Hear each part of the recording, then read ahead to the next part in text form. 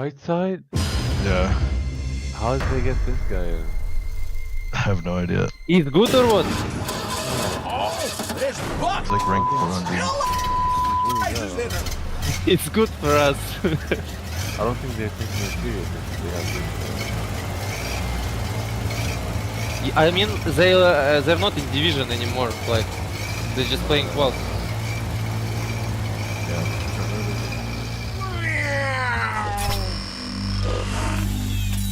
But it's best of one, like. On the wings, or you could even say wings, the engines of this fancy gyrocopter, we are led to you and bringing you the international regional qualifiers once again, and of course a new region kicking into the mix and starting their road to TI today. My name is T Panda, and of course joined by my trusty companion, Mr. Fear.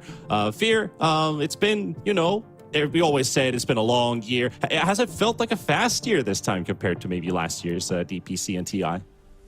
This year has gone by really fast to me. There's been like a lot of amazing Dota that's been played throughout the year. There's been a lot of storylines, and overall, like, it's hard to believe that we're at the end of the year now. We're going to the TI qualifiers, and TI is just around the corner.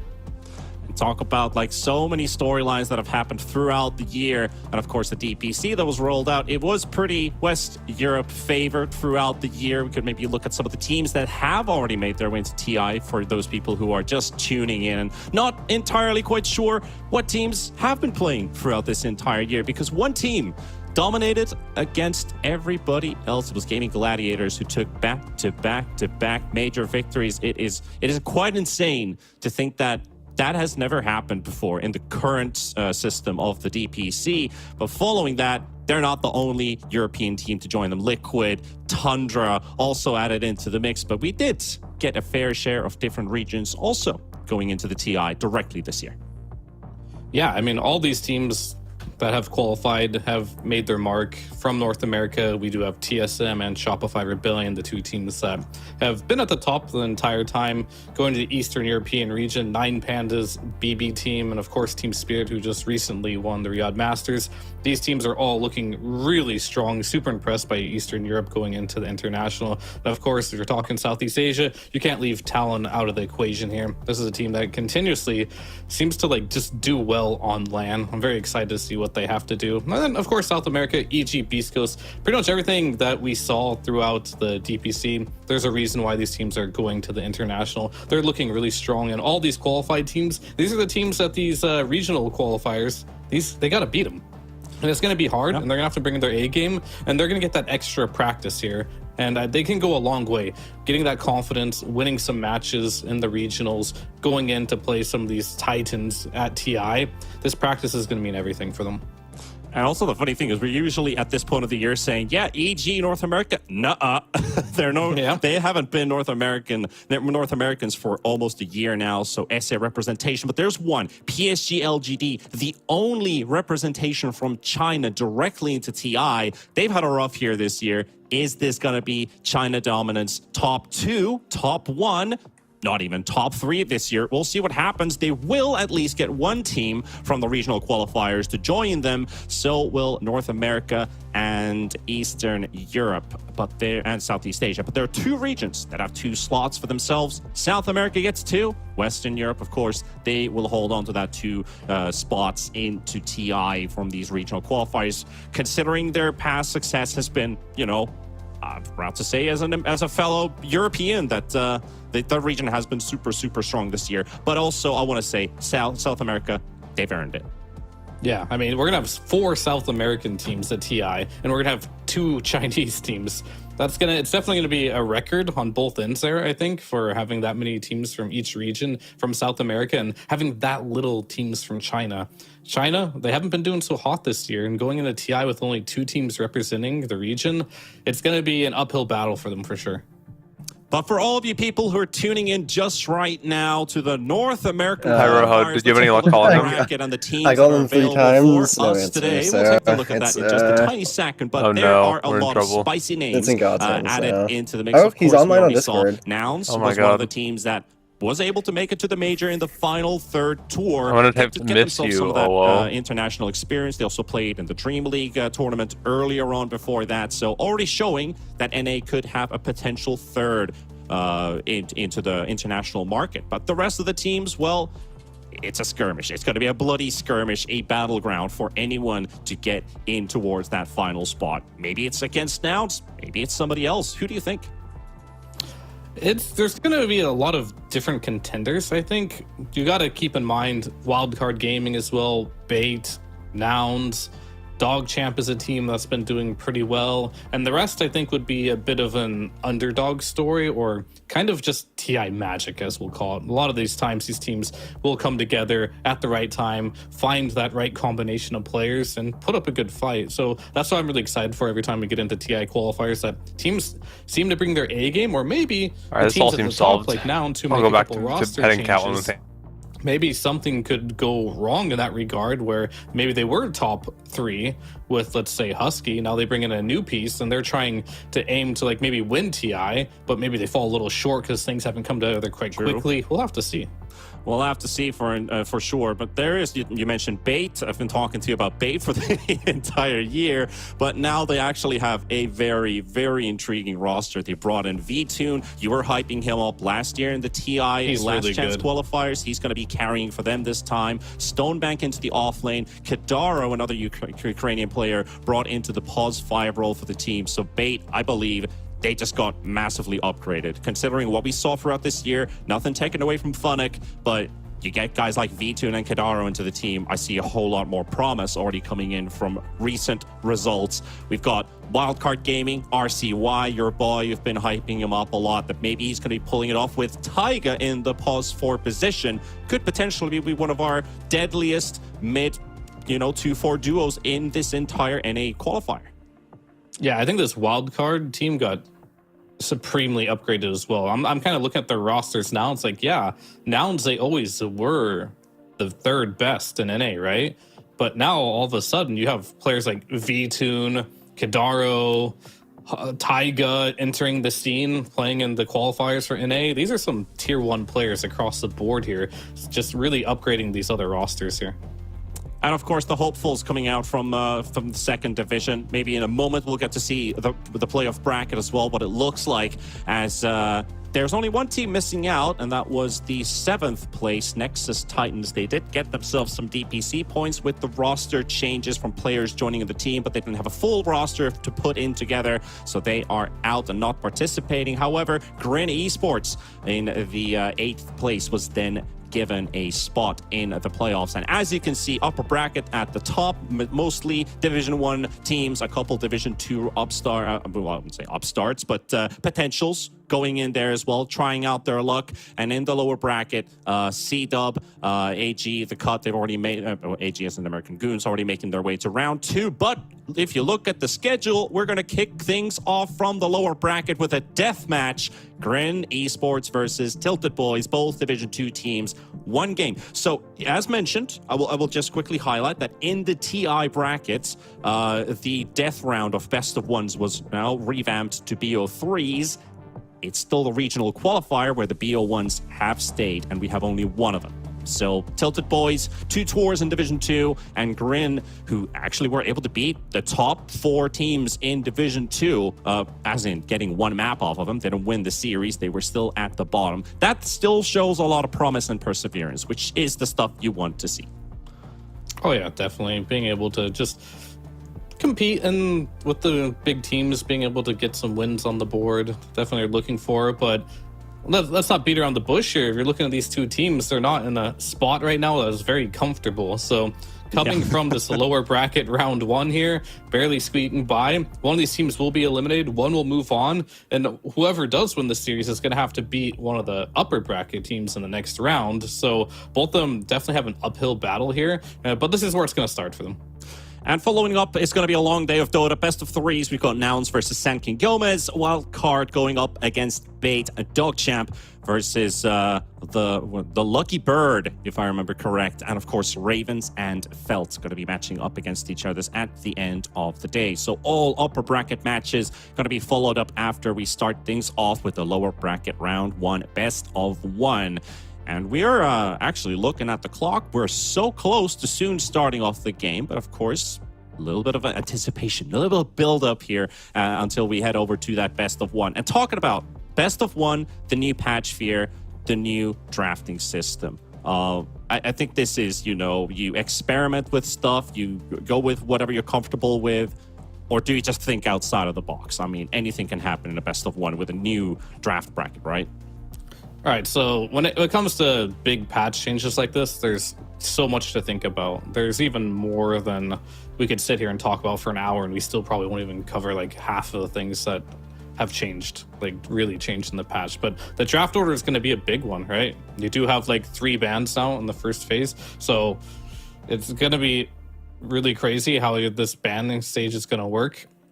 Because you're going to have a lot of the heroes that are good just completely removed from the pool. You're going to take what's left, and then that's going to really define the meta and what's going to be good, what's just good enough to get through the pool there, and what's not. So we'll have to see what teams can do with that. And what's going to be the most popular heroes? Is it going to be just the popular Invoker that's been going through? It's got a couple nerfs recently, but for the most part, it has got buffed beyond belief, having like a 58% win rate in 7+ K MMR games in this patch, which is like something that's pretty unheard of. Whenever you have a 58% win rate on any hero in Dota, there's something wrong with it. And I wonder if the B patch was enough to fix it.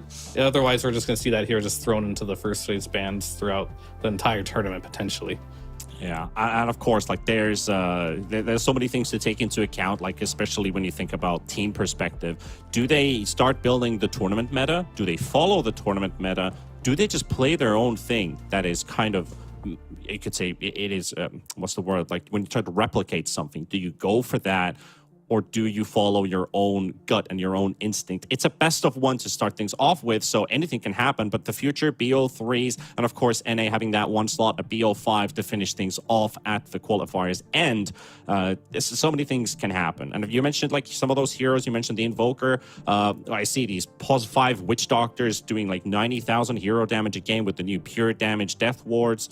Brewmaster getting a lot of love lately. There's so many different things that these new heroes bring into the table. And I just want to touch upon the Invoker just quickly, because I feel like it was a hero that was for a very long time the worst of the options that you could go for in mid. And ever since Universal was brought in, it buffed up the Void Spirits and a couple other heroes that really benefited from the right-click damage. Invoker now added into the same pool. Do you think he's going to be like unbeatable, or do you feel like it's ridiculously strong? Where do you rate or rank this Invoker? You mentioned the high rate. The win rate is pretty high. I mean, he definitely fits in the S tier, and he is definitely going to be a hero that's probably going to be permabanned. Like, there doesn't have that many weaknesses. We've all seen these heroes that get the universal hero treatment. Once you become a universal hero, your win rate goes up. Invoker, he was unplayable pretty much, right, before. Then all of a sudden, he's a universal hero, and now he's like the hottest shit ever. And he's just like being the first pick. He has like a 60% win rate in pubs. To put it in perspective, like I was looking at Viper the other day, and you know what his level 25 talent is? 25 on Invoker? No, on Viper. On Viper. Viper's level 25 talent is become universal. But Viper becomes the universal Wait, what? hero. I missed that one. At level 25. So basically, Invoker just got a free level 25 talent here. Okay. Just going into the game, where poor Viper here, a hero that is complete dog right now and doesn't get much love. He becomes good at level 25. So universal hero treatment makes heroes really good. And on top of that, they buffed pretty much every single one of his spells. Or they changed them, rather, in ways that made him a much better. So the hero doesn't have many weaknesses. He scales, he lanes well. He does pretty much everything well. He's a mid laner. And I think if you can do all those things as a mid laner, you're going to be just fine and able to pick. So the new patch, however, we'll talk about the changes that they did do to him that happened to nerf him. They nerfed the Vessel. How many stats it gives, that was a big thing. Vessel was changed in the last patch to give +12 stats. They halved that. It's now +6.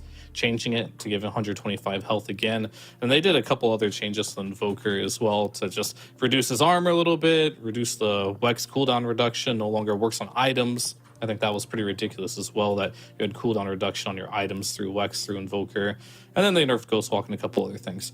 It seems like it has worked a little bit. He's been mellowed out, but we'll have to see how much priority these other teams are fully going to put into this hero.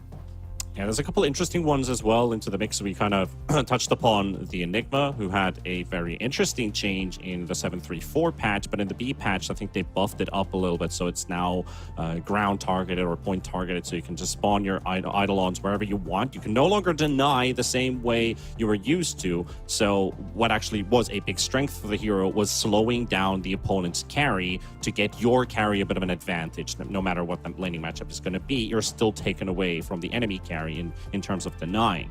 But now you have this extra slash rat potential slash farm potential because you always had to walk to the lane or walk to the camps to get your Eidolons on the run. That's one thing. Also, what I was really intrigued about was the Monkey King Mischief that increases movement speed instead of reducing movement speed. So with that extra 10% bonus movement speed you get, and it was no longer limited to 200, you can actually get some pretty nice ganks with this hero. And I think some of the Monkey King spammers out there are going to be rejoicing about this buff.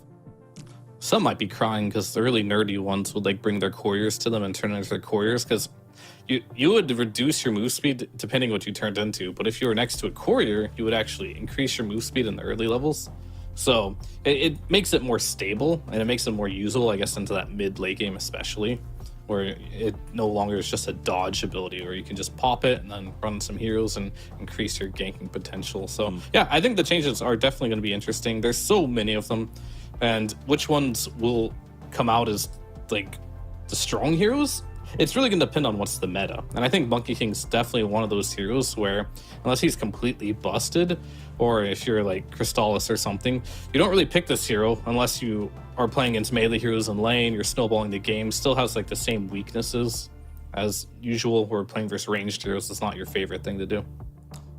As we're still going on here, we're still waiting for one of the players to actually join into the lobby. So we have not started the game yet. Unfortunately, stop, talk, start game does not apply, unfortunately, this time for the casters. Still waiting for one. But still, going from the patch itself to talk about maybe a bit more about the bracket, maybe North America's hopes and chances of, you win this one. You've got a long way to grind through the lower bracket into the eventually grand finals, but there's a lot of tough teams to face along the way. And I'm going to get more into detail about nouns, because that's going to be the next matchup that we have after this against Sand King GÓMEZ. We talked about a bit about the new roster and stuff. But I want to touch upon VTune. So, these Ukrainian players being around for North America for the entirety of these 3 tours, staying in the division, and now getting reinforced by this, I would say, like world-class theory crafter, good player, stable carry player into the team. I feel like Bait has a proper shot this time. I feel like this is me just saying that I believe in Bait. I know, Fear, you're going to start patronizing a bit, but stop thinking about false hope. But seeing a player like this join the team, I get excited. As you should, honestly. VTune, I was a big fan of when he was playing on Na'Vi a couple years ago, or whatever team he's... I haven't seen him this year that much. That's probably why he ended up joining Big, because whatever team he's on didn't find success. But however, whenever I did watch him play, he was always one of the best players on the team. I always liked his itemization. He's a younger player, very hungry, extremely talented. So this time I'm in agreement with you that Bait with VTune, they have a shot. I think it looks really good. I mean, K1's a great carry player, but I think VTune, he matches his tier as a carry player easily. So I think, nouns get this upgrade potentially, having like K1 join. I thought Yamson was pretty good, but Yamson is now having to learn POS 5, which is no easy task. However, Bait are in a similar situation where Stonebank, he's now playing POS 3. He's now going to the off lane. So both teams have like equal handicaps here, which I think plays in Bait's favor, because if you reran the matches before, Nouns always took the end of that one. So can only go up for Bait. Exactly. We'll see what happens with that. And of course, playing against Wildcard Gaming is going to be a very exciting one. That is happening today. As we're still waiting for the game to start, there's a bit of a flicker of hope that maybe we'll get this game very soon. looks like we're failing to connect into the game, so it's gonna have to be a reboot. still wait for the game to start. However, I believe out of like the most potential teams in this qualifier, North America, where do they actually stand going into the TI stage or the TI phase of things? Whoever is going to be qualifying out of this, there's a lot of tough teams to go up against. Nouns has already played against some of those, but do you see a world where like one of these other teams, if it were not Nouns, to actually qualify from NA to go up against these behemoths, all the rest of the world, and actually survive? Do you feel like anyone else could do that? I think it's a possibility for sure. I think right now, if you're looking at North American Dota, we're not in a great spot this time. Usually we had our Shopify Rebellions or EGs of the past, and even TSM at one point was a team that was placing pretty consistently well, but this year we got nothing, honestly. Like, so far, our best of our best isn't even matching up very well against like the Titans. Even like Southeast Asia is kind of like schooling North America at this point. So I think whoever comes out from this qualifier is going to bring something new to North America. And I think that's what we need, because our representation has always been Shopify Rebellion, TSM. I guess there was Nouns, though, one tournament, the Bali Major, but they didn't really have a good showing, not necessarily. So as much as I love the Nouns boys, I kind of want to see some fresh blood for North America, someone who hasn't seen that big stage, especially the TI stage, that just makes that TI magic happen. Some Wildcard gaming, some bait, you know, some copium, some like DogChamp, you know, come out, just like show them what they can do, and like hopefully they could have a good run, because everyone else, they've had their shots. Of course, you get a lot of shots in Dota. You're not done just because you lose a couple of games, but just as a spectator, just for the region, seeing someone come out of nowhere and do well would be refreshing. Yeah, for sure. Like when you say wildcard gaming, I kind of say dark horse gaming in a way of maybe we'll get like another Wings gaming type of run. I don't feel like it's that doable in today's Dota anymore, what Wings was able to do in TI6. But I still have my beliefs. I still have my hopes up that it could be a possibility of some of these teams just figure out the patch faster than the other teams do. They just go on this big momentum drive, feel like they can beat anybody. They actually beat anybody they can. But the skill differences, we have to take into account that NA, at the start of the year, we was looking at some of the graphs about like what are the most competitive regions in the world, putting themselves against each other's. And NA was definitely at like 5th or 6th. So with the China region, their top teams are top teams, but their lower teams were maybe even below some of the North American teams. But NA as a whole has a, you know, there's a lot of room to grow, let's put it that way.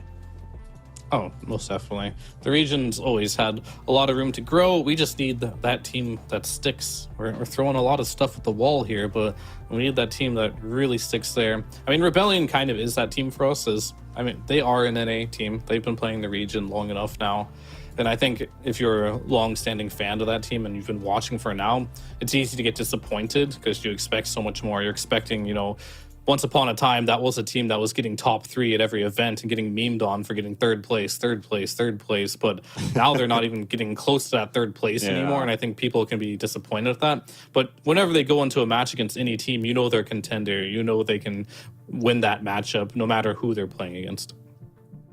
And that was also a storyline for Tour 3 when we saw that Nouns was able to get a victory out of one of the top teams. It felt like everybody else is actually a chance now. But you know who else is a chance? The draft is ready. TiltedBoys versus GRIN Esports best of 1 is ready to go. We're in the draft. It took us multiple attempts, but we're finally in.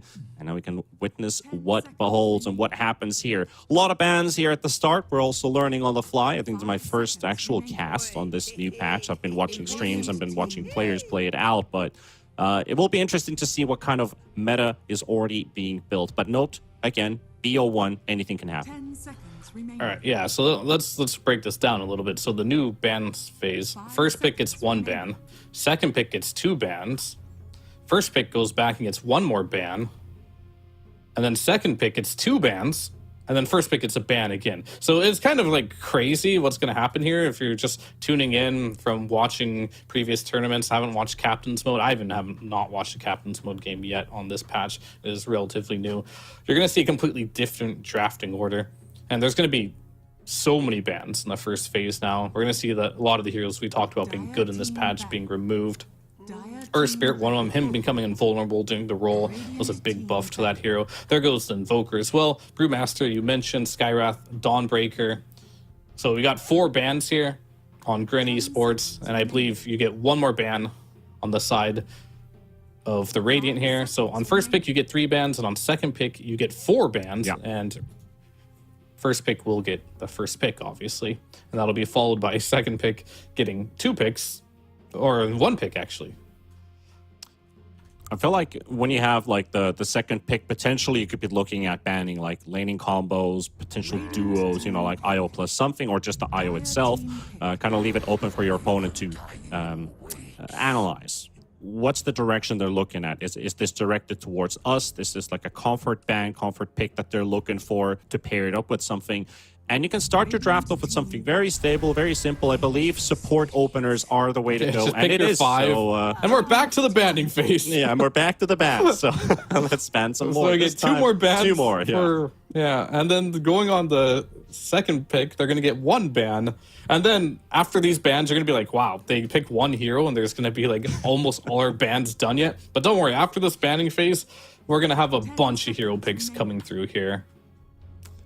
I feel like this could potentially be the way to go. Is like you just open up with a 5, you ban some more heroes, and you don't really know what is like actually building up and happening. GRIN's kind of working with this Vengeful Spirit into a bit of a damage amplifier for the team. You've got a bit of minus armor as well into the mix. Potentially you're looking for that direction. And TiltedBoys, they opened into nothing. They just picked an Undying, very stable idea to just go for. Hero might end up getting countered. There's still a couple of them added into the pool, but they got rid of the Snapfire. That's one. That's basically just great at destroying the Tombstone. And of course, if you look for like Undying, potentially a core 3 or maybe even a 4 Phoenix or something like that, well, you've got to get rid of some of these targeted bans at least. So this is when you really start to understand more what's going on, but it's still very open. It definitely is here, and I'm still trying to wrap my head around how this works here. So you get 1 pick here for second pick, and then first pick will get 2 more picks. So this is kind of like you're opening with either your opponent's going to try to at least pick 1 hero to counter and another to pair it up and then bounce around the bounds of power basically between each others. Or you pick another support, you have no bans in between, you can pick any core you want that suits the situation, and you get a double as GRIN. So TiltedBoys gonna have to either respond or take it their own way. This is where you maybe understand a bit more where they want to head this way. So they got a flex pick. I'm not entirely sure if the Veno support is a thing. Well, at least I don't like the board, yeah. I know that much, but it's still a bit of a flex pick, and so is the Venge. You could put them as a 3. Some people have been doing it before. I remember TiltedBoys, I have a feeling that maybe Ferte would have played a Venge carry, but it could have been another Division 2 team that's played it before. So, let's see what they go for. Pudge and DP. All right. I mean, I'm mainly just wrapping my head around the new system here, because like you have to keep in mind, this is like a brand new patch. People have ideas. There's nothing about what they picked here that totally makes a lot of sense to me. Like, Pudge against Veno in a lot of ways can be good, because you can just press the Flesh Heap. You don't take damage over time, which is very nice against Veno, but you do get kited. DP doesn't particularly like playing versus Venomancer, so they haven't really addressed either of these heroes, mainly probably thinking they're supports. However, they do have an Undying. Pudge is open. It could be a support. We've seen support TP in the past too. I'm not super familiar with either of these teams. I haven't watched a lot of their games, so I'm not sure if these players have specialists on either of these heroes. Well, I know Monkeys Forever, of course. He does love playing not only Pudge, but Death Prophet as well. So that is a potential that they could be playing. And I know Monkeys Forever is also the type of hero that has a very concise hero pool. He just plays heroes that he thinks are good in the patch, and he doesn't mind playing them 100 times in a row. So he probably thinks one of these heroes are good. He's been playing in his pubs. I know he's been spamming Invoker in his pubs as an offlaner, but that one did get banned out. But then we're going to see Tusk and Ricky. Ricky's a hero that got a lot of love this patch. He did get so much love that he had to get nerfed in the B patch, where he no longer is that hero that just has incredibly high base stats, not by stats, just like high damage, high, HP, high everything, but really bad stat game. He has good stat gain now, which makes him scale better into the game. nerfed his early game just a little bit to do that, but this hero is now much more viable as a carry and can actually do quite a lot of damage with his scaling potential.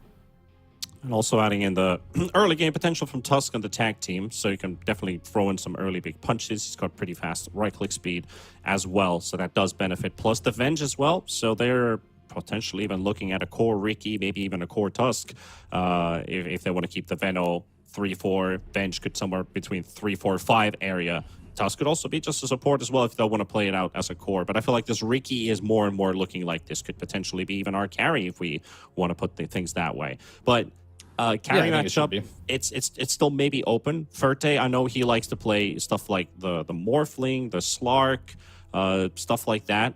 So don't want to play those first, Ricky. Yeah. You want to play more of like the Bloodseeker type heroes when you're playing against Ricky, which would be pretty good this game if they want to go that route. It really comes down to his personal favorites. Heroes like Slark, Morphling, Ursa, these heroes really don't enjoy playing versus these heroes that are invisible and can silence you. So you know his preference, and he seems like one of those players that's just going to, plus you're a diffusal buyer as Ricky. This is not really a bad matchup for the Ricky whatsoever. However, Morphling is good versus Venomancer in a lot of ways. However, if I'm seeing this correctly, I might make the read and just put Venge off lane with the Tusk. Put Veno in the safe lane with the Ricky. That's a strong lane. Try to make that happen. I'm still trying to see what this Venge is all about. Like, why did they want this Venge so badly? Is as a first pick offlaner, is it that good? Not convinced. I know this hero got a lot of buffs on the recent patch. And actually, now that I think about it, Venge is quite good against Morphling now. With the Wave of Terror, it now reduces your total attack damage. So the minus armor, not a big deal for Morphling, but reducing like 30% of his attack damage is a big deal. Yeah, it's kind of like it's like an ability that has to be removed with Morphling Manta or even a BKB. You gotta get rid of that debuff ASAP. So now that we've banned out the AM, the Bloodseeker, the Quap, and I believe the Ember, also at the late stages here, we need a hero for Volotka into the mid lane. Unless he wants to play the Death Prophet, but at least they're thinking this DP Pudge is going to be either one of the 3-4. Might just be our offlane duo here. And there's the Pango. This is one hero that he does like to play a lot. An instant response from the Lina from GRIN Esports. So Lina back in the Lima Major, making a comeback. Yeah, this hero got some debuff that does damage over time, which just increases her damage overall. So as a nuker, even more potent than before. So I think in this mid lane position, it makes a lot of sense. And of course, you're talking about Pango mid. Lina's a hero that really punishes these melee heroes in the mid lane here. So this is a good pick for winning the lanes. You do have the Ricky, who's potentially going to be in the carry role, just running around, getting some kills, playing very fast. And that's the type of carry you do need when you do have a Lina mid. So I'm not sure how the lanes are going to go for GRIN here, but I like the idea of what they are trying to do here. If I indulge at least a bit of how I understand they might be playing it, this is a Lina carry for Soul and Salivating Salamander with the 5 Venge, Muzi on right side, Veno, Tusk offlane. So Veno offlane, Tusk is a 4, and a Ricky mid. How does the Ricky mid actually fare against the Pango? It's 2 melees versus each other's. It's not going to be a winning matchup for the Ricky, that's for sure, because Pango is the type of hero that can just trade with you quite easily. He can just shield crash on top of you. He can shove the lane out, and one of Ricky's biggest weaknesses is he can't shove lanes out. However, you are going to get your levels pretty quickly. The only thing I'm concerned about the mid Ricky in this game is going to be the tempo, because Pango is a hero, like I mentioned. He's going to push the lanes out really fast, then he's going to go get a rune, and then on top of that, you're now going to be dealing with a Pango who's going to be ganking the side lanes, where Ricky is not really going to come online until a bit later, maybe until he gets like treads up, Diffusal Blade ideally, but I think he can't just AFK farm until that stage. But two teams, they're going to smoke out right away here. Yeah, we'll see if they decide to do a lane swap, which they definitely can. Lina's a very capable mid hero, so if they want to do that way, that they put the Ricky into the safe lane, got to make that decision pretty early on. And as you mentioned, both teams smoked up. Wildcard smoke already popped in the river, so they have indication that GRIN could be heading their way. But they are right next to Wake Me Up as well, inside that smoke, able to go behind the trees, and the smokes are popping. Vengeance is pretty deep in, but that Watcher, that's going to reveal GRIN's positions, and TiltedBoys looks like they could be able to dodge this one. Wake Me Up, pop the mango. Okay, so he just burnt a mango right away. Why you gotta do him like that? Do the man dirty. No one saw that. No one saw it. Nobody saw it, yeah. I was just waiting for the meat hook, but no hook being used. At least, yeah, maybe you could build up for the bounty rune. So we're hitting for the last 10 seconds. Oh, we gotta... Do they want to go for the hook on the rune? I think there's no reason not to try it. Verte could yoink the bounty behind, but it's also a pretty risky move. And they've caught themselves a Vengeful Spirit. Salivating Salamander, 37, taking a couple hits there. And Pango being isolated inside the shards, but it's going to be a pretty tricky one for them to get to. That also means our bounties are going to be split 2 for 2. And the game is underway. It's a best of 1, gents and ladies. Yep. Maybe explains why the early mango pop. There's a lot of nerves here. This is for TI. All these players have not been in the situation to play for a TI yet. So it can be a bit nerve-wracking, especially in a best of 1 situation. Can we take a minute to appreciate, though, Salivating Salamander 37's name? Seal Anime S2. He has the biggest name I've ever seen, I think. Or the longest name. Yeah, I think the only one that would go into comparison is probably one of the Chinese players' names if they weren't written in letters, because they're usually made out of like long sentences. You just can't stick into the game screen. Yeah. Either way, here we'll see how the lanes end up going here. Mid lane, I did notice that Rojo Fire Flu did make some early aggression with the blink strikes, getting the Pango fairly low there. So this Ricky matchup, maybe doing a little bit better than I expected it to do already. Already off to a great 6-3 start, only to the 4-0 of Pango here. Yeah, pretty high right-click damage as well, plus the blink strike on top, adding that extra 40 bonus damage. Should be able to see us pretty well, able to dodge the swashbuckles, playing it really well versus Wildcard so far in this. One thing we didn't really talk about was, like, we talked about roster changes for sure, but TiltedBoys, they were reinforced with Monkeys Forever. We know this guy's been around at some of the classiest, fanciest NA teams that have been around there. Very highlighted player, very liked player as well in terms of a lot, so he's definitely a powerful add to the team, but Muzi is going to get the first blood for GRIN off of Doors Undying. Yeah, maybe just overstepping his boundaries just a little bit there. Oh, this tag team buff is a little interesting. They made it so it reduces enemy attack speed now as an aura by considerable amount. I've yet to see this hero in action. Been playing quite a bit of Dota, but haven't had the pleasure to see anyone pick Tusk yet. That's a lot of stuff. Carry. When you think about it, you've got aura attack speed slow. You talked about the Vengeful Spirit having that attack damage reduction. Morphling's not going to enjoy a lot this game. Yeah, definitely not. And you're not moving very much too with these right clicks coming on top of you there.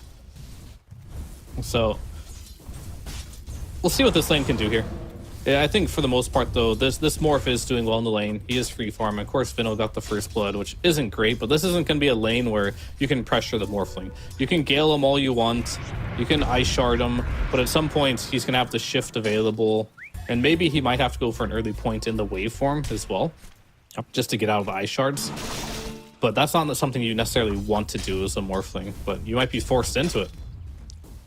Also a very good hero in the lane, considering Lotuses too. So you can just go all the way to max Agi, pop that Lotus, start going into strength gain, so you get yourself like a good extra pump of regeneration. Oh, hook on top lane. But the top lane is going to be a bit of a fight. Salivating Salamander taking a lot of hits here, and Wake Me Up will survive the initial engagement, and Soul has to deal with Monkeys Forever as the DP just being a bit of a nuisance onto Soul.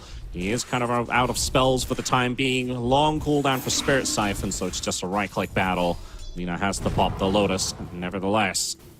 And a tie-up kill. Hook. Oh, that's a good attempt. Doesn't quite hit the marker, though. Sorry, he already hit when he needed to. If we look back to when Lina was super... So I got 2 points. The one thing when Lina was super popular back in the day is The one thing that killed her here was like Primal Beast, Nature's Prophet. When you can get on top of her, this lane can be scary. If Pudge ends up hooking Lina even at one time, this hero will die. And he's trying. He's got plenty of like regen. I'm sure he's going to ferry some more out there. But he's going to keep going for these hooks. And I guarantee you at least one of these is going to hit eventually. Still going to be a bit until we get those first power runes onto the map. 1.5 minutes to go for that marker. See a lot of rotations happening around the map. And who gets the biggest benefit out of that too? Right now, CS is still being pretty evenly divided around the map. Maybe the Veno falling a bit behind, but did get that first blood, as he mentioned. Yeah. Still going for the urn. And this is what I'm worried about the Ricky mid a little bit. Like, he was doing well in the early stages because this hero doesn't buy a bottle, doesn't push lanes out. You see Pango. He's got the water rune in the bottle. The lane's pushing in. Now Rojo Fireflow is in a little bit of trouble here with the pressure that you can apply here. As this Pangolier. Also Just missing gonna keep some getting CS, low. and yeah, Volodka's now kind of toying with him as well. He sees he wants that range creep. He'll just land the swashbuckle on top of him instead of the other way around. Oh, the hook hit on the in the Lina. top lane, the Lina being chased around a bit, and Soul, he's going to be in trouble. That could be a Lina falling down, and that's your carry dead. Wake Me Up to take the kill. Extended a bit too far with that hook from Wake Me Up. And This is where you start to wonder, like, was these lane swats appropriate? Because if you're a Ricky and you get hooked, right? You have two ways to kind of get back with the tricks of the trade, with the blink strike. Your positioning doesn't really matter. You can also kind of get away from the ability of being spirit siphoned with these set abilities.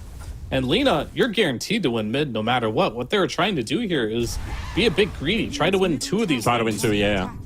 And they're, unfortunately, yeah, mid's going well, but is it going well enough to justify what's happening to this Lina on the top lane? I don't think so. Something that you got to salvage pretty early on into the game because it's not paying off at the moment. It's working to some extent. It's not a complete disaster, but it's already a deficit. You need to try and pull together. Ferte's still enjoying his free farm. Muzi not really getting too much bullying out of that. And so the Tusk's XP is also falling because of that. Not enough brawling, not enough fighting for him to get experience. Yeah. Meanwhile, you look at the Pudge is already level 4, the others are level 3. Tusk They're trying to rotate to the Much top needed. lane. Stun to BP, Wake Me Up coming into the help. Trying to get this Vengeful Spirit. Oh, Vengeful Spirit might be the one to drop first, but Monkey still battling it out. One kill going their way. Anybody else coming into the help? No, they're just going to fight it all the way as the two of them. Bright side about to drop, but Wake Me Up blocked by the creeps. Gets a double kill and still fighting towards Soul. Monkey's coming back in and almost gets the kill there, but the infused raindrops will kick in. And here comes Ricky. Rojo Fireflu with the TP. Rotation, but it's not going to be enough damage to take down the DP. So Soul getting his first kill, surviving that battle is pretty huge for the Lina, but both supports fall. That was very unfortunate for Brightside there. If you watched, he got the shards off, but he was trapped in the trees. He popped the tag team, but he wasn't close to him. He got pathing blocked, so that extra damage from the tag team, the Tusk slowing the attack speed, it just wasn't there. And the worst part about it all is he was getting hit by a Spirit Siphon the entire time, healing the DP without really applying any type of damage himself. So Monkey's forever a little bit lucky there to get out of that one alive, and been even more lucky by dragging the Ricky as well to that top lane. At least Ricky got a Lotus out of it, but not exactly what he was looking for. 8-minute runes. Okay. He hooked his own Pango away from getting the rune. Happens. Muzi's down though. Ferte finds a freebie for himself, takes down the Venomancer. Also a couple extra Serpent Wards for extra gold. Why not? There's an Arcane Ricky though. They'd like to get some benefit out of this, but this rotation will be spotted in a matter of sec. Oh, they smoked on the edge of the ward. Not sure if that animation reaches far enough for the Morphling to know. But here the Ricky ping's already coming out from Volodka and Ferte under the tower. So no gank kill for the time being. He might get the courier though. Salivating Salamander. Tower is under attack. Nope. Salivating past his luck. He did. That would have been a really big courier snipe if you could have got it. Removing that helm from the morph really would slow down his farming progression. Going for this helm means he most likely doesn't want to go for a Lincoln's. Probably be your traditional just Manta build. Maybe a Falcon Blade in between if he really wants to. But this morphing is getting really big. And one of the changes that we might see come into effect this game that they made on the Riki in the most recent B patch is the smoke screen no longer lingers. Before, it lingered for 0.5 seconds. And when you're a Morphling, that 0.5 seconds of being silenced, even when you're out of the cloud, could cost you your life. But now he just needs to get out of it, and he can start shifting immediately. Items that he should be looking for is, I think, no-brainer. You probably go for this Manta, because Veno's going to go for a Vessel. And there's a lot of things you can dispel, but Hurricane Pike at some point might be a necessity to get away from this Riki. But there's going to be a timing here for TiltedBoys where Rojo Fireflu on his Riki Maru will have a Diffusal Blade, and he will be the strongest hero on the map, without a doubt. And he's on his way towards there. He's already got a bunch of small items. He's already super strong. But if they can weather that storm on TiltedBoys here, they, in my opinion, by far have the superior late game, better scaling, and the game is going really well. So this Riki has to do a lot of work here, along with the supports. Yeah, those diffusal timings. The Pango's also 100 gold behind the Riki right now, so their timings are going to be somewhat similar.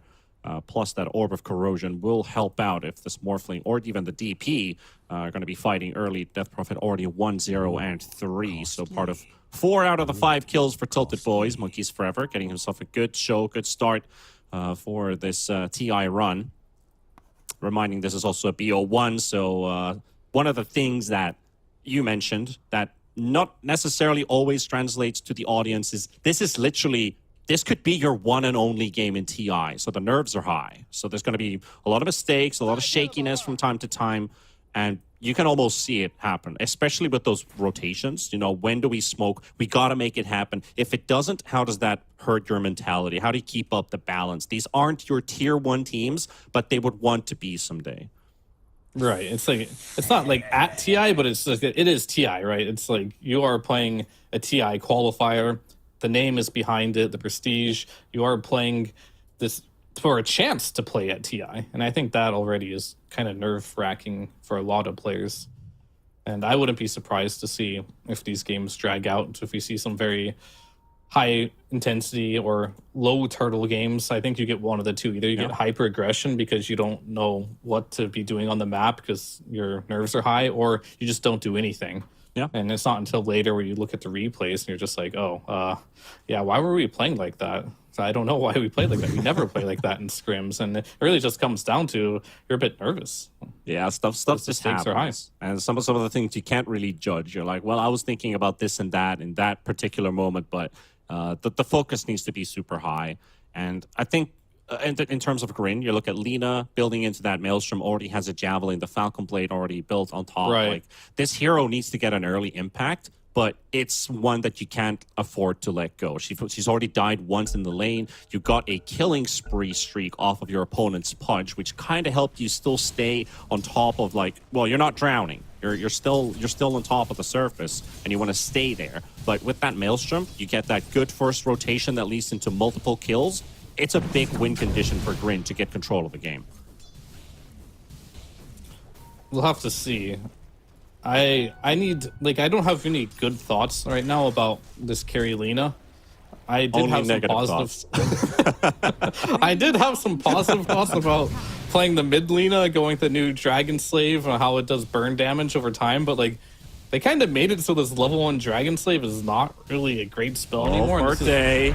There's going to be an ill awakening as they get the rotation to connect on the big target hero, but Pudge is TPing in. He could just hook him out, but not needed. Ferte will survive. That silence doesn't last for long enough to get the kill. Almost gets the connection there with the hook, but GRIN, that's not going to be a successful gank. Ferte lives. Yeah, luckily enough to get that the tribute shift, but he is low now. Round 2. But I can see why. Okay.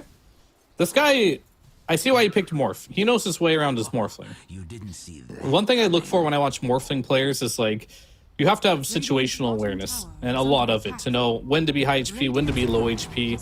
He knew that Riki could be around, so he was constantly just shifting up and down. Sure, you can get caught when the situation is shifting down a little bit, but just making sure HP is high enough that if one solo Riki went on you, you'll be fine there. But Smoke going on top lane, Grandmaster Pudge coming in. So, it was a good attempt. Soul decided to just randomly stop farming that. So he did notice that Smoke was coming, got back out. Yeah. But they're not done here. This is a level 6 Pudge, and this is a bootless Lina. That wasn't too right. This looks pretty... I mean, I think you just walk up to this Not and going to hit run him. very fast for sure, and that's going to be a connection. If they failed the first take gank, they make Soul's death happen, and that's a carry taken away. Most on top of that is Monkeys Forever getting that kill. Look at his net worth. He's scooting up. He's scooting past everybody right now with a fair margin. He's a monster, that's for sure. I'm going for the Yules build this game. Interesting choice. I'm wondering... I'm not sure what the DP build is right now. This hero has kind of not been... Wind Waker Rush. Yay. Wind Waker Rush? Yeah, push them Is out. that, is that real? Probably somewhere. Somewhere, In okay. somebody's thoughts, there's always someone who's like, yep, that's the way to go. I mean, Yules could make sense if, like, Ricky's that big power of damage that they get into the fight. Maybe even Lina, isolated for the time where the smoke screen is on top of the Morphling. But this is already, like, thinking about these couple things need to happen. Maybe even a hook setup, like, does wake me up. Yeah. Sure. It gives you mana, move speed as well.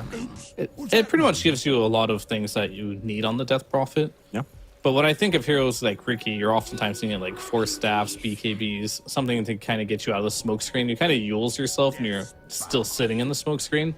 So it doesn't really help in that regard. But it can take off like the Purge from the Diffusal Blade. So when he does land, he can kind of just walk on out. So that is a possibility. But either way, he's just like so far ahead, he might just be +1 item up on top of everyone anyway, that it might not matter. And I think GRIN realizes that they're going to smoke on out with that Venomancer, with that Vengeful Spirit and the Tuskar, making the Charger. With that Vessel online, could be a big kill if they can get Monkeys Forever. But the Yules is online. Kill. It's just like one of those moments that you kind of have to make it work. But can they get this kill? There's the Yules coming out to play. Still in the keeping smoke. Monkeys Forever alive a bit longer, but he's finally taken out of play. And Door is going to be the next target that they focus on. They get the Tombstone out of the way too, an extra up 175. And then the second kill to follow. So GRIN Esports, successful gank. What they really needed to happen after the failure on the Morphling before. Now they get 2+ Tombstone. That's kind of what I was mentioning about that Yules, right? He Yules himself, takes off the everything, but comes back down. He's still sitting in the smoke screen. Blink Strike still does apply a slow, so you just can double Blink Strike him, and you're not getting any siphons off. So is it the right choice to go this Yules? I don't know. Maybe a BKB would be better. That way he can frontline for his team, because he might need to. Might just need to be a game of positioning, where if Monkeys Forever gets caught, he's just going to die. He thinks going for Pipe is going to be the approach here. He's just going to be tanky. But if they choose to focus him, he has no way to get out of the silence, as Force Staffs aren't even being built for his team right now. Pudge wants a blink. Glimmer Cape is on the menu here for the dying, but I think perhaps one Force Staff might be a necessity here. A lot of activity towards the bottom lane. Bright side hiding inside the tree line. They're already going straight for the Tusk. Almost getting a connection from Wake Me Up, but Rojo sitting under the tower. We're looking at the Morphling for a bit. The Yules is coming out from Monkeys Forever. Does get the silence connection as well. Pudge is the one to fall, though, as GRIN Esports respond for the kill.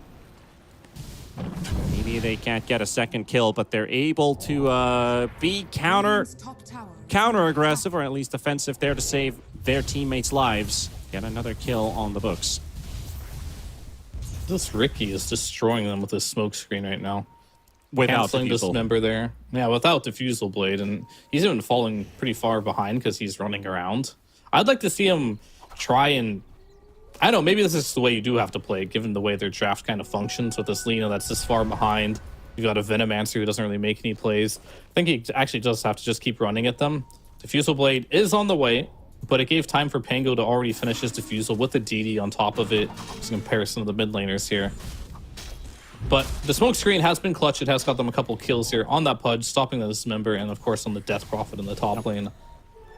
Got to keep it rolling. The really question comes down to is how reliable is this Lina going to be?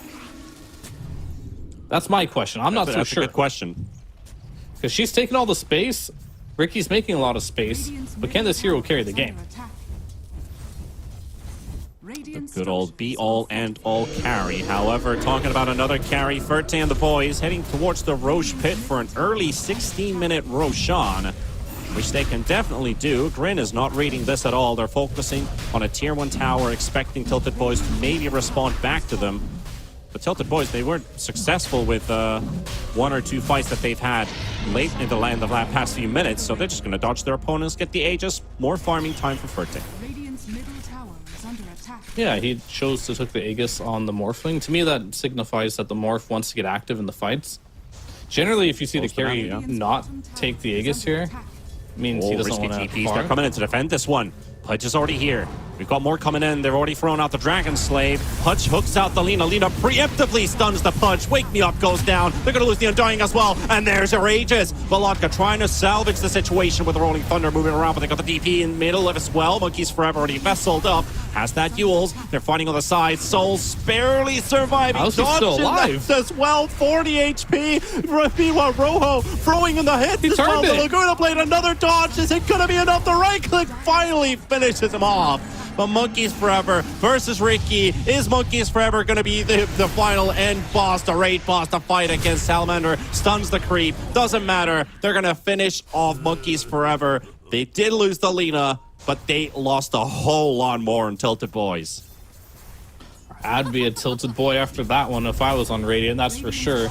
Like, you get that hook immediately, and they had no detection for Ricky. Yet again, the smokescreen destroys them.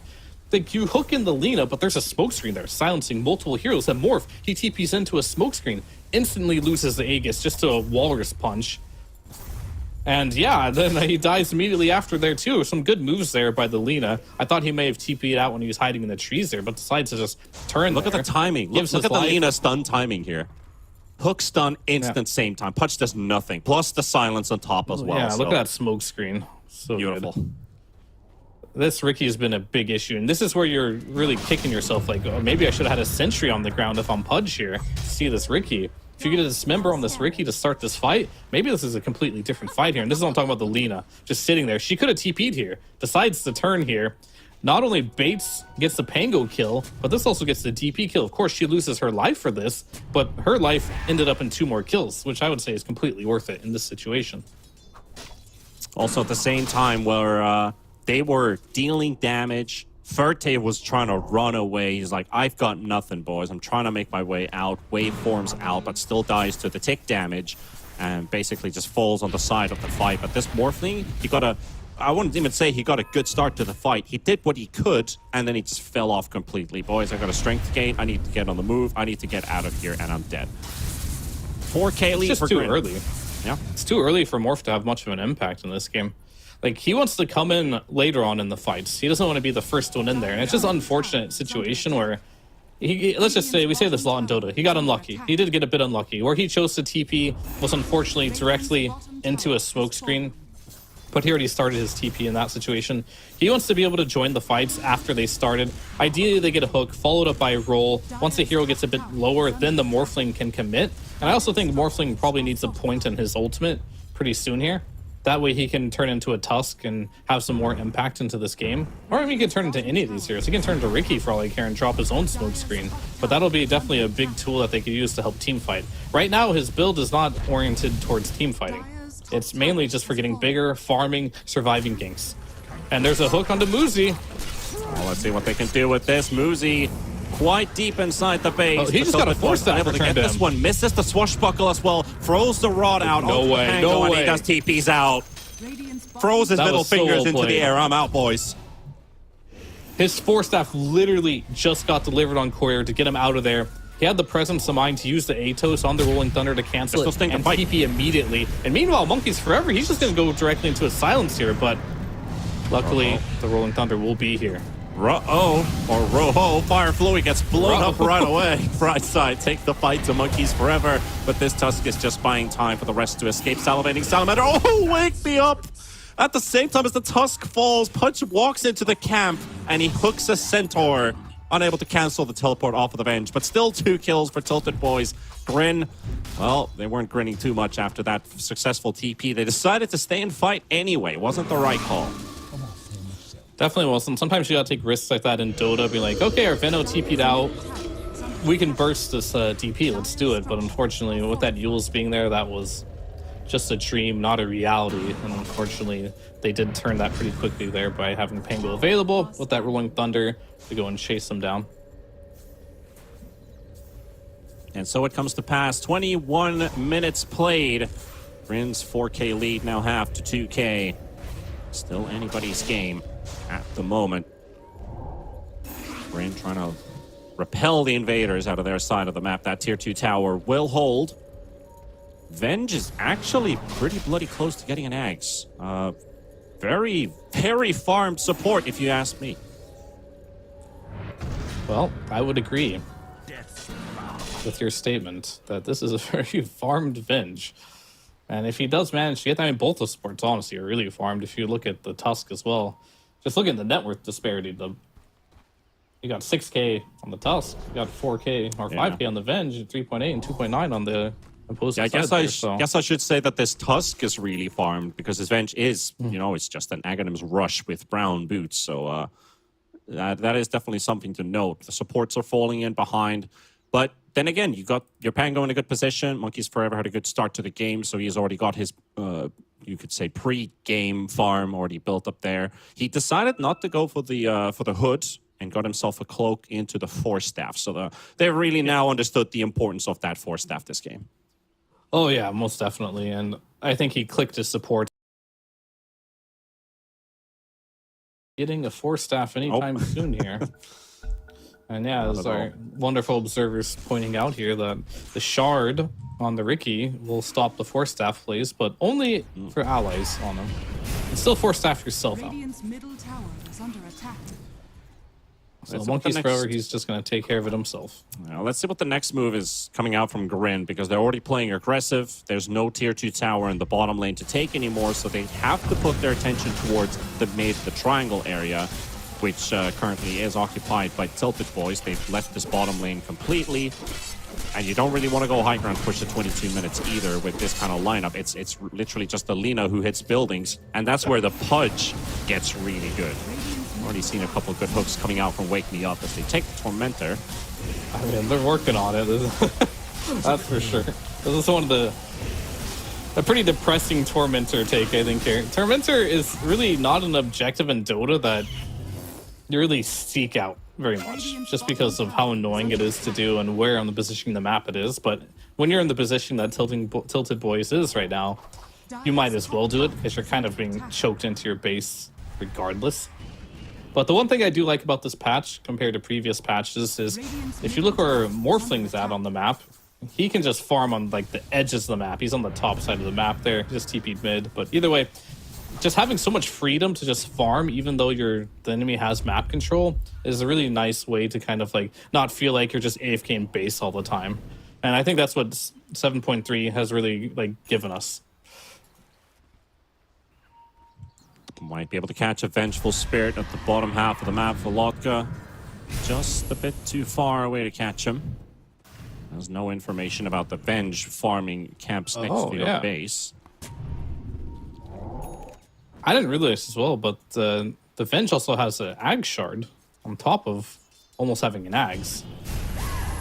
That's really gonna like, that spell is really annoying. I've had the pleasure of playing against that quite a bit. Just these random magic missiles hitting you. Just like this random gank is about to hit the Venge. Okay, they found him. I mean, he's just, you know, he bought his Blade Alacrity.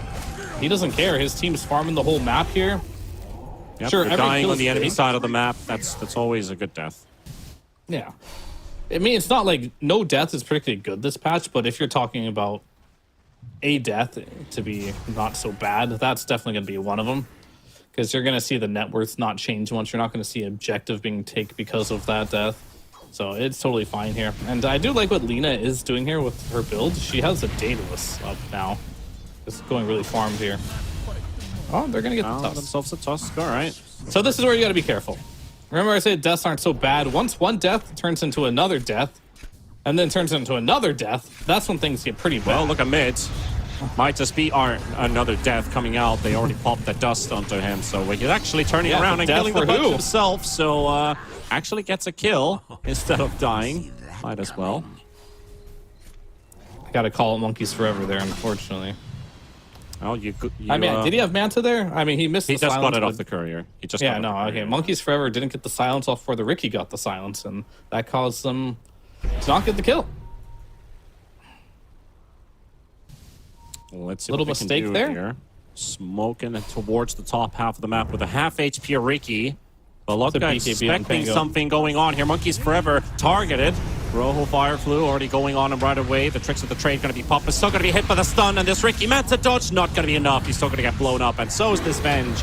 And TiltedBoys, they've just been handed out these kills. Wake me up on the hunt. The hook doesn't quite connect the force staff there from Muzi. Push the soul away.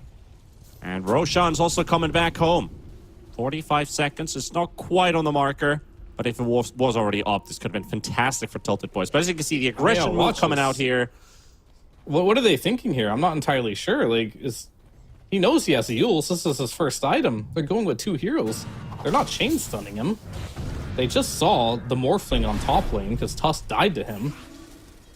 And that was a This half game's HP getting a little Ricky weird too. really fast. Not playing to their strengths.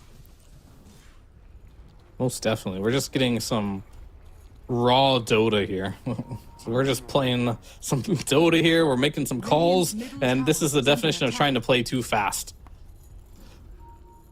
At some point, you need to settle down, realize it's 26 minutes into the game. You have a carry player. This man has a... Use him. Straight out of the pubs, you know, like, oh, we have a carry in this game. He's been gone for 25 minutes. I mean, that's a sweet spot for carry players, right? Yeah. 25 minutes. That's when they usually show up. Middle tower is under That's usually when they're useful. GRIN Esports going to have to pass out another Roshan. This time it's a Cheese and an Aegis. The Cheese going for the Pango and Morphling. He's a heck a lot stronger now than he was last time. Crystallis Scotty built He up is. since the last time he had an Aegis. Yeah, I like his build this game too. This build is going to make it so he can lift the Silver Edge. Not completed yet, but he's getting very close to it. Get on top of the Lina. And then when he gets on top of the Lina, he has the Iascati. And the Iascati is going to allow him to just stay on the Lina. And Lina will die very quickly to this. And I think this BKB that Lina has queued up, I am so happy to see it because right now, Iascati does not work on debuff immune targets. So even if Morph gets on top of you, you press BKB, you can just walk away. You are no longer slowed. Attack speed and movement speed are unaffected. So this will be a really big pickup. I think it's much needed when you play for Scotty. And this is one of the reasons why we don't see a ton of Scotty nowadays. But then again, we're seeing it more and more because people are buying less BKB. But either way, moral of the story is BKB good versus Scotty now. Never used to be the case, is now. A lot of aggressive moves here from TiltedBoys as they're trying to cover some of this area for themselves.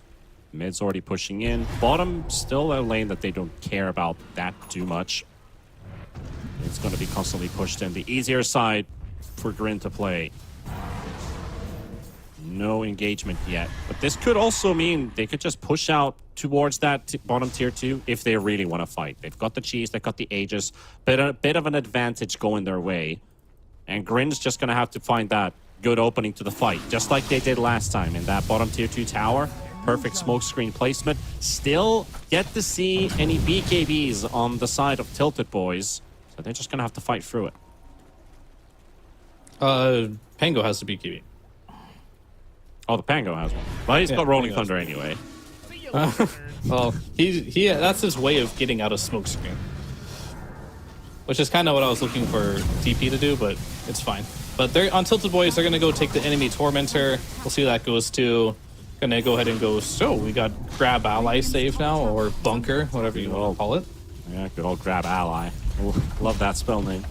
Radiant It's a good one. structures are fortified. So that is available now, which is actually quite good against the Ricky. If someone is getting bursted, you can save them real quick with that one. And they're just gonna go high ground now. Straight up siege towards the high ground. That tier 3 already taken almost 50% of HP. Now over that as well as the illusions continue to pummel their way through. And that's all they need to do. Force them back in, move out. We've done the damage. Dire's middle tower is under attack. Okay, we got some big items coming out here. Smoke is coming online. The big item that has been purchased right now is Sight the Vice for the Venomancer. Gonna smoke out with that. With Atos, they could do a swap into a Hex combination here. Maybe kill this Morphling immediately one time. Looking to bait the illusion here of the Riki.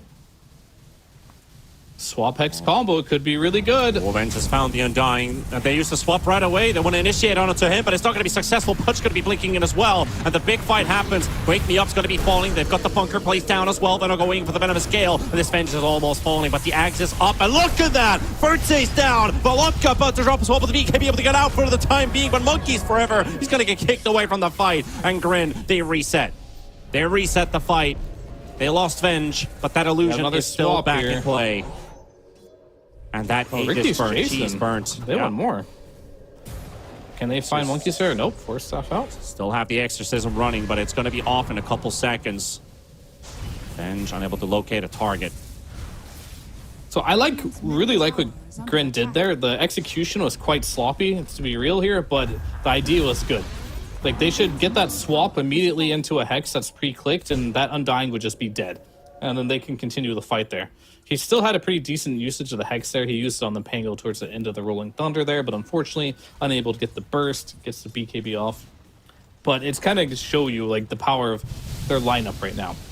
And it's all about this Venge, I think. This Venge into Hex combination is going to be how they should be taking most all their fights. And ideally, honestly, it doesn't matter who they grab. I think if they kill anyone, even if they just kill Undying right away, because Undying is a save. If you're going to remove him from the game right away, that would be totally fine. But the game is dead even. Question is, like, when we head towards the late game parts of the game on the Venge 25 talent, which one do you want more? You've already got damage reduction on Wave of Terror. Shouldn't you just buff up your Lina to be the big carry that we've kind of been debating on? Just buff up the Lina's right-click damage with that aura? 25 talent, another swap damage reduction? Yeah, you don't want that. You want to die anyway. Yeah, you definitely get the 16% aura. Dire's structures are I think it's plus and minus. I'm not entirely sure. Oh yeah, it's 16%. It's like extra on top of what's already there. So that yeah. makes it 44% extra damage for the Lina. Lina already does a decent amount of damage right now, but it's going to be higher, but the hook's going to be connected. Instant swap save. That's, you know, he was suspecting something bigger to happen, but they're able to walk out. Nobody lost. Got a tier 3. Force Tombstone got tier 3. They were taking advantage of the fact that TP had no ultimate, but guess what?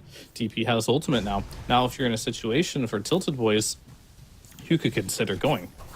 But looking at their inventories, they have no smokes available. 2 wards on Pudge. Perhaps this ward placement here might end up...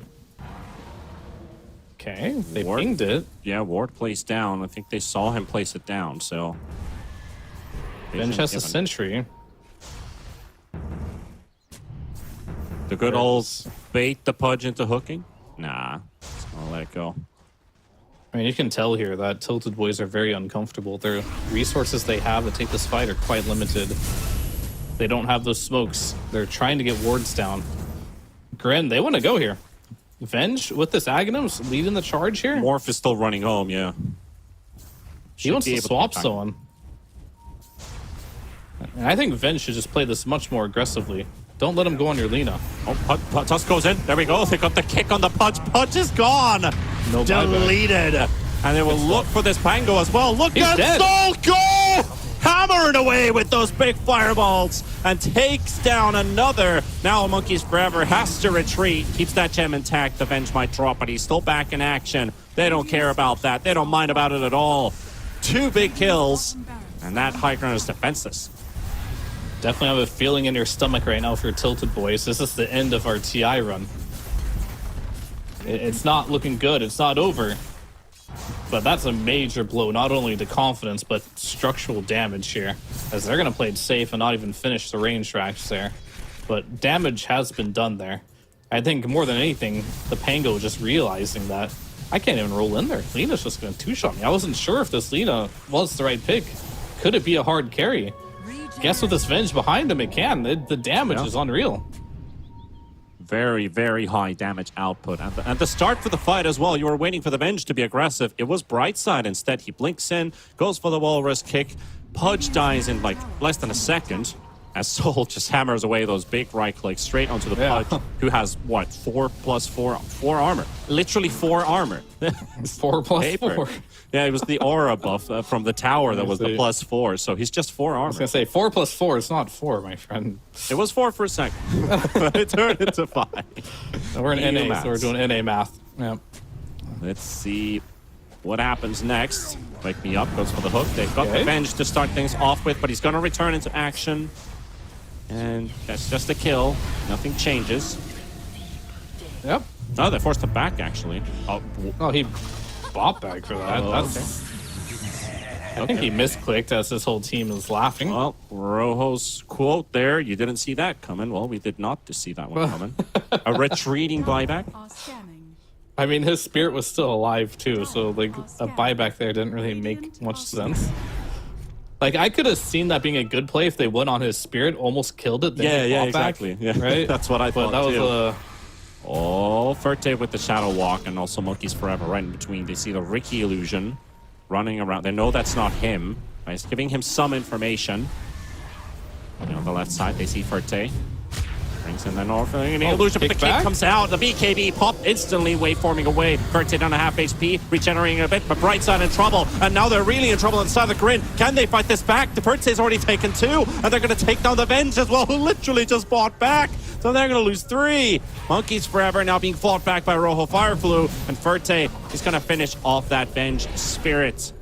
And he's not coming back for 70 seconds. And hey, would you look at that? Who's home? We're back. The party's here. Big Daddy's home.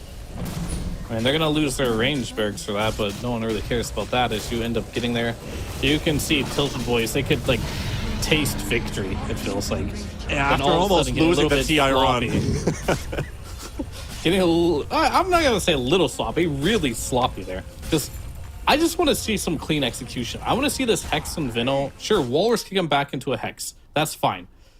Swap into Hex, that's even better. But none of that really happened. He kind of Walrus kicked him back, and Morph's like, all right, I'll press BKB and just kill you now. And that's exactly what happened. Lena wasn't there to right-click him at all. I'll turn the And now tables. Ricky. Detection boys. I mean, they didn't see that. That is true. A lot of things have Appropriate been use. unseen. Not seen, yeah. Yeah. Not unseen, just, Oh, not seen. That's true. just not seen. I guess similar, but either way. Yeah, the game's getting a bit wild here. We have a Aegis on the Morphling. Can they go on him here? Yes, they can. They've done it. They have done it before. We didn't Okay. see that coming yet again. Returning back to the fray. Ferte lives. I think he is- would have died if he dusted right away. Yeah. The damage from the Lena was too much. Bit momentary. Things have already been secured and then panic. Yeah, there's a lot of panic in this game for sure. Both teams are quite on edge. I mean, yeah, they're both like, you can taste victory if you're GRIN after that bottom fight. Then you lose that fight, and then you lose the Aegis, and now TiltedBoys can kind of like taste the victory. So both these teams, as the score indicates, it's a 1k gold lead for TiltedBoys. It's nothing. It's all about education. Education. Initiation. I don't know what words I'm saying. I'm tilting now from watching this. Fear is tilted. That's not a good sign. That's not a good sign. Let's see who educates who, though. Yeah. You We'll have to initiate see. well enough, you educate the other. Almost 40 minutes into this game 1 of this best of 1. The one to decide, do you stay in the TI regional qualifiers or is your road over before it even began? Can be anybody's game still. I said the same thing 25 minutes ago. It still feels like it with all these small things, these small mistakes here and there. They're even afraid to take the Tormentor all the way through, knowing that Grim Yes, is they moving should around be. the area.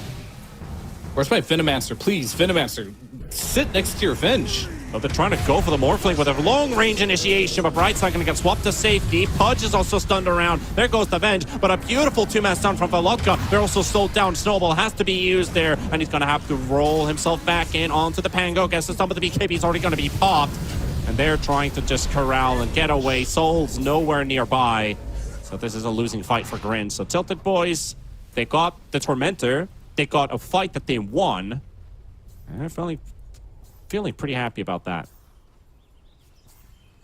the Pudge Hook. This is something that, they Oh, you got found Ricky him here. Oh, the TP coming from Lotka as well, and so is Ferte for Ferte. Can he finish off Rojo Fireflu? Manta dodge, jumping into the tricks of the trade, going back to the Pudge, but nowhere to go. Costly. He wanted to kill the Pudge so bad. He knows how squishy he is. Just got tag teamed. Tag team is on Dire. Oh, that's another one. That's Monkeys Okay. Forever, but no. Oh, that was close. The Yules. The Yules fear. Oh, he lives thanks to that. Trickster Cloak saved him too. And the Trickster Cloak for sure. Morphling gets Moozy out. And again, another kill attempt unsuccessful. That's the second or third time in a row for GRIN. This game so far has been all about two things. One, invisibility and detection. That's been a big one. Number two has been things like hook, nether swap, waller skip, repositioning abilities. And we saw in the top fight there, the Pudge, he got the hook onto the Tusk. And that allowed them to win that team fight. And the fights that have been good so far is when Venge gets a good swap off, and not a defensive one, but aggressive one. That's the whole point of your Aghanims, right? Like, you want to just go in there. You don't really care if you die. You get the damage reduction, so you're a bit tankier. Then when you finally do die, you have a second life. You refreshes all your abilities. You get more stuns. We're not really seeing that. We're not seeing Venge get the initiation. And what I've been harping on for most of this game is I want to see the swap into, like, a Walrus Punch or a Hex on the Veno. That's kind of why they bought it.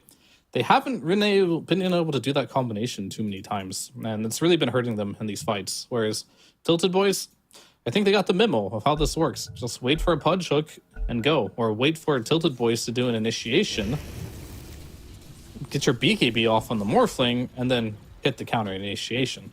So if they can't get that instant Hex onto the Morphling and kill him, it's really not going to work.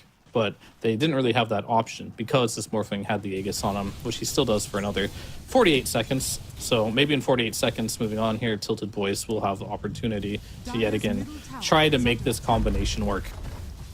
Talking about hero levels as well. Ferte, he's about to hit level 25. A couple big options to go for. Extra HP in terms of strength or just a waveform cooldown. Big buff for Ferte. Considering all that burst that GRIN has, counter it with more extra HP and you're good to go.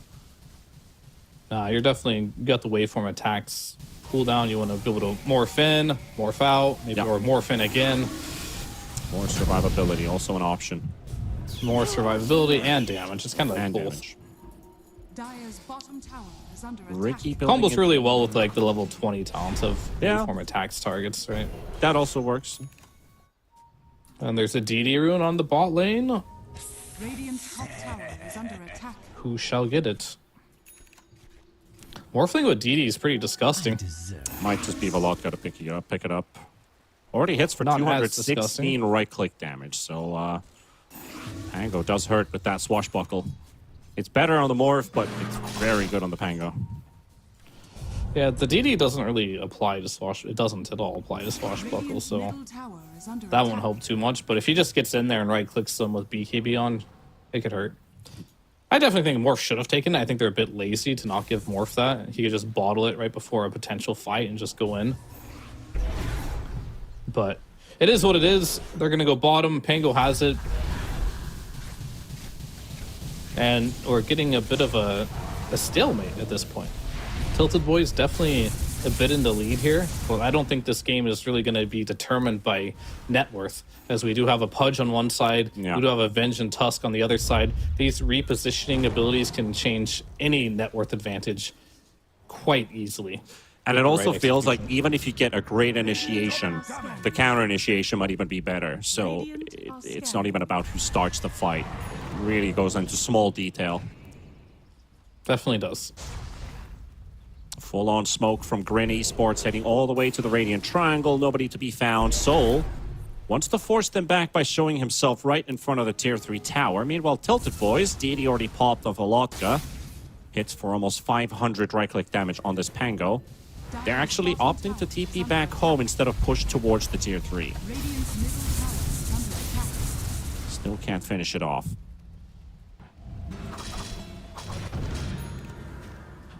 So the waiting game continues.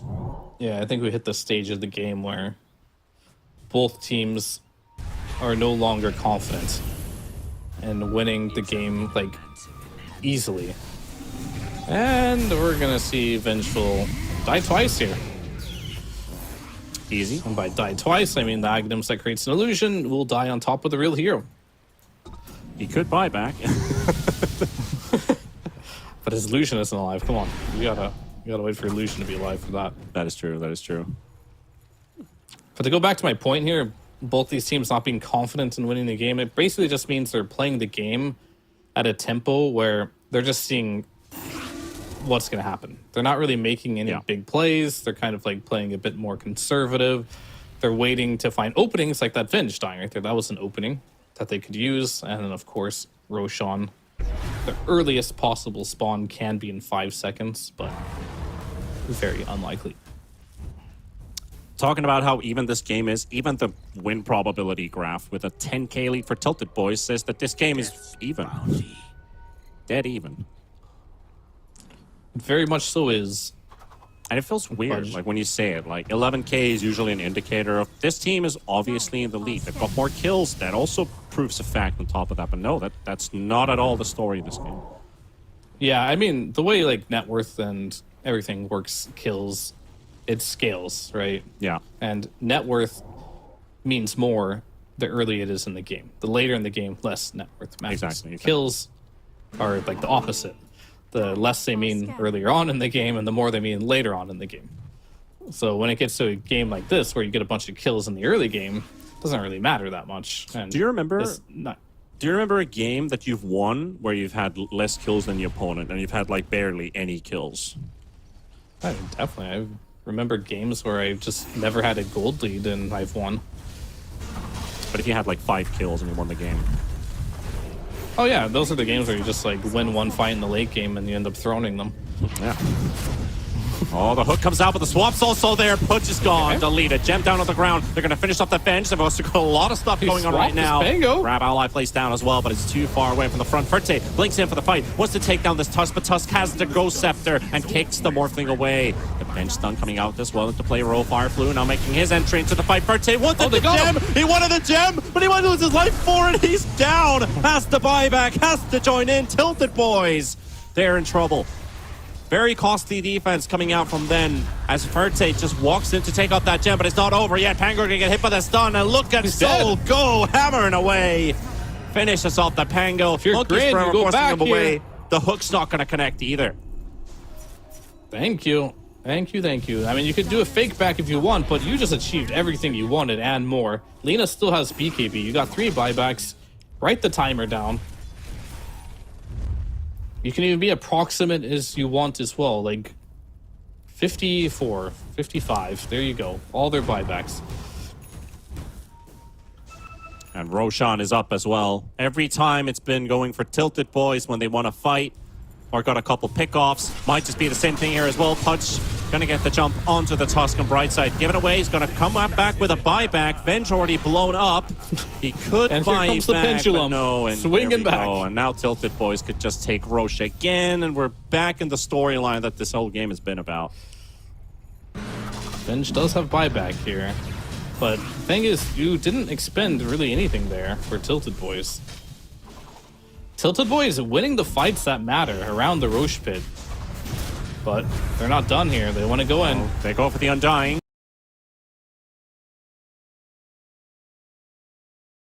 Wake me up, and there's the Aegis. Cheese on the ground, Refresher on the ground. They're going to take everything for themselves. And that's the 4th Roshan. And it's the 4th Roshan for TiltedBoys. And they're going to take the fight to GRIN. They're going to take down Salivating Salamander 37. He's still without illusion. It's about to drop and it's gone. Volodka chasing away, going over Rojo. They're going to get the turnaround onto the Pango. At the same time, Lina being controlled. Soul needs to get repositioned. The Force Staff coming into play. Throws in the stun. Has no connection. Moose is going to be falling. Volodka going to drive in straight with that Rolling Thunder. And the snowball coming out. Ricky's trying to get some save, some help for his teammates. But no, not for you today. Lina coming in with a buyback, but GRIN have lost too much. And TiltedBoys, Ferte with the Ultra. And they are in control. They're in the driver's seat now. Sorry, I'm trying my best to keep a straight face as you say salamander You know, salving. it doesn't really feel like it, but at least for a while. At least for a while. Okay.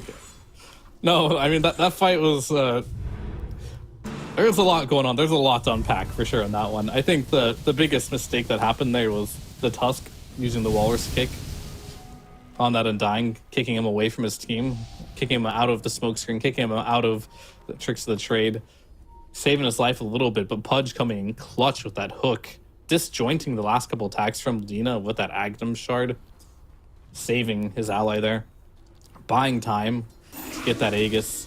They ended up losing the Aegis, they ended up losing the cheese, and using the refresher, so every advantage that they did have from getting that Roshan, well, guess what? It's all gone now.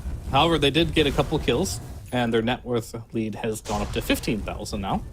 So, still looking good in the gold department, but yet again, story of this game, this gold doesn't mean anything. What matters is the initiations, the kills, what you can do off of winning a fight. And unfortunately for TiltedBoys, they won a fight, but they're back to hiding in their base. And I think a lot of that has to do with how scary the support duo is. You're just always afraid of being swapped. You're always afraid of being walrus kicked backwards.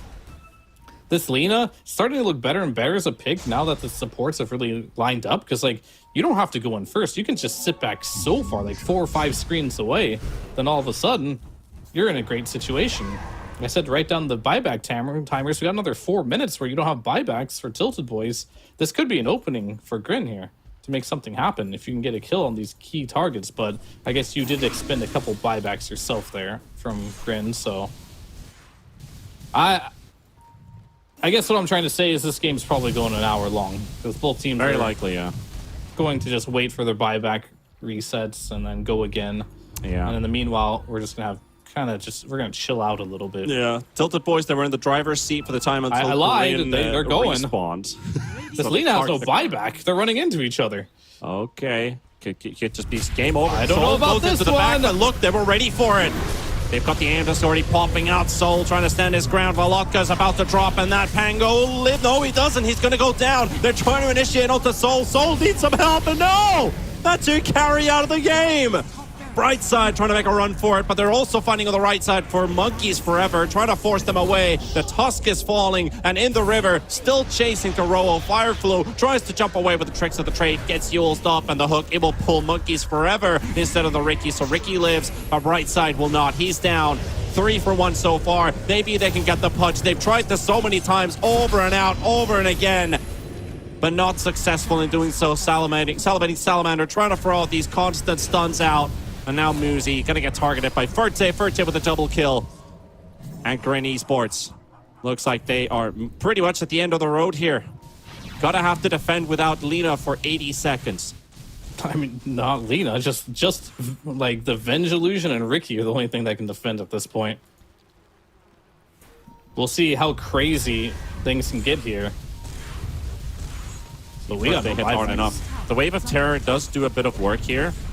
Not sure if Fente realizes it, not popping the mantle right away, but it is what it is. Doesn't hurt too much. Keeping the creeps in the base, making sure that's the only wave that's pushing in right now, so they don't want to make the backdoor protection. Mistake happened before. Morphling in trouble and down! How do they do it? They somehow are able to get it. And now pummeling away onto door. Roa with that gem, chasing this Undying and able to get to him, but Wake Me Up, he's gone as well. Holy, this Ricky crits for 1,500 damage. Monkeys Forever, Yules to throw the Avenge away, and able to get out into the tree line, trying to teleport out, is successful in doing so. GRIN's not out. GRIN's not out. They're definitely not, after somehow killing Morphling in a 1 versus 4 situation. Ricky was critting for 1,500 with that Daedalus. No, this hero is really good in the late game. However, I don't see why TiltedBoys didn't just end the game there, but the game will rage on. All they had to do is group up with a gem, protect their Morphling. Yep, and that's another one. Things could have been okay. Well, he has a buy at least. Radiant's middle towers are under attack. Gem down on the ground once again, but they already have one. They don't mind about it. Second lane of Rax to be secured. There's still a tier 2, but they're going to get the Hex. Grab ally placed down onto the ground. Saves him for the time being. Lina BKB pop Volotka. A on disc will soak up the damage, but the swap coming out, getting a couple extra punches in, forces the Pango away. Venge about to fall. They got monkeys here. Forever. He's They got gonna get monkeys. pushed away, but Monkey's in trouble. He's gonna get finished off. Yes, they will. That's another one. TiltedBoys. They're on the brink of destruction going for right the now. win here. 35 seconds from Morphling. The second tier 4 tower. It's going to be going down, but the glyph is popped. And GRIN, they're still chilling. They're still staying in the area. They want to make sure that they get this as 4 versus 4, plus the Venge illusion. The throne is open, and now they can look for the fight. Volotka half HP right now, trying to get the jump of Volotka down. Can they keep them away? Monkeys Forever pushed out the Hex onto the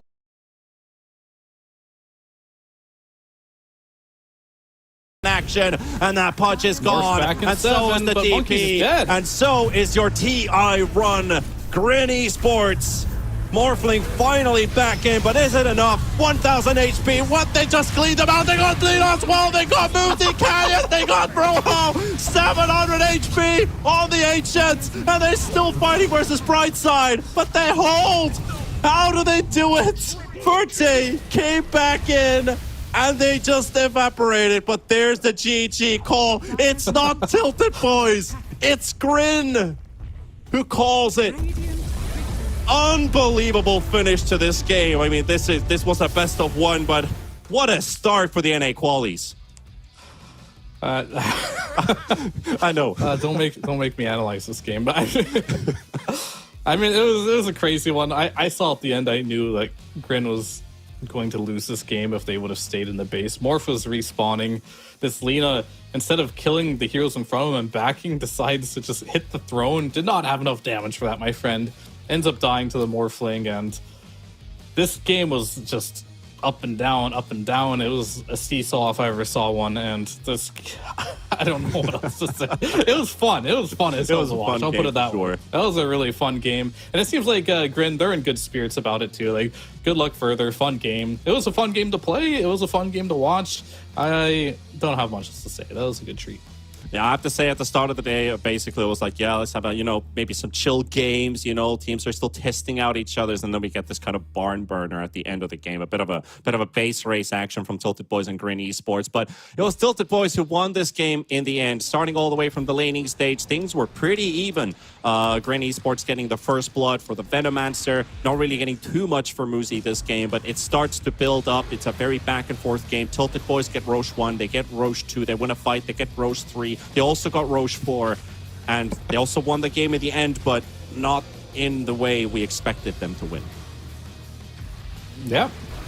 And I think in general that this game, more than anything, just came down to just a lot of nerves, who was going to win, and like execution more than anything. The execution was always going to be a deciding factor in this game, and unfortunately for GRIN, they just couldn't find the execution there, and it really just came down to a lot of decision making too. Like, was it the right idea to go for the throne there? Was it the right idea to like have your Tusk lead instead of your Venge? These are all things that they could look back on if they stay together as a squad and really clean up, because they played against some players that we know, some well names. Going into this, we thought TiltedBoys would probably win this, but we didn't expect them to win like this, right? Yeah. And barely winning their throne, just surviving on the edge. So it was a good game to watch. Definitely were a lot of mistakes, but it always comes down to like a death game, best of 1. You're completely out of the game. You can't really come up with like a series meta to start building up your draft. You just gotta make it work, and this is coming out from a fresh new patch.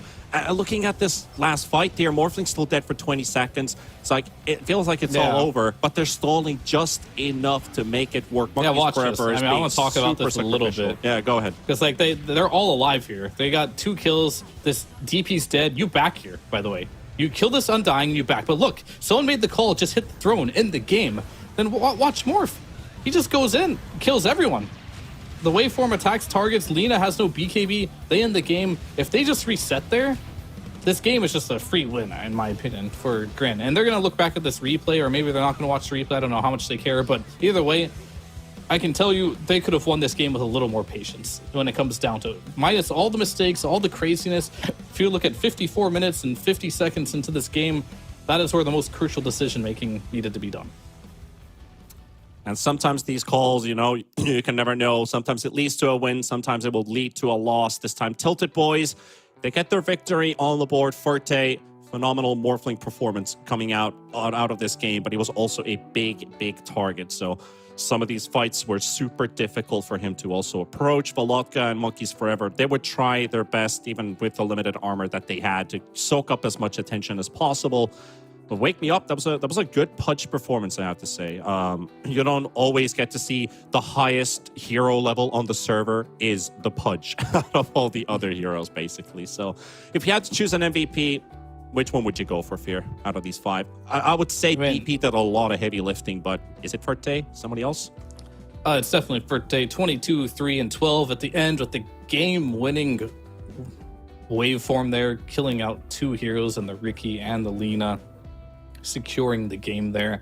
And I think just in general, like, he had a really good game. He had a couple deaths there. This is a very sloppy game, of a lot of mistakes, and if it really came down to who made the least amount of mistakes in this game, it probably had to be the Morphling or the Lina. Both carry players kind of played this very well with very little mistakes, but Forte, he was there when his team needed him to make the game-winning plays, and as his throne was dying, he was there to just kill the Lina, stop that from happening, and just win his team the game.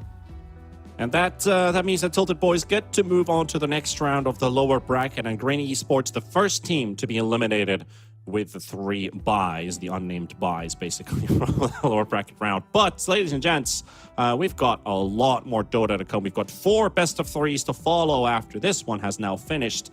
And we are heading over straight to the upper bracket.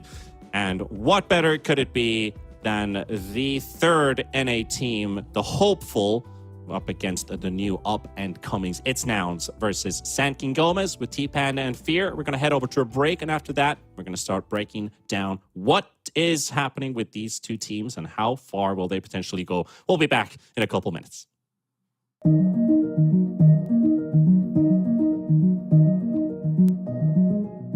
Every day for 3 years, a secret team met across Europe to hack one of the most technologically advanced cars in the world. Meet the Deloitte cybersecurity team that developed new state-of-the-art automotive software defenses, making the world safer for drivers, passengers, and pedestrians.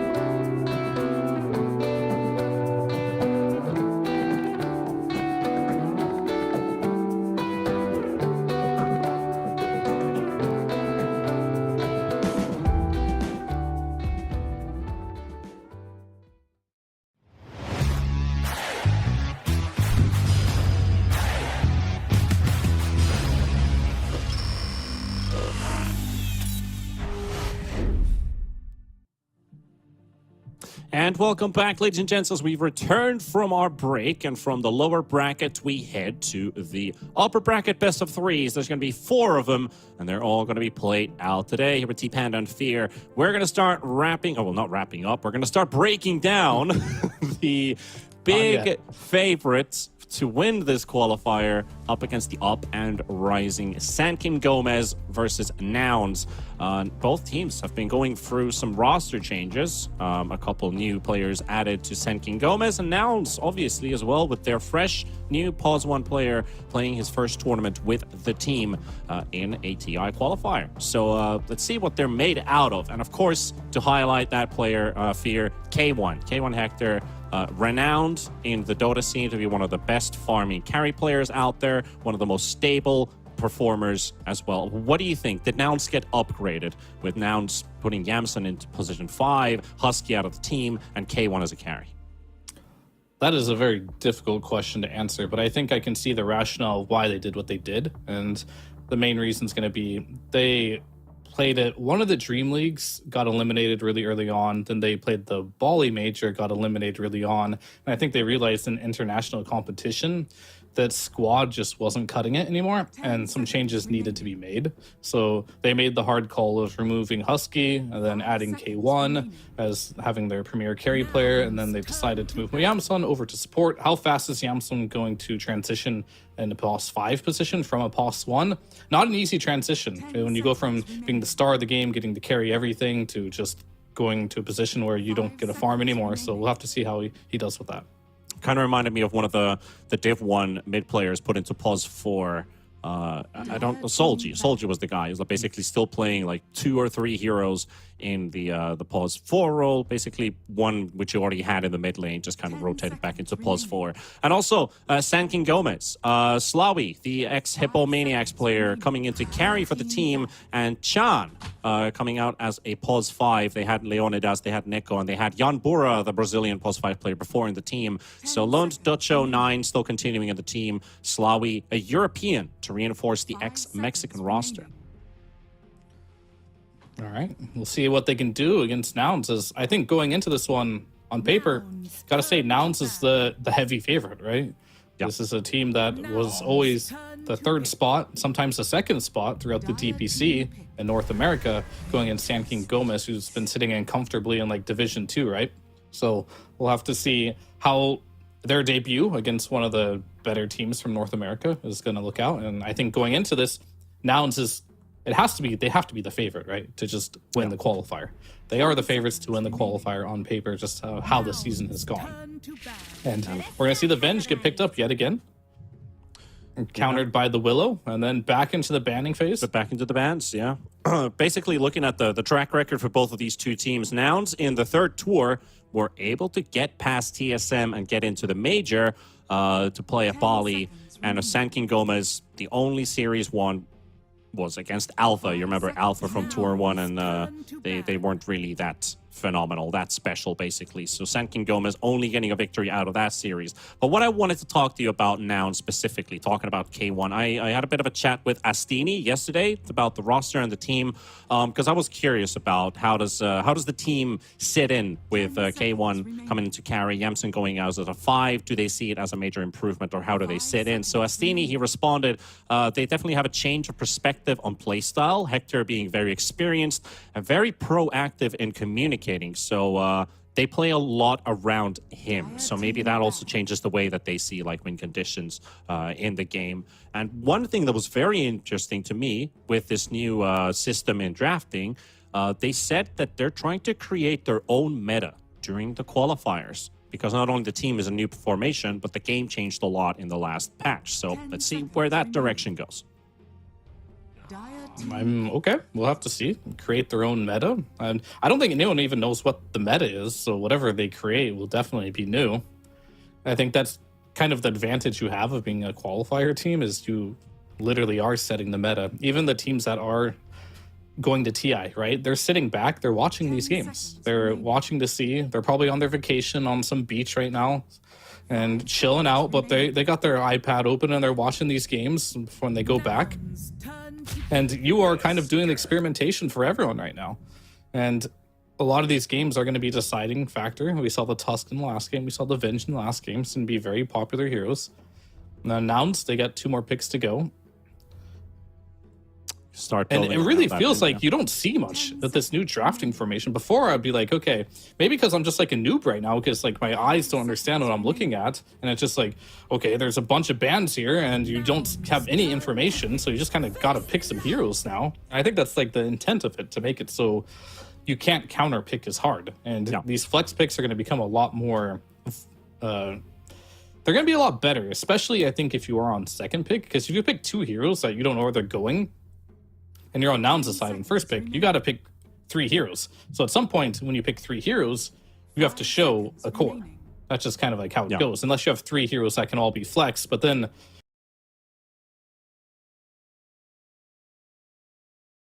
know until later, and we won't know until the patch settles down. There was a B patch very recently that changed a lot of the numbers. So even if they were scrimming a lot, that B patch drops now all of a sudden. Their ideas, yet I think they should still go for, because I think you should always practice or play what you practice. However, we won't know if that's the best of the best until like a couple months down the line when the dust has settled in the patch. And obviously, like, one of the basic approaches right now, and has always been in MOBA games, maybe even Dota as well in general, is that physical damage will always scale better than magical damage. There's no item like Rapier in the magic casting pool. You do not get an item that gives you like 50% spell amp, something that makes you the ultimate late game carry. So Venge, damage reduction, Tusk, attack speed, aura reduction. These are like pretty stable answers into like the physical damage pool. But a hero that I saw in the last game's bans, in the first phase bans, the Dawnbreaker, which went through and Nouns decided to pick it up for themselves. What's special about this Dawnbreaker? Did you manage to catch anything about it? Have you seen it in your pumps?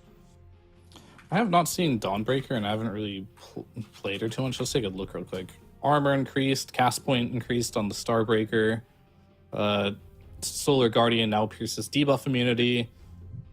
Hammer slow, negligible, Starbreaker swipe. I mean, she just got the buffs all around, mainly around her armor getting increased and the Starbreaker cast point. So, and I guess the debuff immunity piercing with the ultimate's pretty good. So if you add all those things together, it just makes the hero better.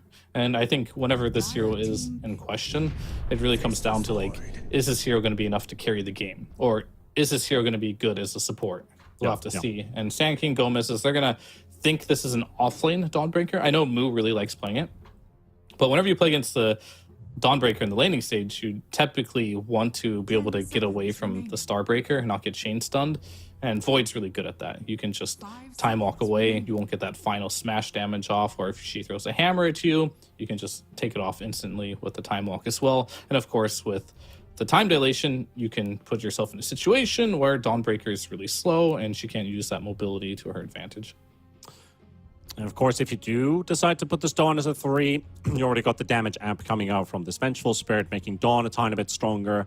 Back in the past, we've seen like Desolator build-ups, face boots, and stuff like that, being able to move more nimbly from place to place, extra armor, extra physical damage output.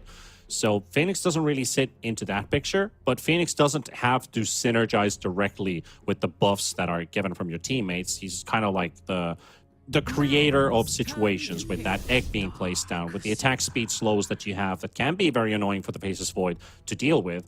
And Sand King GÓMEZ, this is looking like a pretty interesting draft now, because you have some Wombo combo with Dark Willow and the Darkseer going together with the vacuums, the AoE fears, the AoE damage from Bedlam, even setting up for some great chrono plays. And now this is just like, we're just going to bring up Sven right away. What do you like about these last 2 picks? What do I like about the picks? Okay, so for Sven, I like it against Darkseer. It's a pretty easy lane. You get free farm. The illusion doesn't really hurt Sven very much because most of your damage comes from God Strength, not really your attribute gain. Plus, you don't get cleave from illusions. So Darkseer doesn't like playing against heroes you can't really abuse illusions against.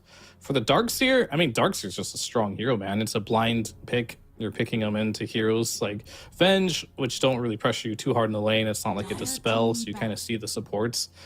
Very stable. Not a big fan of Sven versus Faceless Void. However, I think this matchup can be fine as long as you can kill the Void. There's 2 things you have to do. Either A, don't die in a Chronosphere because you build a lot of HP and you're really tanky, but that's almost never the reality against Void in the late game. So you are typically going to want to be more farmed than the Void and end the game around that 35-minute mark. That's a rough minute mark to end. You don't have to end by then, but you have to have a sizable gold lead. Yeah, you want to be in a dominating position at least. Yeah, pretty much. And then for the rest of the heroes for nouns, I kind of am understanding how they're looking at first pick. They're just going to pick their 5 right away. And on second phase, they're going to take their offlaner plus their position 3. Pretty normal stuff. It kind of reminds me of last patch. And then on that next pick there, they're going to counter pick whatever core they see. If they would have picked a mid laner, I'm sure they would have picked a mid. But because they picked the Darkseer offlane, then they picked the Sven to counter it. It's a little refreshing for me to kind of like understand, you know, because the last draft, I'm not going to lie to you, I wasn't understanding what these teams are doing. They probably didn't understand themselves either. So being able to like see some like sense and being able to understand Dota again is nice for me. Finding we'll have to sense in a see place here. of sanity and insanity. Right, and who has the pick here? Like, I'm still getting used to this out of the phase. All right, it's going to be Radiant pick and then Dire. Or sorry, first pick, then second pick. So in this case, Radiant, then Dire. Okay. So we're looking for So Gunnar to Nouns pick has his to hero first, and then Lund. I mean, they've already banned out the Puck. He loves his Ember. He loves his Storm. So if those are still in favor, he'd probably be looking into one of those, but he gets to see Gunnar's pick before. All right, so Gunnar has to blind pick here. So they got the counter pick on... Pretty much the only thing Nouns counter picked is the Darkseer.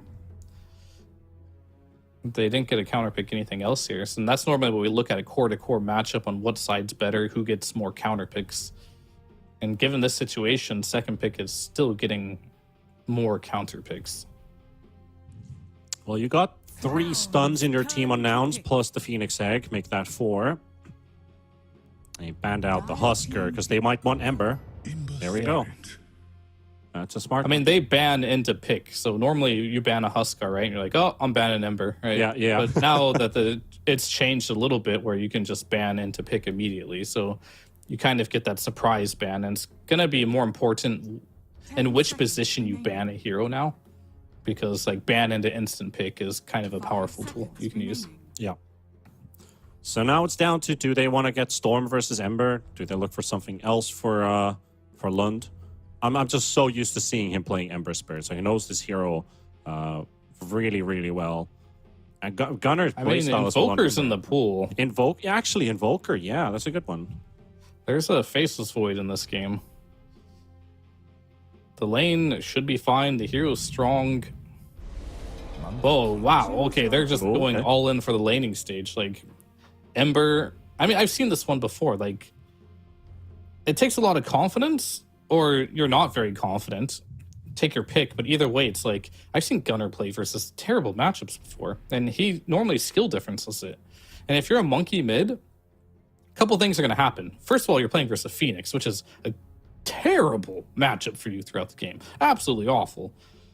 And Gunnar, he's going to get a couple rotations from Yamsun and Laylis, and then the monkey dies, and now all of a sudden Monkey's not going to have a great game. That's what I'm afraid of. However, the positives are it should win really hard if both players are equally skilled and supports give the same amount of help. It should be a monkey-dominant matchup. But we'll have to see how that one goes. But I think the Sven doesn't need that much help for Darkseer, which is going to free up Yamsun to make rotations. Same thing for the Faceless Void. You don't really crush by any means Moo in the laning stage. You just kind of survive. So I'm afraid these supports have a lot of freedom to help Gunnar in this game. And I'm looking at the supports of Dark Willow and Tusk. Yeah, they have a lot of scale. They have a lot of utility. But their early game isn't going to be the strongest against heroes like an Ember. Once you get 6, you can no longer gank them, stuff like that. So a lot's going to ride on this mid lane and the supports, I feel, for specifically Sand King GÓMEZ. And it's up to Nouns to just make the plays to happen on the map. Also, one of the big differences just outside of draft, just wanted to point out the fact that one team is playing in boot camp and the other team is not. So you don't have that instant kind of feeling of guys literally standing by your side. We're going to protect you. We're going to help you out. We're going to buff you up. We're going to give you whatever you need and get yourselves in that right momentum, that right feel to win the game. Just a minor detail, but something that will also help out Nouns if they are in a difficult situation or struggling. They've got the support right there. Senkin GÓMEZ, it's just, you know, VoIP. That's all they have, basically, just to help themselves out. But outside of that, the drafts, it looks like you're more Nouns favored. Senkin GÓMEZ, they got to get the Monkey King to work out early. Fair enough. It's a very fair statement.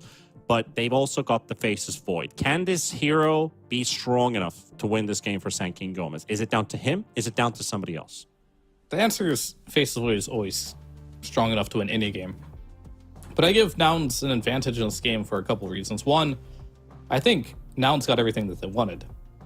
They got good team fight. Gunner's playing a signature hero. K1 is playing his signature Sven, a fast farming hero. Moo, he likes these kind of like Dawnbreaker. I know he really enjoys playing Dawn offlane, so he's super confident in this one. You got the counter initiation. You got the heals from the Phoenix. And if you look at the chrono damage for Senkin GÓMEZ here, what is it? It doesn't exist. It's an ion shell, right? That's kind of like your chrono damage for the most part here. I mean, I guess Darkwill with the new change is the Bedlam you can throw on the Faceless Void, but that's going to be easily counteracted by the Sunray, the Phoenix, and Moo with a Solar Guardian. So I feel like they're just going to have like rough lanes and damage issues. But if it gets that ultra late game, technically this Void still is the strongest hero in the game. But we'll have to see how this one plays out. Little micro things can happen in the game. Yeah. And it goes back down to, I think, the number one thing that needs to happen for Senkin GÓMEZ is this mid lane needs to not only win, but not die to support rotations.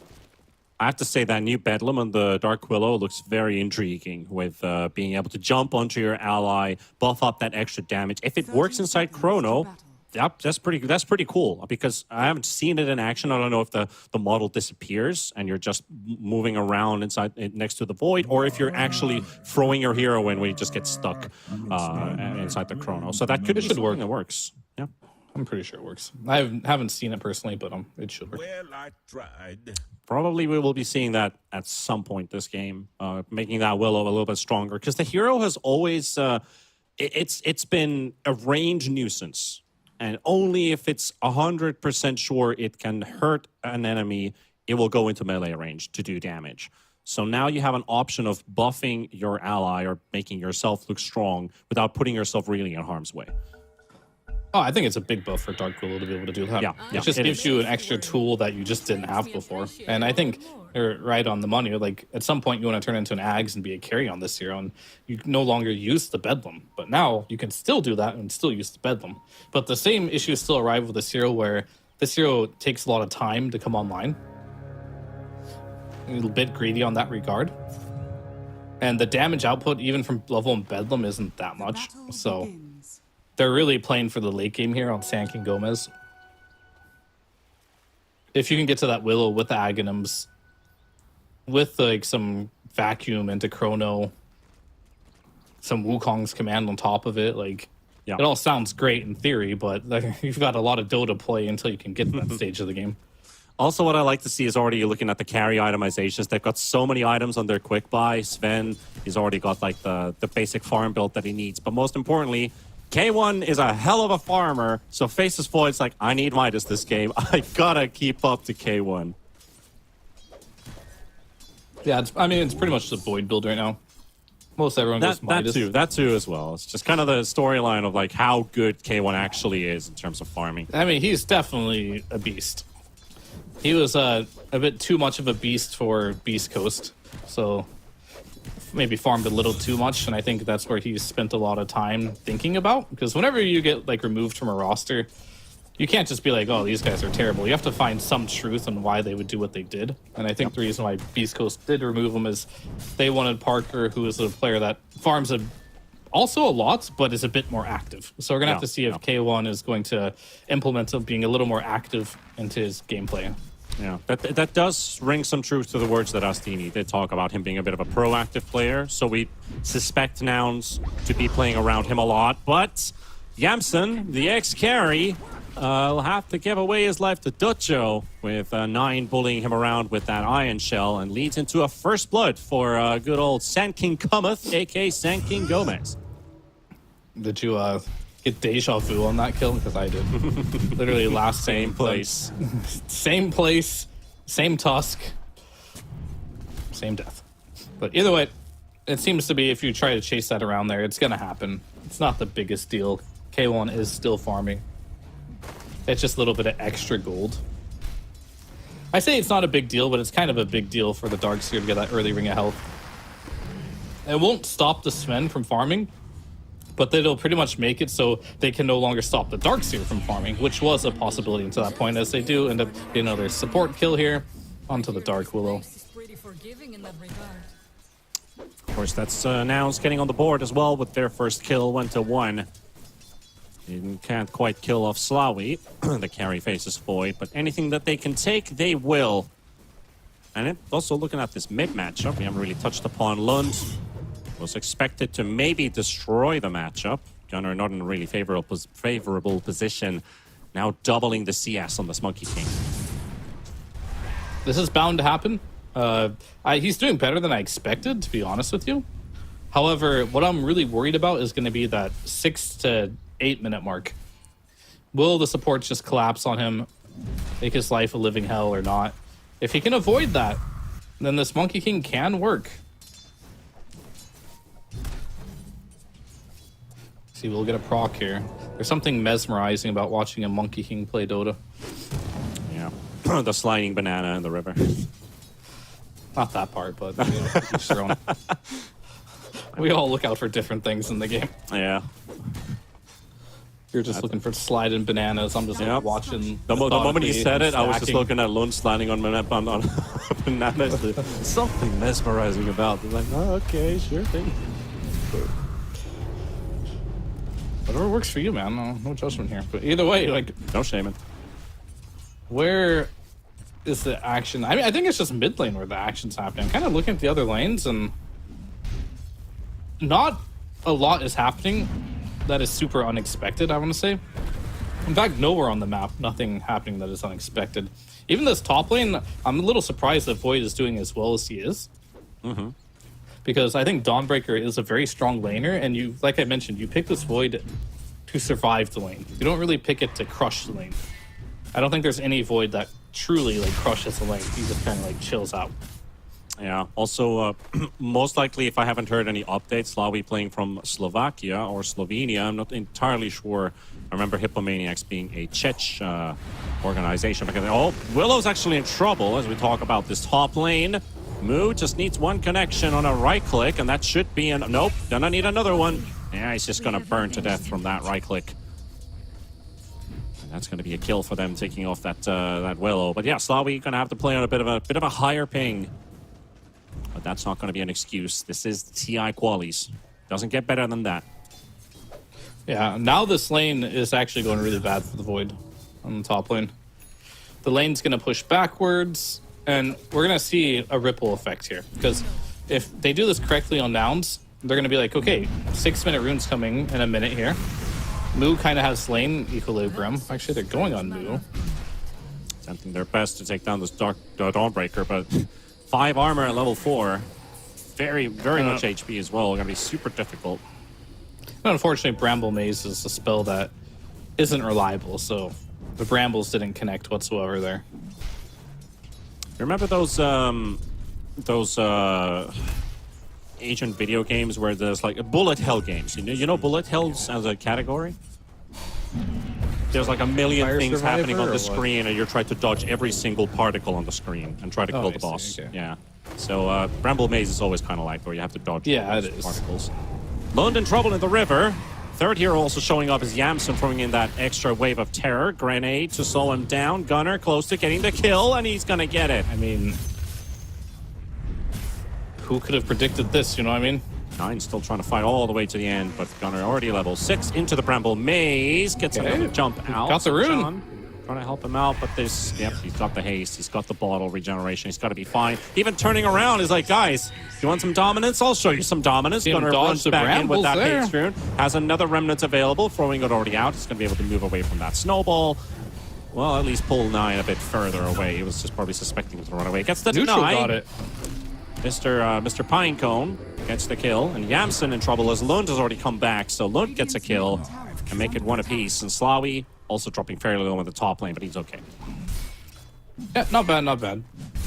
You got to be careful though. I'm glad the supports are making some rotations because the biggest mistake I've seen from it's mostly the amateur teams I see pull out this Monkey King mid because they're using their pubs as an example, right? You're just like, oh, okay, I'm gonna just pick Monkey versus Ember. Nobody's gonna gank me. The Ember's gonna probably destroy his items, but in these top tier games, it's not gonna happen. The supports are gonna rotate on you, and you got to be able to match that tempo.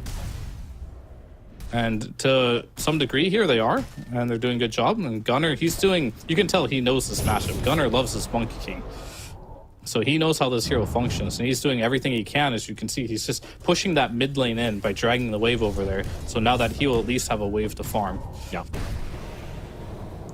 It's a hard matchup, but he's doing what he can, cutting the wave behind the tower. And he's doing a good job at it, yeah. He's doing very good. Stuff you got to do when you're in a hard situation. Meanwhile, the Faceless Foy getting hammered by Lelis and Moo. Still trying to go for the chase after he uses the time walk, but no connection. Yamson is also here, and here comes Chan. Does get a double ramble out there. Also the stun onto Moo, and Moo, he's going to get deleted. 4 heroes for a kill. Monkey King can then rotate straight away back to the mid lane. 9, he does find Yamson. It's just a support brawl, basically. Iron Shells also run out, so 9 doesn't have the extra damage. Blood Grenade also used pretty early. Still a bit of slows. Lund, he was moving towards mid, but he comes back for the kill. And he's got the Jingu stacks up. They're trying to save him the kill. They will get it. Tusk is dropping fairly low here. Lund has the Boundless Strike available. Gunnar can also just dodge it with a Slate. Now he's waiting for it, but doesn't actually get the chance to dodge it. Meanwhile, 9 will fall. And Lund looks like his life is coming to an end. Gunnar, with the help of Lelis and Moo, secure a second kill off of that Monkey King. Quite good. And to speak a little bit of outside of what's happening on the top lane, like a lot of good trades. It's just nouns having the numbers advantage there and kind of just having the superior just spells at this stage of the game right now. But just to go back to Hector a little bit, who is farming it up, kind of showing a little bit of his mentality and maybe of like how he's changing it, is he went for the Duelist Glove. This item is only really good when you're near enemy heroes, which means at some point he's going to want to be near as you get the 20 attack speed if heroes are nearby you. More of like a brawling option for your neutral item instead of just an AFK farming. Well, maybe it does help to some extent, but you're right, it doesn't really help his farming too much, just the plus 12 damage. There's certainly better items that can help you farm from the neutral spot. Maybe he just had a very bad list of randoms. Yeah, I'm trying to give the man some credit here, don't take away his glory. Oh yeah, we're definitely not focusing too much on that. K1 already topping the net worth, 10 minutes. His CS is just out of this world, right? He's already at 100 last hits compared to the next one, which is the Darkseer with 61. Monkey King hasn't been farming a lot, just forced to fight the whole time. Gunnar's been farming and fighting. And talking about that, chasing a Dark Willow under the tower to secure another kill. He's 4-0 on this Ember Spirit. So even being half the CS behind the Monkey King has not stopped him an inch. Yeah. And he has half the CS, but twice the impact almost. He hasn't had twice impact yet, but there's an A. Ooh. Very spicy fight here. They're going to look to get themselves a Tusk at least. Stuns the Void on the back, but he's got a Chrono opportunity. Not going to throw it down yet. 9 will fall first. Moose still tanking damage out of 3 separate heroes. Damson and Gunnar, they're moving out. They're going to sack Moo. Don't want to risk the chance of a Chrono there as they're all spread out by now. So that's a 1-for-1. Tusk for the Dawn. But meanwhile, you brought 5 heroes for that. That's the Silent Beast and Hector. Rotations are on point. Pops the God Strength, farms up bot wave right as the big camp spawns. TPs immediately to go to the double stack of Ancients. He hasn't forgotten how to farm. It's in his blood. I must say, his rotation for farming is very good, as he is now going to probably go to the large camp on the left there, clear that out, potentially stack it, maybe farm top lane, have the Phoenix stack it if they're really pro. Most likely, yeah, that could be the thing. I mean, Hector's yelling at him, please stack the Ancients there. What are you doing, bro? This is my efficiency. Yeah, you have nothing else to do. Help me out. So I just felt like I just lived a day in the life of Hector in this game, just like watching the farming patterns of how he thinks. Ooh, 9 trying to get a catch onto Yamson there with the shards, but no connection. Not that they can do too much damage with the Tusk and the Darkseer versus the 2 heroes are facing off against bottom, but at least a bit of extra poke always helps. Sorry, I want to go back to Hector again. Let's go back to Hector. He digs up the kobold with the prospecting aura, give him 20 GPM, puts it on top of Hector. Yeah, it's not following him. Somebody moved Fire this Leyless. kobold 4K1. Trying to yell to the NPC, please follow me. Leyless also gets a bounty rune on top of the kobold for Hector. Yeah, either way, point being is this Sven's very farmed, and he's going to continue to be very farmed. Question is, when is he going to join the game? He has BKB queued up. He's either going to finish the BKB or he's going to go for a blink. Oh, Wello was very lane? low in the top lane. That could be an easy catch for Gunner, but it's going to get feared and stunned and into another follow-up as well. Oh, good swap. But that the swap is going to save him out. Yamson, he's going to tank the bullet and force everybody else to follow him. Again, the supports go for the sacrifice so the cores can run away. Still in the chase for Gunner. Lund doesn't quite get the connection on Gunner, but he finds Lelis. Lelis with the slow. Surge being used, but he's got no attack speed whatsoever with the fire spit. The Spirit's connecting. And now you got 9 snowballing under a tower. And I have to make a run for it. Lund's going to help him escape. Chains in 2, 1. Still And for a connection out of range. there, but no. Tumbler's toy gets one. Darkseer has a pipe. And meanwhile, during that, Hector took mid tower. Farmed out the enemy Ancients.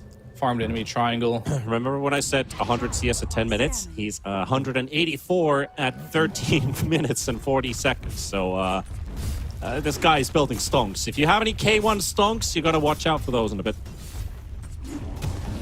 This guy knows how to farm. No one ever doubted that. And as long as you can utilize his farming speed, you can, by not feeding, right?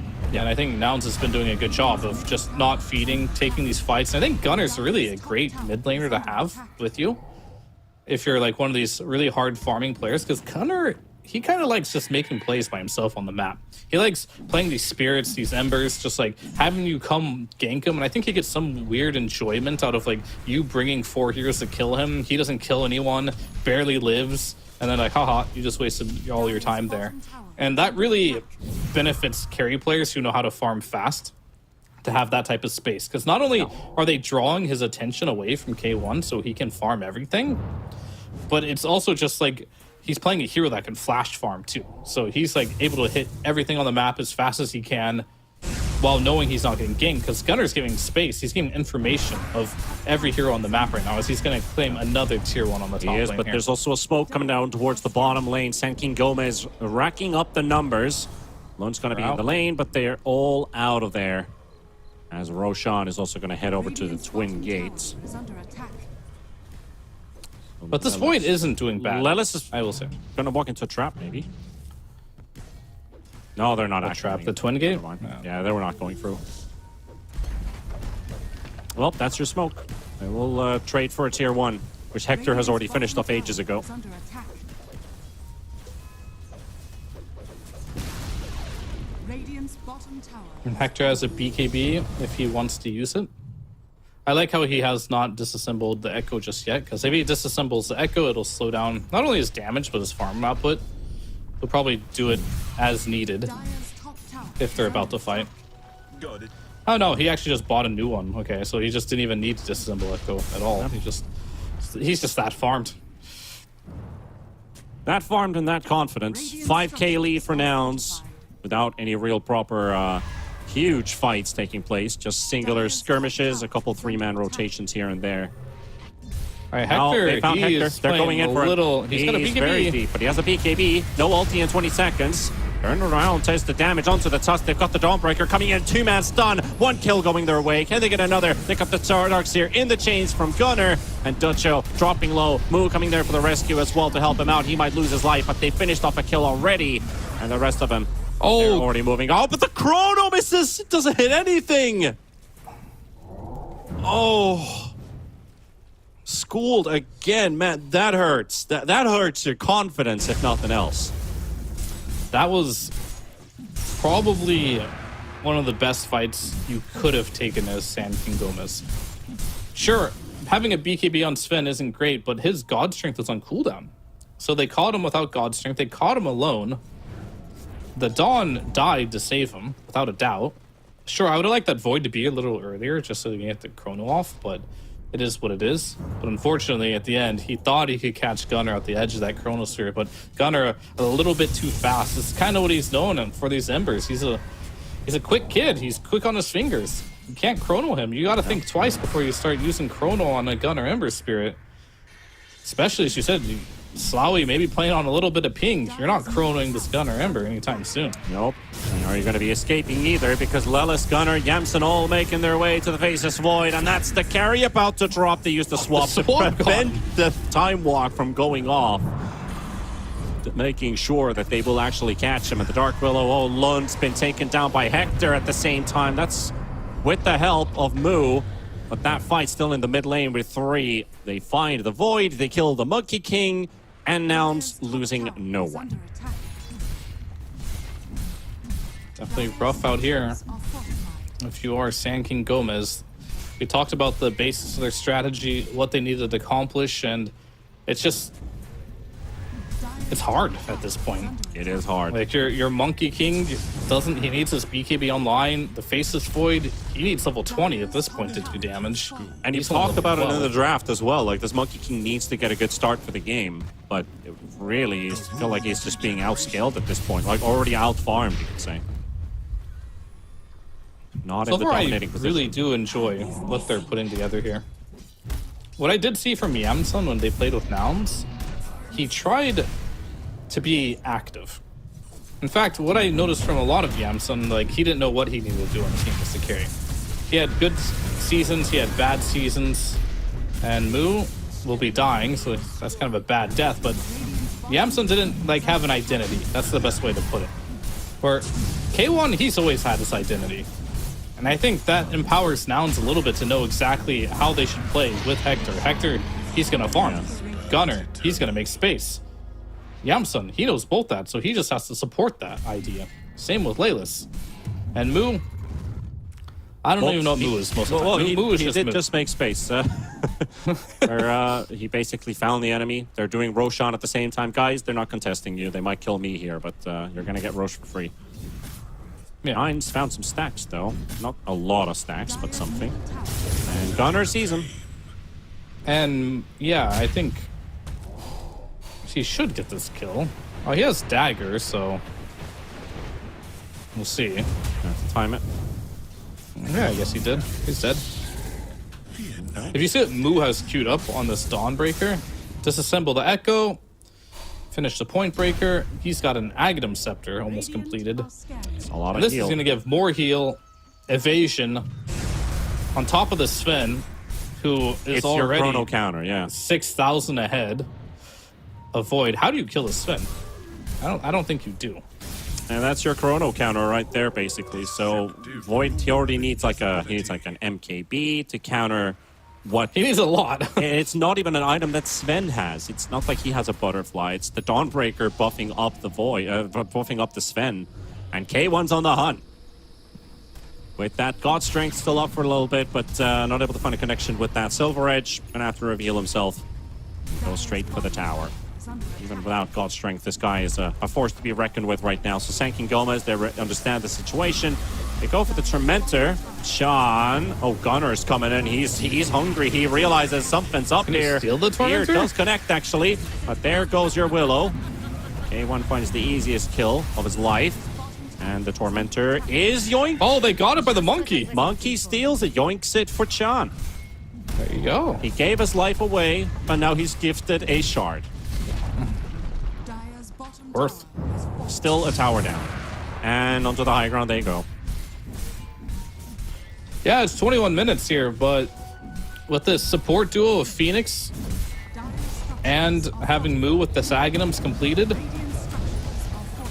Trying to get the catch onto the Sven, but no connection with the Wukongs, and 9 is so deep in, gonna get hit by the stun, and Moo also there, but K1 finishes him down, and he's got enough mana if he pops that 1 to get that God Strength up, and they can continue sieging, and then that tier 3 is history. I mean, that was Wukong's, and this Void is just like, hey guys, can you chill out for a second? I'm like 50 gold away from BKB. He just completes it. But at least they didn't finish off the tier 3 tower. They backed away, moved elsewhere. And now Monkey King just returning. died. Gunners. Gunner? Okay, they returned. Take down Lund. BKB too, by the way. There one's Hector. Clearing out the illusions out of the way. Gunners about to fall. Got That Aegis. Aegis is still there. Won't be able to clean that one out. They would have wanted it. That's a no. They're Hector so might afraid. just take these barracks because he They're can't so walk afraid away. of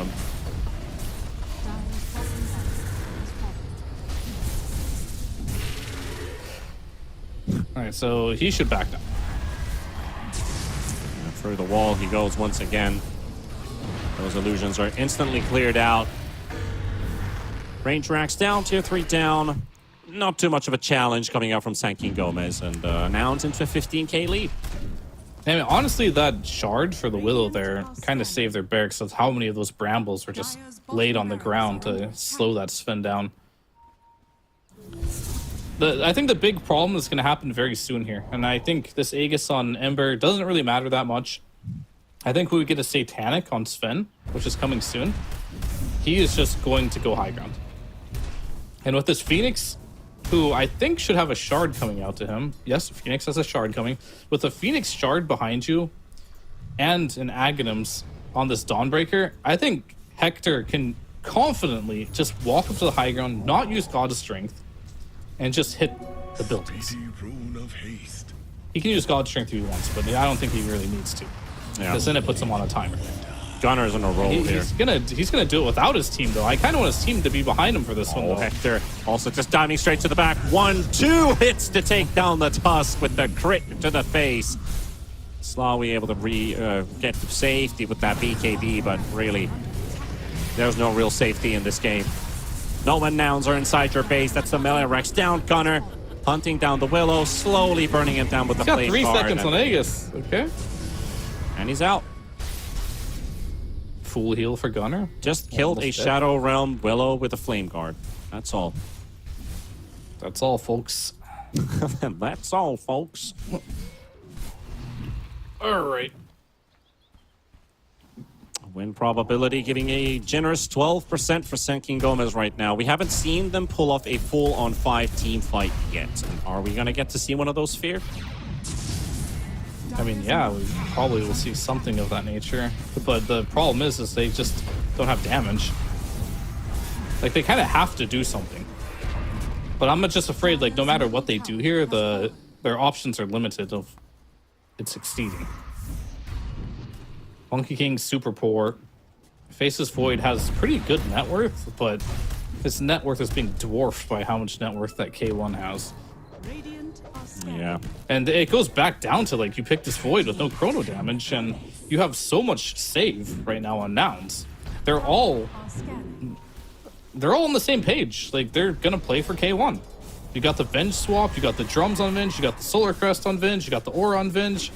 You got Moo, who's also sitting there with the Aghanims to help for the Sven. Behind, you got, as well, Laylis helping the Sven. Everyone's building to let K1 end the game here. Yeah. It's a very methodical style. And it's something that Sankin Gomez lineup, it's not meant to hit this power spike. They're going to try their best versus this Sven, but that's 3,400 HP of pure muscle that they have to fight against. And Yamsen almost dropping to Lund with his BKB charge, but they need these kills. They're just spreading all over the place. Monkey King finding himself pretty much alone, and the Dark Willow getting caught by Gunner, getting blown up as the eggs popped. Ooh, that's pretty much a saving laser just placed down on the ground. Willow has to buy back. No Wukongs, no BKBs. Slawi has the chrono, but you haven't really seen too much of that yet. And they're trying to go for the Sven. They're trying to get their best up. But here comes Moo. Here comes that saving grace of the Solar Guardian. And K1 finishes off 9. Slawi with his BKB, but still no proper jump. And again, there's just no opening. There's no opening for Sankin Gomez. It's too late. Well, they have the Solar Guardian now. Dyer's middle barracks They are still have Chrono available. We've had it for a while. Oh, Gunner almost got him there. I'm surprised that chain didn't connect. They might try it again. Now they're actually backing out. It's just the Phoenix staying around. Well, another lane of racks secured. One more to go. 6 seconds for Roche's minimum spawn. Guesses? I say 20 seconds. Oh, you guys 45. And it's a 210. Okay. So, you win. Thank you. The easy game. Oh, Lund's chasing Gunner. He's actually scouted him out. Chan's coming in. Docho to help out too. It's still, again, just a difficult fight. Gunner, Moo and K1 coming out from the south side. And right, almost finding Lund. Able to run out from the other side now. Gunner getting the initiation of the Docho. Also finding the Willow. And here comes Hector. Just toying with their prey. That's a dieback. No more Willow. Sankin Gomez gonna have to hold with 4. He's beyond godlike on this hard countered mid Ember Spirit by the Monkey King. This is what I was worried about. As Gunner, is he trying to break the trees here? He is. Smart idea. Walling's lighting all the way, but there we go.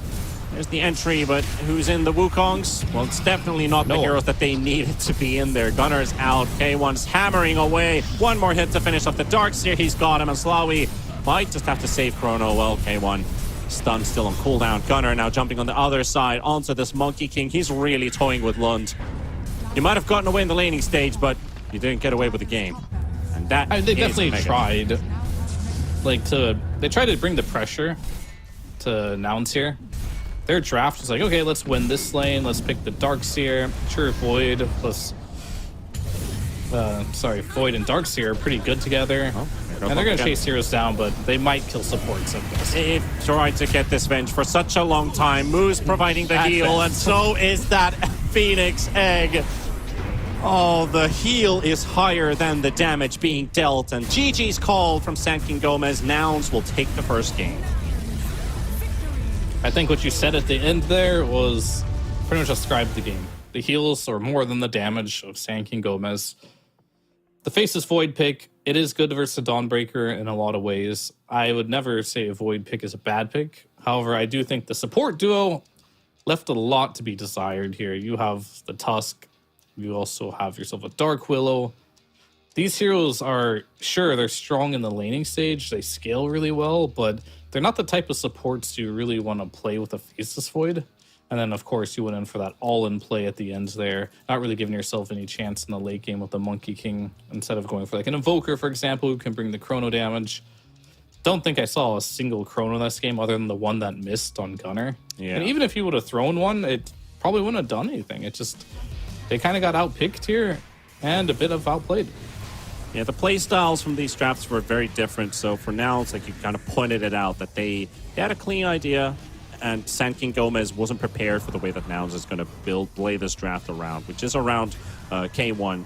So obviously, if you want to address Nouns better into game 2, there has to be some changes in the way that they play and also the heroes that they design to play that style of Dota. Because Hector was uncontested. Gunner was a nuisance all around the map. His activity was off the charts.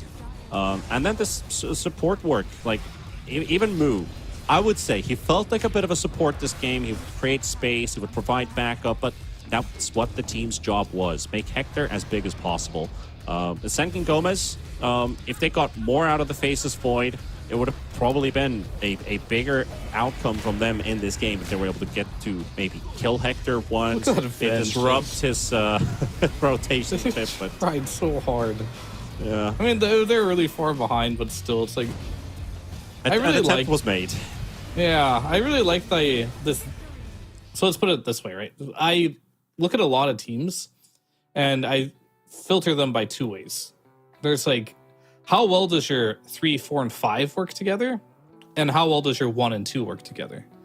And so far, I'm really liking how Nouns' 1 and 2 are working together. You got your ultra aggressive player making things happen on the map. And then you also have like your hard farmer, Gunner and K1, who are making good plays around the map together. And so far, Mulelis and Yamson, they're doing their job too. I'll need to see a little more about how that duo works. They're like the space creation crew. But K1 and Gunner look like they're a good duo of 1 and 2. Yeah. Two kind of different play styles sitting in together for the whole unison. And I would say we also give the MVP for Gunner in this case. I would love to give it to Hector this game, but he got a whole lot of backup from his entire team to make him shine. Gunner made a lot of these decisions by himself, delegated it to the team. I'm going to make this happen. I'm going to play around with this, just move around, follow my lead, basically, and enabled this game to be what it is. His matchup was hard in the lane, and he came out thriving. I don't even think Hector would give himself MVP for this game. He's like, yeah, I had the whole map to free farm, and then I just walked down a lane and into the game. But why did I have this whole map to free farm?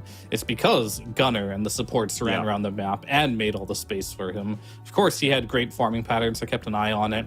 He made good decision on his item builds, when to be aggressive as a team. Everyone played well. It was a huge outclass, but if we're going to give one MVP, it was Gunner. He had one of his flashy games where he picked early, got a hard counter matchup, still went beyond godlike. Just a clinical showing here from Gunner.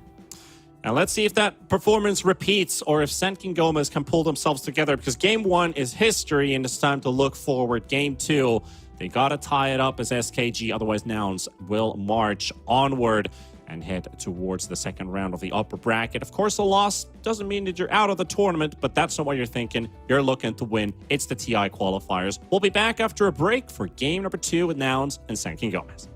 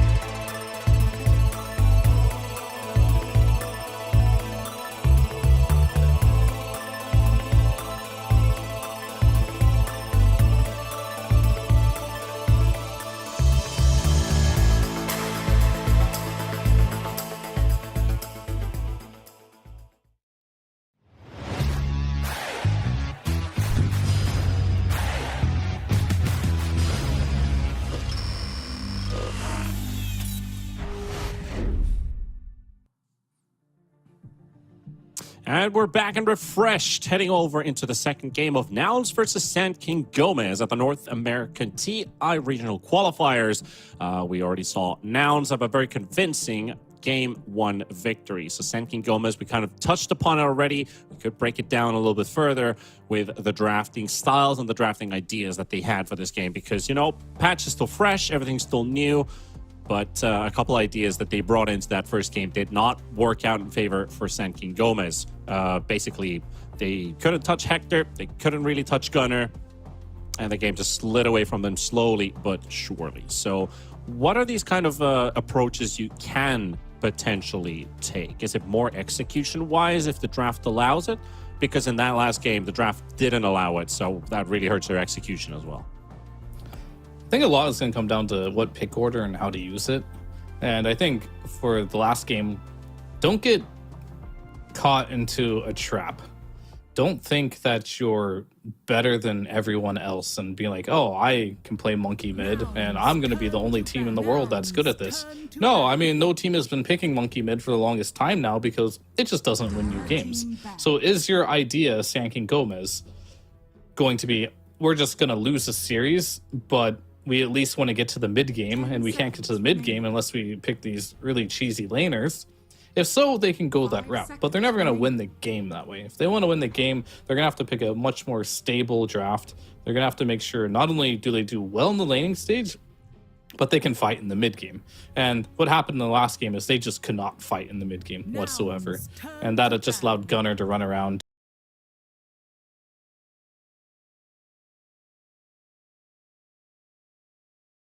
One thing you should focus on more than anything is put together a draft that can scale. Maybe you will find K1, maybe you won't stop them from farming, but maybe you'll find some late game pickoffs, so kill them because your draft just actually makes sense. Aim for that. You can see that the Phoenix is banned out by Sand King GÓMEZ. They did have some success on the side of Nouns with Lelis playing the Phoenix, stacking around the map, going all around the place, having that egg healing battery, which did seem to be very annoying for Sand King GÓMEZ to face up against when the Dawnbreaker and Moo had already built up the Ags as well. It's like, yeah, we can't even kill a Vengeful Spirit, which feels rough. So we'd like to face these heroes a bit earlier on into the game. Just ban out the Phoenix. Take another approach, because Nouns did talk about them wanting to set some type of a meta. We already talked about NA being a copycat region. Now the whole patch being new, people can just make up stuff and it can work, and people will see, oh, it works. Let's see if there's any truth to it. So still feels like anything can happen. There's a lot of truth to anything you can say. I feel like with this qualifier just ending as quick as it's going to end, you might not have a lot of time to copy things. True. Like your life might just flash before your eyes before you even understand what's going on here. So I think whoever just comes in with the best ideas are just going to win. And it's not going to be easy to catch on to it right away. Like, I'm already looking at this, and your Sand King GÓMEZ is banning heroes that Nouns played last game. And I'm looking at Nouns' bans, and I'm just like, they're banning 4 heroes before even seeing a single hero right now. Like, how much information can they have to possibly know that these 4 heroes are going to be good against what they pick? And it's probably just going to come down to they already preemptively know what they want to pick, and they're going to ban 4 heroes that are good against it, and hopes of Sand King GÓMEZ not banning it in return. And Astini shouting orders as well. Yeah, but I'm looking at all the bans that happened right now. Disruptor is good for Darkseer. Nature's Prophet doesn't really do much. I know why they banned it, though, because that hero is actually a very popular POS 5 right now. Earth Spirit's a good hero. Not sure why they banned Bat. Not really good for Darkseer either. They're just banning heroes that they think are good. Just 4 heroes that are good and maybe 1 targeted towards what they want to pick. I don't know. I'm a little bit... I think this always happens in Dota. You're just... Things change so much that you just don't really know what's good and what's not good. And maybe at some point, teams will get to a point where they can fully abuse having 4, 5, 6, 7 bans before even 1 hero is picked. But for now, I guarantee you, no team has figured it out. They can say all they want. They figured out the meta. We're creating the meta. There's no way they have figured out this patch like a couple days later of scrimming this. There's way too many changes. One thing is funny, though. You're looking at the Sand King GÓMEZ bans. I don't remember a lot of times I've seen Clockwork and then Spirit Breaker. Exactly these two heroes in this order being banned out. I mean, probably never happened. It feels that way, right? I mean, maybe it has actually, because it was two bans, 3 bans, 2 bans before, so it theoretically could have happened. But them banning these particular heroes should be an indicator of some sort. I mean, they're both similar heroes, right? They're just can get on top of heroes like a Drow Ranger, stuff like that. But you have a Grimstroke. I don't think Grimstroke is a hero you want to pair with like these ranged carries. So kind of a strange bands, but yeah, it doesn't not feel like strange in the Grimstroke sense is actually good with against Darkseer, them, in a way. right? Yeah. Like they're good So against they're the just- Darkseer for sure, but like With Darkseer. with Good Darkseer, yeah. Yes. But it feels like Grimstroke is good actually against those two heroes. I don't know if that's true. Maybe it is, but either way, I think they're banning in a very simple mindset. Oh, they have Darkseer. We ban melee force, and then they just pick a Rubik instead because Darkseer doesn't actually have to lane with melee force. That has not been the case for like the entirety of the year. If you can make it work, I think it's a bonus, but it's not a requirement. Good old classic Rubik. Also feel like a lot of these good heroes that have been improved, Rubik also gets better alongside them. It's always something to keep in mind. I feel like the hero has pretty much, I feel like pretty much always has been a good hero. Has there ever been a time when Rubik's been bad? I'm trying to... I'm also trying to dig deep, and I just can't come up with a time when Rubik would have actually been a bad pick. It's never been bad, but it's always been sometimes like, it's just a Rubik, It's not the greatest. Like, it's never been like, yeah. oh my gosh, they picked Rubik. What are they doing? He's always been at least okay or top tier. I think fundamentally just being able to steal spells is going to make the hero always a good pick, because whatever's meta, you're going to be meta too because you're taking those spells, right? So I think Rubik in that regard will always be a pretty decent hero, conceptually. Now that I see the Wraith King come out from Sand King GÓMEZ, I like the idea that they have going here with this Grimstroke Wraith King potentially being in the same lane, now that you can pop Inkswell with your sub ability to stun earlier. And then the Wraith King also has a follow-up stun, or even initiating stun to get the Inkswell then on top and follow up on targets. But this is a very early Wraith King pick, in my opinion. There's still I see the Darkseer. I see the Darkseer, but there's still a double pick. That's one at least is going to counter the Wraith King. The other can be anything. I just don't know if Wraith King got enough buffs to justify picking this hero again. Like, the skeletons got buffed, which is fine. It's like not the hero. It's like, Right. I mean, is this hero a carry? Is he an offlaner? Is he a support? I mean, he has to be a core just the way skeletons work. Because you need to hit creeps. I know Well, I guess 9 we'll plays find out this Sky. game. 10 seconds remaining. I mean, Wraith King got nerfed in the most recent patch. 5 seconds. Strength gain decreased. Guess he was too OP in some low-level pubs. Could be. I mean, the Aghanim Scepter cooldown reduction went from 40 to 30, so if you play some, like, offlane Aghanim style, potentially. Because, like, why wouldn't you just pick Sven? You just lost to a Sven. Wraith King is actually a decent illusion target, because the illusion does lifesteal, the illusion does crit, whereas none of Sven's abilities are really good. And plus, you can, as Sven, you have AoE clear, right? You can just, like, cleave the illusions. Wraith King doesn't have that ability. But I don't hate what they're doing here. They got good stuns, they got a melee. Their supports do a lot of damage. And if you're going to pick Wraith King against Hector, you better know he knows the counters to Wraith King. This man invented Wraith King himself. Yep. So he's going to pay CK against it. And so far, all their heroes suck for CK. So this is a pretty good pick.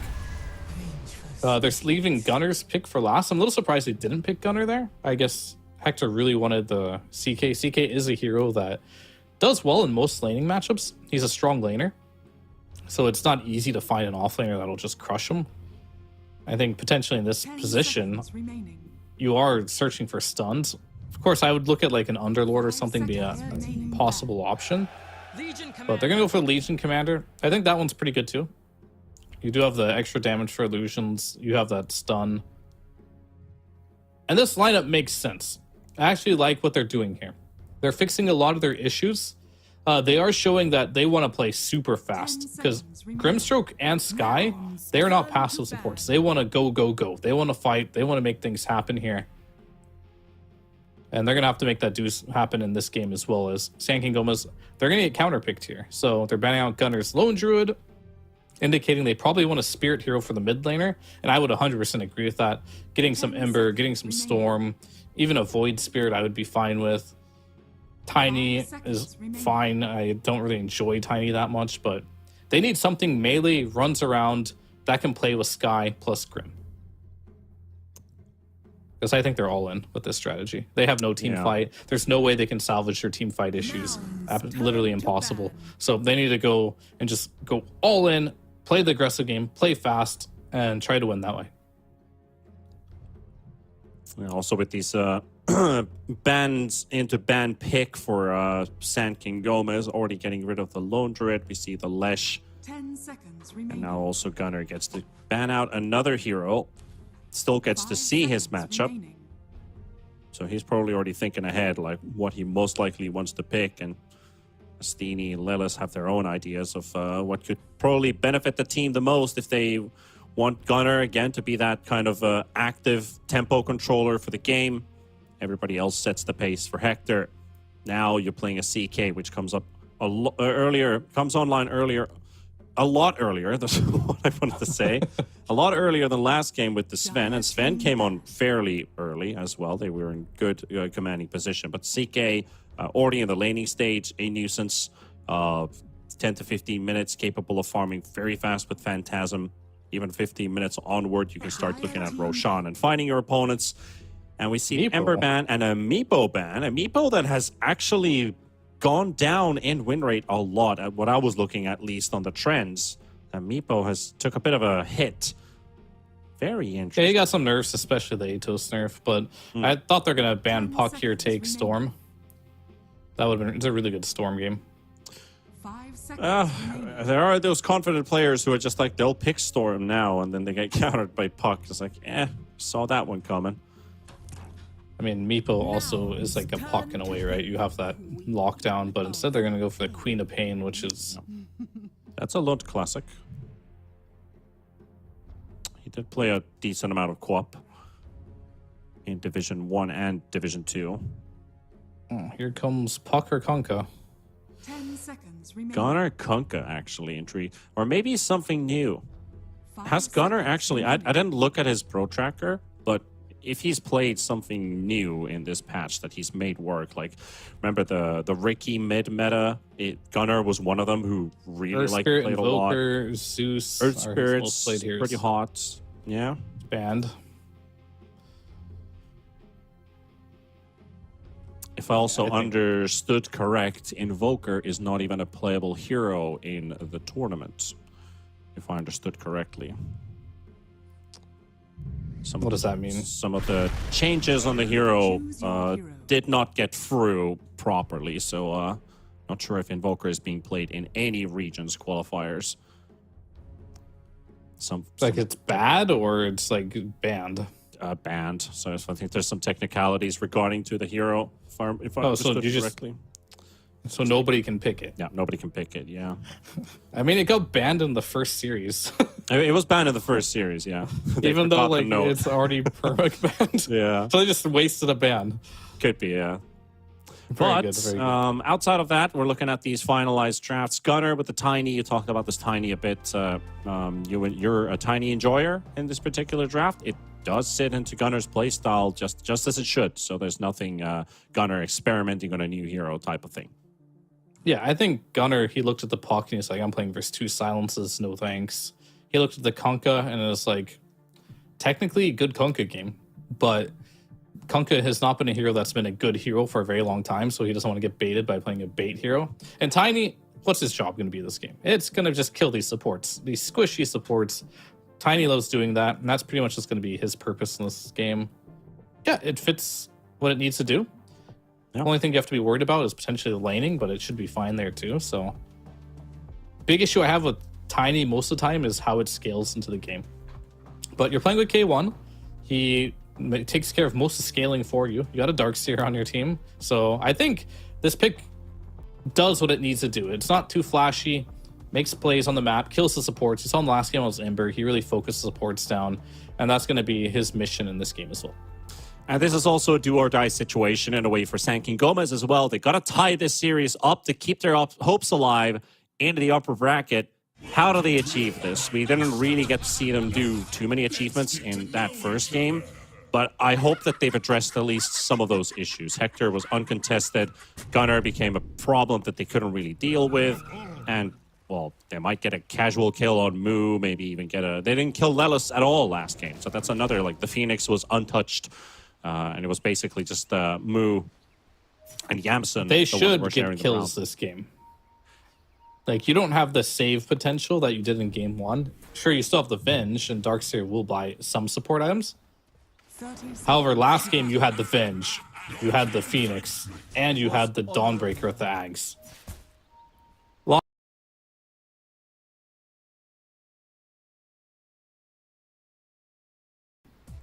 This man is Grandmaster, Wraith King, every skin unlocked. We're going to comfort.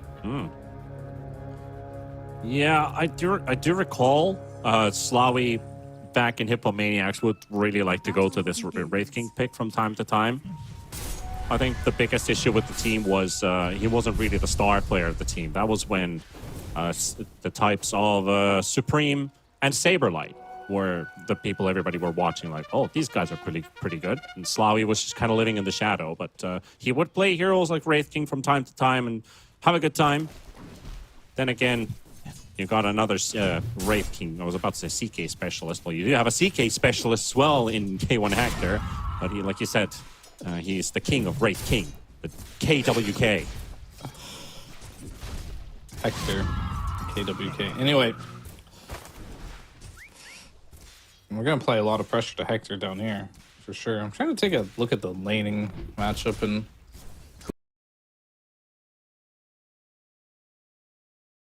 but I'm not like super confident on that one because Tiny with Tree Grab can get a lot of denies, but he is applying a lot of pressure as of now, but kind of missing some CS, unfortunately, with this tear, but still doing good damage here. Gunnar, he'll get level 2 now. Sorry, I like watching the first couple lane levels on mid lane. They matter so much. Yeah, it's not going to be easy for the Tiny, but we've seen that Gunnar can come out thriving from difficult situations. Yeah. But if Lund can find a kill on Gunnar, that would be absolutely huge. Getting the Quap extra experience early on from a kill, opening up the lane, keeping the Tiny behind, who is very rotation heavy, basically. We've always lived in a term of, we see Tiny in the game, we expect who's in trouble? Gank, but let's see what they can do with this. Oh, he got Slawi should get the stun connection, but not too much damage onto Moo. He drops down a half. Bit risky as well. They're all very low movement speed heroes. I think they kind of did not play that the best they could have. Slawi, he summoned his skeletons, but stunned too early because the stun will trigger your skeletons to attack the target, but they have to be summoned first. So and it takes a little bit for the animation to go off. So he didn't get all the skeletons to attack Moo, and then he kind of just didn't follow him either. So a little bit of misexecution there, but still doing fine in the lane, still farming. But Moo free farming, CK free farming, and Gunnar also free farming. Not particularly good news if you're a Sand King GÓMEZ fan here, as all three lanes are not particularly going great as of now, but it's still early on. Still very early on, but surely the lanes are in a bit of peril. You need to address them pretty early on. Gunnar is just having a field day right now, 12-6 in terms of those CS. And also the 8 denies. He's got high right-click damage for sure. But it is a melee versus range matchup, which, well, let's look at top lane. Chan is actually pretty low. Moo does get stunned up by the Inkswell, so close attempt onto the Grimstroke. Lelis probably just needing a right click and a Fate Bolt. Finish off the job. Yeah, Darkseer, another... Oh, he missed the vacuum on top lane, but nobody saw that actually, only me. Nope. Regardless, I was going to say, Darkseer is a hero that's pretty decent versus Wraith King as well, because you want to use your skeletons, right? To survive, to push out lanes, to farm, do damage. But against Ion Shell, they kind of just melt.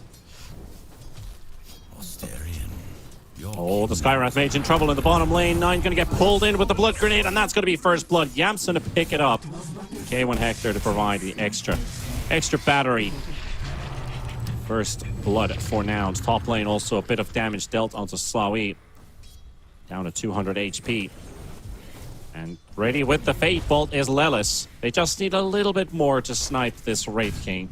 So they're keeping him on his toes. Moo has no mana, ends up using a Lotus. No vacuum either. And he has a Fate Bolt. He might just... Yeah, he's Sean toying here. with John here. No vision. If he wanted to, he could have dropped a Sentry in there and got the vision and killed him, but... Oh, he's a bit too far away for the Fate Bolt. Nah, I mean, sometimes getting a Sometimes it's kill better isn't keeping worth him it. low, yeah. Yeah. If it John was is first constantly blood, I say right. go for it. But if it's not first blood, if he's useless and can't do anything, he has a salve now. So maybe it would have been better to kill him. But he wouldn't know for sure. And you're going to see Moo on the top lane. Just he summons the skeletons on the Wraith King. But Moo with the Ion Shell, they don't really care. They're just going to nuke him down. He's not going to get a lot of effect here from Extra farm. these Skelly bros. As they come back up of their graves and give that extra 5 gold per Skelly. I mean, the gold really doesn't matter. It's more of like, this is a critical part of your hero concept. Like, you do most of your damage through these skeletons. And you also farm. That's your farming tool. Sven has cleave. Okay, one. Oh, he's in trouble. He's got a Fairy Fire, though. But can they extend for the kill? That Arcane Bolt got a range should drop. finish him off. No. He's under, oh, He turned around. He turned. Okay. I mean, he probably would have got chased down for one more overwhelming odds. But, yeah. Oh, well. Venge went mid to... I didn't see what happened there, actually. Maybe we'll never know. Talking about mid, Lund has been catching up in CS. 22 to 23, but Gunnar with that ridiculous amount of deny so far. Skywrath Mage not feeling too healthy with Yamson on his tail, but there goes the toss from Gunnar. And one more hit from Yamson should do. For a moment, it looked like he was at the edge of the stairs. He could have had a high ground miss, but... And Layla's with the DD. He's just going to right-click Sean down. See you later. Just enjoying. 3-1 for Nouns. Even a rotation towards mid by Lelis. Got telekinesis in 3 seconds. Lund has now leveled up his Link. Does the Fate Bolt do enough, though? He wants to leave it for Gunnar. Yeah, they're going to He didn't blink. He didn't blink. He never did. He never did. Oh, well. John going for the turnaround, trying to catch the Lelis. The stun should... No, the creeps. The creep does basically a pixel away. Oh, if the creeps didn't block him, he might have actually gotten the Inkswell stun. But Gunnar! Oh, now Gunnar's in trouble. Yeah, Gunnar's down. Okay, very back-to-back. Wisdom rune battles. Nah, not real battles. That's a Gunnar death or And Lund just like, beat yeah, these there's top. no way these guys can kill me. Moo down to 200 HP. Lund, he did use his blink this time. It's very close if he catches an eye on him. Puts down the ward. And very close to getting the kill. Oh, he only just realizes that Dark's just gone away the other direction. So he's going to miss out on the kill. He just respawned TP top, try to get a kill. He didn't go Sonic Wave, so he won 3 points in Shadow Strike for the laning stage. Opted out of the Sonic Wave, so doesn't get the kill. I think without Sonic Wave, it's a little difficult to go for those plays there. But at the end, he only lost a little bit for that rotation. Kind of annoyed Moo. It was fine. It's not going to be game-breaking. What could be game-breaking is who gets this 8-minute rune and what happens with it. That's for 2 seconds. It's coming out, and the supports are ready for nouns. Denying the haste rune. No rune for anyone. Could have been a good rune for the Tiny to have. Want to make that quick rotation on Gunner. Gonna be the night this time. Smoke being bought for Yamson, so they're definitely looking to make a play at some stage in the coming minutes. Probably not with the CK, but maybe with somebody else. Chan was actually going for Lelis there momentarily, but the Inkswell not close enough. And onto the Vengeful Spirit. Yamson gonna get targeted by 9 and Dutcho, and that should be our first duel. Stun thrown in. It's gonna be a close one, but they got it. Gunner also rotating in. Oh, Casual Chicken walks in. I'll smack that down. Top tower is under attack. It's very graphic if you think about both a man chickens, like a actually. club hitting a chicken. I mean, both chickens technically, because Venge has the chicken taunt, and Skyrath has always been referred to as chicken. Oh, he's got a stolen duel. Does he get this one? Oh, he's got a... He gave it that's 20 damage for Legion now. What? Oh, the stolen duel. Now Legion's got more damage than he could have ever hoped to have. And that's just one of those things when you play Legion, like, you don't want to feed the 0 damage. The way I look at Legion, it's a carry now. And it scales based on how much damage it steals. Giving it bonus damage just literally for free is one of the worst things you can do. So Sand King GÓMEZ is off to a much better start this game. Yeah, happy to take The that Wraith as King's well. farming. The Legion's having a field day. Quap is struggling, but Dire's top tower is under Yeah. attack. kind of expected that one. You're kind of picking blind Quap in the mid matchup. And I guess it's... Slawi with a rotation, really good. I guess it's like, for Lelis, maybe worth a little bit of a giggle. Like, okay, I screwed up. We do a bit of throwing. But It this was is a not bit of throwing Shopify. for sure. This is not Shopify type of we do a bit of throwing. Well, we do know that nouns from time to time, they can get into this bit of a goofy mode from here and there. TI qualifier time, it's good to stay loose, but it's never good to lose a game and be like, wow, that was dumb. Yeah, this is not the tournament for that. I mean, most of these players, this is what they wait for the entire year. They play a DPC, and they still get to play the regional qualifiers, but this is the one that really matters to them all. 4-man rotation, 5-man as the TP coming in as well from Sand King Double GÓMEZ, duel. and the double duel. That's 1, maybe even 2. Sonic Wave coming in, the Tiny still living. Stolen Sonic Wave from Lelis, turns into a kill. Dutcho down, Gunner low on HP. Basawi coming in, respawning for the second time as John goes back to the battle, but won't be able to catch the Tiny. The Sonic Wave, not going to be enough. Not the scream of pain. Not enough damage. And somehow, Nouns will keep Gunner alive, losing the Darkseer and the Venge, and they get 4 kills for themselves. Layla's Huge. played that one really well. That's how they were able to keep Gunner alive. Sonic Wave to push them all back. Then on the respawn of the Wraith King, he lifts them back just in time, so you can't get that additional Wraithfire blast off there. Look So at his really damage. well played by Laylas on that one. Did 8.4k damage, if I saw correct. On Or, what's 2, your- or 2.4k. I'm not sure if that was an 8 or 2, but still the highest damage output for Nouns that last fight. If he did 8.4k damage, Yeah, they he would've all died, Got a yeah. rampage. You're right about that. I'm dumb. I'm silly. Well, if he does that again, he might be able to do that. Yeah. Dire's top tower is under attack.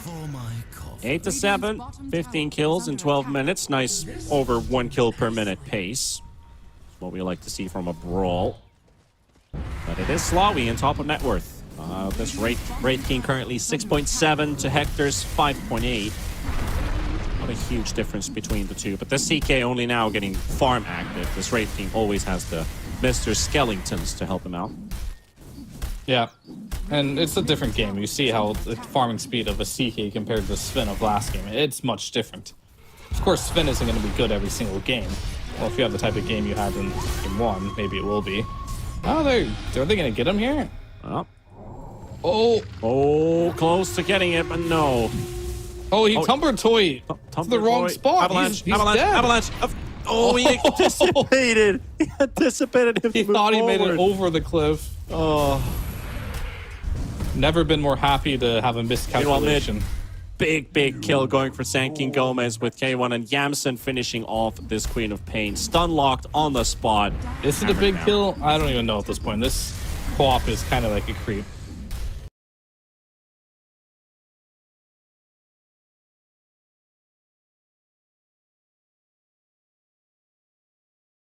Those supports, duel coming out onto Yamsen, but the Legion Commander getting bullied, still gets the duel victory.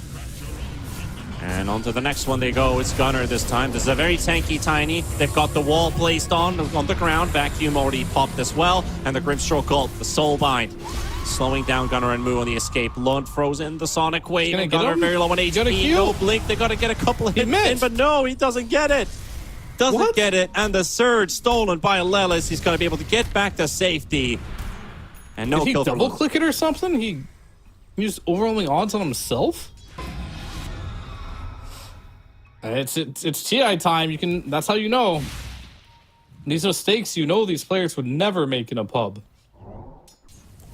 You watch them here; they look silly, but that's just the nature of the game. Yeah, you got to be able to play under pressure. Talking about playing under pressure, the last fight in top, Lelis basically salvaged it. He also saved Gunner's life again. Radiant are scanning. Lelis is playing really good this game. It reflects not only in his net worth, as he has now surpassed the Queen of Pain, the enemy mid laner, in net worth, but also has played the support role of buying wards and assisting his teammates as they will kill Moo. Yeah. Combination is quite strong. Too much for a Darkseer to deal with.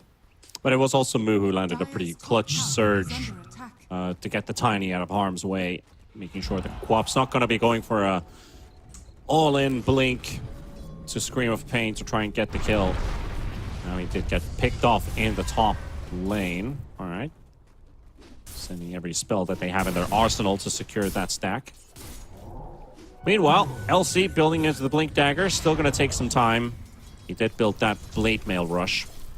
And there are games where you highly debate, is Blade Mail Rush really that good on LC? But when you look at it, you've got a Quap able to move around, you have a Sky who can quickly blow up stuff, but you're not getting to play your full-out combo. Silence onto Gunner before he's able to get any spells off. They still kill off Chan. Duel coming out, and it's another double. They got the Venge. There's the big ulti coming out. The Mystic Flare almost finishing off Gunner, but again he survives somehow. Walks out as that duel expires. And again, a 1-for-1. These double duels have been pretty cool. They're not getting like double damage off them. There might be a point in this game where they do.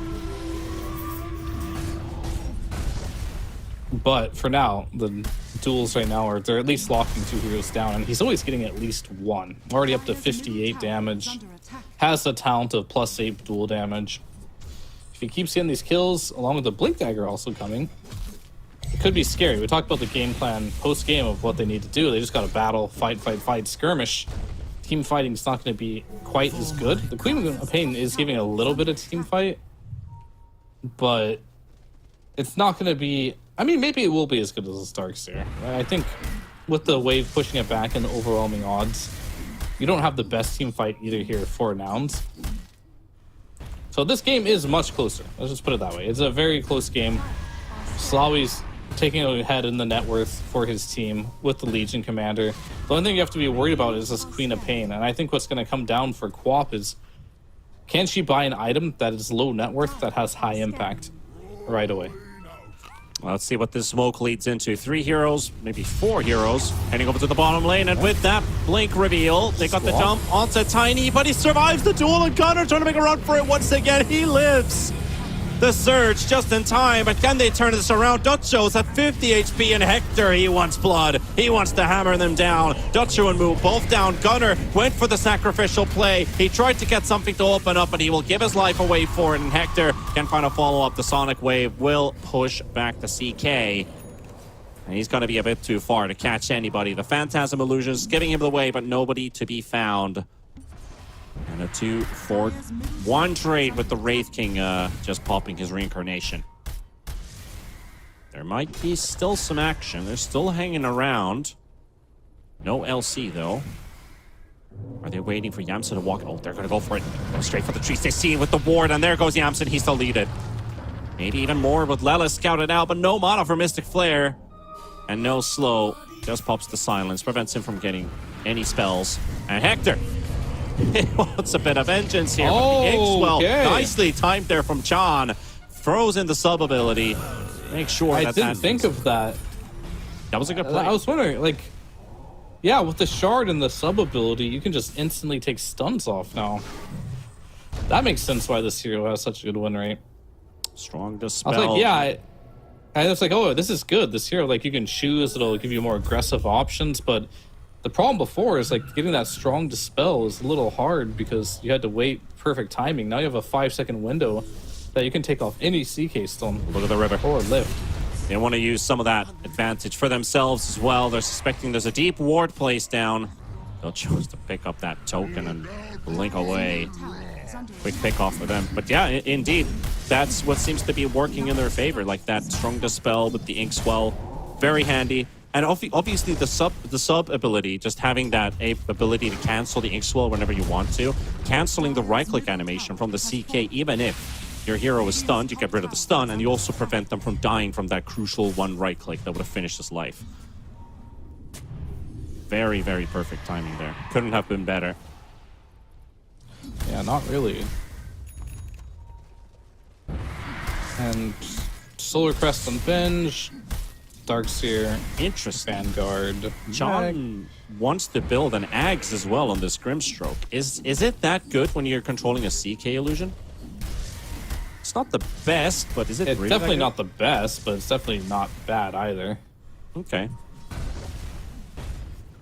It's a bit greedy for my taste. I'd rather him play support than try to play carry. But if he does get to it, it comes down to the question, is that 4,200 gold going to be the best usage of gold he could possibly use it for? I don't think so. I think having more saves would be better. But they are playing that style. Everyone's kind of playing for themselves here. Legion, he's going carry items. Grim's going carry items. Quap is going for the carry items. Trying to do a pub, right? Nice catch on Lund there, but the vacuum still not enough. Still blinks away. Oh, but here comes the blink in onto the Vengeful Spirit, but nice toss save from Gunnar. Okay. Buys the time necessary for Yamsen to live, and the turnaround does show to fall. Slavi coming in with the blink, goes for the initiation onto Yamsen, still trying to finish him off, and finally gets him out of the way. But the Soulbind, and at the same time countered by Mu dropping the wall. Chan in trouble. Silence onto K1, but it doesn't matter. Hector's still gonna hunt him down to the ends of the earth. Finish off one, finish off two, get a double kill for himself. Sanking GÓMEZ paying a heavy price. Yeah, these last couple of fights have been saved by swaps on the duel, tossing the duel target. It's like, he goes on the Venge, right? Because he doesn't want him to swap and save him. But instead, Tiny saves the Venge with a toss. It's getting a little annoying here for Legion to play, but Nouns are playing these fights really well with the tools that they have available to them. Maybe they have to wait for these situations yet again where maybe you can't duel until you see the Soulbind. Because it's not going to be so easy to save two targets.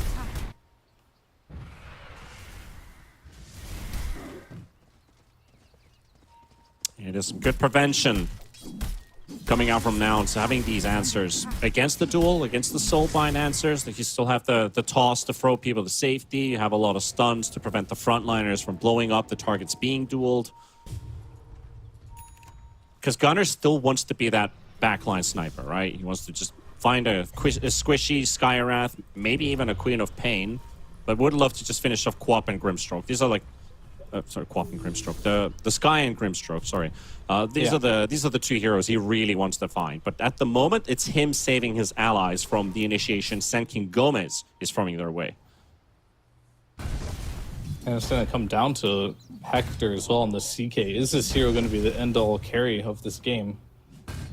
Maybe. He is farming heavy, but so is the Wraith King. But I feel like between the two carries right now, the CK is more favorable, but you do have the Grimstroke behind you as the Wraith King. Whereas behind the CK, not so much. Like, when you pick Venge, you're thinking about swap saving people.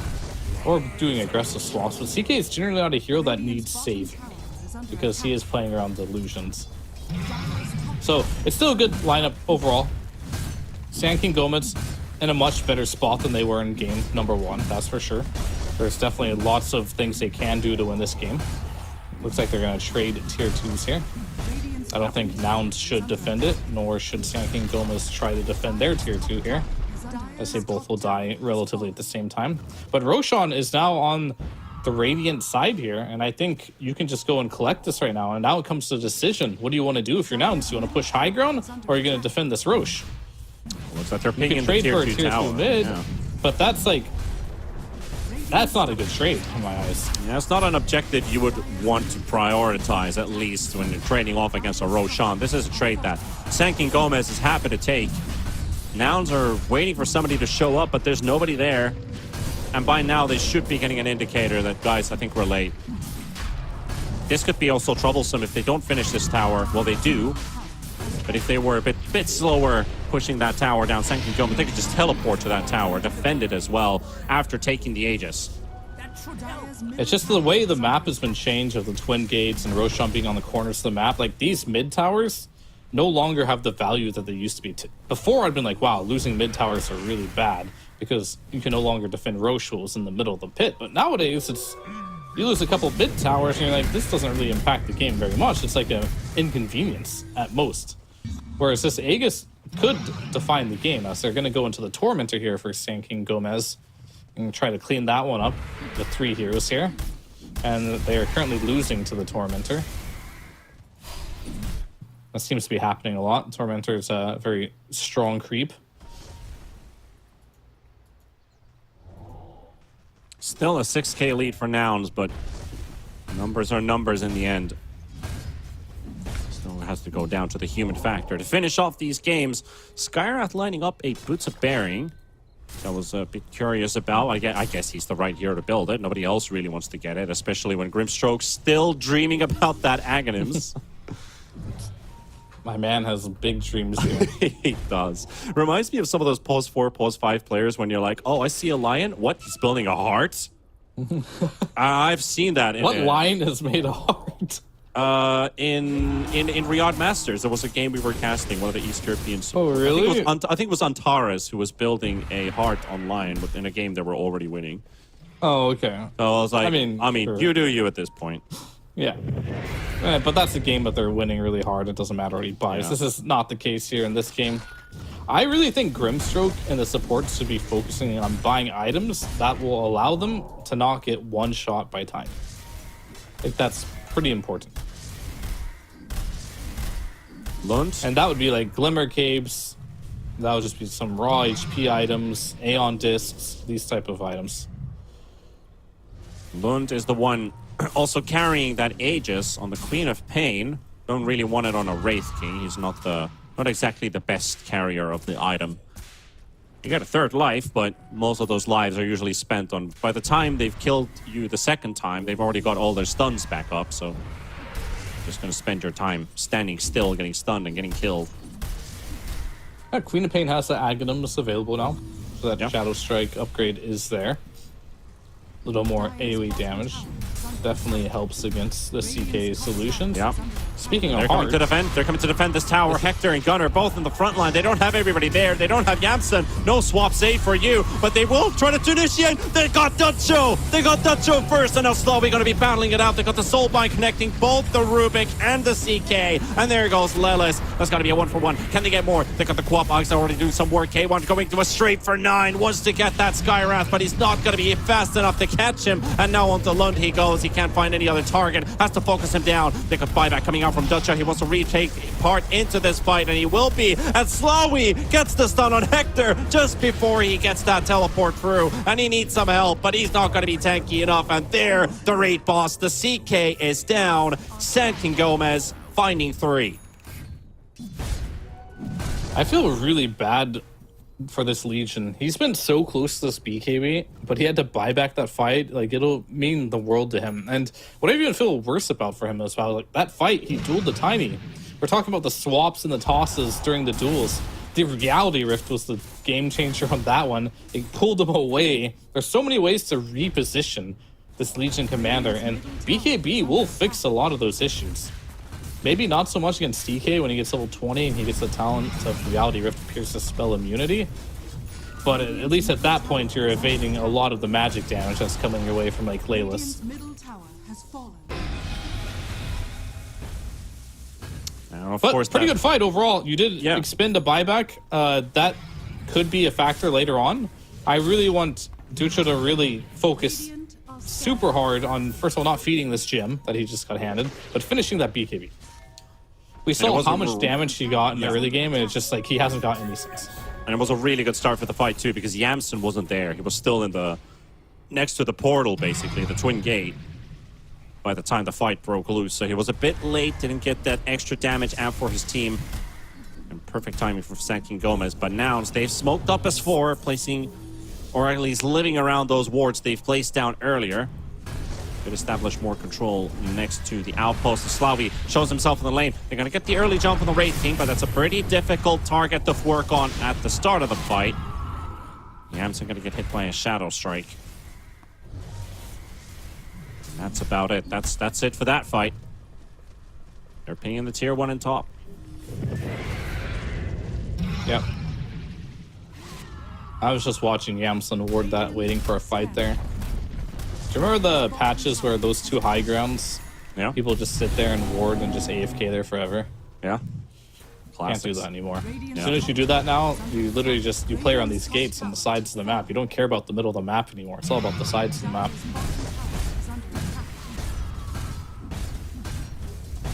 What a wonderful patch, I think.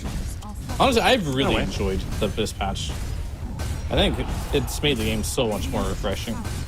It's at least it's something different compared to what we were used to for so many years.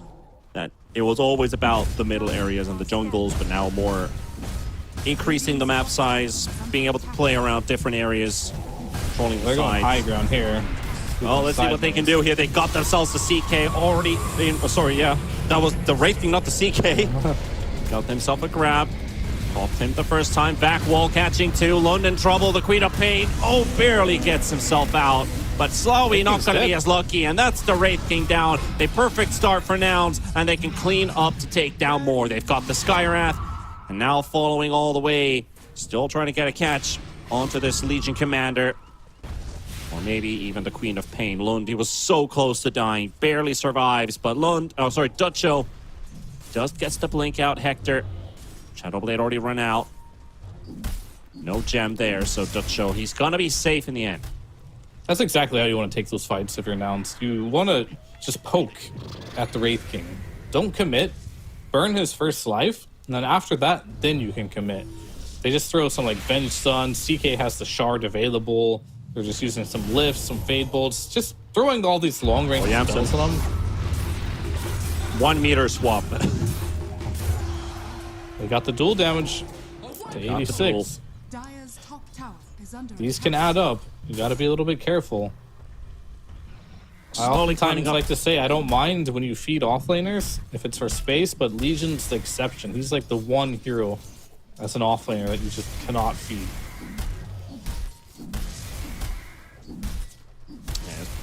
One of those super annoying games again where you're trying to play the sides as a support. If there's any heroes like the IOs, the Spirit Breakers, stuff like that, they just prevent you from doing it. And then LC is one that even gains benefit of you doing that. Radiant's top tower is under attack. Just counteracts your entire idea of playing the sides.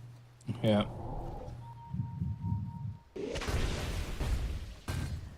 Probably also a big reason in the popularity of this hero. Just the way it For fits sure. into the meta. Dire's bottom tower. Yeah, with all the changes, its laning stage, how the map is played, everything is a factor for sure. And we're seeing a smoke come out now, and Hector's doing a farming ult right now. So if they do take this fight, Yamson's It'll also still be- pretty far. without the CK ultimate, Dire's bottom tower is under attack. but They they still went want to fight even straight without it. head on. They know.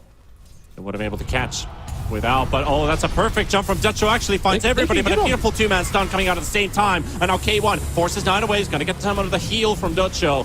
And now they've got themselves the Vengeful Spirit and the CK both in the Soulbind duel coming out. They're evaporating one by one. 2 heroes gone from Nouns, and that Gunner Tiny could be looking like a third, trying to finish off the Wraith King's first life, but that's just the first life, not the second one, the one that really matters. Gunner down. And only Moo 2 has no mana for survivors. CP. And Moo. He's got no mana. Oh, Mana Boots into Bleakholm. Okay. Still Mana Boots just got up. costly for Nouns, and that's a Roche for Sanking Gomez. I was a little worried for Sanking Gomez there, I'm not gonna lie, because Ducho went in, he saw the Wraith King. Or sorry, not the Wraith King, he saw the Chaos Knight, and he just didn't duel him, knowing that there was no ulti there. And it goes back to, why did they try and take that fight with no Phantasm? I really think they need that ability to win team fights. If they're just using it to farm, they kind of have to forfeit areas. And sure, Hector did some damage to the tier 3 bottom tower with his ultimate and pushed mid lane as well. And he got gold, but they need to win the team fights. So I think they should chill out on using the CK ultimate for scouting and farming and try to use it more for the team fights, or at least be on the same page of what they want to do. Radiant are scanning. Just like that, another Aegis on to the Queen of Pain here. With a Shiva's Guard completed. This game is getting harder and harder for Hector. It's already been looking pretty difficult for him, and continues to grow even more harder, even more difficult. Radiant's bottom tower is under attack. I think he had an idea of building a harpoon at some point, but I believe he's scrapped that idea completely. For the time being, at least. Working on a Manta style. He does have that Mage Slayer. Dire are scanning. Well, the Mage Slayer will not be for Manta. That'll be for the Bloodthorn. That would be the Bloodthorn, yeah. But he also has Manta lined up, so he's probably He does. contemplating. Does he get rid of Armlet for Manta? Does he get rid of his boots? He's gonna have to get rid of something. Radiant's middle tower is under attack. Darkseer for the Crimson Guard, Rubik for the Ags. Actually, pretty damn good game for Rubik to build an Ag. So they do have some scaling on the side of Nouns. It's not just the Rubik, but there's a lot of ways that they can still scale into the game, especially with Tiny and the Aghanims build-ups. Allows them to play the game a little bit differently. But most importantly, Lelis, who has been a highlight character for Nouns this game. It's not been a Hector show. It's not been a Gunner show. It's really been like Lelis, Moo, who have absolutely been on point this game. Moo maybe a couple deaths here and there, but doesn't take away from the whole picture that he's enabling his team a lot. So Aghanim's Rubik can be huge. Oh, he's blinked in on Sean. Fine. Soulbind kind of wasted here. But they got the tower. Maybe that's what they wanted all Gunner's along. ratting top lane too. All right, trying to keep the lane forced out of their base, at least. That's the final tier 2 tower gone from Nouns. Next is the ticket to high ground. I've been trying to justify why Gunner has a Sange and Yasha this game. I can't find Is under attack. a good justification right now. Like dual duration less, soulbind duration less, silence less. I mean, I guess those are some things. But then he's like skipping Less out on everything. BKB, which he's going back for anyway. He's not getting that Daedalus online to do the damage. Sometimes he's like to go for the axe. You're kind of pointing it out, Fear. Less everything. And there goes Moo. Not for the first time. Oh, not Hector. Oh, this is massive for Sanking Gomez.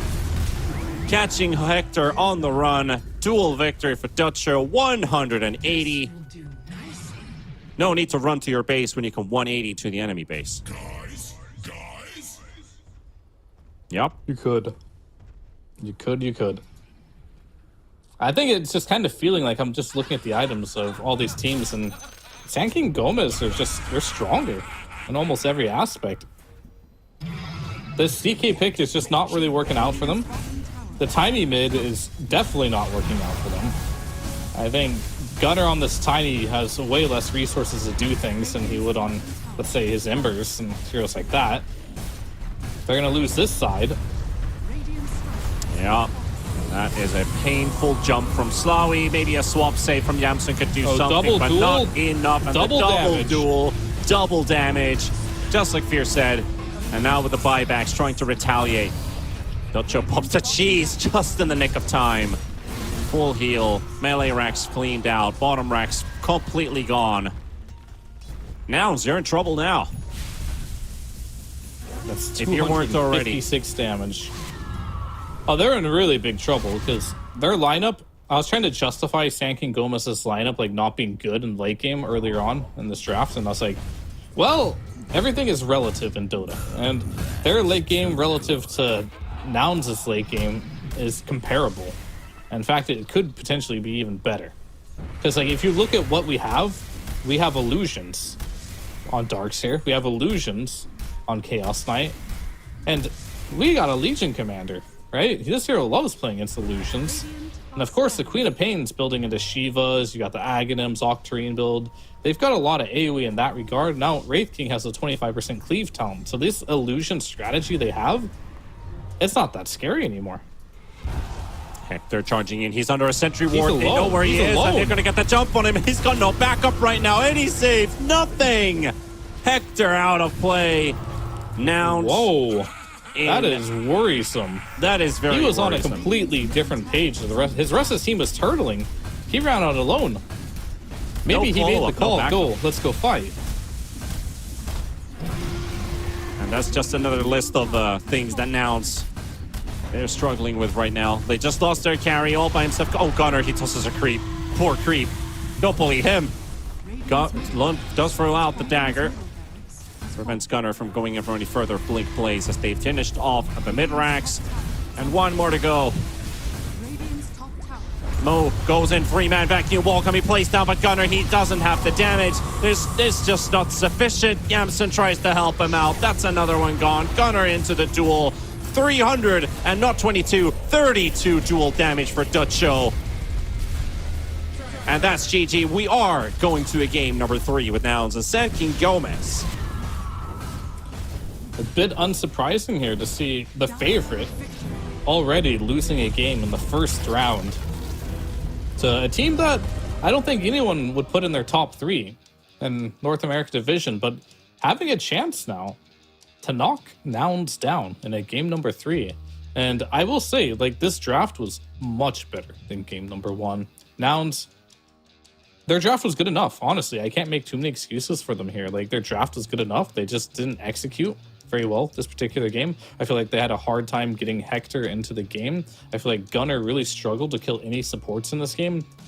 And maybe it just wasn't their style of how they want to play. I was watching Hector like farm Ancients, for example, and it seemed very slow.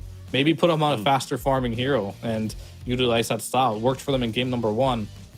You don't have to be a one-trick pony, but you're in a game 3, not elimination, but elimination from the upper bracket, I suppose. Maybe try to do what you know will work. But I was also looking at the post-game stats here. The hero damage dealt was Moo, dealing the most damage out of the team. And your Darkseer can be high, but he shouldn't be the top damage dealer of the team. Also, Rubik almost dealing as much damage as Gunnar did on this Tiny. So a lot of issues for Nouns, not just damage dealing issues, but something that tells the story was how this game went. What led to that cause? The double dual soulbinds worked out really well. Even Lelis giving an extra dual victory as well pretty early on into the game with the stolen duel. But, I mean, I don't know how to put this, but Dutcho was handing out this game pretty well. Like, he got a lot of early damage for himself. He was a Blade Mail Legion commander. I sometimes detest Legions. They don't go for the blink because you have a Skywrath mage who's going to secure you those kills, right? But they still got it to work. And then with this Grimstroke, they're like, guys, blink or no blink, we're going to get these dual victories. We're going to get these kills. Like, if you look at that fight, right, like, he's just so out of position in the previous fight we watched that Hector's just by himself, his team's in the base. There's definitely some disconnect still. This is a new team. Hector, he's new to this roster. He's playing with a North American squad for, I think, the first time. He's mainly been playing in South America on Beast Coast. Maybe not the same exact ideas. But in this particular game, those hiccups will happen. They're allowed to happen every once in a while, and these are the best spots for them to happen at. But if they happen too many times in the qualifier and you see yourself out, it could be a big problem. But Sankin Gomez, we questioned the Wraith King a little bit. He's a Grandmaster Wraith King player. He played really well. I think you mentioned Ducho really well. Lone had a rough early game, but that's still a respectable score at the end of the day. For sure. And of course, the supports, they played really well. I mean, there's one player above the rest. If we choose our Mr. Vice President, it's going to be Chan, our MVP with the Sky. Wait, did I say Chan with the Skywrath? Oh, actually, it should have been Chan with the Grimstroke. That's the one. That's the one I was looking for here. 9, he played a good game, but Chan with the Grimstroke was definitely the one we're looking at a lot. Crazy good plays with the Soul Bind, some really clutch Inkswell timings as well with that shard. Good heart dispels forward here and there. Made it difficult for his opponents to play the game. And Chan might have not been the Skywrath mage, but surely the best Grimstroke on the server. I mean, yeah, he had a really good score. Didn't die very much. Gunnar wasn't able to find him in the fights. And both the supports, really. Like, I was expecting Gunnar to just be a terror to these supports, but he wasn't able to find them. And the Grimstroke, it was really just the Soul Binds. It was the Inkswells. These really pulled the game. Double duels, taking stuns off consistently with that shard with a new activatable Inkswell. He played really well. And that also means that we're led into a final game of this best-of-3 series. Nouns and Sankin Gomez gonna have to battle it out in one more game. Who's gonna stay in the upper, who's gonna drop to the lower. All of that after the break. Right back. Every day for 3 years, a secret team met across Europe to hack one of the most technologically advanced cars in the world. Meet the Deloitte cybersecurity team that developed new state-of-the-art automotive software defenses, making the world safer for drivers, passengers, and pedestrians.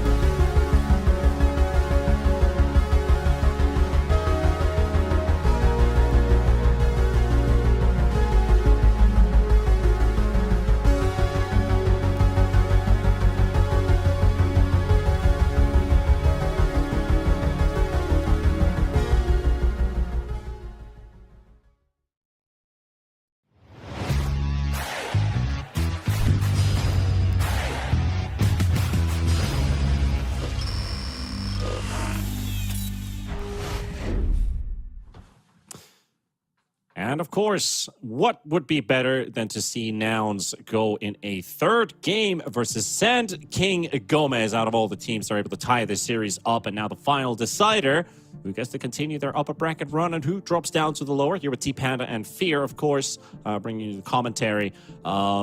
This was a good showing from Sand King GÓMEZ that they're not a team to be trifled with. This was not an easy win for Nouns. This was not even a win at all for them. So gotta have to take a different look at what Sand King GÓMEZ is going to bring into this final games draft.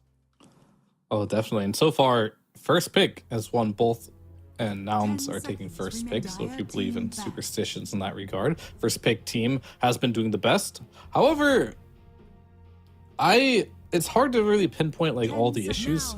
I really think just Gunnar and Hector, I was praising them so much after game one of like, oh, Gunnar's space making potential. Oh, we have Hector's farming potential. They both kind of went away from that in that second game there. Gunnar, he played a Tiny, a hero that has not been performing super well in the mid lane for a while now. Of course, it's a new patch. 1 game sample size is not going to be the best. But we all know that CK is not going to out-farm like a Sven, for example. So if they stick to the formula of Hector farming fast and giving Gunnar more of his stable heroes, like there was a Puck in the pool, and yeah, Puck isn't great for Sky and these silences, but it just looks like Tiny just isn't great no matter what. So I still would take my chances with a Gunnar Puck in that situation over that. But it is a new game.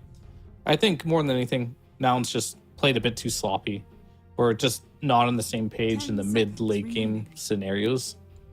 And Sand King GÓMEZ, they had that killer instinct. I really like that. Like Chon on his Grim, very aggressive with the soul binds. And then Ducho following in with these duels as well. I liked what they did there. I want to see them replicate that. Don't play these like slower lineups with this Void trying to farm like in game number 1 with no chrono damage. Bring the tempo to them. Play fast. Go ahead and slay Nouns.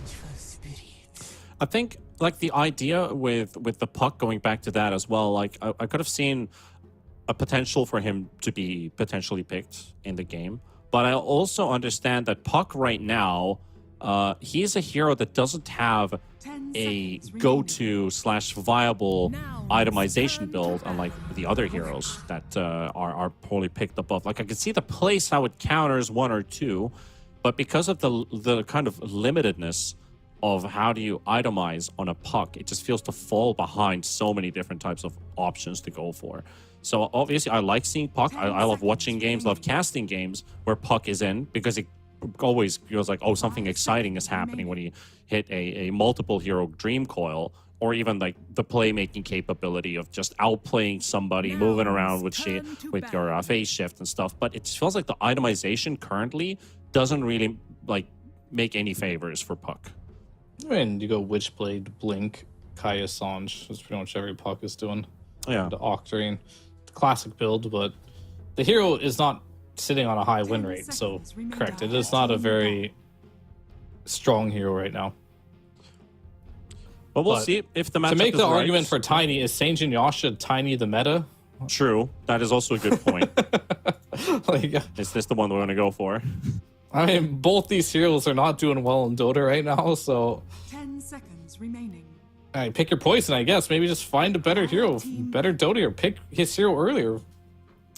And talk Not about sure what to say. It really just comes down to this drafting order, experimenting, finding what works for you. Well, as he said, You can't find a...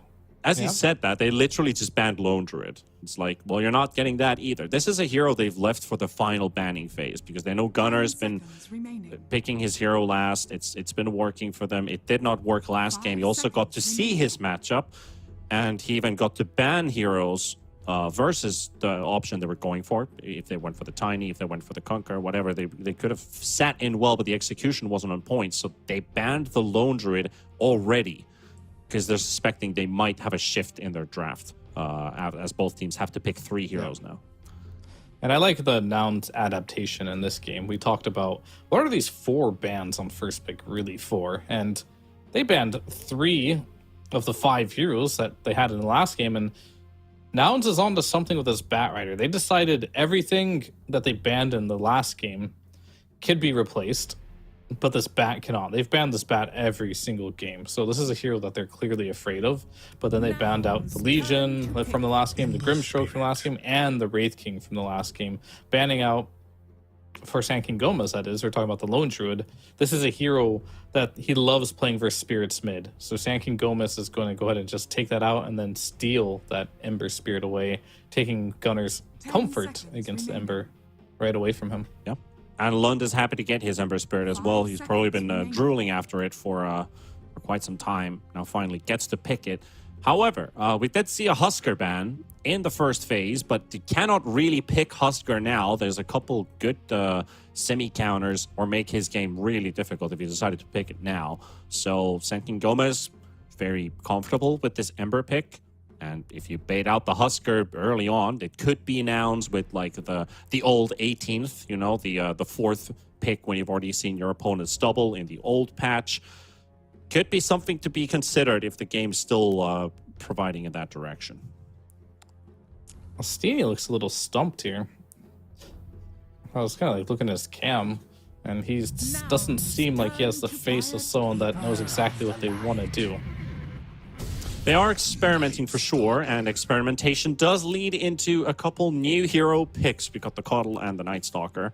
Night Stalker with his new Crippling Fear. And I don't know what they did to Keeper of the Light, but I think he's always been around there as a potential. Yeah, I need to check. I haven't seen a single Night Stalker. Like, this patch was so massive.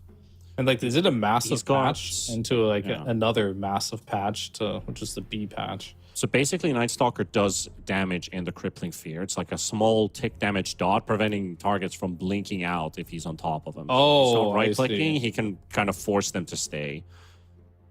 Yeah, so it actually does it's a pretty good amount of damage. But yeah, you can like instantly cancel a Blink Dagger or something from the enemy without having to hit him.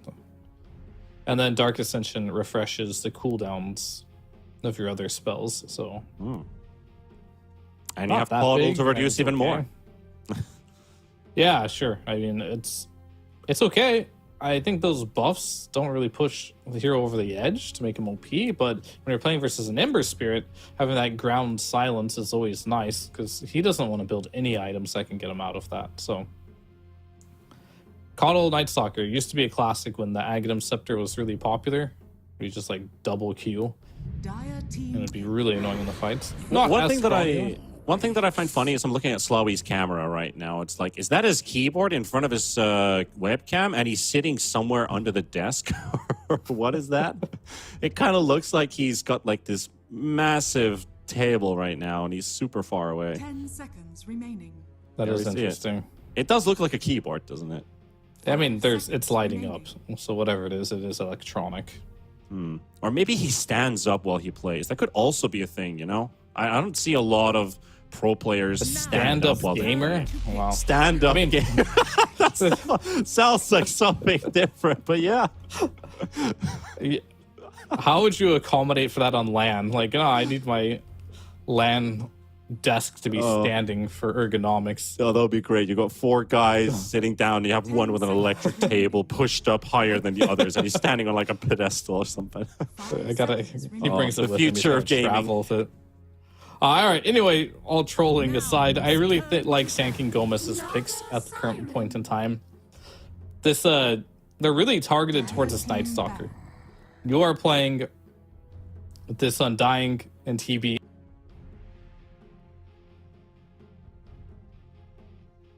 Also a great hero against both of what they see. It, however, will have the counter pick in the laning stage, so shouldn't have a free lane whatsoever. And you do have an Ember, so there are ways to deal with it. It's not as bad as like the PL for the TV matchup, but it's still a really good matchup for him. The one problem I have with Nouns' lineup right now is that they're not very objective base oriented, which I don't know if that matters too much, because they do have a lot of like vision with the Naga illusions, with the Night Stalker ultimate, and just nighttime in general. So you can play the rat game, but if you do lose a team fight here or there, Sand King GÓMEZ has one of those lineups where just like, okay, we lost the fight. They have Undying, they have TB, they're just going to walk down a lane, and I guess we just lose type of situation. Where nouns is just going to have to choke out the lanes, choke out the game, and kind of just like play it nice and slow and gain a steady gold lead, which is a totally fine way of playing the game. I like both the drafts right now. They're both very playable, and if you play well, you can win off of them. A little worried about nouns a little bit, and I'm not sure what it is. I'm sure it'll come to me soon, but something seems off.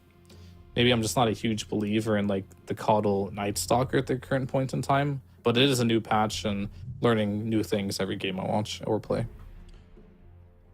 But this is also a very massive game because take into account if nouns were to lose this, this is the first round of the upper bracket. You got a long way back to the grand finals if you have to grind the lower bracket path. And that's something nouns, one, they're not prepared for. Two, they're not even thinking about that because How do you know they're not prepared for it?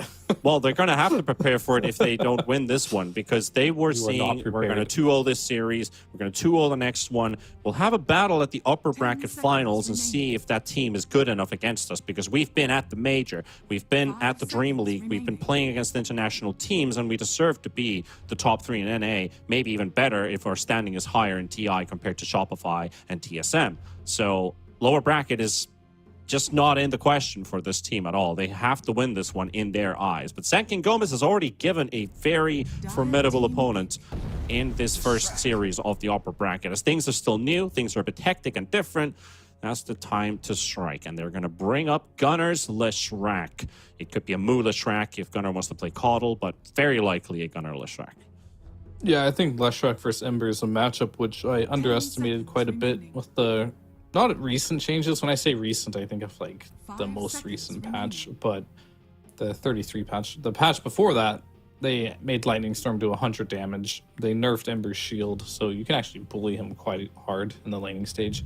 But what they need here is they need a hero that can deal with the Naga Siren, and Dawnbreaker is going to be the choice. I must say, I am pretty content, happy even, with Sankin GÓMEZ's draft. I would rather have Sankin GÓMEZ's draft.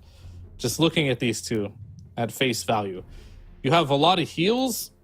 You have a lot of ways to protect this TB. If he does get low, then he can Sunder. You can deal with the Naga pretty decently. With the Dawnbreaker, I think it was a pretty clever pick. And you have the grab ally save for TB. I mean, whenever you pick TB, it's all about TB. And I think they have the right heroes to protect him. Can they deal with the laning stage, or can they deal with the ratting that's going to happen from nouns? Because nouns can shove waves really quickly. The one thing that nouns doesn't have, though, is instant stuns. They got like these silences, they got slows, they got net, Lesh stun, and Yam stun with his magic missile are their only really reliable stun. So if you buy a BKB on Slawi here, he's going to feel pretty invulnerable during that duration. So you would also say that Sankin GÓMEZ's lineup is somewhat easier to execute compared to nouns?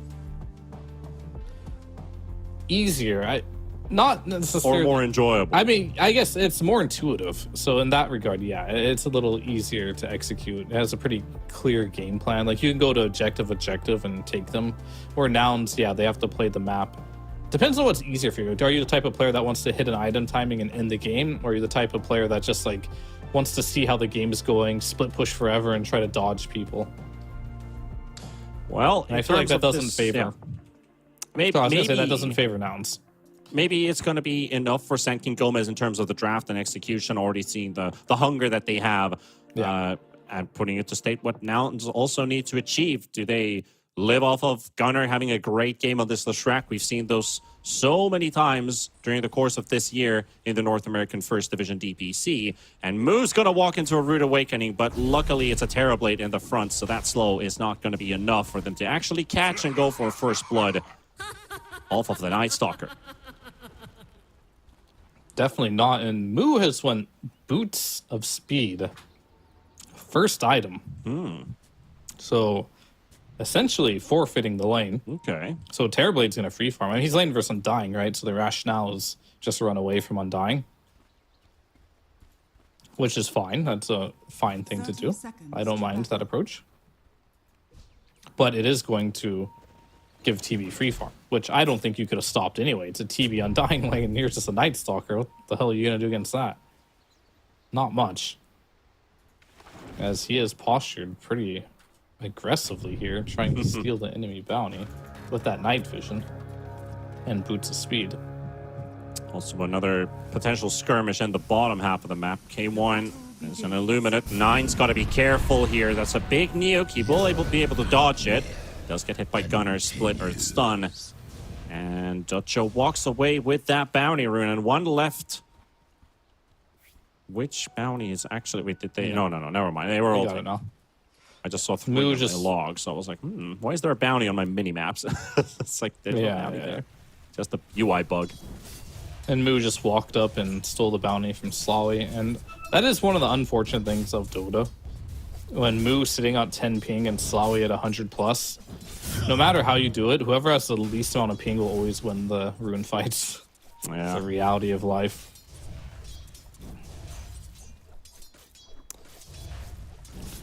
But Moo's probably gonna try and drag the wave here. Do what he can. I imagine Laylis will get a lot of farm in this lane, or Moo is just going to mainly look for EXP. But Slawi is actually going to drag this and get at least a range creep deny here. Very good. That's actually a big deal. There's a lot of creeps, and if I've seen this happen before, they might just reunite themselves in the mid lane. But Moo is going to take a turn towards the old triangle. Slawi, he's going to try pulling. Oh, he grabbed the wave back here. I mean, I don't know what's going on. I mean, I do know what's going on top lane, but like, this isn't good for Moo. That's the only thing I do know. But he's getting experience. Has to pop the fairy fire as Lund was diving him under the tower. Just get hit by the stun. Who's in trouble? Oh, he's actually very close to Gunner. Get more punches in. High ground miss, though. Okay. A lot of trading here.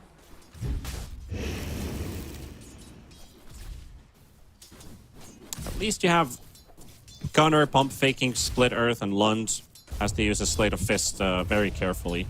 Like, those are the two things. Like, it's a long cast point, but if you're able to bait out slate, you have at least a little bit of an advantage on the side of Gunner. Otherwise, Lund can always dictate when to dodge. Yeah, we see this in mid lane all the time, where they'll just get really low on the first wave, and all of a sudden the bottles come out, and no one gets low ever again. The nature of mid lane. The classic. No kills so far. K1 also getting himself a quick Band of Elven skin. He's only got a full magic wand and a quelling blade on this Naga Siren. Don't get to see a full magic wand right away, but you're up against a Rubik and a Dawn. They do love to use their abilities a lot. Yeah, I think whenever you're against a lineup that has, or a lane rather, that has 4 abilities they can cast in a lane, getting a wand is almost a necessity. And the Hector Naga. I mean, it is a hero that can farm fast. It's not a hero that he's particularly known for, from what I've seen. Yeah. He generally really likes his big strength, tanky, fast farming heroes. That's like when I think of Hector. But I know he's been branching out. I know he's not really limited to those heroes, but I have not personally seen a ton of his Naga, so a little excited to see what it can provide here. It is quite a good game. The fun thing for me, like always seeing Hector in a game, is Hector is a very known artist in Finland. An artist? Yeah, like a musician. Oh, Moo! Well, the true musician, John, with the help of Slawi, get the first blood Moo, getting surprised off guard with the tombstone placed down. Yeah, and guess what? Moo used a TP to try and get out of that, so he's gonna have to walk back. Meanwhile, Chan is going to pull the big camp and deny the next wave. So you talked about how Moo's lane was bad for him. It is now disastrous. He is not having a lane whatsoever here. Yeah, Brown Boots, 8 CS, missing out on a entire wave. 2 levels behind the Terrorblade. Well, 1.5 levels behind the Terrorblade. Things are not looking too shiny. And we got a replay of that too. So this is how it unfolds. Tombstone down. Tries to instant TP out, but just too much damage. is not exactly the highest HP hero with just boots speed, so even a singular decay hurts a lot. Especially being a strength hero. Like I said. Dawnbreaker gonna get hit by the blood grenade, but Hector, his damage is limited. I also just TP's back.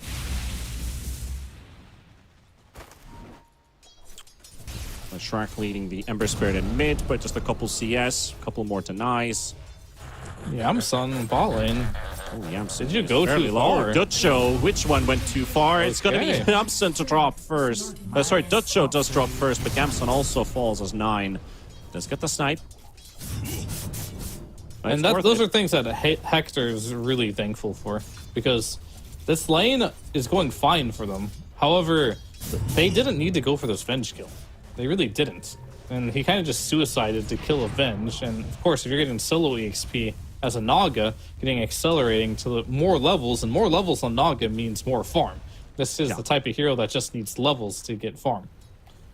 And he's playing on Radiant, which is ideal scenario too, because you have these 2 camps here, and more than anything, you get the mana regen from the other camps down there, and that's exactly what Naga needs.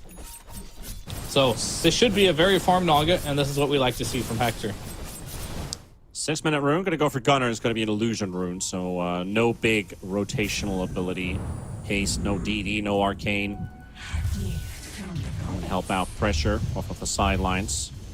Side lanes, even.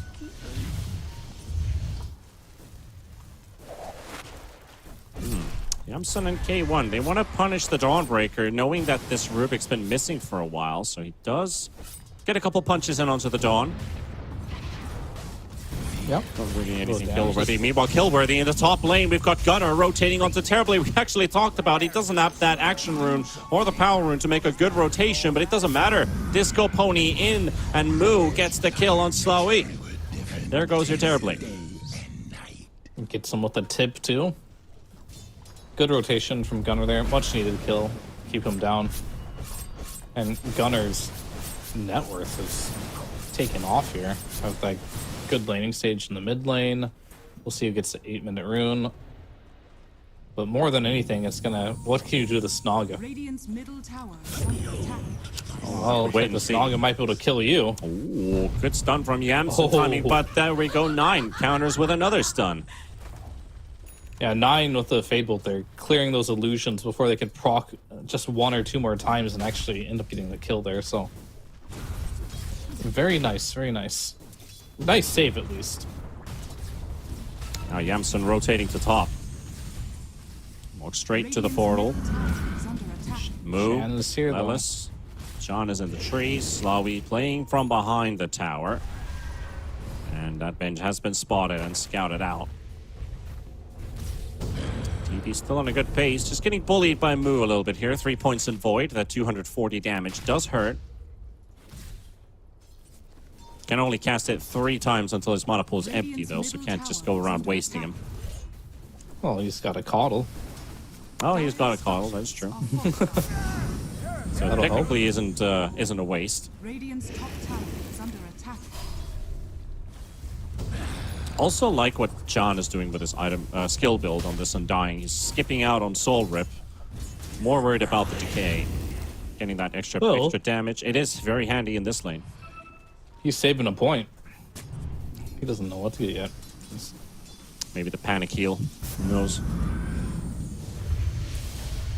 I think it's a good idea. Maybe at level 5, put another point in Tombstone Yeah. or whatever you want, depending. I mean, probably Decay actually. Could be just decay Tombstone, yeah. Slawi, I'm starting to wonder if this keeps up with Moo constantly harassing him, does he just need to go for level 7 or level 8 Sunder? But it's not optimal. I mean, he has a couple choices. Either leave the lane, which would be totally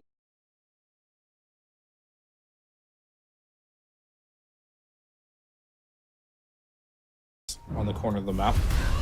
And Ember's going in as Naga dies on bot. Naga lane. doesn't. Oh, that's big. But they might get another one with Moo's Moo dead falling too. to Lund. And John, he might be dropping to Gunner, trying to stand his ground, trying to keep the Leshrac busy for as long as possible. But Hector dying, that's the big one. That That's is. 9 and Dutcho just finding a freebie, pretty much. I mean, everyone getting just kills in general on cores is really big for tanking GÓMEZ here, as their lineup, they need to be able to slow down this Naga for sure. And if they can slow down Naga, then they'll slow down the Rat. And the more time they have, and especially if they want to, alright, Ducho just gonna miss that. The more time they have to like play this map, the better their chances are going to be. And I think to deal with this Naga, Ducho needs to be farmed. That's why they picked this Dawn, right? It's kind of like one of their Naga answers. Because TB's not doing it. Ember's pretty okay, and their supports are terrible. Well, Yamsen scouted out. The lift isn't quite long enough in distance to throw Yamsen onto the cliff, but they still got the burst. And Chan, level 3 decay for the kill. And he is committed to the Tombstone, so no soul rip. Yep, no soul rip at all. Probably not getting too much help out of the Terrorblade illusions just quite yet, so maxing out on the decays. I mean, it's also a farming tool. You can literally just farm creep waves with 2 decays. That's what I love about it. I remember when I talked about it with Celery, this was probably 1.5 or maybe 2 years ago, times before Gaming Gladiators was actually a thing, when the decay buff came out with how good it is for clearing waves. Like, this is your +5 that can actually farm. Was that 2 years ago? Probably 1.5 years ago or something like that. But it was definitely before Gaming Gladiators. I still played with Team Tickles. It's more than Or that 1.5 Viking years GG. ago, then I think. That's pretty crazy, actually. But it was a long time ago. Nevertheless, the decay buff was huge. Yeah, I mean, not that he played with a different team, or it's like I feel like this decay buff has been in the game for so long, or not that long, sorry, pretty recent, but it's actually been so long. This year's just flied, man. It's gone by so fast. As they've got rid of this tier 1 tower in mid. I love to see a Terrorblade farming this deep with your team behind you, 11 minutes in, and a Midas in your inventory. Yeah. This is probably, I have to say, this is the first time I've seen a Midas TB. Not gonna lie. I've played a lot of TB. I've seen a lot of TBs. I've yet to see a Midas TB. I've made Midas on TP before. Well, then I haven't cast your not game. something. I mean, not in competitive. I haven't, but in pubs. Yeah. And it's only stayed in my pubs. It's the Midas TB comes out when I'm, not doing so well in the lane. What I was saying is when I was saying when you were a pro, I was a scrub. Now I'm still a scrub. True. I'm trying to equal that out now. No need. But All I'm doing is coming down more to your level. Don't worry. But the thing is, like, seeing a Midas on a TB, maybe it's the thing of this meta. I mean, I've defended this item for right-clickers who benefit from the attack speed. Not even about the bonus gold. It's a great attack speed item. That's a huge buff. It's been on it for a while now, but now getting that extra charge while you spend time dead, like, if you're a guy who just dies a lot, then you get benefit out of it, but that's pretty much the change to it. I'm pretty sure Ramses is building. Oh, they got the Naga. Oh. Wow. Okay. Again. But yeah, back to Midas TV real quick. Ramses has been doing this, I remember. Oh, all right. Well, I haven't seen that one happen then. Yeah. Missed out. Still, Hector dropping for a second time with a pretty easy catch. That was an invis gank, basically. Moo. Has to pop the Dark Ascension as Dutcho was giving him a hard time. John gonna get swapped up by Yamsen.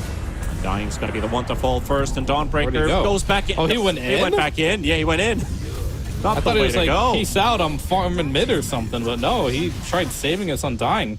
Never save your pos 5. Never save your support. Never. Let him die. You're not a true core player if you try to save him. It could be that he just misclicked into the wrong place. Nah, I don't think so. But it also was like the Undying just died. It's like, and then we he can cast turn, it. guys. Or an Undying, you can help me out, kill these guys.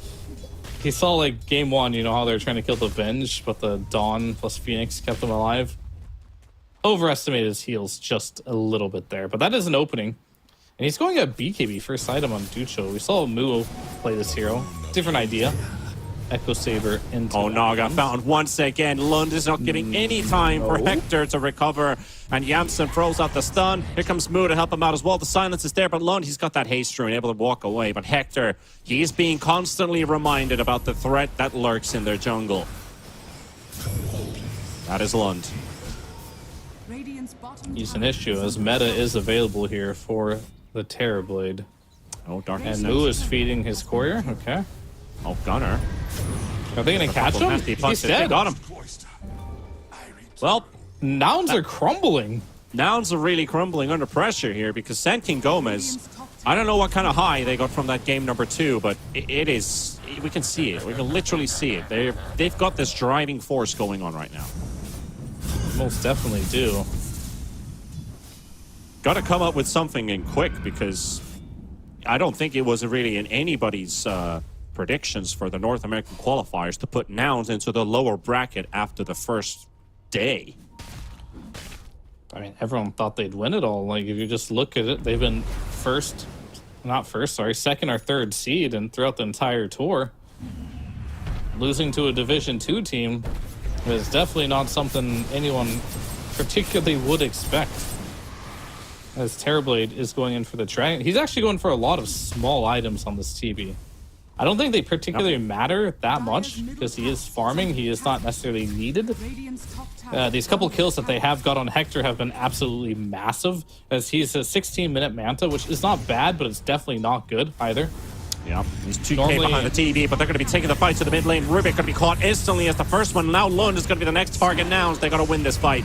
They really need to. Dawnbreaker coming in to save the day. Lund getting a bit of extra healing. Is it going to be enough? He's going to be able to get the shift, but not the jump away. And Gunner going to be targeted. Dutcho with his BKB hammering away. Gunner to fall. Will get a kill for themselves. Yamsen going to be cleaning out Sean as well. 3 heroes down. And now down to Slawi and Dutcho. But Dutcho's going to be low on HP. Moo going to be going out for another round 2. Got the vessel on top of him. Dutcho still trying to fight for his life, but he's going to drop. Moo's going to take him away.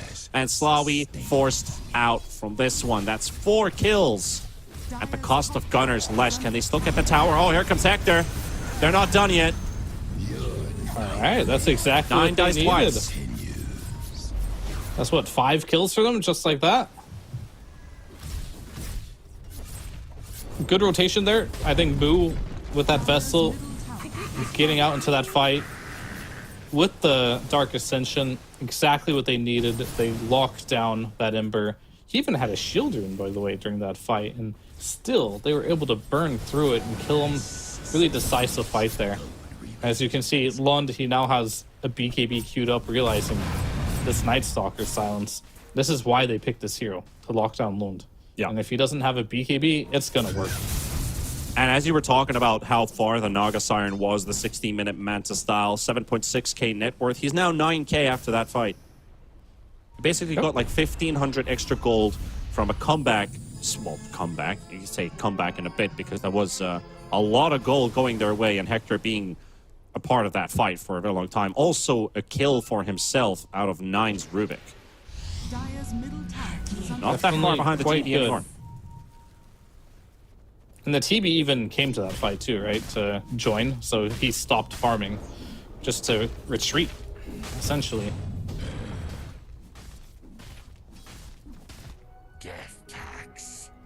But at least the fighting spirit from Nouns is not gone. That was a Definitely not. great execution, good initiation, fast tempo. Kind of caught SKG off guard as well. Dawnbreaker trying to save Lund with that Solar Guardian. Lund really isn't the tankiest, even with that 1600 HP, 11 armor. A lot of But magical damage. How often is this going to work, though? Against once the BKBs are online. I guess like will be this the toggle idea. there. Dutcho just reveals himself in the top lane, throwing in the hammer. He's got no way to escape if Yamsen catches him. Do they have the movement speed? Moo on Moo the has the front. movement speed for sure. He's got the moves for sure.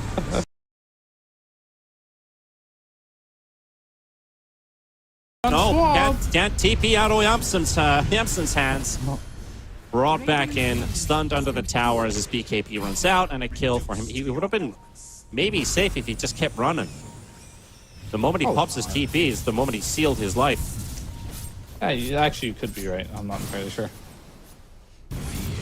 But there's definitely a... Oh, they got Lund too. Uh-oh. Wow. Like, what you're noticing what Moo is doing at nighttime is he's silencing, right? Using his void. And then as the silence is running out, he's popping his ulti, which refreshes the fear. So you have a double silence to deal Double with. silence, yeah. I mean, I thought about the daytime, right? Like, oh, during daytime you pop your ulti, right? And it's underwhelming. But at nighttime when you pop your ulti, you get very long duration spells. Daywalker, Night Stalker, as he likes to say. It's definitely true. working out now. Definitely stalking, but now he's going to be walking. And what can Sankin Gomez do during this time frame? Well, they better be talking. Dire's bottom tower is under attack. Oh, let's hope so. Talking while he's stalking. 20 minutes. And, pretty much the I'm going to stop right there. 20 minutes. Pretty much That's the good. early game in the books now. And Nouns, they were in a very rough situation, but now it's very different. So it seems that in a time span of 3 to 4 minutes, a game can be completely different. So at least it's entertaining to a sense. The Nouns isn't here just to, you know, stick around and chill and, okay, guys, I don't know, this game is kind of rough. Then you got Moo going all the way, like, shut the fuck up, we're playing TI qualies, let's go! And he's just motivating the squad. But I also want to see Sankin Gomez still not feel demoralized after that, because that high they had from game 2, now those couple setbacks might hurt them a bit, but I still want to see them make this game 3 really damn good, because if they could beat Nouns, holy damn, it would feel great to be an SKG fan or an SKG player if they're able to do that. And the game is still very close. Like, Night Stalker can't get to Roche. They're going to do Roche. He has 18 seconds. You can count on that timer if we want. Will Roche survive that? It might. Okay, we got the meta popped here. BKB is online for Lund.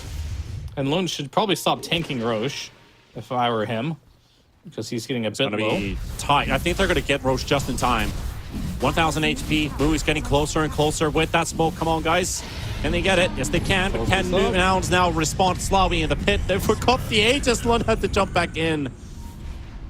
And what do He's you got do no now? TP. He's got no TP hunt? right now. Terribly. He's in trouble. Just kicks slow for the blood grenade. Moo going into the back line, finding himself the Rubik. And Slawi, he needs some help. Lund's going to be there to provide it. But this is not enough for a He didn't TP get to the Sunder. No Sunder for him. 2 heroes down. And do they have the damage to fight back? Doesn't look too healthy for them. 3 heroes gone. And the song.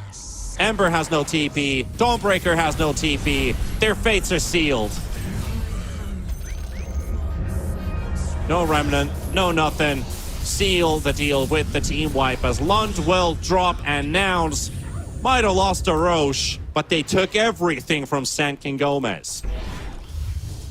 I believe that was really well played by Nouns. I think Moo getting that vision, immediately killing the Rubik right away with that vision. He also has the vampire things, which gives extra night vision, so he sees everything at nighttime and more. But watch him move. He just gets here, assassinates the Rubik almost right away. Well, he baits out the Dawnbreaker, and I think actually that was the biggest issue with this game. The Dawnbreaker didn't save the TB. He tried to save the Rubik instead. What did we talk about before? Don't save your supports. Let them die. You really need to keep this TB alive. If Dawn would have used that ultimate on the Terrorblade, there is a high probability that TB would have got that Sunder off. Almost a guaranteed, I would say. And that could have changed that fight entirely. It could have But given them either a way- fighting chance at least. Under attack. Oh, most definitely. And either way, goodbye Moo to force that decision making, because Dota is oftentimes a game where you force mistakes on your opponents by your own actions. And Moo's actions there to put the Dawnbreaker in that situation was really just really good. He found the Rubik, he knew what he needed to do, got a bonus, and getting the Dawnbreaker ulti on top of it. They perfectly chain stunned the Terrorblade, and just like that, 10k advantage and Aegis down. Now you're playing from a pretty sizable deficit. Oh boy, the probability graphs are not giving a good sign for Sankin Gomez, but this Terrorblade, there's still a big power to be harnessed. But there's also a stage of a game where it can feel that it's far too behind. They've caught the Ember already. Hector getting himself one. Dutcho trying to make a run for it. He's got a 6-second BKB that he has to use right now if he wants to at least try to live. Swap back from Yamsen, and that is the sealed life Dire's middle tower is under of the Dawnbreakers. Tanking 2 more kills Gomez for is falling Nouns. apart. It is. Nouns, It's- playing with confidence now, realizing the last 2 fights they had were not even close. They just destroyed them.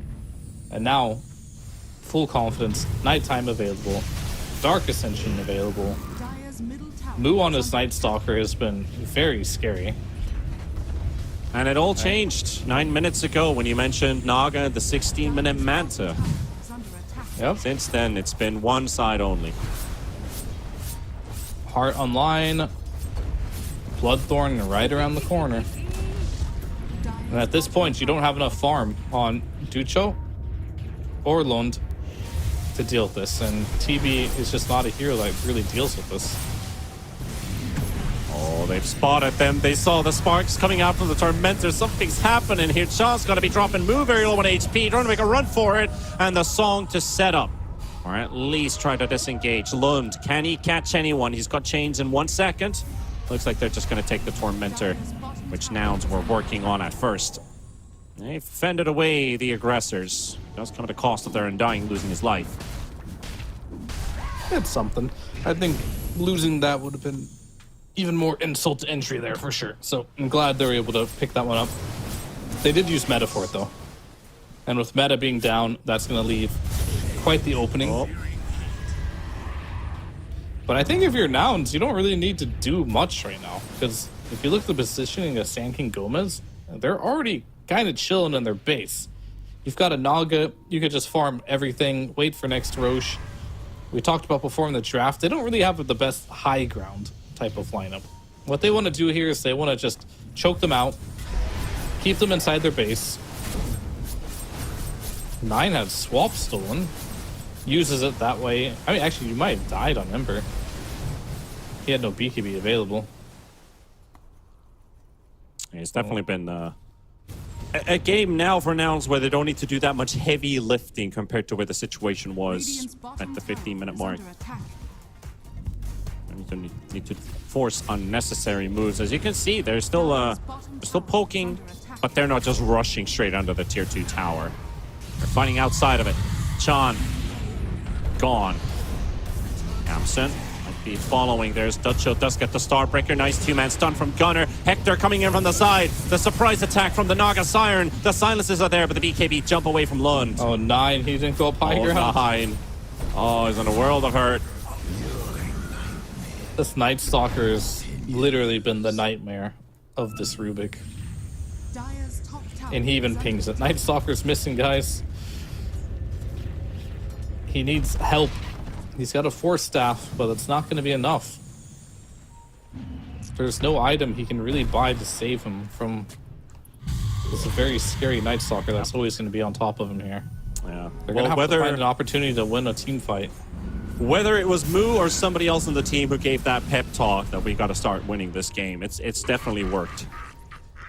It all started with that mid-rotation where they got 5 kills. under attack. Sometimes it's just that easy. Just get 5 kills. Well, it's all about making But that's a move, exactly right? what it was. Instead of That's chilling. exactly what it was, yeah. Moo, gonna get caught here. Slowy, Dutcho, Lund. Oh, he's got a lot of movement speed, though. Just forces out his 8-second BKB. Teleports Is home. under attack. No risk. Going for Manta style next on Moo. Okay, okay. Trying to get rid of chains without having to pop BKB. I guess reflection can be removed as well. Seems like an okay choice. Other options maybe like a blink dagger or something like that, just to get positioning better, but this one's definitely more of the luxury choice.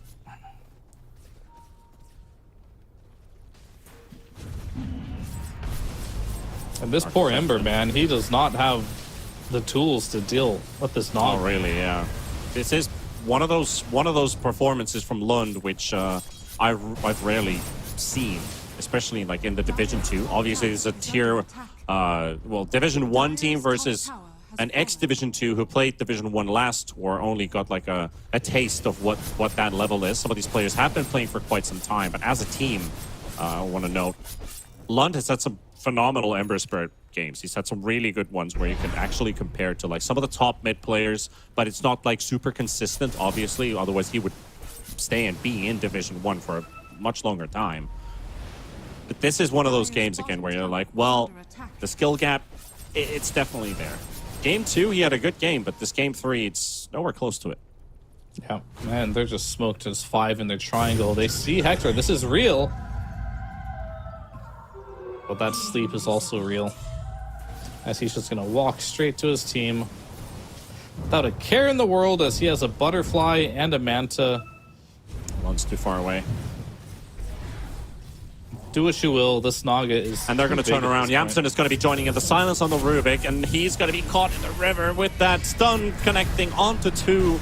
But will they be able to get these kills? Yamsen isolated, Tombstone placed down, completely surrounding this Vengeful Spirit from every direction, and it's taking such a long time. That's just the support that they finally got, but Dutcho going to be hammered by Gunnar. Slawi in the middle of the fight. Terrorblade needs to reposition, still has a BKB. Gunnar going to be on the chase. Hector going to be there as well. Nine going to be falling. Dutcho going to be the next target again, but the BKB, at least from that Starbreaker, allows him to get some damage out, but it's not going to be enough, and Slawi still being chased by Gunnar, but also at the river at the same time. Lund's going to be controlled. The silences are there. It's going to be pushed around and finally taken away, and now against Slawi battling against Gunnar. High ground miss after high ground miss, but finally gets Gunnar down. Tries to go for the teleport away as K1 will continue to hammer this TB. He's the only one who makes it out and the only one who gets something out of this fight, but everyone else is dead.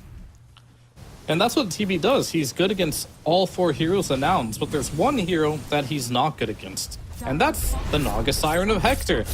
He can do nothing to Naga, absolutely nothing. The heroes that need to deal with this Naga are the Ember Spirit.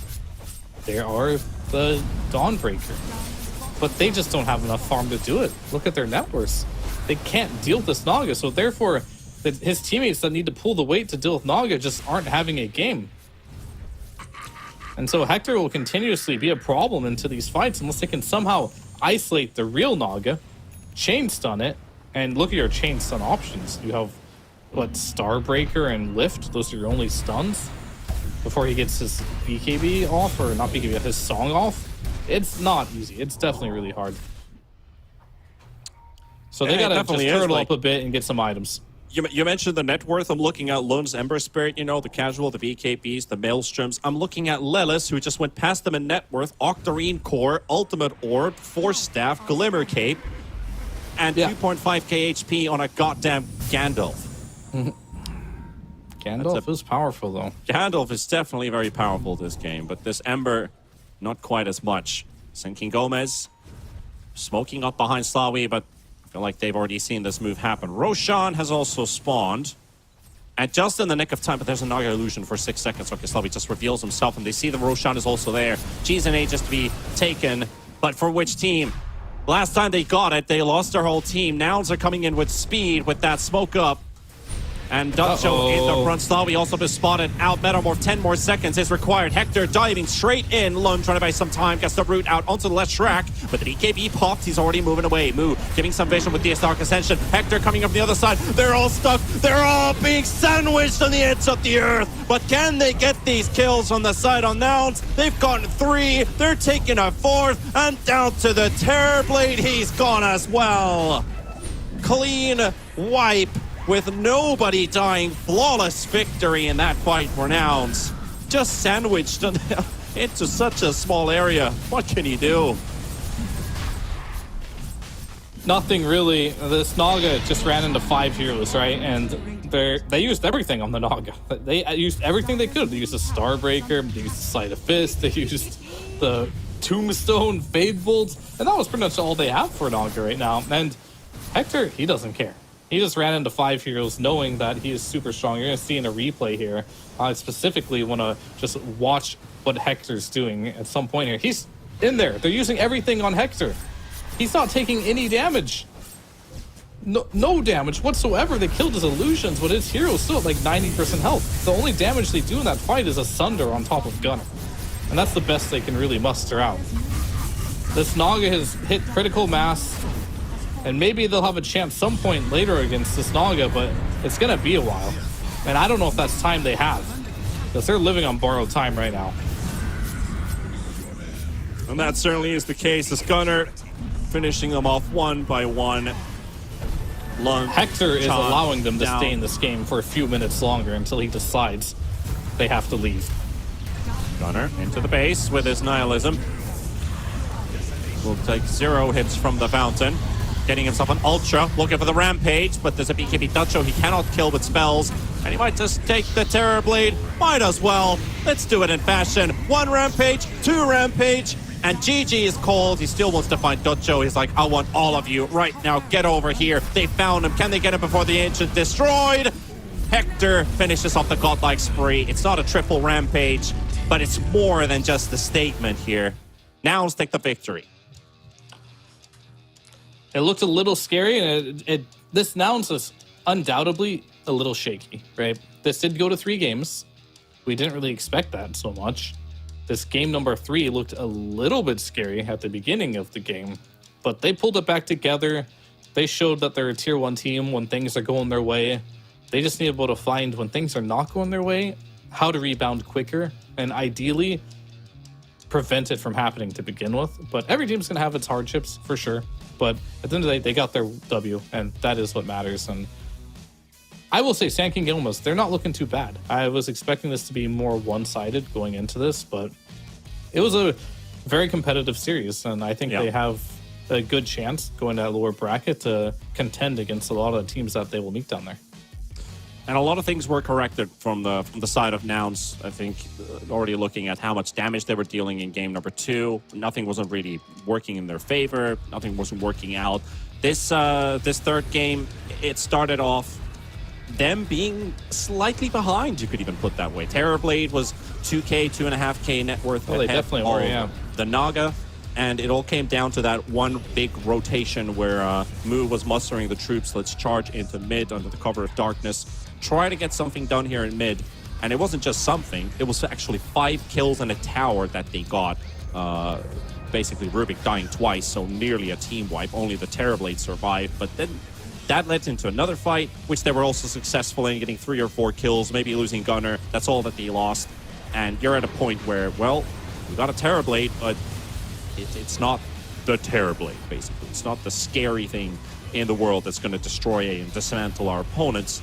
It's strong, sure, but the opponent now has like 3-4 heroes that are stronger than us. Their Coddle is going past our Ember Spirit in net worth.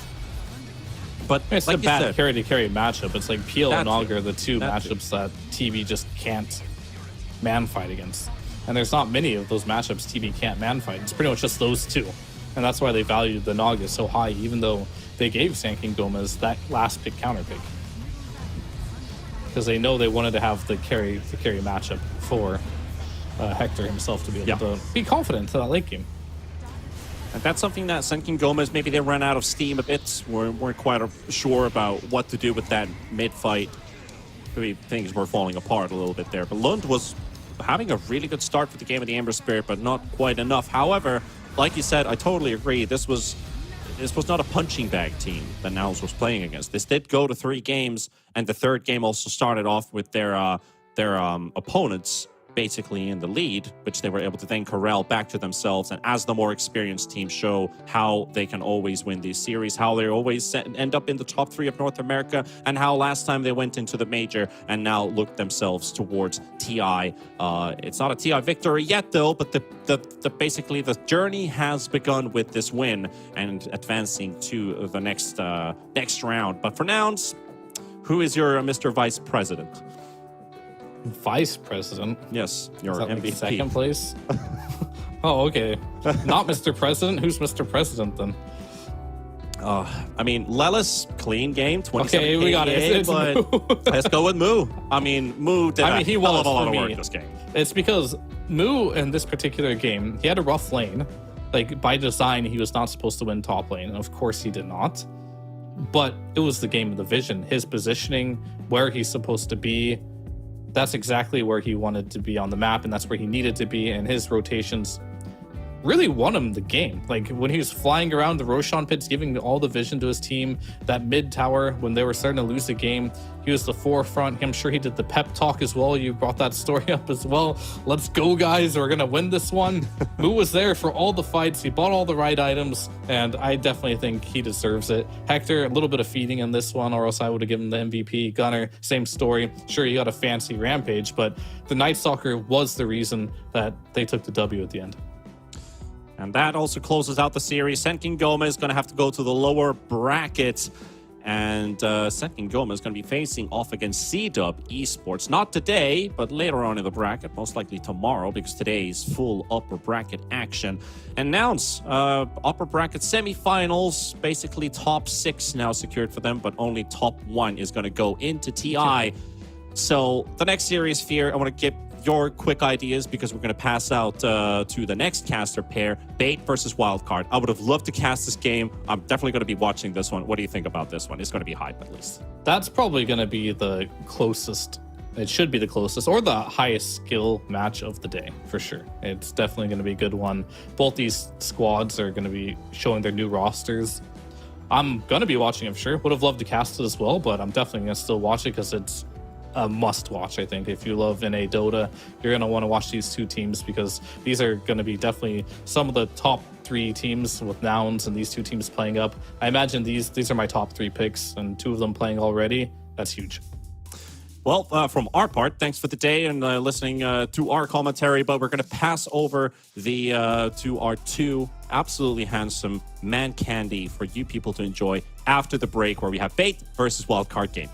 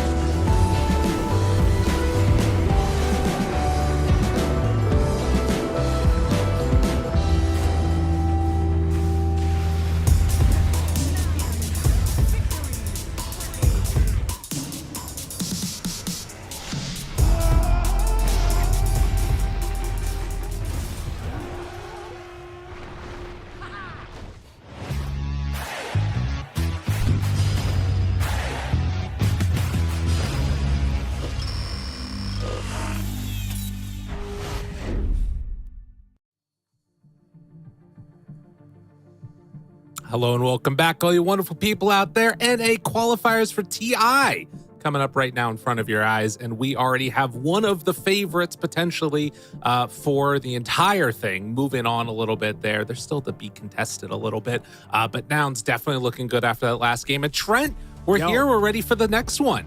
Bait versus Wildcard. It's going to be pretty hype. You ready? Yeah, a little later than expected there. Nouns, favorites, but I believe many, including myself, saying probably the most definite favorite if you had to go across all the regions. Not to say other teams here can't do it, but I feel like there's just more competition elsewhere. And they're already dropping games to Sand King GÓMEZ. So, and maybe NA is just as lively as the other regions. That's what we're here to find out. And speaking of lively matchups, I know there's lots of people who are waiting for this one because your guy's here, Lyrical. I know. The unbiased caster's guy is here.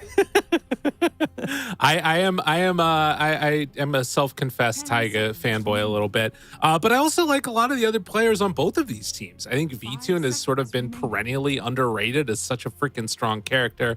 Who doesn't love Dendy?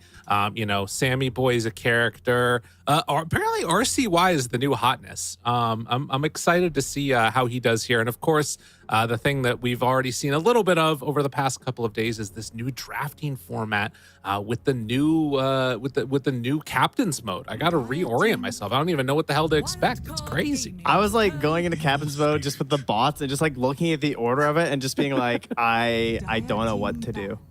Just like, I was trying to think, like, how would I want to open this? Like, what bands do I want to do? I came to the conclusion actually that my favorite first pick opener right now was Darkseer. So unfortunately he's really, but that's what I think that in this current setup, your guy is looking pretty cool. Because you have so many bands. Like how he's gonna have a good time, right? I mean, it's true. You should be able to secure it. Yeah, you can secure him a good time. And Bait having second pick, they're just like, well, we can't let him through. Darkseer's banned. Yeah, take it out of the pool. Does leave us open with the Ember Spirit and then the Night Stalker getting taken. I think we're just gonna I'm gonna try and just work through this, and all you people out there watching too, you got to work through it with me also. We need to understand what the hell is happening because pro teams, Night Stalker gets all these changes and suddenly he just becomes this like monstrosity of a hero. I'm thinking this is mid. What do you think about the mid Night Stalker with the refresh on all of his abilities when you cast ulti? It's cool. I got kind of hyped, and then the second I got hyped about some point of like, yeah, but are you always in a fight when you hit his ulti? I'm like, oh, that's or like, because like think about it, like, do you ever start a fight without having hit ulti? You know what I mean? Yeah, that's kind of awkward. True. I mean, you can make it happen and stuff, and I do think the hero is still really good, but it wasn't as like awesome as I was kind of hoping. But if you are going to abuse that, I feel like you want to have that like Aghanims aspect to it. Oh my god, that'd be a throwback. I haven't done that in a while. Yeah, ulting for farming even more so now. Boom. Void into double void on an ancient camp. Let's do it. While you're munching them up at the same time with your shark. Dude, look at this though. 2 heroes picked and suddenly we are 5 bands deep for both of them. It's crazy. So strange. This is so strange actually. Yeah. It's so weird to just look at. Like I don't know. I don't know. I don't know what it's going to mean for the drafting phase. Obviously, there have been some tournaments going on, and we just got through one best of 3. But I don't know where we're going to land with it. Is it going to mean like more openings? Is it like, do you get to hit more of the targeted heroes now, like those really specific ones? Right. You would think so. Well, and also what it might do changes over a period of time potentially as well. But already taking a look at these 2 teams, we do have a whole heck of a lot of picks. So the Ember Marcy combo, Marcy, another one of those heroes that got pretty significant buffs, global-ish sidekick, although a little bit less effective if you're doing that. And then the answer. Oh, the answer for the Night Stalker. Make it daytime, Trent. Look at the answers. Absolute geniuses. I'm looking. I made a tier list of the of all heroes in this patch before the qualifier started. Just gonna say it. My tier list kind of bomb right now. The only C tier in this entire draft for me is Night Stalker, and I did jokingly put Ember as a C tier as well because Invoker and Naga Siren are both so good. I feel really bad for Ember. I love Ember, but my God, those are 2 heroes he absolutely hates, and they're both super sick right now. But you know what? Invoker, he got nerfed, so that was good. And we're kind of waiting to see exactly how much the nerf is going to impact pro play. He was not mentioned in that last series. I was pretty surprised. And now again, the Naga's banned out. The Invoker, he is still in. The Dawnbreaker is still in. I feel like that hero seems insane right now. All these heroes. Yeah, no, I agree. I think Dawnbreaker, I mean, I don't know. It's so tough to tell, right? Because so much of the last patch was predicated on like some of these couple of strong meta heroes. And then you have heroes like Dawnbreaker that come out of nowhere that were probably pretty strong last patch. But like, you're not running Dawnbreaker with a Medusa. The ult doesn't do anything then, right? You like, you need to get negatives to get evasion for it to matter. And so like, suddenly maybe this new way of playing Dota, what have you. I would say both teams feel fairly scrappy out of the get-go. Silencer with a Primal Beast, that's just death of whoever gets jumped. And we'll see if these fellas here on the side of Wildcard can be able to take down Bait. They've looked good so far. I think Wildcard is one of my other favorites, at least for the entire qualifiers. I don't know how you feel about it. 100%. I think that they could easily do it. They're just, they get a good day. All these players can perform. It's a very volatile time in Dota right now with this new patch, this new drafting system. It's, you cannot take anything for granted right now as any of these players. Kind of scary. I don't know. Vtoon having 10th pick also sounds pretty scary for me too. The hero that immediately jumps to mind when I think of Vtoon is Phantom Lancer, but that hero, obviously a lot of illusion counters. I believe Mr. Brian Slamma Jamma in his video on 7.34, which I watched, subscribe on youtube.com. He said PL is completely dead, unplayable garbage. This literally all he read was the changes where they were all like 150% damage to illusions. He's like, unplayable, can't be done. Heroes trash. So combine that with the fact there's a gyro. I don't know, but PL into Phoenix feels pretty good. It's Vtoon, but hero's dead according to Brian, so we can't see him.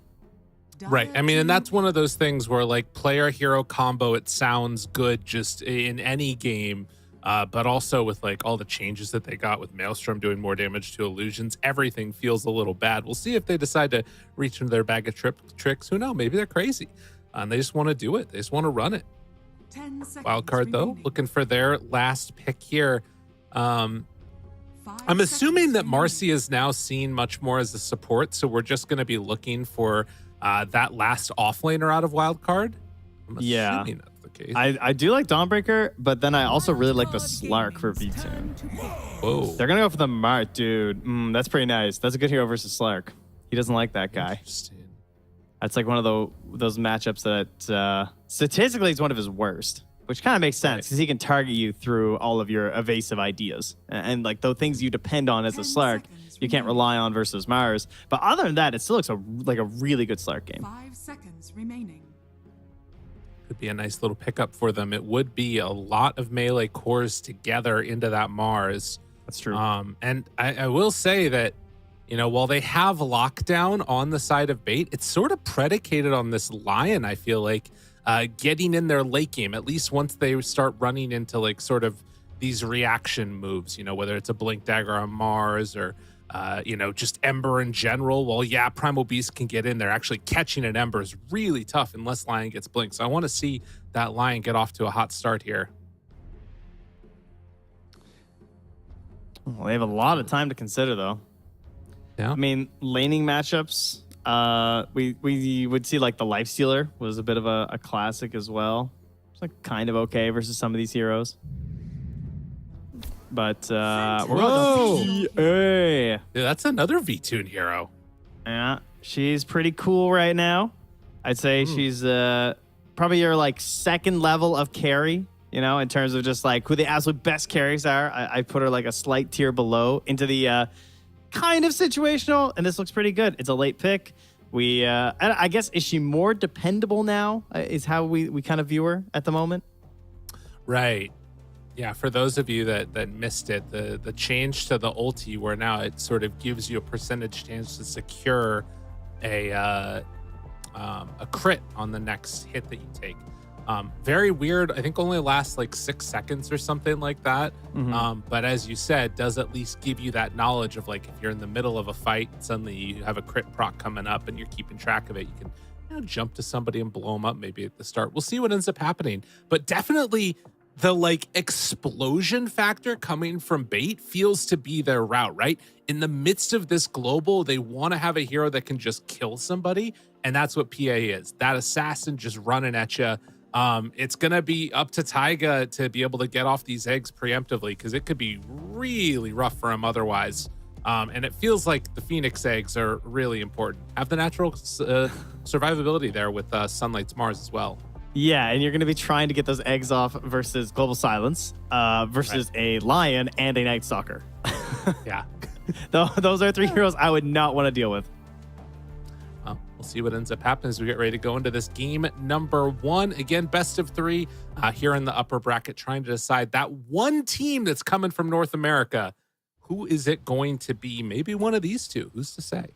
This reward Heading out, getting some smoke on the side of Wildcard, ready to find a quick pick for a first blood. In my my research leading into this event, I have deemed Primal Beast one of the absolute best offlane or mid laners right now. I feel like definitely not offlaner. Please do not play him offlane. I think he's a trash offlane right now, but I think his mid looks really solid. I think he was pretty good before. He almost feels like kind of a Snapfire replacement, like the Snap mid getting absolutely gutted. I feel like you can hit some pretty similar timings with this hero now. As they can't hear Night Stalker. Is he silenced? Is that the issue? Doesn't look like it. Silence fool. Good job, Kadaro. Well played. A little friendly fire there. Quick-witted. Sunlight is under a ward right now. They did get a observer ward placed down a little bit early there by the silencer and just within range. So Husky, we'll see if he's able to take that one away in just a moment here. Might be able to get that one denied. But laning setups, silencer PA, it'll be interesting to watch how that goes. All right, now they see it. Yeah, take it out of there. Hold on. You like to see that. It's just TI quals. I mean, it's upper bracket, right? It's fine. We're all relaxed. We're chilling. That's true. You got to keep the momentum and the good vibes flowing. You know what? I'm going to say this too. He's going to say it, guys. He's going to say it. I'm going to say it. Yeah. I'm going to say it. Don't worry. It's coming soon. I'm going to say it. So here it is. There's this thing called marginal value. Okay. Right? Yeah. When a resource is low, a little bit of that resource, it goes a long way. Is this like Catan? Like if I a little bit. Okay, yeah. And basically the idea is if you just can get that little injection of this key resource that's important, it can change the fate of all. Let me tell you about NA pubs and the negativity that just surrounds this world sometimes. They've got a guy coming in, Taiga. He's going to bring the positivity. It's all going to turn around right here. They're going to win TI. I can see it. Wildcard, the path is simple. Okay. The sunflower power. That's what you're going with here? Sure, why not? All right. I don't know if I should have said it. It was not worth saying. Honestly, if there was a support player who I would want to come to my team, I feel like Taiga's pretty high on the list. Yeah.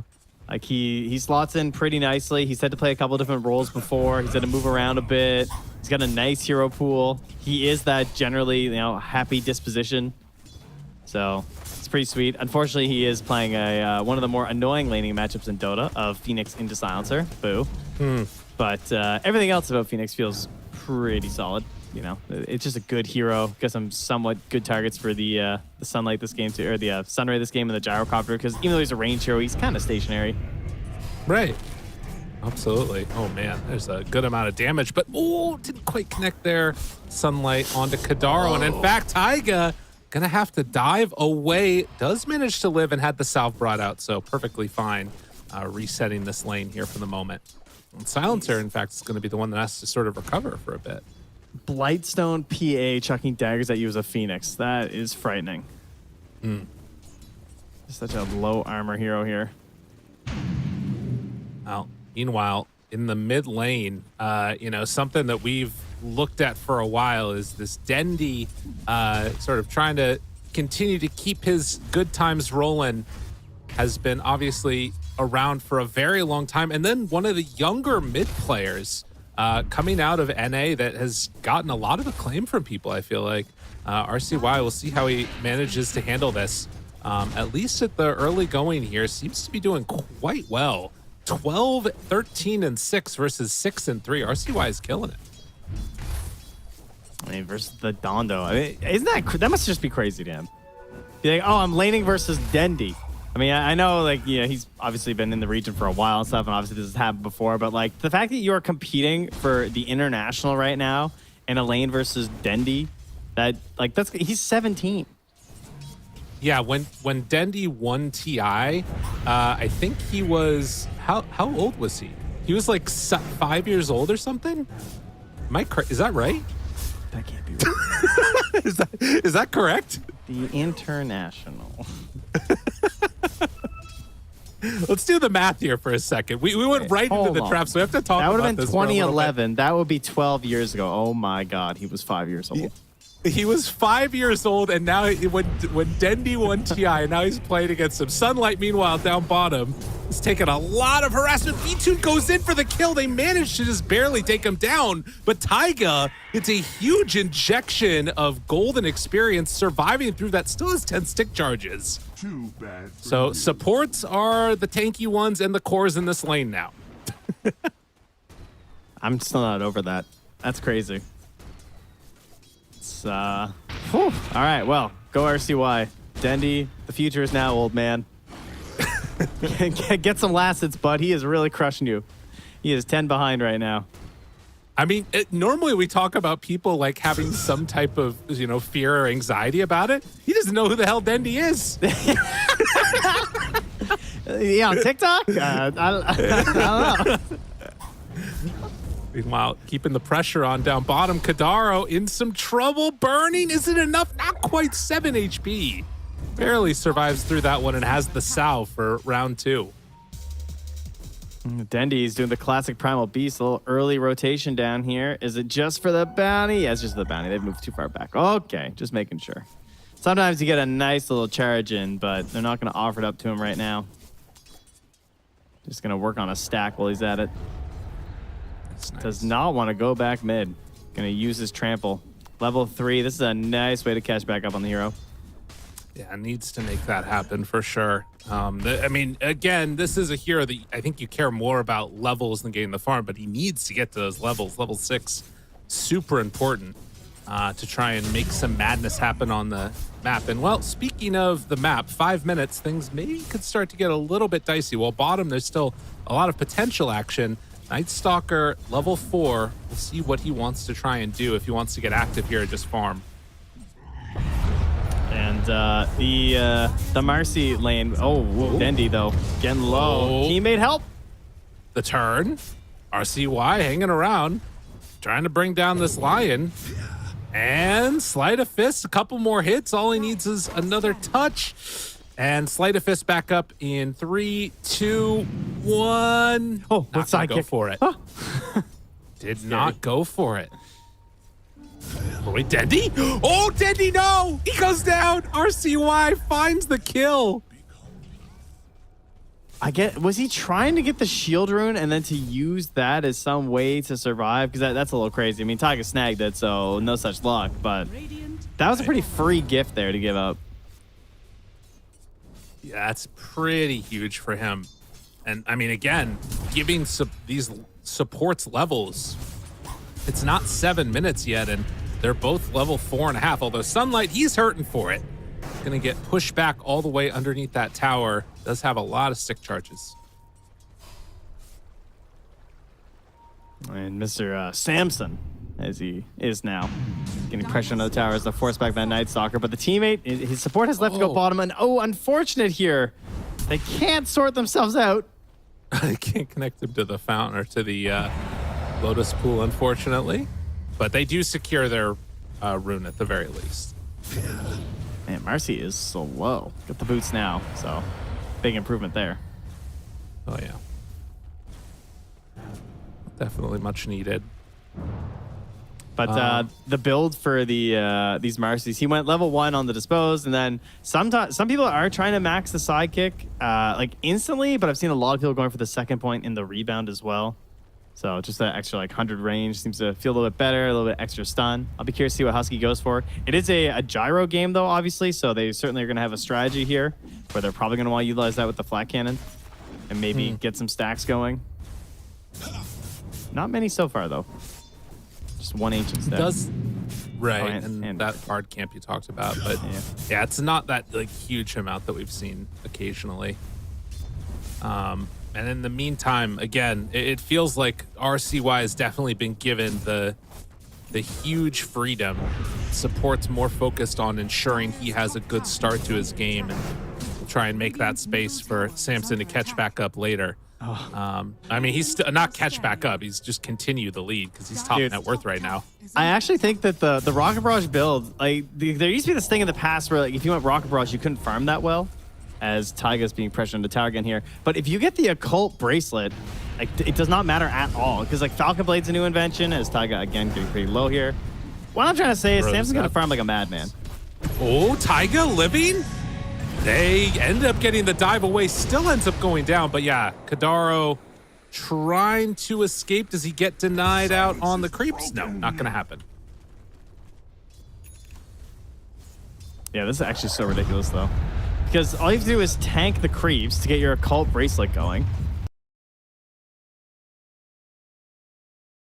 Plus your dire size, so you can just use the Mighty Minds buff anyway every once in a while to get your HP back up. Which means he basically just has infinite mana for Rocket Barrage, which means you're going to farm faster with Rocket Barrage than you're going to farm with Flat Cannon.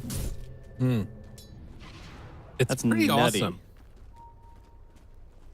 Yeah, and just going straight into the Chrysalis afterwards, trying to get these little items. It feels like there's been a good amount of pressure put down bottom by Bait onto Sunlight, trying to shut him down. They have killed him one time, but he's level 6, and I mean, Taiga is very close to level 6 himself. He might even get it off of this wave. If he does, they could put the combo together for V-Tune. See if they decide to do it. Yeah, a bit tough there, and he is doing pretty well towards his Battle Fury right now. Does not seem to be any other choices for PA. I do believe we are at a almost 99% chance of getting a Battle Fury these days. How they're going. And really good play. They went through the gate, smoke up Samson Husky, and now Kadaro, he's going to go down afterwards. Great play. Just a quick smoke and then into the kill. It's funny that even before Twin Gates, we consider this tower so dangerous in those situations. Like when the level 6 offlaner is trying to hunt you, it always felt like you're so vulnerable and you don't want to like TP in and fight there. But now with the gate in behind, it's just even worse than before. Perfect rotation in from Samson. This is what all the best teams are doing right now, utilizing that gate to knock down this tower. And now we have 3-point sidekick on this gyro. And oh my so god, Dendy? Oh. God. Does he go for it? He's thinking. He's still got the haste. RCY, he's going for it. Wants this to is find like a kill. when you party with Slacks. This is how they play. Like when they want to kill Slacks, it's the same. He doesn't die for any other mid laner. He just sees Dendy and he just goes. Oh my god, man. Radiant's middle tower is under attack. Can I just say I have no sympathy for PA these days, and if she's getting bullied in the lane, that makes me feel so good. I cannot believe this blur still exists. Oh yeah. Keep in mind the vanish radius is 400 now, guys. 400. How is that okay? It's so small. It is so hard to find this hero when she utilizes it. Yeah, no, it's pretty disgusting. I mean, she's always gonna see you coming before you get there. But nonetheless, still getting bullied in this game for sure after that one kill. Kadaro is going to show up in the mid lane and force back RCY. But, I mean, I think one of the big problems is the supports have just gotten so much in this game, it feels like, for Wildcard. That is true, but this PA has Spark of Courage and like Naked Battle Fury. Like, she hits pretty hard in this jungle. She's just farming. She is kind of slow. I mean, that's true. But she can annihilate these camps pretty quick. Taiga trying to make it a little bit more difficult, though. He actually gets one of the creeps of the Fire Spirits. Well done. He is annoying V-Tune. Mid lane, Lion gets hit pretty hard, but they will bring 4. Only gets the kill onto Husky. With the big rotation in, it's not what they wanted. And you can see simultaneously, It was V-Tune able to get away from the Taiga Sunlight combo. Now they are going to move through as, well, Lion ends up dying to RCY, and now do they find somebody here trying to hunt through the jungle? They run on in. Oh, not quite going to be on the mark. Stonebank breaks the smoke, gets away. So he'll be just fine here. That kind of hurts because, you know, they were hunting and trying to find V-Tune there, but he manages to escape his way over to the Ancients with this Battle Fury. We'll get a stack. Yes, he will. Nicely done. Gets it just in time there as Night Stalker is tasked with holding the bottom lane. Oh, no. Yeah, For Kadaro. Dire's top tower has fallen. Slate? Yeah, they get the kill. Does lose his courier for the trouble. A little unfortunate there for RCY. And, oh, Wildcard. Start putting some damage into this mid-tier 1 tower after the glyph. I don't think there's anything to keep it alive. I actually love this idea. This is such a cool idea. Because in the way that Marcy has been utilized in the past, she's never been able to actually hit buildings. But because you're maxing Sidekick for the benefit of your allies, it's a pretty cool use of your ulti to just knock down a tower. It is something that has been severely lacking in the meta pretty much for the entirety of the last patch, was just having heroes that actually dealt with structures.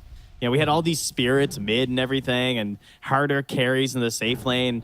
Didn't really have these offlaners that pressured towers either. Most of the supports that dealt with towers were really bad, hence why Shadow Shaman and Shakiro just got like pretty big buffs. And yeah, you know, it's nice to have just that little bit of extra map control coming in from taking down that tower. So, especially when you have a hero who's relying on a Battle Fury to try and catch back up right now. Oh yeah, definitely. I mean, that's the thing that's going to be interesting to watch is PA going to continue to have this freedom to keep this farm going? Because while Gyro is ahead, I mean, later on, PA can definitely blow that hero up if he's not careful, trying to get into the Aghanim Scepter at the moment. But they're rotating top now to see if they can find Dendi. Husky, move forward, have him caught after the root, the pull back from the Dispose, and Dendi, that's going to be an easy one. Dude, that onslaught just useless. Couldn't do anything there. Just give him the little chuck. Wow.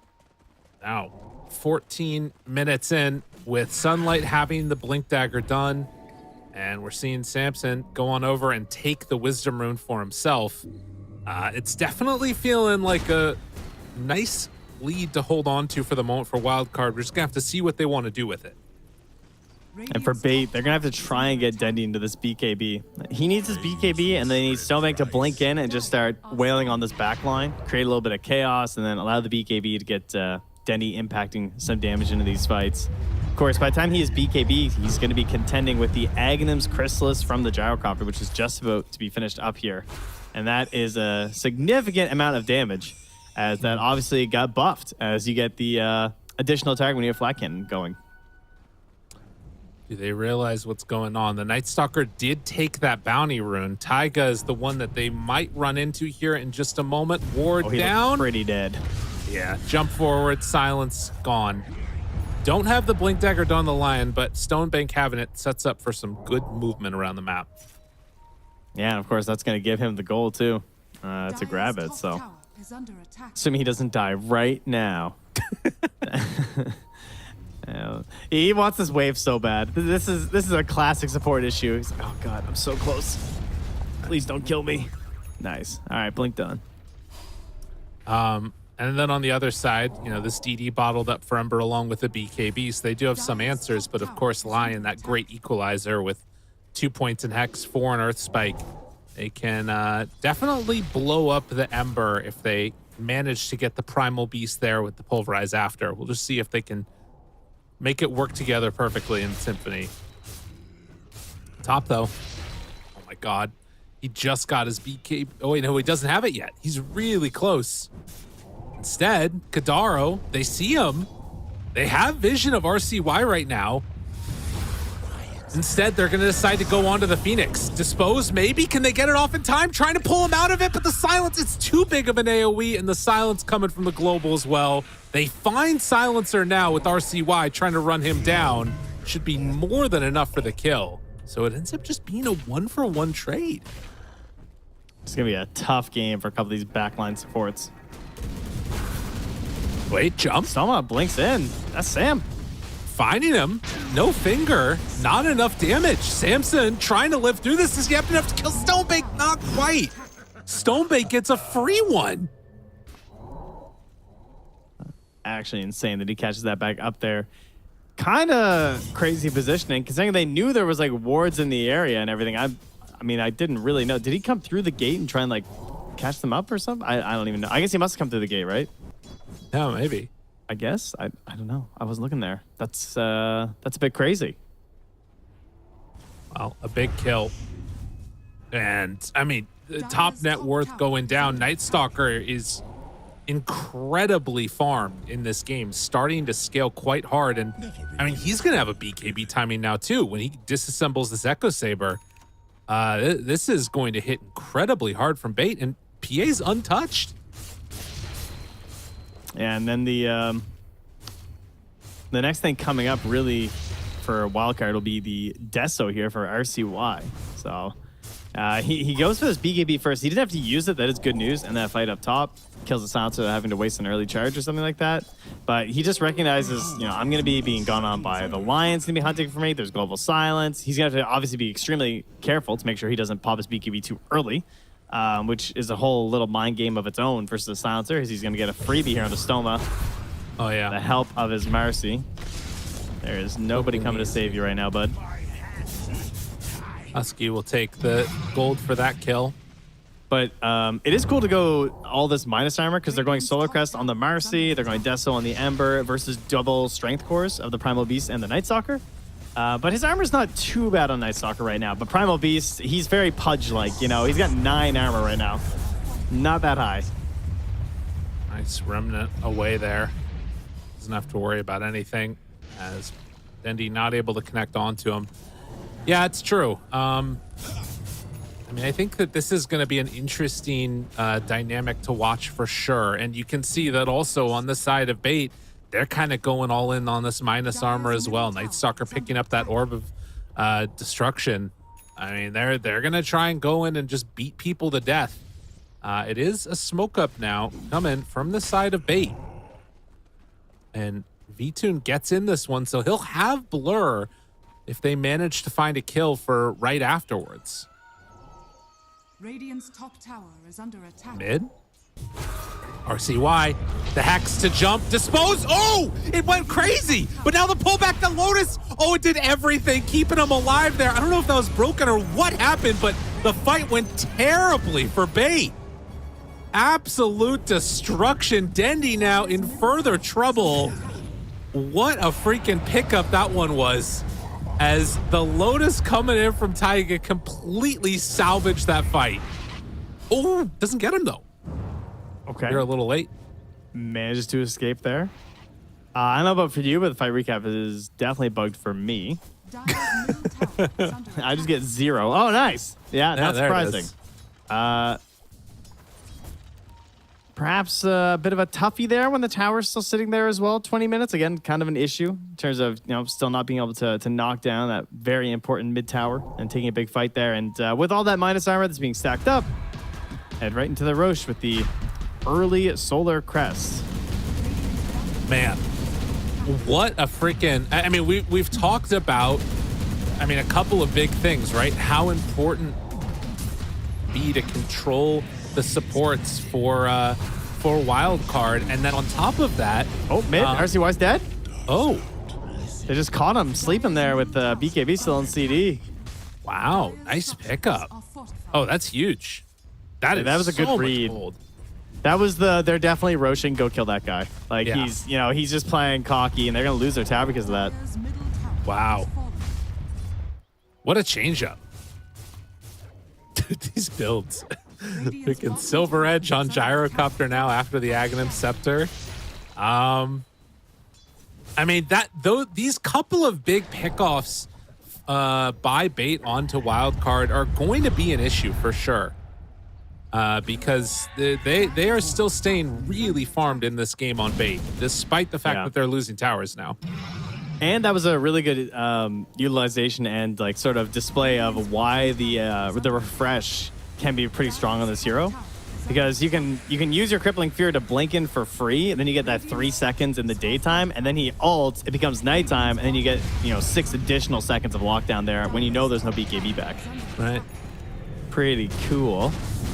Samson just moving in and taking the building down. The TP coming from the PA. The very short onslaught. Samson, Shadow Blades away. Husky goes in. Sunlight catches them all. Every single one. Is it enough to take him down, though? Yes, it will be. Samson's still living through this as the Supernova gets focused. RCY shows up a little late to the party, but still doing great damage, and they're just focusing buildings. Oh, is that? They get the kill onto Stonebank, find themselves another, maybe, no, it's done in the midst of the charge through, and they don't get anything. Samson now turns, wants to do what he can, but it's not really anything.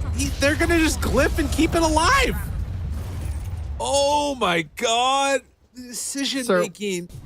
Why are you on my high ground? Oh man. Listen, I love to go crazy. I love the slightly psycho plays, but that was a little bit too much.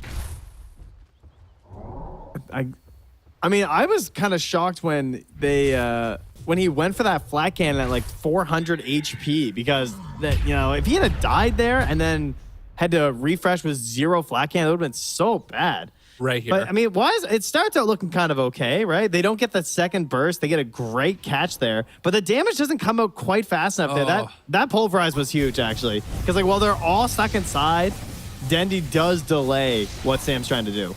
Right. Well, and I think too, if that egg is on the outside of the arena, that fight goes so much better for them. At the very least, it's like not the catastrophe it ended up being, but yes, I mean, as soon as they all focused it was over. Yeah, and the Fan of Knives was kind of nutty. Oh yeah, like they sort of clumped in. It's like, we got them all, and then the knives just fly out. It's like, oh my God. Absolutely, the epitome of, look, I got a 5-hero arena, and then oh no. So Shard, Mercy Shard though. Yeah, it's go time. Or get out of dodge time, I guess. Rebounding off of enemies, pretty nice. Another smoke up. Oh, this is scary. This is scary. They're all getting together. Do we have any abilities off cooldown soon? Dark Ascension is back up. They see Vtoon. Do they want to go for him right away? They're thinking about it. Jump to the teammates, and they get away. Oh, trying to go closer. Ward down. They see this one. They walk up. Night Stalker. Oh, the jump forward, though. Blink away by 1, and then the arena down. Hidaro, Vtoon pops that BKB. They still have everything ready to go if they need to. RCY, silence is off. Still living. This gyrocopter doing a ton of damage. Samson tearing people apart. And now with the Supernova going, I don't know if it's going to be enough, though. Stonebank dies. They're all gone. Oh, Triple kill for Samson. Holy moly. Oh, it's okay. It's a wildcard pause. We're chill. It's fine. Oh, yeah. That's good news. I was a little concerned because I think the focus onto the Marcy makes sense, right? Because both the Ember and the Mars are going to, the Ember and the Gyro are going to get a crazy amount of damage from the sidekick. While we're at it, actually, so does Mars. Kind of. Sorry, cat sitting in front of monitor. Okay. All right. You don't have to tell us that, man. Just say it was the mouse. All right. Cat got your mouse, Cat mouse. Yeah, it's just lie. I mean, I guess we got cameras. Some of the cat is up there. Yeah, it's a good point. Maybe put the cat outside the room. I'm gonna be a little bit crazy here, but this is kind of important. True. Might be a good idea. I'm gonna go get one of my kids and just bring them in for the cast. Actually, that's good. Yeah, I think that would even things out. It's true. Sorry, guys. You can't talk right now. This is in the midst of kitty ditties.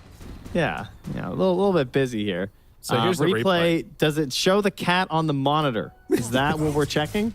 There's sunlight. Okay. Camera went off. Oh, cat hit the camera. Maybe that's what it was. That's the problem. I'm seeing it now. Oh, wait, he's back. All right. I mean, for having a cat in front of him, he did pretty freaking well. He did play very well. Concerning the feline shenanigans. Very impressive stuff here. And they have retaken the lead. It is definitely still a pretty back and forth game. They didn't get what they wanted out of their Aegis when they got wiped on the high ground. That was not the plan, it turns out. But they take that fight in the mid, and they start looking to the future. And what is the future of this game? It's an MKB for a Gyro. Shocking versus a Phantom Assassin. Who could have thought?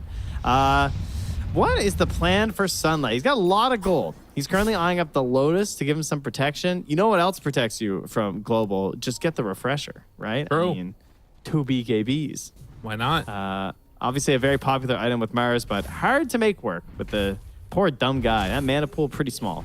But he's got a Soul Ring. He'd be fine. I will say I like the idea of the Lotus. We saw its effectiveness already, like against Primal, you know, against Lion stuff, obviously. It all seems pretty freaking nice. And we'll see what he ends up going for in the end here. A 4K gold lead at this point, though, I don't know if I'm like, you know, kicking back, relaxing, if I'm Wildcard. It's still a scary game, and that PA can just ruin dreams. Well, she has a Defiant Shell now. Oh, wow. That doesn't sound very fun. That's a scary one.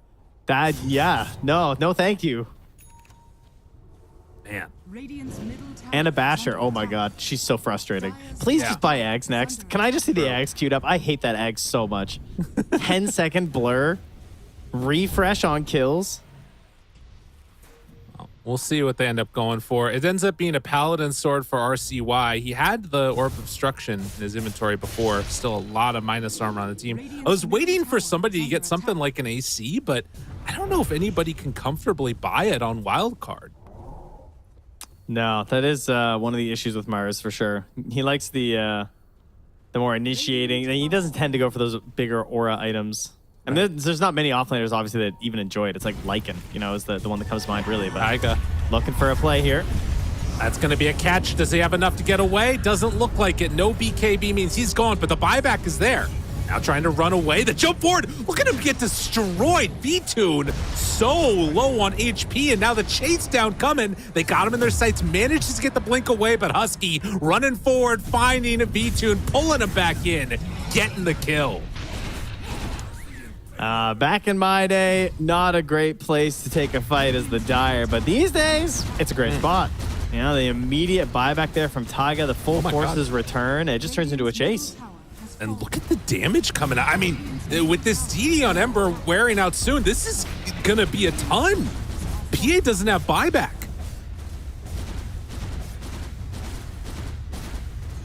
And the side kicks Gyro.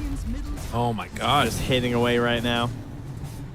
I don't think they can end it. They should be able to, like, keep them, you know, it would be a little bit too risky to do anything too crazy, but 2 lanes is certainly on the table here. But that tier 2 up top is doing a lot of work right now. All right, I mean, no feeds. No feeds. If they start feeding kills, then it is definitely on the table. But yeah, 24 seconds, no PA, 2 lanes of racks down. A devastating blow for Bait as Wildcard.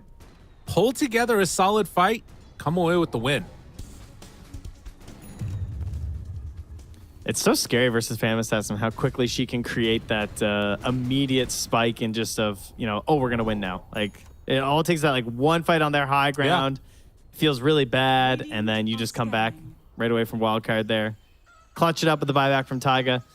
And now we're going to be looking towards that Aegis. It's a very late one, though. One of the later spawns you're going to find here, nearly at the 3-minute mark. So it's going to give a lot of time for Bait to get back out on the map. It's going to be a bit hard for them to hold this position now for Wildcard. Good news, though, it will be daytime. So that means that they will have to rely on the ultimate of the Night Stalker. Yeah, definitely. That's going to be the thing to watch for there. And I mean, the other danger now is that they actually are getting into that next tier of items like you were talking about, Gyrocopter with the MKB, Aghanims, and Satanic. They're all getting where they need to be.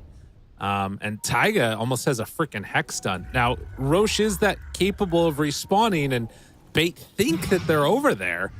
No more scans available for another couple of minutes.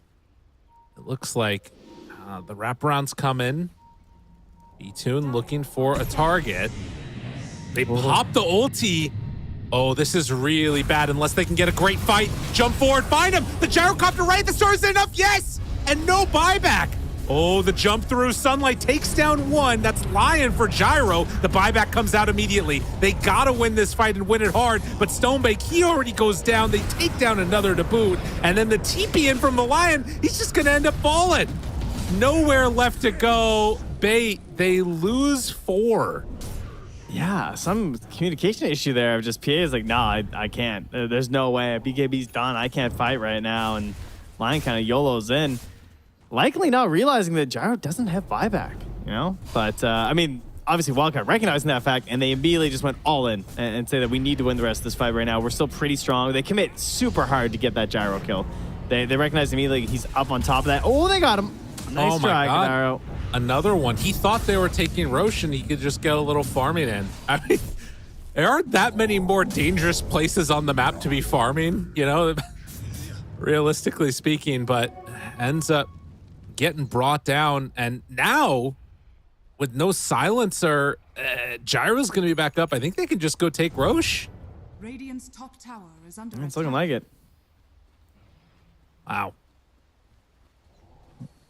In there Pretty we'll huge. go. Well, especially when your Gyro doesn't have buyback, obviously, and he's still pretty far away from there. Here's the replay there. There's the super heavy commit. As you can see, they kind of chuck everything. All their BKBs are used, and RCY just starts going to town here. They just don't have that secondary control. They really did drop everything on this Gyro, and then it's just Husky buffing and helping to blow people up there. No way to control Taiga after with the egg, so... If you just get one more lucky crit after for VTune, that could do it. And, well, he's going to find himself a path to some more lucky crits. A path to a little bit more damage. It's a dangerous path. Some might call it reckless, but I think it might be their only way. Well, you got to do what you got to do, man. If you can get into that rapier, maybe there's a chance. Oh, where there's a will, there's a way. But I don't even know. Like, based upon how the first stage just went, I feel like we're going to see Wildcard up this hill in about, like, less than 30 seconds. And you cannot farm that much gold that quickly as the PA. Does have the relic being brought out. Okay. Just wants that one bit of damage. Figures that YOLO. See if that'll help me here. By the defender's gate. They catch him, jump in from V2 and trying to find a couple. The stun, it's turned back against him, and V2 can't do anything else. Stonebake is just dying to Samson. Too much damage from the gyrocopter. Lion going to be dead again. The finger does not even tickle RCY.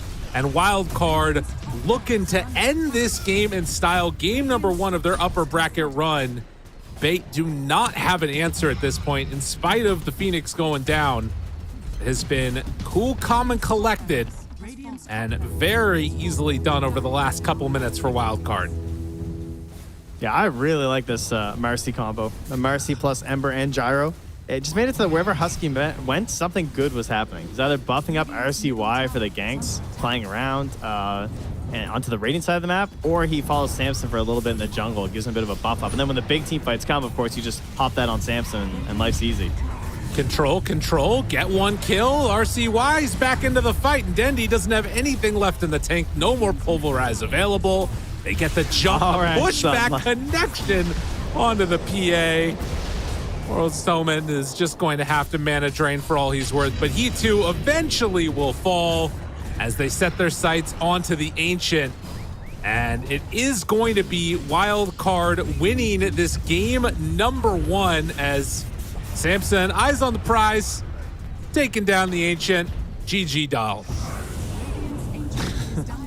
They're going to let them have it, you know. Call the GG early. They wouldn't want them to kill that Aegis at this point here. So, Wildcard, how they look? They look like, yeah, we felt good about this. They're pretty calm. I see Taiga still at his normal place there, too, so he's still rocking that EU ping for this one. Oh, yeah. Played well. Wait, is there a car under me? What is this thing? It's the gyro. It's that super sweet flying car that is in all the graphics. I like that thing. Exactly. Is that mine? Is that my ride or is that yours? Can we keep him? Yeah, exactly. I like. I think it's neither. Probably of get it ours. after this. Well, interesting dynamics there. A couple of clutch movements through the twin gate to find some kills onto the PA. I felt like there were a lot of moments in this where Bait, if they had just had like a little bit more time, maybe they get into that next item, but it never really worked out. And the Lotus was such a good pickup.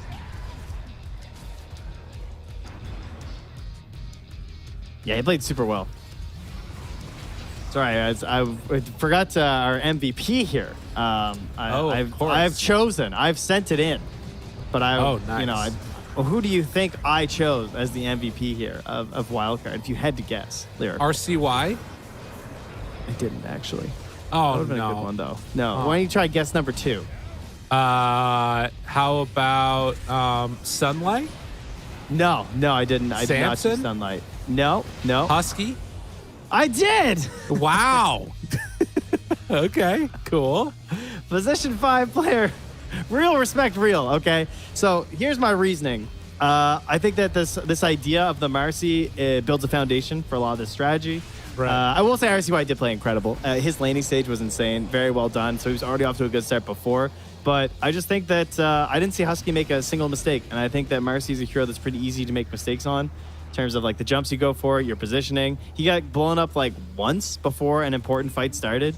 And his death, they had to dive so hard to get his kill that they all got wiped. That was that like big deciding fight where Wildcard took back control and really shut out any big opportunities for Bait to get back into this game. Just felt like his movements across the map were really solid. He helped that early rune control to make sure Denny didn't get back in to that middle lane. Right. So I gave him the MVP. Plus he finished 6, 4, and 20. You know, that's some sweet numbers. That's pretty good. He was involved in one more kill than RCY. Fair enough. He also died one more time. But we don't need to pick favorites. I mean, I guess actually technically we do. No, we do, pick actually. the favorite. That is the job of the MVP thing. But I will also say, I feel like Stonebank played a pretty good game on this Night Stalker too. I think he had a lot of impact in it. You can see why this hero has been sort of first picked, at least in this series. I want to see if they continue to do more of it. But yeah, and I think again, yes, Husky had like an amazing game. I think it's just a very cool storyline to have a guy that was 5 years old when Dendy won his first TI playing against him now in the mid lane. That's a really cool dynamic, and happy to see that NA has some rising stars here, as we should all want to see in the future. But yeah, Husky MVP, another one of those guys that we don't want to build up too many false storylines here, but a grudge match in the future against now. Oh, what's a grudge match? That's not false, man. Also Samson. Yeah, they've been there. You know, they know. They're just now. What are they? Verbs? Huh? That what happens? You get kicked. That's a verb for you. Kicked. I like it. All right. They're coming back for revenge. I love that. Yeah, but again, well played by Husky. And one of those games that I think is going to be interesting to see what type of changes are going to come out, because with like 5 bans and then a first pick, it's really interesting like to see what heroes people build their entire draft around. And Ember still feels like it's the hero that's like great to build a draft around. They can't nerf it enough, apparently. I don't know. Can't be done. It's I mean, he has so many good combos too. Like we saw the Marcy in this one, but there's still that Mirana combo that was very prevalent. We talk about Darkseer is really strong right now. So you have the Iron Shell plus the Ember Spirit going around. Anyone else who has these like little buffs that could just help out, because what's really cool about Ember is that he can use attack buffs like Marcy. He can utilize any sort of long range disable because he just has this nice long, like he has the long cast range for the root, and then anyone else with a follow-up stun can go from there.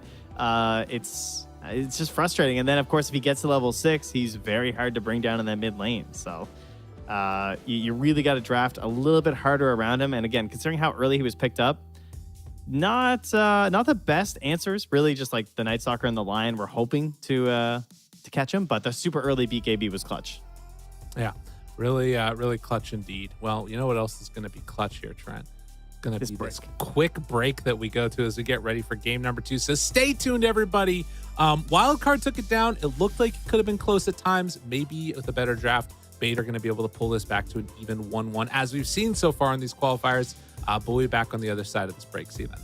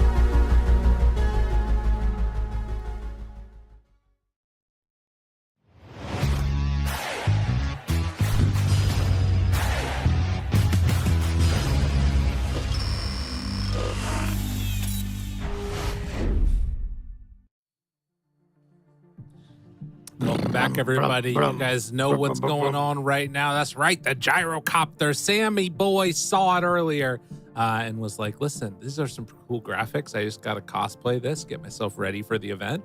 And you did it, and they freaking owned. Man, gyrocopter, cool. I wonder, do you think Marcy is like the hero that you take away? I don't know if you take her away, but you just need to think more about how she's gonna play. I actually don't know something. What happens with the new sidekick? Is it dispellable? I'd assume so. Maybe not. I would though. assume so too, but it's like a permanent buff. Surely it's still dispellable. Let me just quickly Maybe check it's breakable. Here. That would be break weird, it. but it's not like a passive. That's true. Yeah, no, it's just dispel. Is that dispellable? Maybe the life steal's dispellable. It can only be dispelled in the following conditions. Oh, if Okay. Marcy or the affected ally hero dies, or when casting onto another hero. Okay, yeah, no, never mind. It's not Ow. dispellable. Oh, that's very strong. So you have to kill Marcy first. Yeah, then you got to this- kill Marcy. And then when she dies, it immediately goes away. I assume. Yeah, Interesting. yeah. Very Oh, interesting. good to know. You know what I think would be a cool, like, see, this would be a change that they would make in Dota 1, but I don't think they'd ever make it in Dota 2 when you're astral that goes away because you're on another plane of existence. Oh, that would be cool. Or when you're astral, you get half bonus because you're Yes, too that's far right. away. Yeah, but only the Marcy gets the bonus in that case. Right. That's the thing about it. Why? I was confused by that. So if you are further than the units away, only Marcy gets half the bonus. The person you're Oh, targeting gets 0. Got it. Yeah. Makes So, yeah. So there you are. But I mean, that was a great example of super position 5 Marcy. It's very relevant, or very reminiscent rather, of the like older position 5 mags that people tried with Empower. Except I think it's just Right. kind of a bit better in some ways. Downside, of course, you have to stay close, but the upside being like getting the lifesteal. So if you have these heroes that don't require the cleave aspect, it's just like crazy good. So very cool. By the way, is first pick priority for, first priority, I should say, for bait, and they did choose first pick. So Okay. I wasn't sure coming into this what was going to be better. Was it going to be first pick or second pick?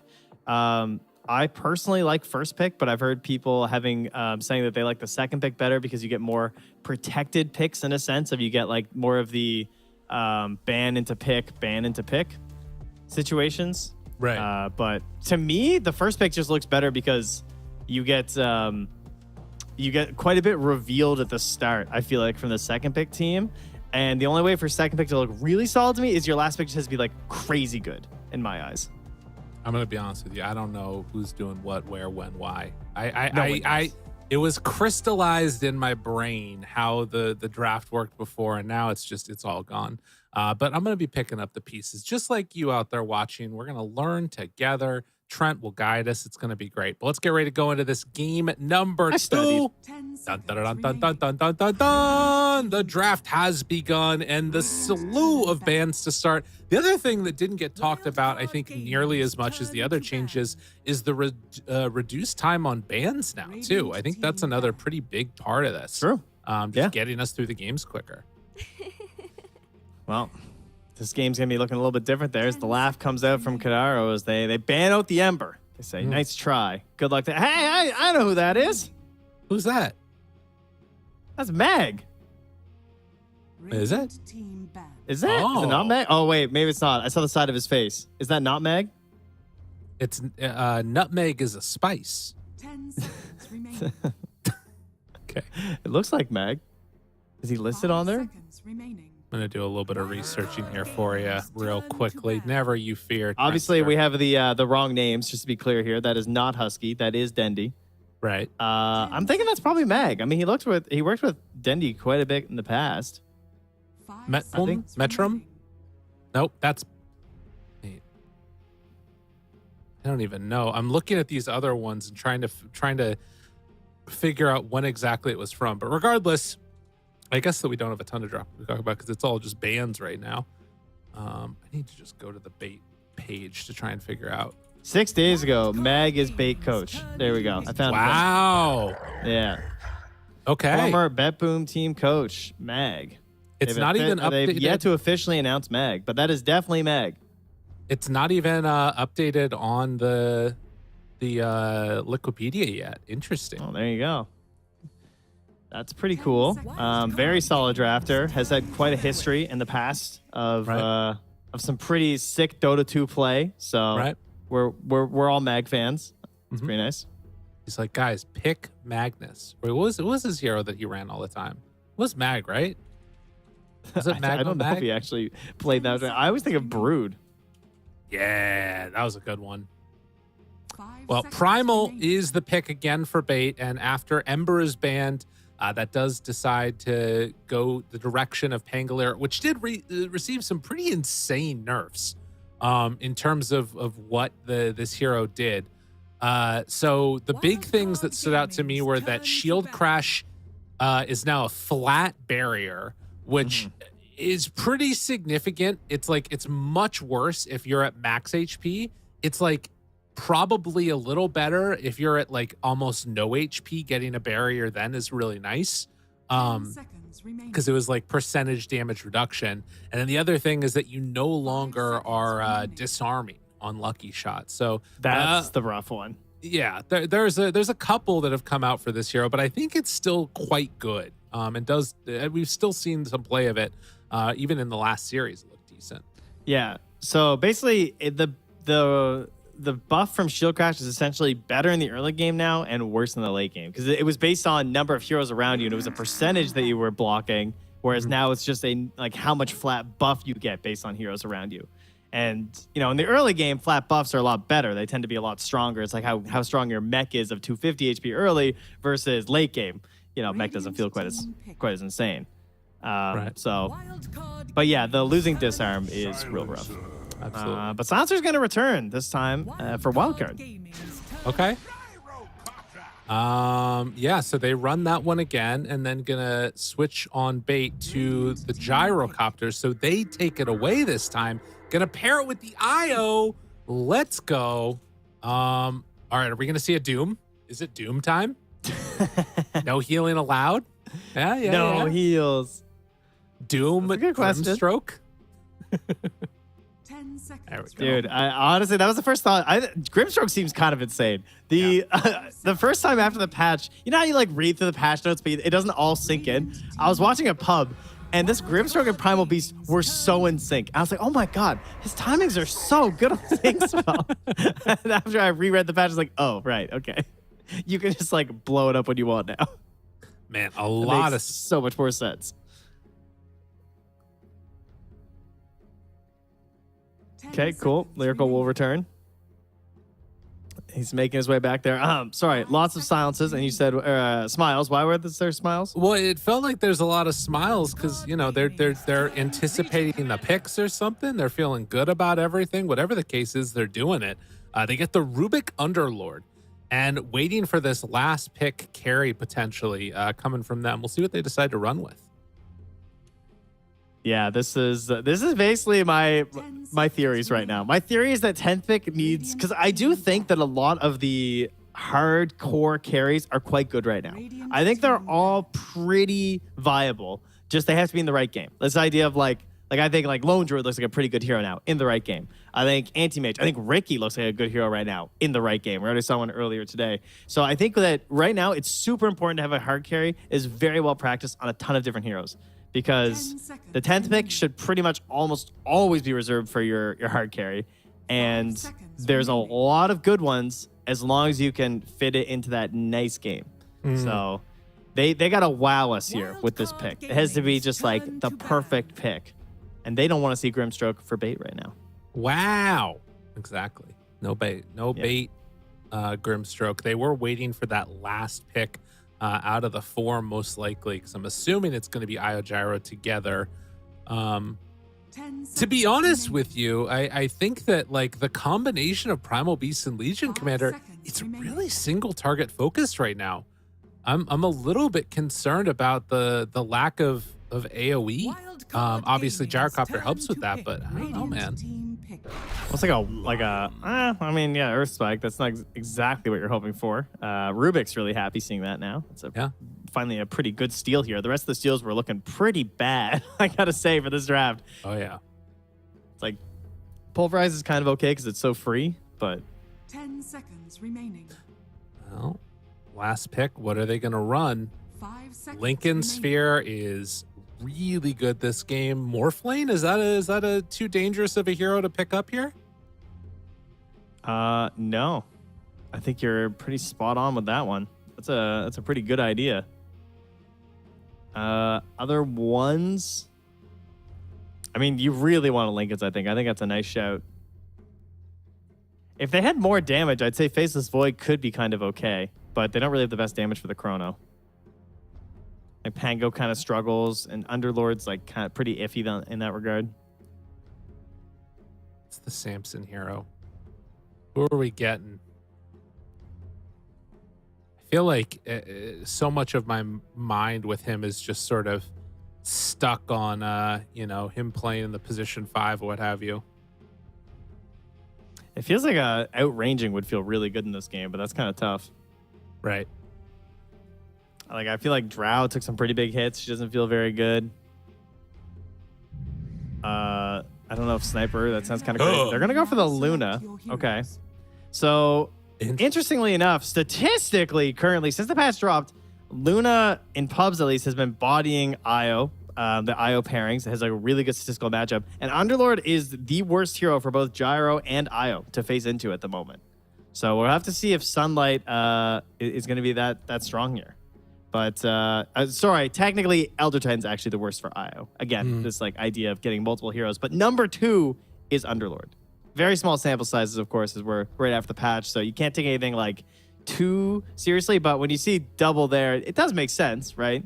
You're reducing that damage of a gyrocopter. He wants big damage. He wants to output with his flat cannon. You're trying to reduce that. You're buying these auras. Gyro tends to rely on these team fights. And then Io, it's a pairing. You got double root action happening, and they're trying to abuse the map state. They want to get all around the place, and you have global movement.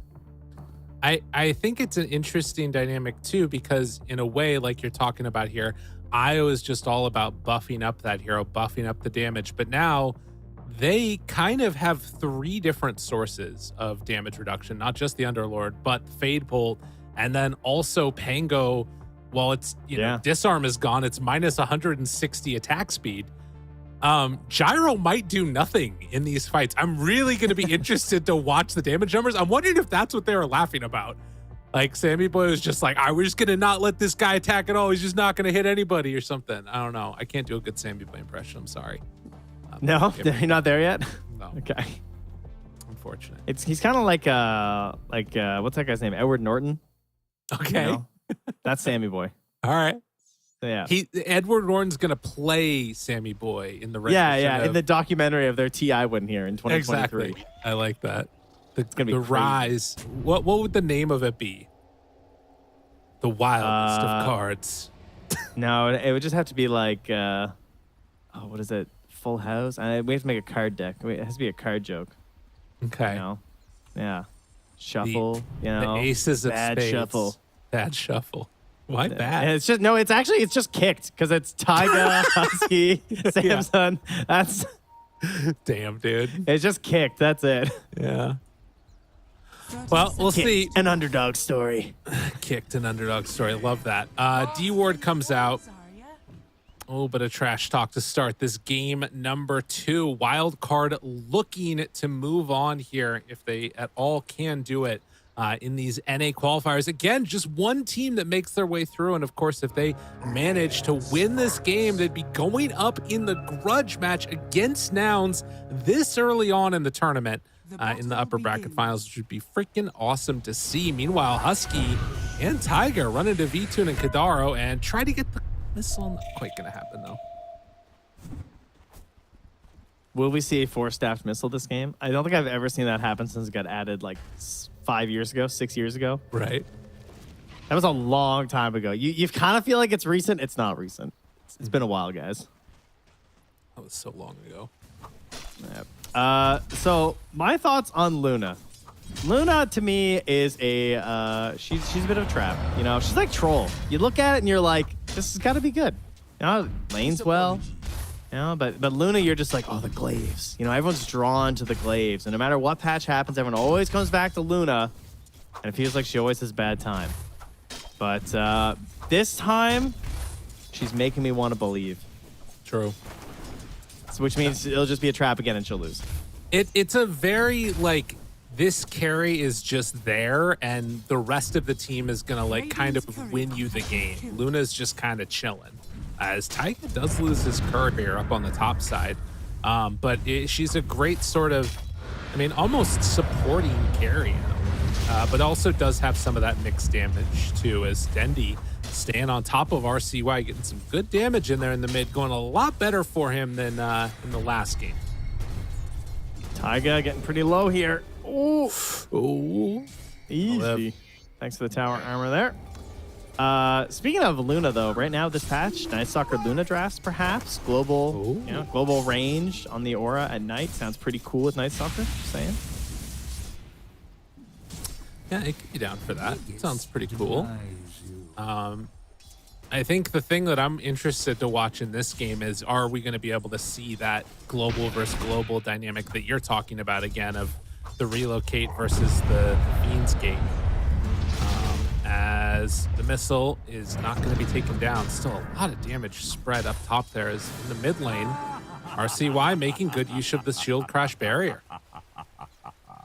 Yeah, Denny gonna try and get his revenge here. Right now it is even. There's still a couple of creeps for RCY to, or sorry, for Denny actually. No, it's for RCY to clean up. Yeah, okay, it's weird, just even.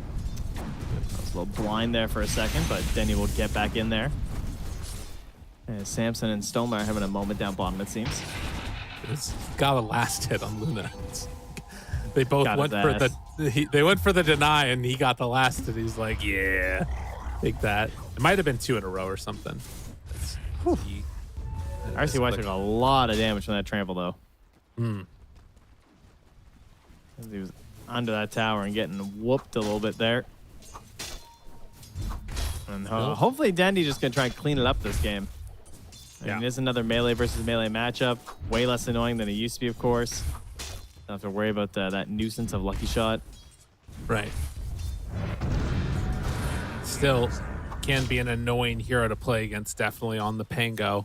And like we talked about, having the shield crash barrier sort of be there at the lower HP levels, maybe more of an opportunity to try and bait somebody into a bad situation. We'll have to see if that indeed is what happens.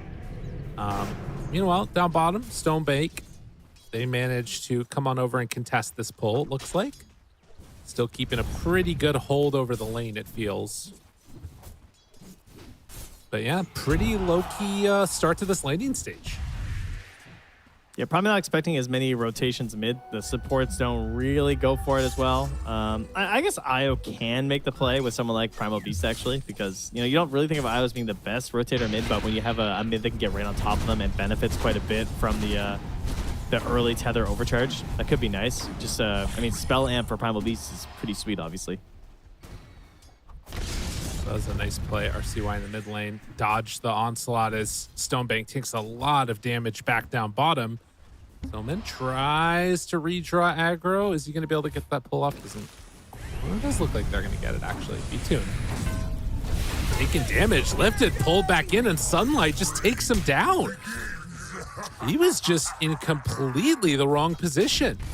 All right, Luna player busy getting the tips on. Good job. Everyone else, paying attention to their lanes and stuff. So they're asking Sammy Wood to throw down the tips for him. Thank you kindly. That's a big kill, because this is an Underlord who's sitting on Ring of Health and 800 gold right now. Yeah. And he does not plan on leaving this lane anytime soon. They're going to have to really bully. But we'll see if Kadaro, sorry, not Kadaro. We'll see if V2 here, what build he goes for. Because right now, he's got no points Rocket Barrage. And as he does get it mid-Dendi. Wow. Mr. Dondo. Heyo. Right. That was before Pulverize. Yeah, he just got him with the trample and the onslaught. He got his vengeance there. God, that's insane. He got 800 damage off his trample. That's pretty gnarly. What a spell. 14 hits. Wow. So ridiculous. Oh, man. It's going to take a couple more hits from Husky here. Forced back again for the moment. And in the meantime, I think that probably what we're going to see is just a move towards getting more of these stacks if they can. Taiga's in position here to get a third on both the Ancient and the hard camp. And as of yet, no movement from Bait to try and stop this from happening. As you said, Sunlight, he's got a Vanguard done. He's going to be completely fine just hanging on to that lane up there on the top side. And this is going to be a giant piggy bank. Meanwhile, mid, RCY thought about the roll, doesn't go for it. No, and I mean, obviously the worst thing that could happen would be Gyro coming in and sealing this. That would be a huge way for them to get back into this game, but it's pretty unlikely for them to find the vision into this part of the map. IO, not a position 5 that can really like roam in there and throw down wards like some of your other heroes that could do, like an Ench or something would definitely be playing in there right now. You know, Celery's up here. He's just walking in. Stillman, they find him. He just walked up the hill in the wrong direction, and Husky able to get the punish. Dendy's moving over now, and down bottom, they're bringing in Taiga as maybe they attempt to go here to steal the Wisdom Rune. Dendy's making the move to try and help with this, but if he runs into too many people, I don't know. This is getting weird. Well, there's no Eclipse or something here. This looks pretty bad for Samson. Moving, seeing a couple. Hex found, and now the Pulverized, but the lift! Taiga gets him away, and yeah, Samson just gonna have to give up his life as Taiga. Samson also gives up his courier. Taiga's gonna get away. But yeah, not what you want to see for Wildcard there, as Bait brought a number of heroes to secure that Wisdom Rune. And Taiga, what? Are they gonna get him? That's kind of crazy. Yeah. Why did he do that? I don't know. I guess they were just hoping to get a free kill up there. It's such a risky play to go for, though. Like, compared to just, you know, farming the small camp behind your tower. Right. I guess maybe he was worried, like, perhaps they would try and make a play as Legion's hitting 6 and, like, come through the Twin Gate or something, but... And it's like, aha, I will juke them and I'll get my XP this way, but it does not pay off. Risky play this time. No. And Taiga will find a D ward as he continues his invasive maneuvers. RCY pulling the wave over. Husky shows up too. They will be able to ensure a regen rune for RCY. Okay, so they know about this stack now. It is confirmed. Like they have a ward. Duel. They've seen the creeps running down. Samson in trouble. Samson, the roll doesn't come soon enough. They lose the Luna again. A good start starting for Luna, and the last couple of minutes, it has gone quite bad for Wildcard. Yeah, this is going to be a walk of shame respawn here at this point in the game. 8.5 minutes in. That's pretty unusual to see that one. And there, we got a circle on the map from Taiga of those camps. He's just saying, can you go farm those? Yeah. Because I'm getting scared. And he's like, well, I got 2 points glaives. I don't have my ulti because I know I got to farm these things. But I don't have my Mask Madness yet, so you're going to have to wait. Yeah, Taiga is even TPing over to the outpost to ensure that he gets another stack on these off. He's going to try to at the very least. Oh, I really hope we get a fight over here from Dire. This would be so sick. Oh, he's a bit late. Couldn't get the Ancients. I mean, the other thing about this is the piggy bank for him too, and Husky to get more levels. That's true.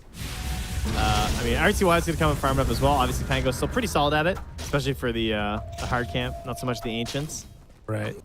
And yeah, that's very big for Taiga, because now he gets to come mid, he gets that XP, help us help each other. It is crazy to me that you get shared XP from stacks now. That feels amazing. Oh, it's really nice. And I think that, I mean, there's still the potential to fight over Ancients on both sides, actually, because Wildcard could come and try and contest the other Ancients from Bait. And we'll see. VTune also going for more of that old school gyrocopter build that we're talking about, where he's gone 3 in flak instead of more in the rocket barrage.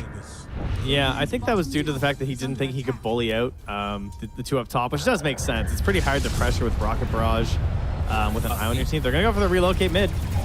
Easy kill onto the 2 supports. They both get brought down, and showing the power of this Bait lineup already. Very dangerous stuff. Yeah, with limited escape at this point in the game, too, a Primal Beast can very easily set up for these situations. He didn't have to pulverize anyone. And uncontrollable damage, pretty high in this game from Wildcard, so could get some nice value out of this Blade Mill aside from just your classic duel. But, you know, running like through firestorms, obviously Glaives just bouncing around. Should be a pretty solid one here for Stonebag. And already 700 gold towards a Blink. Taiga gets the grab, though, as Dendy attempts the onslaught. So that's level 4 now stolen here for Taiga. That's a big spell to have here out of a smoke. It's a lot of damage. Goes up to 433, even with just a single point in Arcane Supremacy. What a hero. Yeah, that one's pretty nuts. Super long range of initiation. I think RCY started his TP, but then canceled it as Dendy starts to take some of these camps around this area. And with sunlight nearby, it looks like Samson's going to try and tank the Ancients, but I mean, it is still pretty hard to clear through these as only a level 8 Luna has gone all in on the Glaives after suffering some pretty big deficits. And oh, don't die to neutrals, Dude, buddy. it's a good thing he's the Spark of Courage right now because he needs all the courage he can get. He's up to 20 armor right now. These things are still slapping him. Holy. Yeah, that was scary. Somebody dig this guy up a salve. Where's my sidekick? Where's my Mercy? True enough. Well, looks like is that Helm build coming out for Sunlight? Or no, just going into the Crimson Guard, of course. That is going to be really good. I wish he'd a helm. Are scanning. The item. That's a good item. Dire's middle tower is under attack. Be the change you want to see in the World Lyrical. Okay. I Yeah, feel I'd like to see your Underlord Helm build. That sounds good. Surely. Surely it's good. Rotation through the Twin Gate is spotted by this Observer Ward here from Wildcard. So remember, they still have Onslaught right now. This is a good set. With that Fate Bolt, man, I would love to get a fight on this Gyro right now. Oh, yeah. They're bringing numbers, though. sitting in 5 heroes. Taiga in trouble. Oh! A little getaway. Manages to escape, and now the roll-in finds one. Lion is gone. Stolen Hex. got Hex. Looking for more. Who can they find, though? The range of initiation is not quite there. So it looks like they will get out, but in mid, they're trying to go Samson. He gets caught. The trample's there. In trouble solo. 13 HP, but he gets away. Samson barely able to survive through that one, and Dendy, he's just going to run away. Really good rotation by Dendy to recognize that, and well, down bottom, the Sunlight's just holding on to the tower. It's not going down. Man, they really needed Samson to get out of that one. That would have been a huge setback once again here for this Luna, but the crazy thing is, though, with this Mask of Madness, the Spark of Courage, he feels confident to just stay out on the map.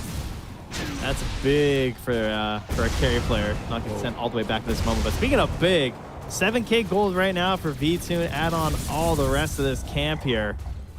And he's looking really good. Going for the Maelstrom before the Agnet as opposed to the Chrysalis we saw last game. Wants a bit more of the zippy zaps in this one, it would seem. I will say, I mean, I know Manta's used for a lot of different things, but the Maelstrom V-Tune with an Aghanim Scepter, those illusions are going to spawn and like immediately die for the Luna. This is going to be a scary game for a while, I feel like, for Wildcard, because they just do not have the farm they need on their carry. Radiant's middle tower is under attack. Dire's top tower is under attack. And there's the Blink Dagger. Oh, yeah, speaking of really good neutral items like Spark of Courage and Trusty Shovel, the Lance of Pursuit was also picked up here from RCY, which is a crazy good item on Pango if you get the right angle, obviously. You get to do 60 more damage with your swashbuckles. Oh, yeah. Because that's cool. It's pretty insane. Yeah, this is a strong timing with that, the Diffusal Blade. I mean, obviously, they still need the Luna to keep farming, but sending these heroes around, they TP Sunlight down. Taiga's sitting behind. With 4 heroes bottom, it's really hard to make any move until they get that Blink Dagger on the Lion. And Global's back in a few seconds here. Husky in enemy territory, planting down a ward. It's going to spot Stonebag coming through. Radiant's middle tower is under They're attack. thinking about making a play here. Taiga actually stacks that camp. What a madman. He's just farming, man. Okay. He knows what he needs. Like, she's so close. And he's like, yeah, that's my camp. And he is closing in on that Spirit Vessel. Thankfully, this item got brought back down to Earth. My God, that was the scariest passion I've ever read in my life.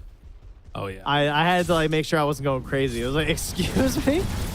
I was trying to figure out how the Universal heroes were going to decide who buys Vessel, or if it was just going to be so broken they'd all just buy it. And Yeah. you'd have to like try and get close to the kill just to get a charge.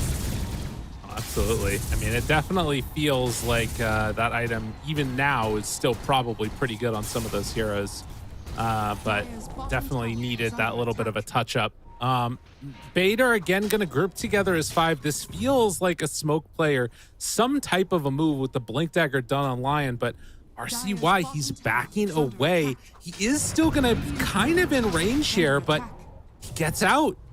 Oh, Stonebank looking, can't find him. Just out of range. And no panic global there is pretty important as well. Speaking of global, do they have any answers for global right now? They don't, right? Oh, we have BKB for just the Primal Beast. Okay. Yeah. Man, I feel like Wildcard have done a great job of keeping their tier 1 tower alive, both with a combination of Taiga and Sunlight, and sometimes both of them. Wanting to get that press the attack out of this, maybe. But not going to happen. Instead, the lift, the pullback, Stonebank in trouble, down super low. RCY finds Dendy. Now, he's in a little bit of trouble. Hasterin, though, will get him out of trouble. Okay. And Stoma patiently waiting, not going for the play. I'm kind of surprised he didn't blink in, go for a stun, and look for a relocate play.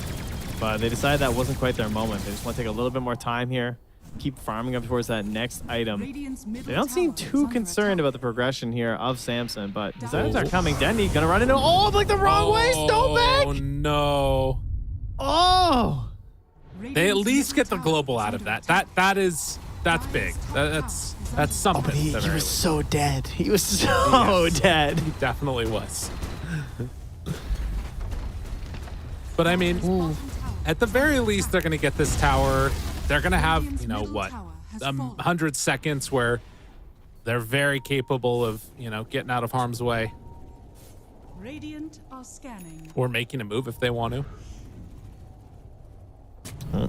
Tier 2 neutrals coming out here as Samsung picks up the new and improved crack shot from the specialist array. They just keep buffing this item. It's got to be like 8 patches in a row now or something. So I guess it's good. Yeah, seems like it. Husky has been up here for so long. He really should not have been alive this long. It's like global's down, whatever, it's fine. That does open up Roche for them, though. So, gonna attempt to take that with Kadaro and V-Tune. Although immediately moving in now, Wildcard, wanting to stop this from happening. They only have a level 1 Eclipse at the moment, but the jump forward, do they have it? No! They can't quite get the duel up, but Samson, he's gonna get caught, gonna the get save! brought. No! He gets saved! They keep him alive, and now RCY throwing them down into the pain train. Death Valley, round 2, Simpson steps back in and then ends up dying for it. Oh my God, that was not the way that was supposed to go. The fight was looking okay for Wildcard, and now it's tragic. 4 dead, a matter of seconds. What a great bait from Bait. Oh, so hard for them to fight these without the global silence. They were juking and jiving and trying to dodge so many of these spells, but they were still getting clicked on there by Gyro. It's, a little bit of taste your own medicine from last game. Despite being able to keep Samson in there for a couple more rounds, Gyro was just standing tall throughout that entire thing. Just chased out of the fight here, too. A nice attempt from Taiga there. Able to cancel it out there despite the Lotus Orb being up, but not enough. Oh, definitely. And The positioning from Io, too. Right. Keeping alive that gyrocopter. And while there were a lot of things that were, mitigating damage, it didn't matter in the end.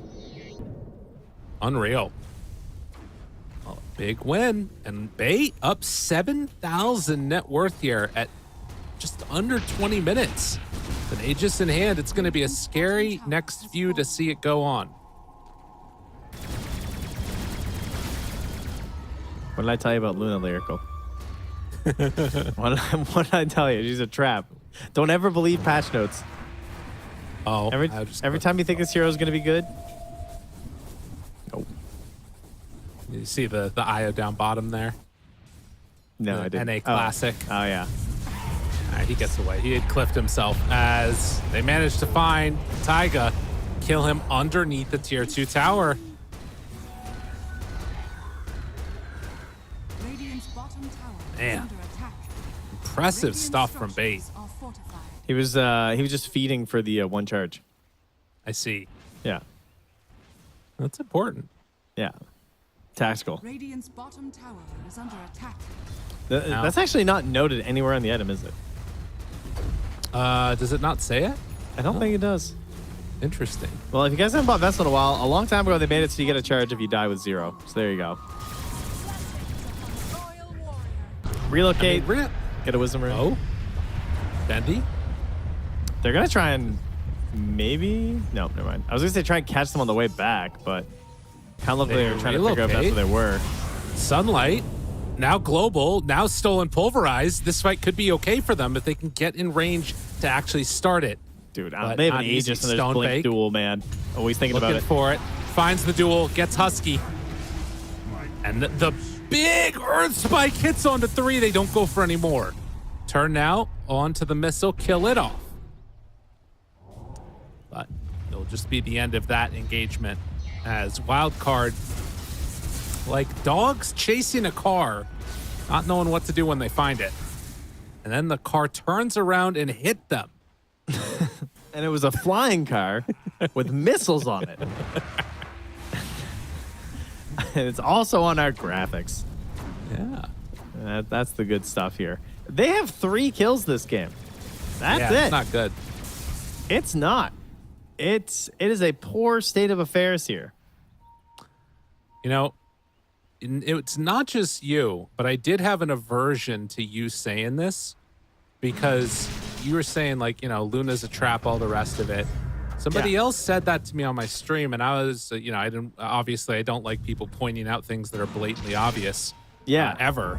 Especially if it contradicts what I believe. You're right. RCY is going to get jumped on, but this Luna hero, man, it's feeling pretty rough as RCY gets hunted down and killed. The global potential is devastating. In her defense, pretty much any hero is going to feel this bad when you get pressured that hard in lane and then you die going for a Wisdom Rune steal. Yeah. It was a lot of bad moments all at once. You know, you're like skipping ulti to get more points into your Lunar Blessings and your Moonglaves, like you should. You know, that is the plan. But if they're hunting you down, you're getting caught during those moments, and that's going to be a bit of a problem. And you're also counting on your teammates doing a whole lot. It's very reminiscent, actually, of what happened last game to Bait, I feel like, where you just have this idea of like, oh, I need to farm up for quite a long time. What are my 3 heroes moving across the map? Because like Underlord kind of wants to chill. I mean, at the very least, he can show up with Fiend's Gate. That is true, but they didn't really find those plays, obviously, because they had 3 kills. And then you have a Rubik Silencer and a Pango. And it's not quite as intimidating as Sidekick Ember. True. No, it's definitely not. And then you get these sort of just salt in the wounds, it feels like, where Husky gets the shard and he doesn't even have Glaives of Wisdom leveled up. Think about how nice a Rubik shard would have been right now. Pretty funny. Oh, that sucks. Poor Husky. Yeah. Well, nonetheless, it is 11,000 gold lead now, and Bait going to probably wait now after this Aegis expires for the next one before they make any really dastardly moves, but they might still just keep bullying around the map. They're very strong.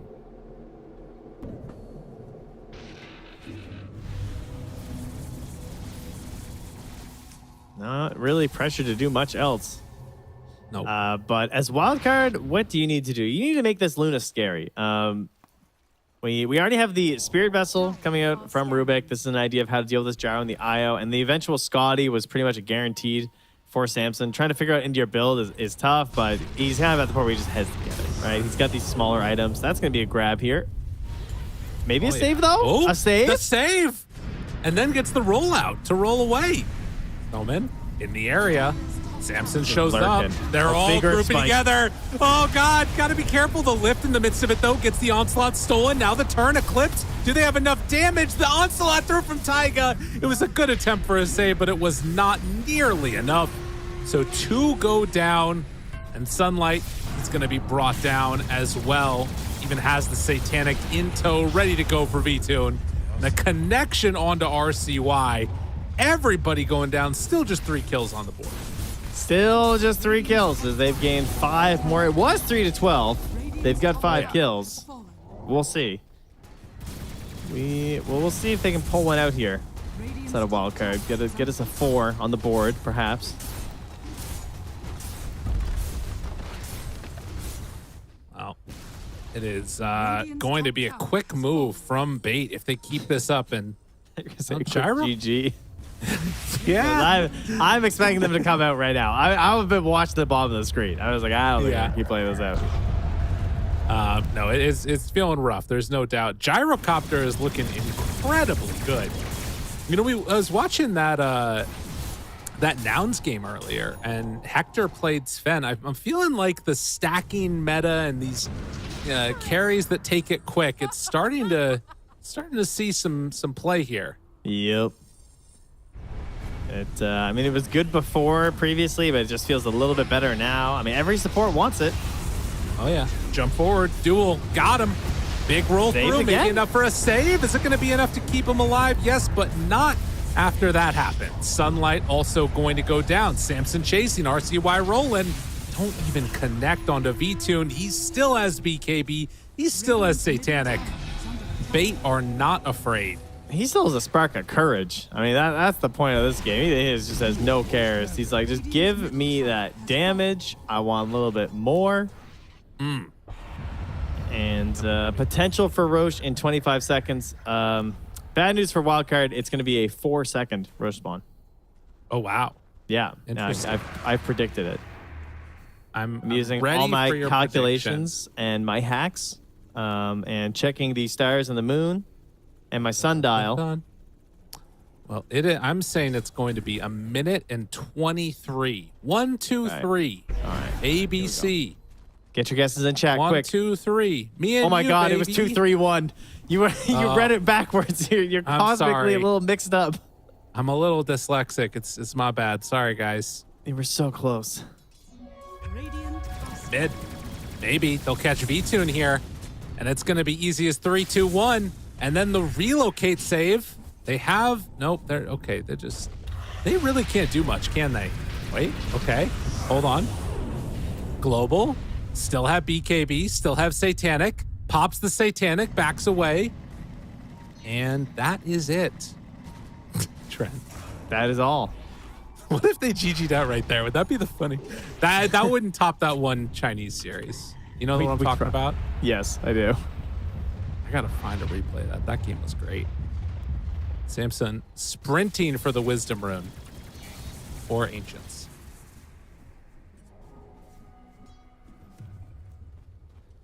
It's gonna be 15 for RCY that he wants. Samson on the run. Man on the run. Trying to get away. Nice. They are hunting. Oh no. Oh, I've seen this movie God. before. It was a bold attempt. Unfortunately, he was not able to escape. Those illusions, though. Never give up. It's a good try. Could have worked. Oh yeah. Does he get all the farm? Oh. Moment of silence. More cats here.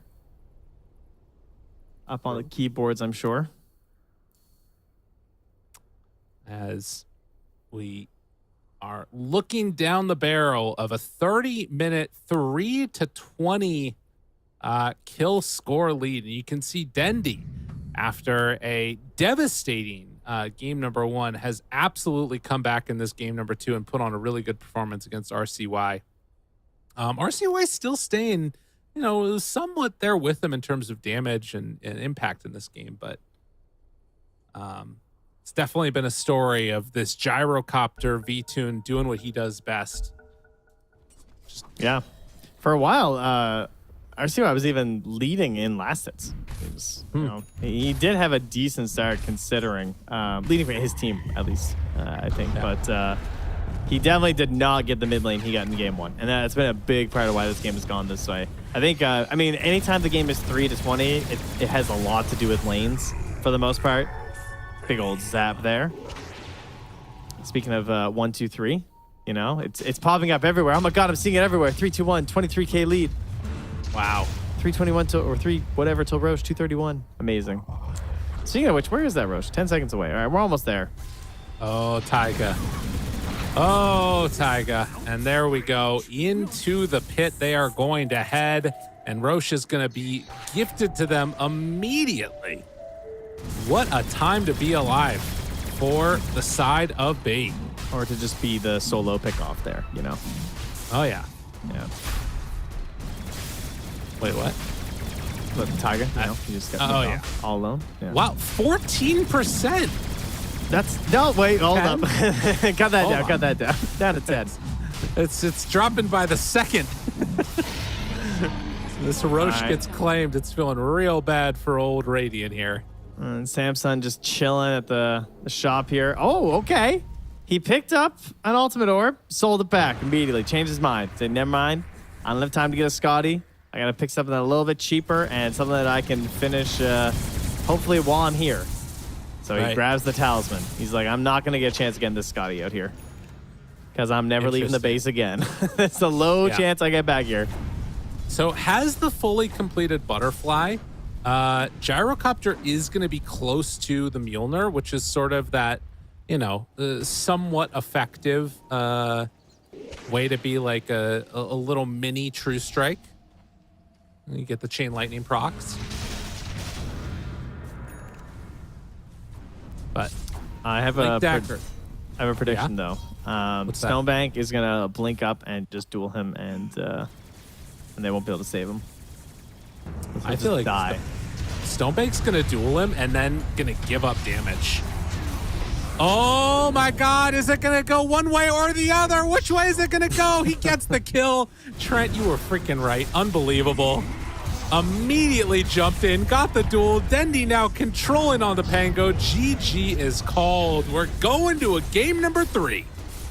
All right, both series of the day. You know, the last couple times there have been TI qualifiers, it's been a lot of 2-0s. I'm just gonna say it. It's been a bit of a snoozer at times. We got 1-1 here. We had a game go to 3 last time.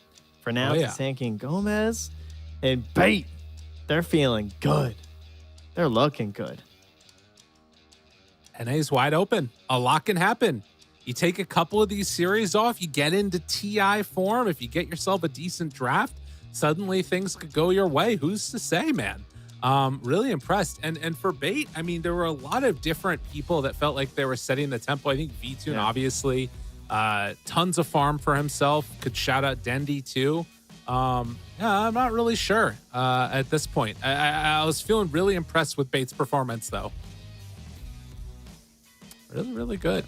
Yeah, I think compared to game 1, looks like Wildcard. Yeah, maybe gonna have to go back to the drafting board on this one. Didn't really have a lot of options here in terms of what they could do once the lanes went poorly. They basically just had to like try and recover their Luna, and they weren't able to do it clearly. As this was when things were still looking kind of okay. In fact, this was when they first had 3 kills. Oh my God.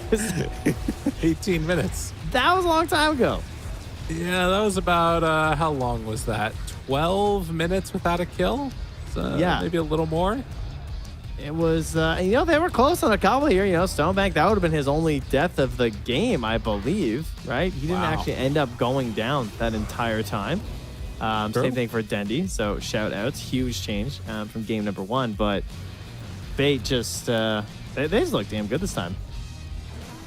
Yeah, they looked really freaking good. And I think that now as well, going into this game 3, I mean, there's one hero that sticks out, but the both winning teams have had, which is Gyrocopter, but it also does feel like these supporting characters, right?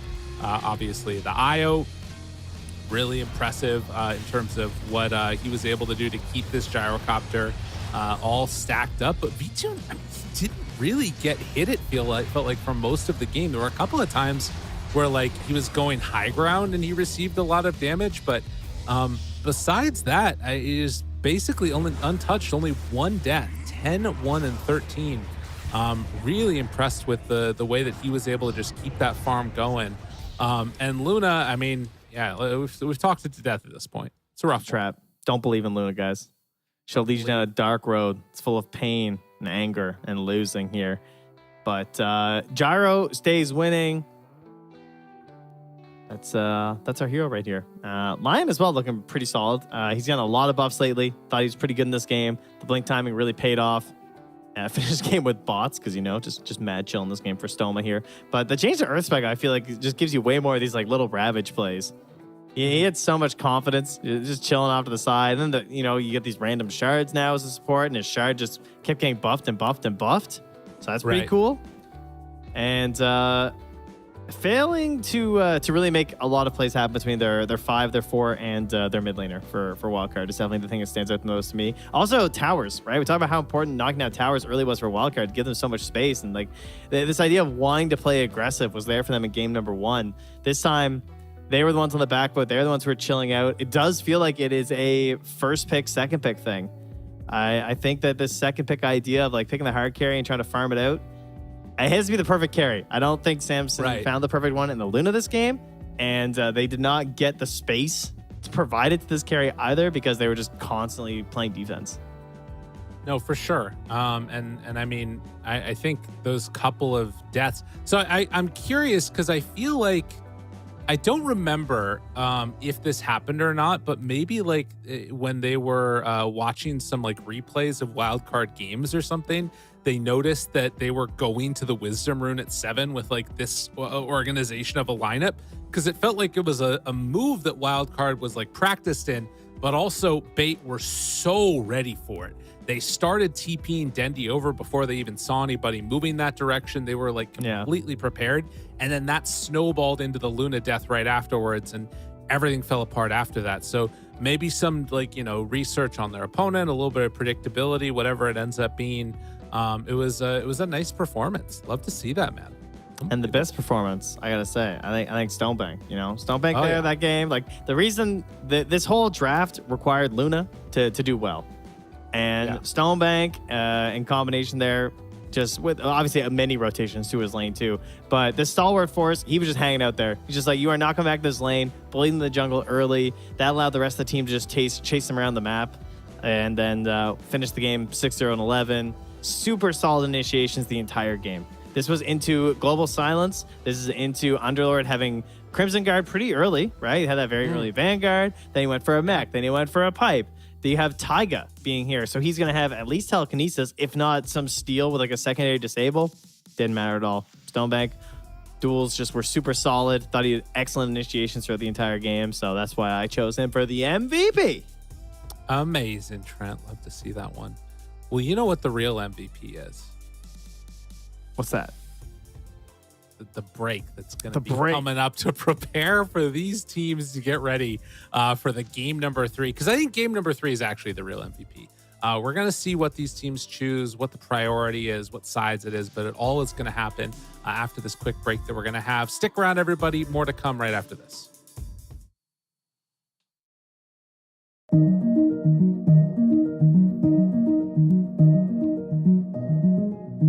Every day for 3 years, a secret team met across Europe to hack one of the most technologically advanced cars in the world.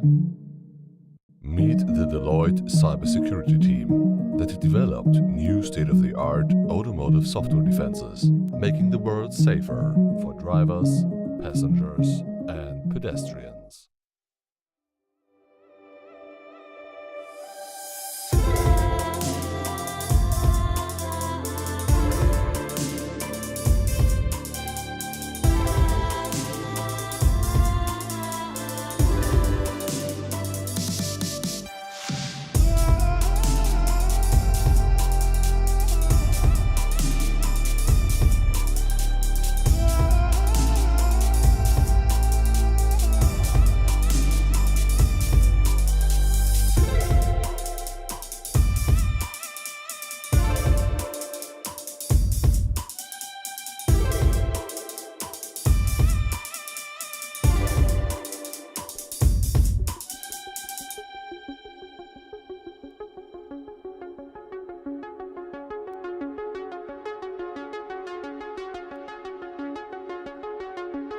drivers, passengers, and pedestrians.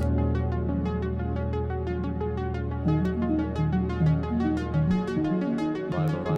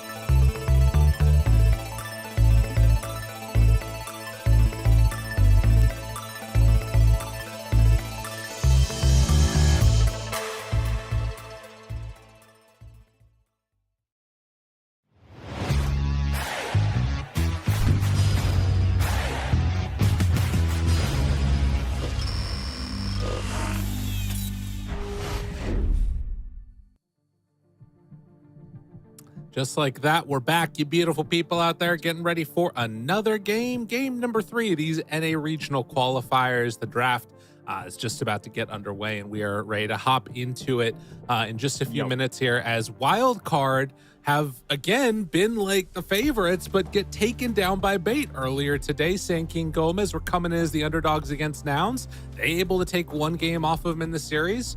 Are we going to see a similar thing here where the favorites come out victorious? What do you think, Trent? Do you think bait could make the craziness happen? I think they just proved they definitely can. That was a stomp. Okay. That was a bad time for Wildcard in that last game, and they're coming back with the second pick.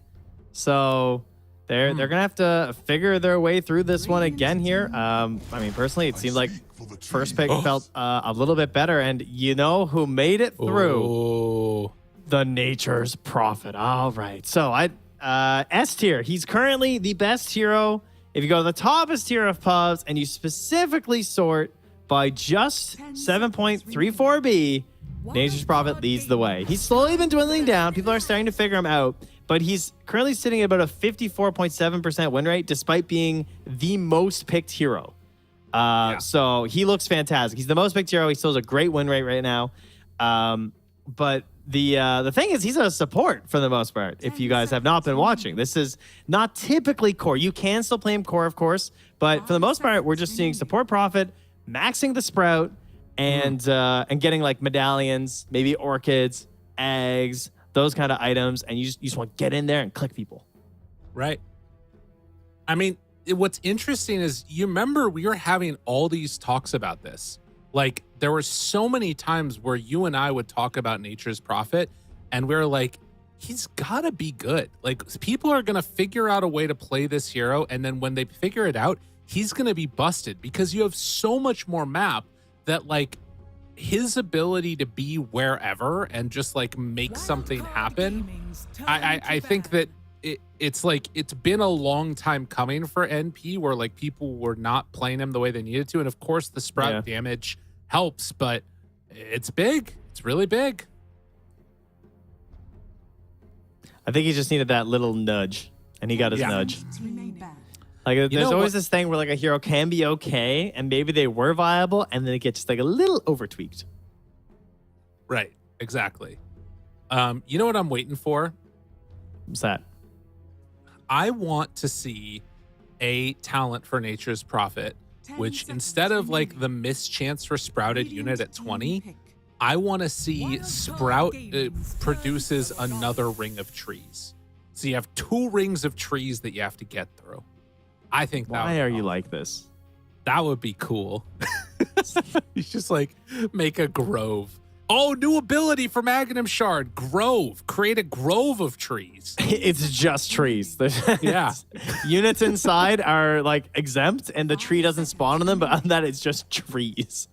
Right, and you as the Grove creator have flying vision inside of it, but the enemy team has no vision.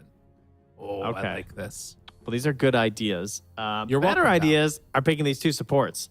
We got ourselves Shadow Shaman and Witch Doctor. So Witch Doctor was the hot stuff, fresh off 7.34B, 7.34, had to get tuned down a little bit. He was approaching dangerously high levels of win rate. It was he hit like 58% at one point. He was the absolute best hero in the game, bar none. And then he got hit with a nerf bat a little bit, unfortunately. Especially one of my personal favorite things about Witch Doctor was always 60 seconds on Death Ward. Not gonna lie, I'm a little salty that just because the spell got buffed, now we're at 100 seconds. Like, I kind of like the 60-second more, but it is what it is. It's gone now. Got to deal with it. What I like about Witch Doctor is that all his spells feel really good right now. I think that's pretty sick.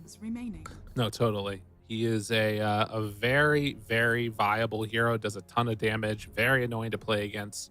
Now, we do see Bait take the Rubik. So that means we might be in for some shenanigans here. I don't know what kind of shenanigans, but there's going to be shenanigans.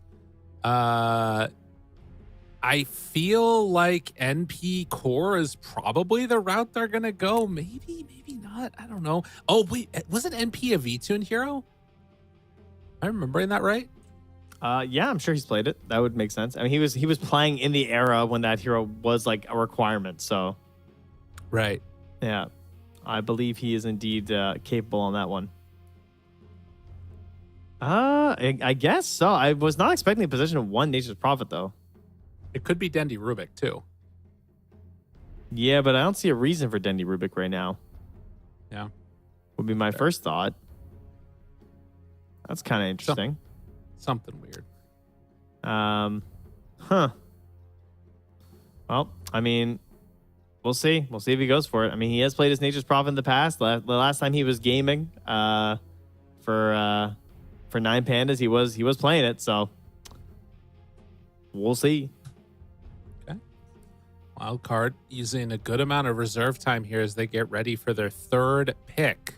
And I'm noticing significantly less smiles than we had in the last draft. I'm gonna no be all completely chat. honest with you. No voice lines either. Just nothing during this draft. I mean, this is the thing, right? Like, you come down to the end of a season of Dota, and if you make a couple of bad decisions, your entire year has been a waste. It's devastating. You okay? It's been a waste. Like, yeesh. Relax, bud. Gotta set the stakes. They're humans. They'll never recover. They are using all of their time. Yeah. Oh. Whoa. The Chen. Okay. Okay. All right. That's pretty solid. We got Chen plus Dawnbreaker. That's a lot of sustain. Dawn has this heavy early aggression too. You think about Chen pushing down the lanes with his creeps, with Shadow Shaman wards. You try and fight that. The Solar Guardian comes through plus a Storm. Feels pretty nice. Now, he doesn't have a mana battery on the Storm, and he's very unlikely to get one, which means the Wildcard really need to be thinking about controlling runes right now. And they see this Storm, they're bringing out the old TA, and of course, that's a flex. Now, it is Dendi, so it's pretty likely it's for him in the sense of, like, he sees this matchup, he wants this TA, but again, the flexibility is still there. This could easily just be for VTune, and we grab something else, and then we have this offlane Nature's Prophet. I'm kind of leaning towards offlane NP, personally. I think VTune would be what I'm looking for next, or Dendi. 5 seconds remaining. Please don't pick Puck, though. For the love of God, do not. If you pick Puck, it's equally as a trap as Luna. I do not believe in Puck anymore. I think that hero has proven that it cannot stand up anymore. Every time you watch any pro game where Puck gets picked, like, so often, it just fails to get any kills after the laning stage, and then it never snowballs, and the hero falls off, and, like, maybe you get a couple cool dream coils, but you just never, like, build up into this idea that you have when you counterpick thinking, I will dream coil the hero, and we will win. I'm a certified Puck hater.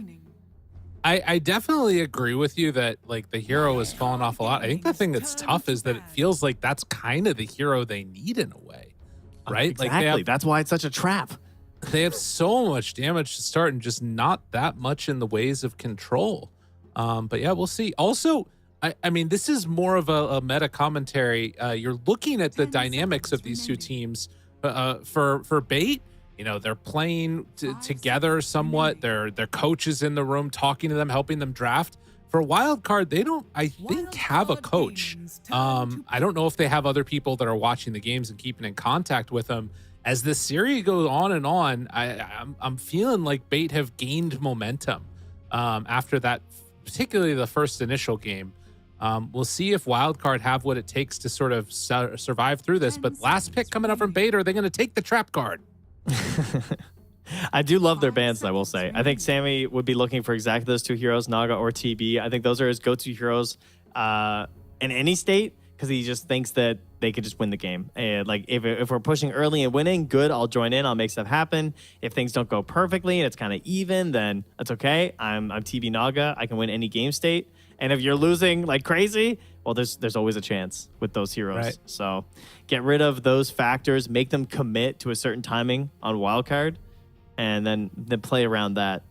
And for Bait, obviously, you know, you don't get a chance to respond. You know it's going to be some big hero, so you need a really solid team plan here. To me, that's offlane Nature's Prophet and some initiator, just not Puck. Okay. Fair. Should be noted, Chen, a couple of weird changes for him. The Aghanim Scepter Martyrdom doing damage. And then, of course, the Chen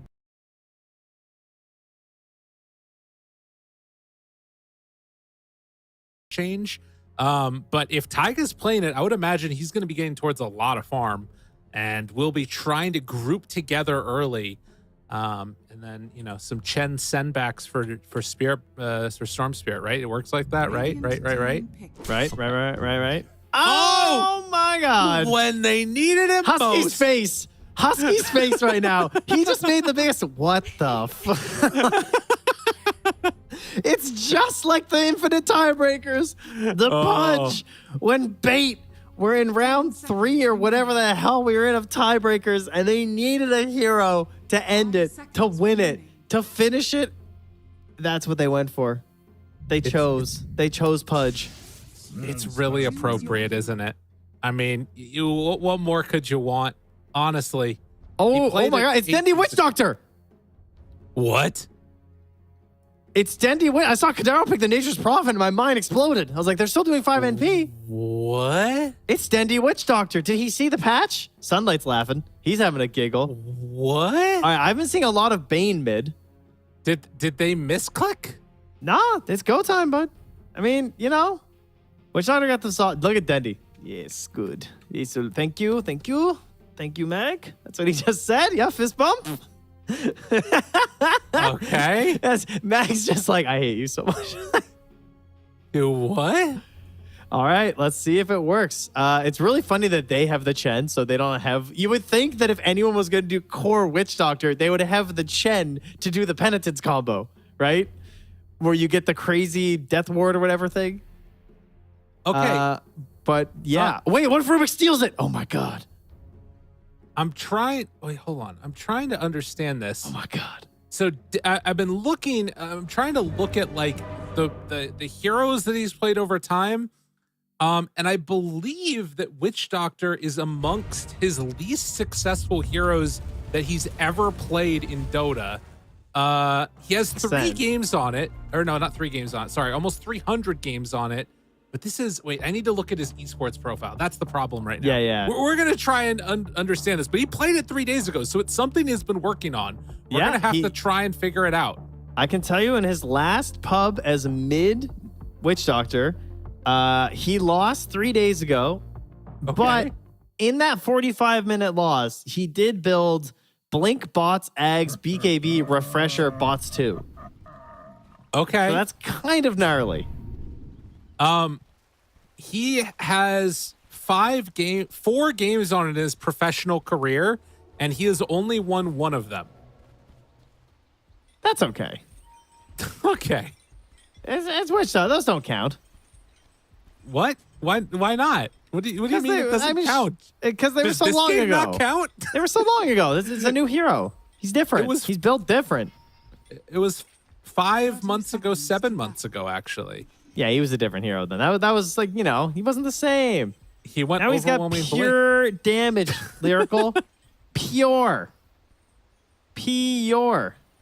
Okay. I can't believe that I just got excited about a Dendy Pudge and they gave it a Snowmag. That's wild. I mean, that's a word for it. So I might have chosen a different one. well, I mean, think about it though. They have Sprout set up into Hook. That's kind of hilarious. Wow. So, dude, it's gonna happen. There's the hook. Kadara's standstill gets out of trouble, and then Taiga, look at him. He's getting bodied. Bodied. I refuse to believe that this is a thing, Trent. I refuse. I'm unwilling. All right, but here's the thing. Have you tried the new cask? Because it's nasty. And I can see how it's good in the lane because of the delay on the bounce. Because the delay on the bounce means that now if you're standing next to the range creep, there's a good chance you can get multiple bounces off. Although I don't know what his build is. I guess he probably doesn't go many points in cask, does he? Well, he has cask right now. So he goes cask, Maldic, cask, Maldic. I mean, I guess that makes sense because it's not like you're going to take heal. So no matter what, you're getting cask anyway. Yeah, okay, that makes sense. You can abuse cask in lane. That's cool. Oh, death up top indeed. Kadaro goes down. Sunlight finds the finish. Trent, I am not a believer. Okay, but like base draft. Think about it. Think about this. If he has level 2 cask right now, right? If you're ever solo next to the range creep, because the bounce is now 0.1 instead of 0.3, you're going to get walloped by that cask. Yeah, but think about this. You're a Witch Doctor mid. Think about this, though. Pure damage. It's the Witch Doctor Just mid. you wait till Stoma steals Penitence. All right? He shouldn't even have skilled it this game. When that bonus attack speed comes out on that pure damage, Death Ward, he'll be sorry. Now, that's an interesting idea. That's an interesting idea there. I like where you're thinking. We'll see. Time will tell. We will find out. Kadaro, unfortunately, is not laning with the Pudge, so he's not going to be able to do many of those little setups with the hook into it, but maybe... You're right. It's not like he TPs across the map and then does it or something. That would be insane. That would be crazy. Yeah, that's not how it works. Come on, Lyrical. Pay attention. We'll this see. is go time. We'll see. Taiga gets out of those as RCY pulling the creep wave back over towards mid again. They do manage to find a shackle and some hits onto Kadaro up top. It's brought down to about half HP as they will immediately eat his way out and Quelling Blade for good measure. Now, I have a question for you. Okay. Do you think Kadaro takes Nature's Call for the treants or stats? Because I've been seeing some stats lately. And I think if the treants are decent at body blocking in a game, maybe you go for it. But I'm seeing Dawn with the hammer. I see Storm. I think you just go stats. I think there is value. Like we've seen these Nature's Prophets use treants to like block out camps and do annoying things, deny runes when they need to. So I think there is value in that. But if you're not practiced in it, then I think you do just go stats, you know? Yeah, I think just trying to live sounds really good, especially if you like get a medallion, then you're gonna like lots of effective HP, maybe get an orchid, you have a good chance of casting it.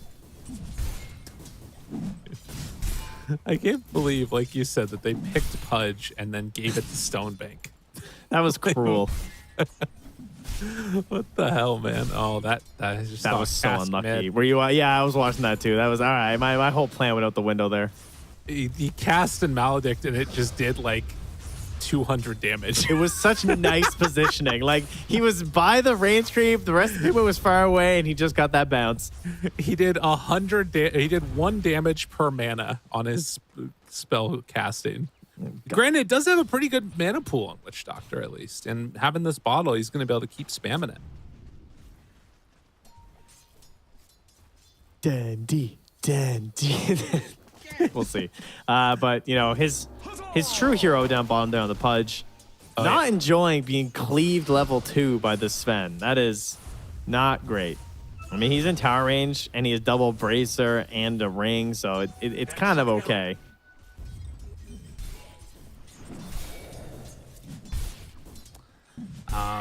Yeah, I mean, I think that he's at this point, I mean, we'll see what he ends up going for. Some good pressure back his direction. Could also go for some stacks eventually up top side. I don't know if Taiga is really going to be able to look get at this into damage. position Look at this super damage easily. mid. Look at this damage mid.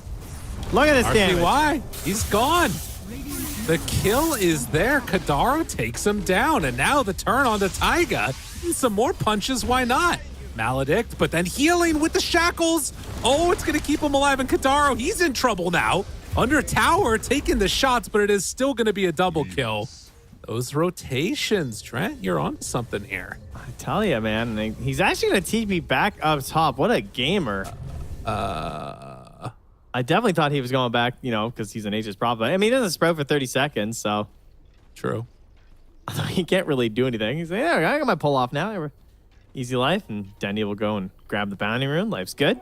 I'll take that. Big kill. Nice rotation here, and I'm sure Kadaro's going to look for another one with a sprout at some point.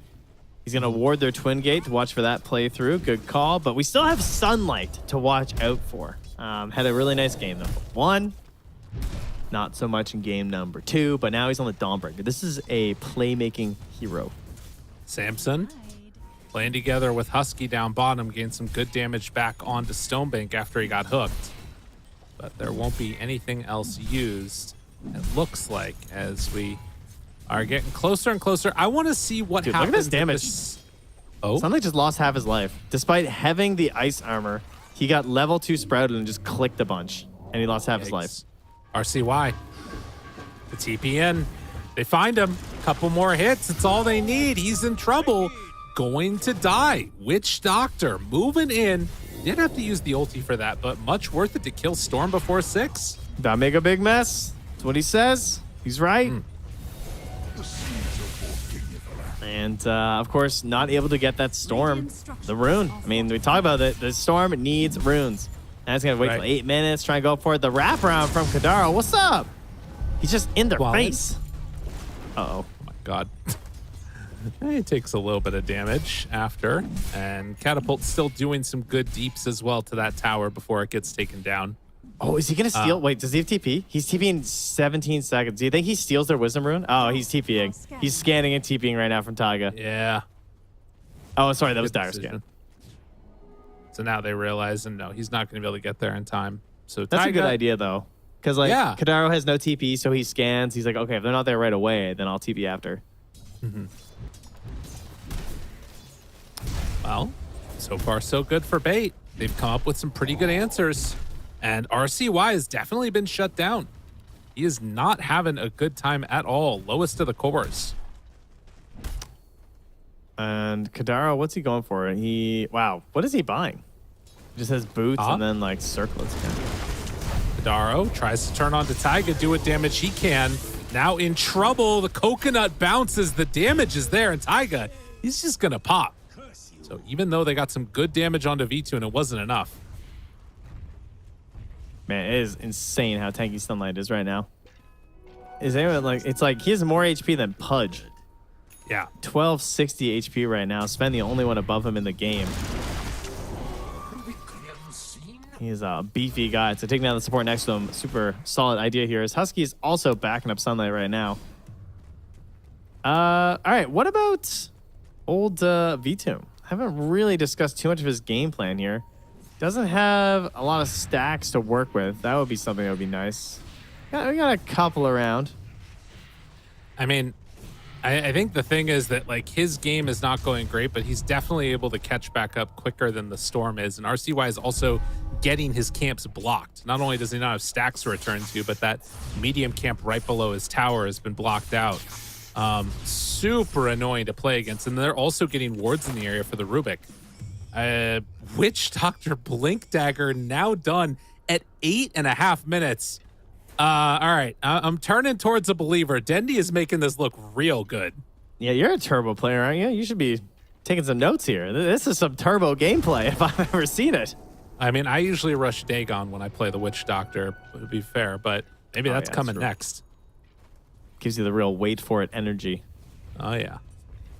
I'm looking forward to see when he busts out the refresher again, according to his previous build. So, oh god. And Kadaro going for the Atos. Okay, I was kind of thinking Orchid this game instead of Medallion, but he's thinking about just getting the Atos. He just wants to lock down RCY. He wants him to be the total focus, and that's going to be his plan. We'll see if it pays off for them. Meanwhile, though, Samson, obviously, once again, he is the hero. This is once more a second pick situation. Nice Hex into easy stun kill. Can Dendi stop it? He's thinking about it, going in. Taiga catches him, but no, he blinks away. Dendi knew it was coming, gets out of trouble. Taiga is going to go down. And afterwards, they take down the Rubik, but... Oh, wait, can they still be stacks? I mean, it's not a huge stack, but it's something. Hey, it's gold, man. You will take it right there. Stonebank, trying to see if he can set something up here. He hooks back Samson. Fighting, now under Maledict. Samson in trouble. Oh, he did. Wait for it. He is mega gone. Holy moly, they are hitting hard. That buff to Cask is insane. It is so much better. It was the most frustrating thing about playing Witch Doctor. Like, it is so much easier to perma-stun in those good situations now. RCY trying to make these moves. They'll manage to find that pullback and get a kill as RCY finally found a rune. He has not had many this game. But yeah, I mean, Dendi, the man of the moment, making these plays happen. Looking real good doing it. He is, but there's no doubt that this falls off hard. Like, this is the definition of falls off hard when it comes to a mid laner they're trying to make work versus arguably one of the best scaling heroes in the entire game of Storm Spirit. And just like the opportunities you get throughout the entire game, the ways he's been buffed over time, the Aghanims being so insane. Like, this hero, if he gets back into it, is going to look great. And he's not even that far behind. The other important thing is that Samson's also not that far behind this game. He's top of his team right now, and he is on a hero that can participate a little bit earlier than Luna. Obviously, Luna struggles a lot right now because she can't really afford to even take that many points into Lucent Beam and Eclipse, so she's just a right clicker, whereas Sven at least has this stun to help the team. Oh, it's something that definitely makes a big difference, and they're going to need him to sort of stop the bleeding a little bit. And to be honest, depending on how this is going, I can see that Husky trying to get into those arcane boots. I'm almost wondering if he's just going to have to rush a mech to try and like deal with all of this burst damage that's coming out. The Maledict, all the rest of it is kind of insane. And I think they just need that. They need the Chen to have a decent game. Bottom net worth in the entire game here as well. It's just been tough. Yeah, his level 6 will be huge too because Hand of God is a very good counter to Maledict. Maledict completely depends on the HP that you're losing in the situation. It's like a whole max HP to lower HP. Doesn't matter how much damage you've taken. That doesn't impact Maledict. It's just about where you were and then where you are now as it ends. So anything that manipulates that is really strong versus Maledict. All right, Samson coming out, cuts his way out of the sprouts. 33% hook accuracy, 3 of 9 so far on Stonebank. Dire's middle tower is under attack. And are they trying to set up on him? No, it's TP away by Kadaro to defend the mid lane, it looks like. And in the meantime, it's just RCY trying to play catch up because Kadaro's going to pass him in levels if he dies another couple more times on this storm. Dire's top tower is under attack. Are scanning. Well, Husky's coming in here with the creep army nearby while V-Tune's farming, but sort of just scouting the area here as Taiga moves forward with Sunlight. Snakes are back in 18 seconds. Perhaps thinking about forcing this tower. Radiant's middle tower is under attack. Well, and they're bringing in defenders already. Now, this is a lot of items getting brought out for the TA, but with Witch Doctor in the area along with Rubik, they're actually going to head down towards mid instead, trying to find a pickoff. And for Wildcard, they're just not giving him an opportunity right now. They're playing really good defensively here. Turn your camera on, Stonebank. Oh, damn, get him.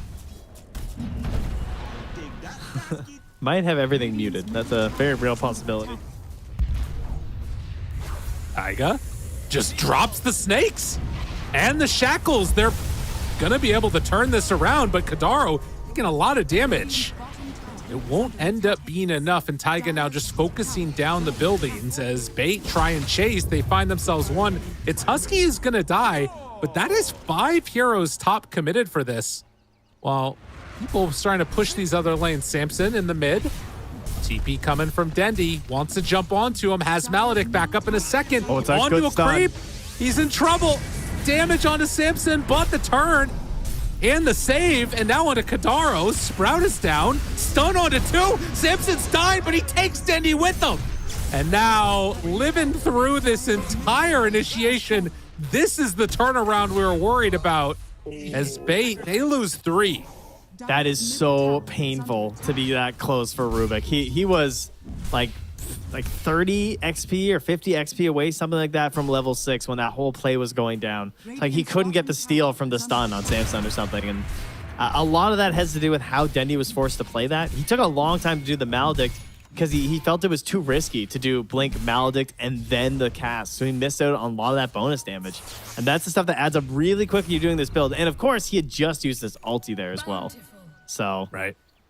Going on the enemy Sven, very risky without your ulti, but it's such a high prize kill that he was really hoping that his allies would be able to help him out enough for it. But Stonebank's busy. He's farming Ancients. And he is making his way towards that Aghanim's, which will be huge for them. It'll be really nice, definitely. The other issue, though, is that I'm starting to see Sunlight come online a little bit along with this Sven. He's getting very farmed, has the Echo Saber completed. And of course, we talked about it with Chen going for those arcanes first. He can be this like little battery for RCY, and he's starting to get towards a mech. The game is looking scary. True.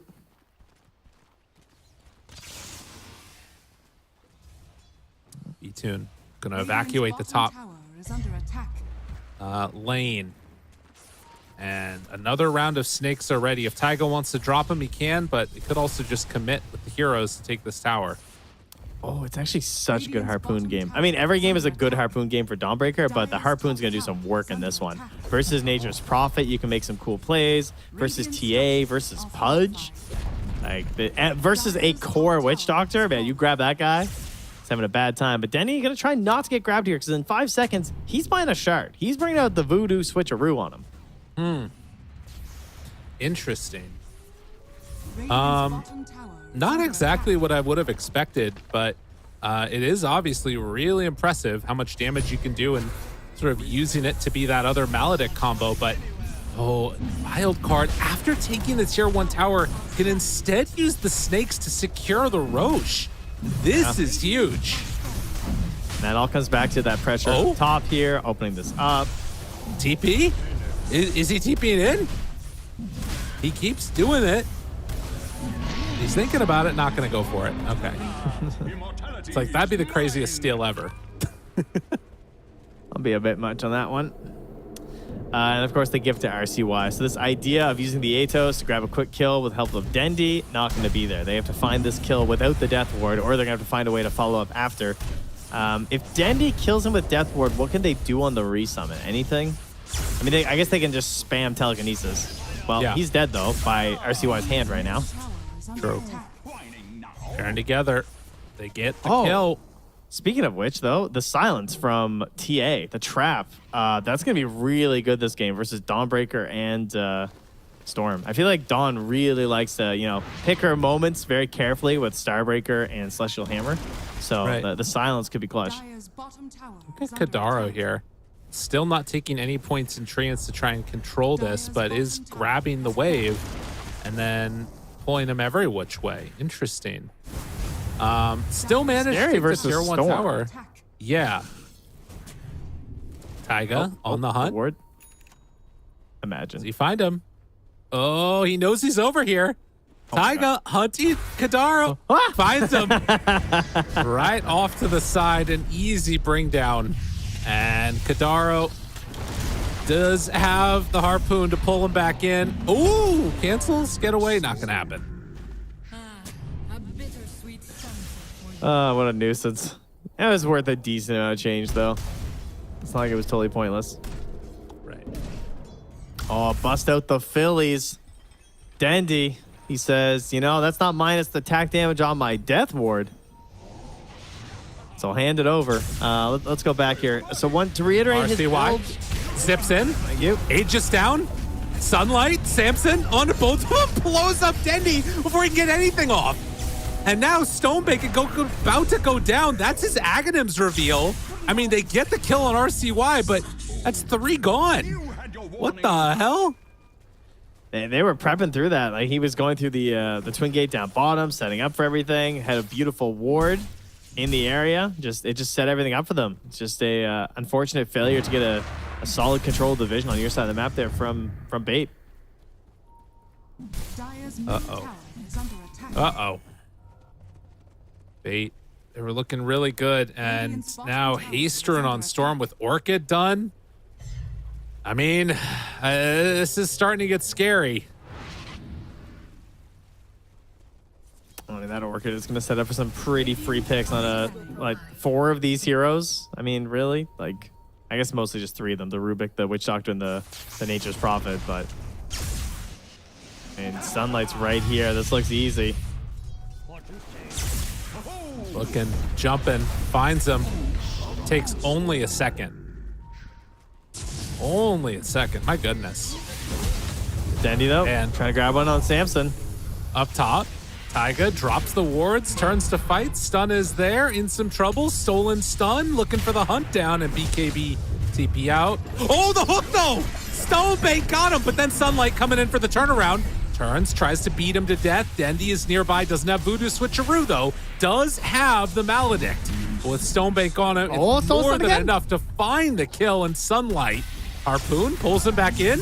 RCY shows up, wants to get a pick off, does manage to find it. Kadaro catches Oh, him, dude, and don't now die. the jump forward. Dendy right onto him. Ultra kill for V-Tune.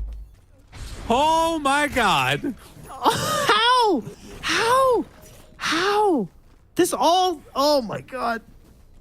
That's so It's getting unbelievable. spicy. This is all from a pudge hook. This is a pudge hook. This was supposed to be Shadow Shaman just dies, and you get away with a BKB TP. Right. And Stonebang it snowballs, right? He gets the save with the hook, then the Solar Guardian, then Storm Spirit's like, I can come too, guys, it's okay. It was not okay. That was a lie. Oh, this stolen Sven stun from Stoma. Life is good when you get a spell like this on Rubik.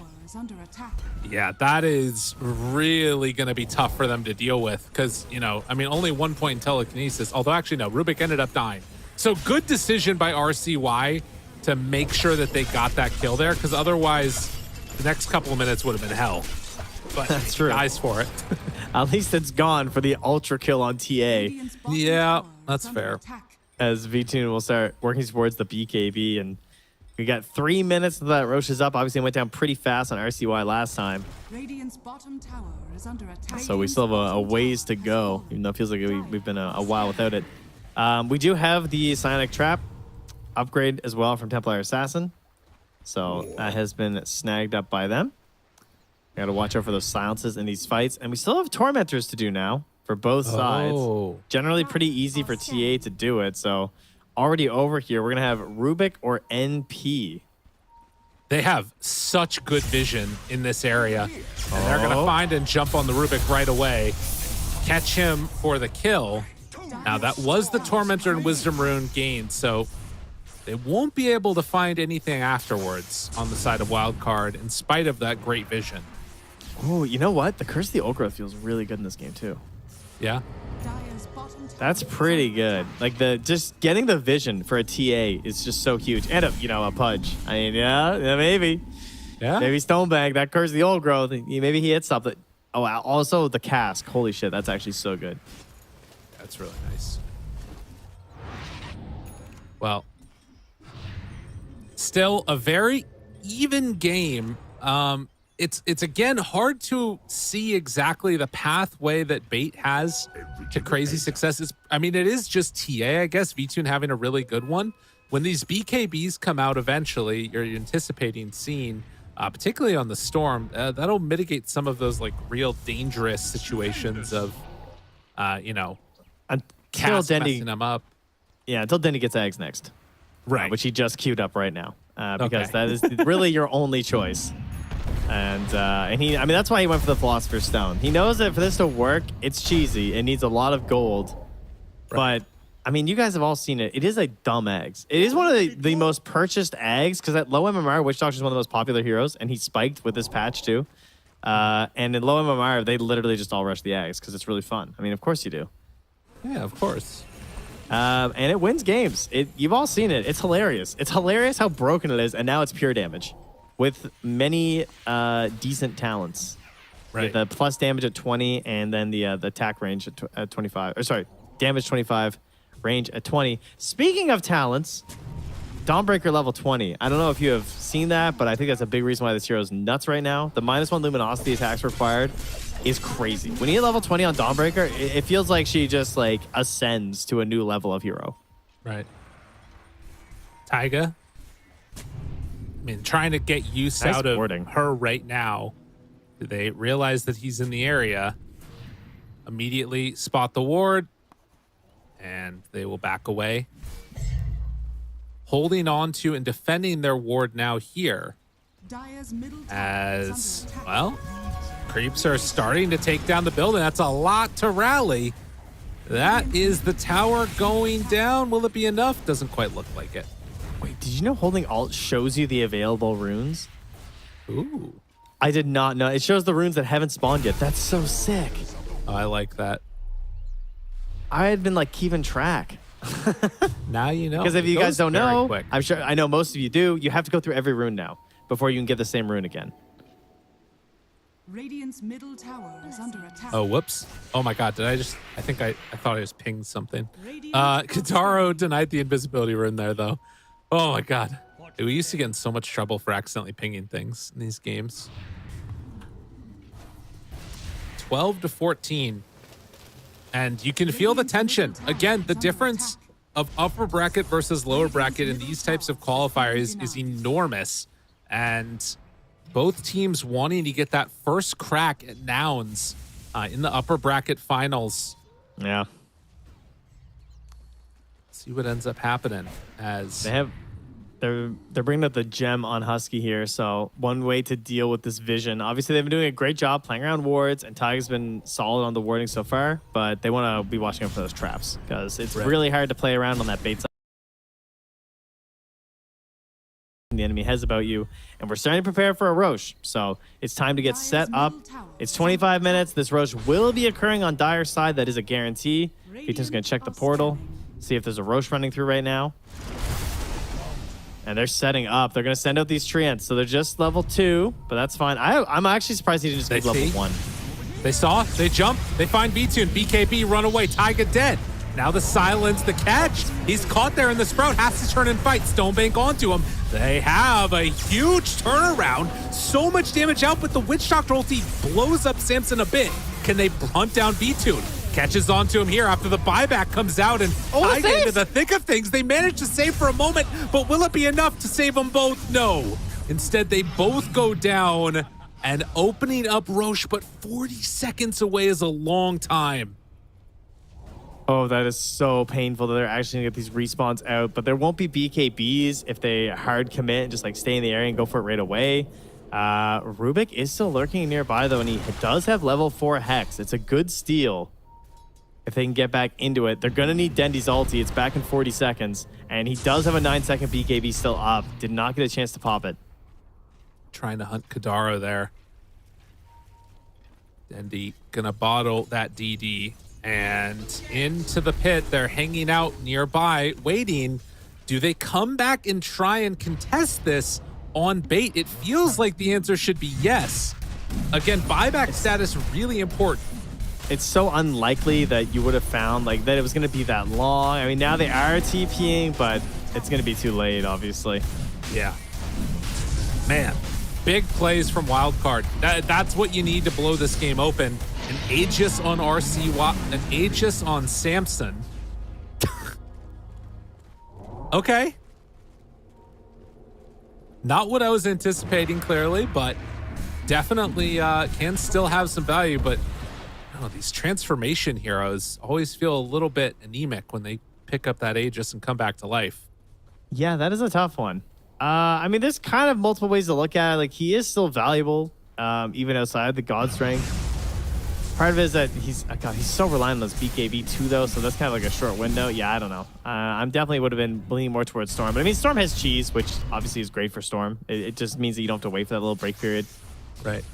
Ooh. Kadaro, sir? Oh, they can't quite get him. They managed to pick up a Tormentor Aghanim Shard for Taiga. So Great a shard. big pickup for the Shadow Shaman. And then... Let's get farm. You just keep dropping them all over the place. Oh, yeah. Oh, it's nice.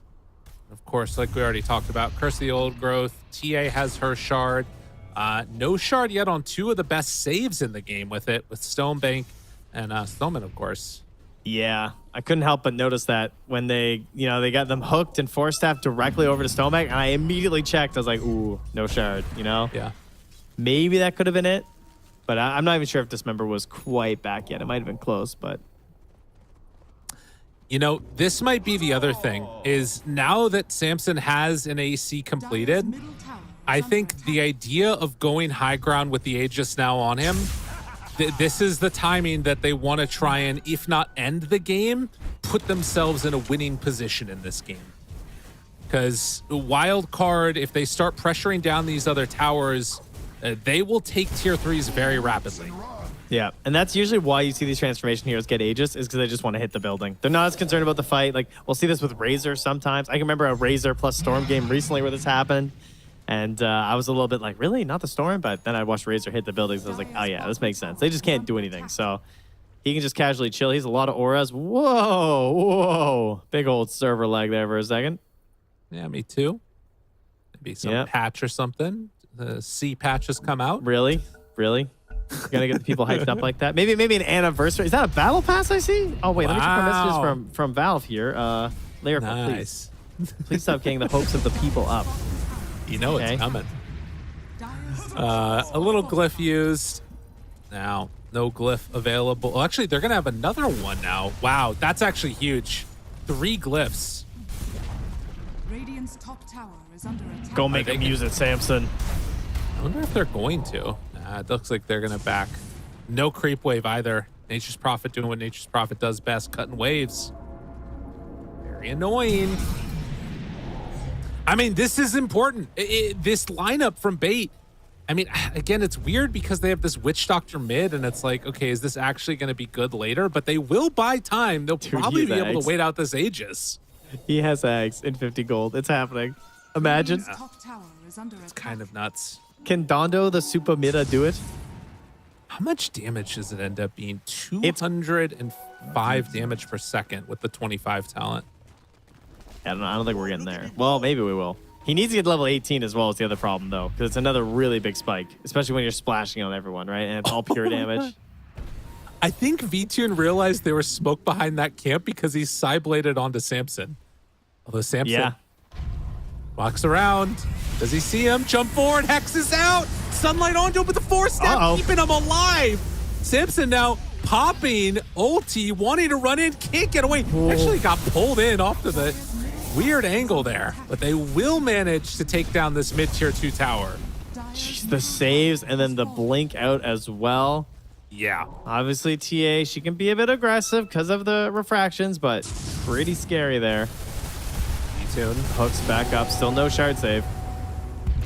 It's a meld strike off, but the silence, building, falling, there it is. Another glyph used. They'll have one more afterwards. Time on this age, just 30 seconds. They can't. They won't be able to get anything out of it. And where's Cardano? Farming your camps, leaving his notes behind.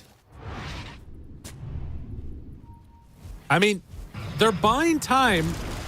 Do they have enough left in the firepower or in the tank to do stuff when the time eventually comes to fight? Because eventually they have to take a fight. I guess it all just comes back down to Dendi, like you're talking about. They just got to hit a nasty ult. It's that simple. Shard for Pudge. I mean, or Rubik is fine. Either's great right now. Pudge. With BKB, there's nothing to stop it. He needs to get like... Other than raw right clicks. It needs to get a basher. Honestly. Do you think it would be too broken if there was a creep that could stun through immunity? Yeah, probably. What if it was only that ogre club that you need to wind up for like... That should go through. I think like we can that. all agree that would be sick. I'm actually down for that change. He hits the black hole! Oh, the ogre! That would be sick. I like that. We need idea a the lot. SFM, you know? Oh, yeah. There were legends of an ogre that could break a black hole. That's how they launched the new hero. It's Yeah. just that ogre. I like it. Only 6,000 gold separating these two teams. The big thing is going to be those buybacks. And right now, only the Nature's Prophet and Chen have it, mainly for gold. Buyback cooldowns are about to all come up. And then we're going to see some craziness, most likely around this next Aegis. I'm just watching Denny's EXP. I'm just seeing him get to 18. Yeah. He's got to get there. It's a 50% damage increase pretty much from 110 to 160. Huge numbers. Big gains. Let's see. If Hitting the gym. I mean, homie's still just chilling with the Philly Stone while he has the quickening charm ready to go. He knows what he needs to do. Yeah. He might Where's throw that your when the fight Midas? starts. Where's your Midas honestly, start? if he had the gold, he would have bought Midas. I could see him buying a Midas right now just to hit 18. I wouldn't even be that surprised. And like if they start pressuring high ground or something, or if that Roche fight was coming. Oh, he's in the area. This is dangerous. You know how fast Dendi is on Voodoo 18. Switcheroo. Well, he has no mana. He actually has no mana for Voodoo Switcheroo. Get the hell back to base. All right. We're online. All right. It's happening. You know, the problem is you pointed out during the draft, they have no AoE stun. They really don't. And he has a BKB. 9-second BKB. Are scanning. He might just run away from the ward. All right. It's a distinct probability. I mean, the thing, though, is that they do have, like, these two melee cores in Sven and Dawnbreaker that have a lot of ways to go in. You know, the double harpoon, it's good, but they don't have that many ways to get out if the fight goes True. south. And the Scythe is there. Yeah. The Curse of the Old Growth is there. We're going to be slowing them, you know? All right. 7% slow per tree. Count them up. Deforestation. It's real, but they're going to need a lot of it here. Okay? They can't have too many trees. It's a quick Roche. 25 seconds. And it's going that'll to be up nighttime. top. Husky's already here. If he just keeps his creeps in, this would be enormous because it would also be a refresher shard, which I think is actually pretty valuable with Sven. Yeah, huge. Oh my God, they're going to get it. He's keeping a creep in. Husky knows. Husky knows. Look at it. It's going to spawn. It's such an early Roche. And they saw him take the wisdom. Well, I mean, they might not know about that. But Aegis is there. Dude, that's crazy. The early spawn. Oh, that's got to be so frustrating. Yeah, and I think they're trying to group for a smoke right now. Kind of looks like it at least, but it's not happening. Just a little late. Just a little late. Bro, are they actually giving it to Taiga? Is he taking the refresher shard? He is Sammy Boy's courier. That's what's happening here. Or he just double drops wards. Who knows? He's getting his Lotus, and he's going refresher, I think. Yeah. I mean, it is hard to use him on a spend. That's definitely fair, right? Yeah. Like, you have slot issues. Man.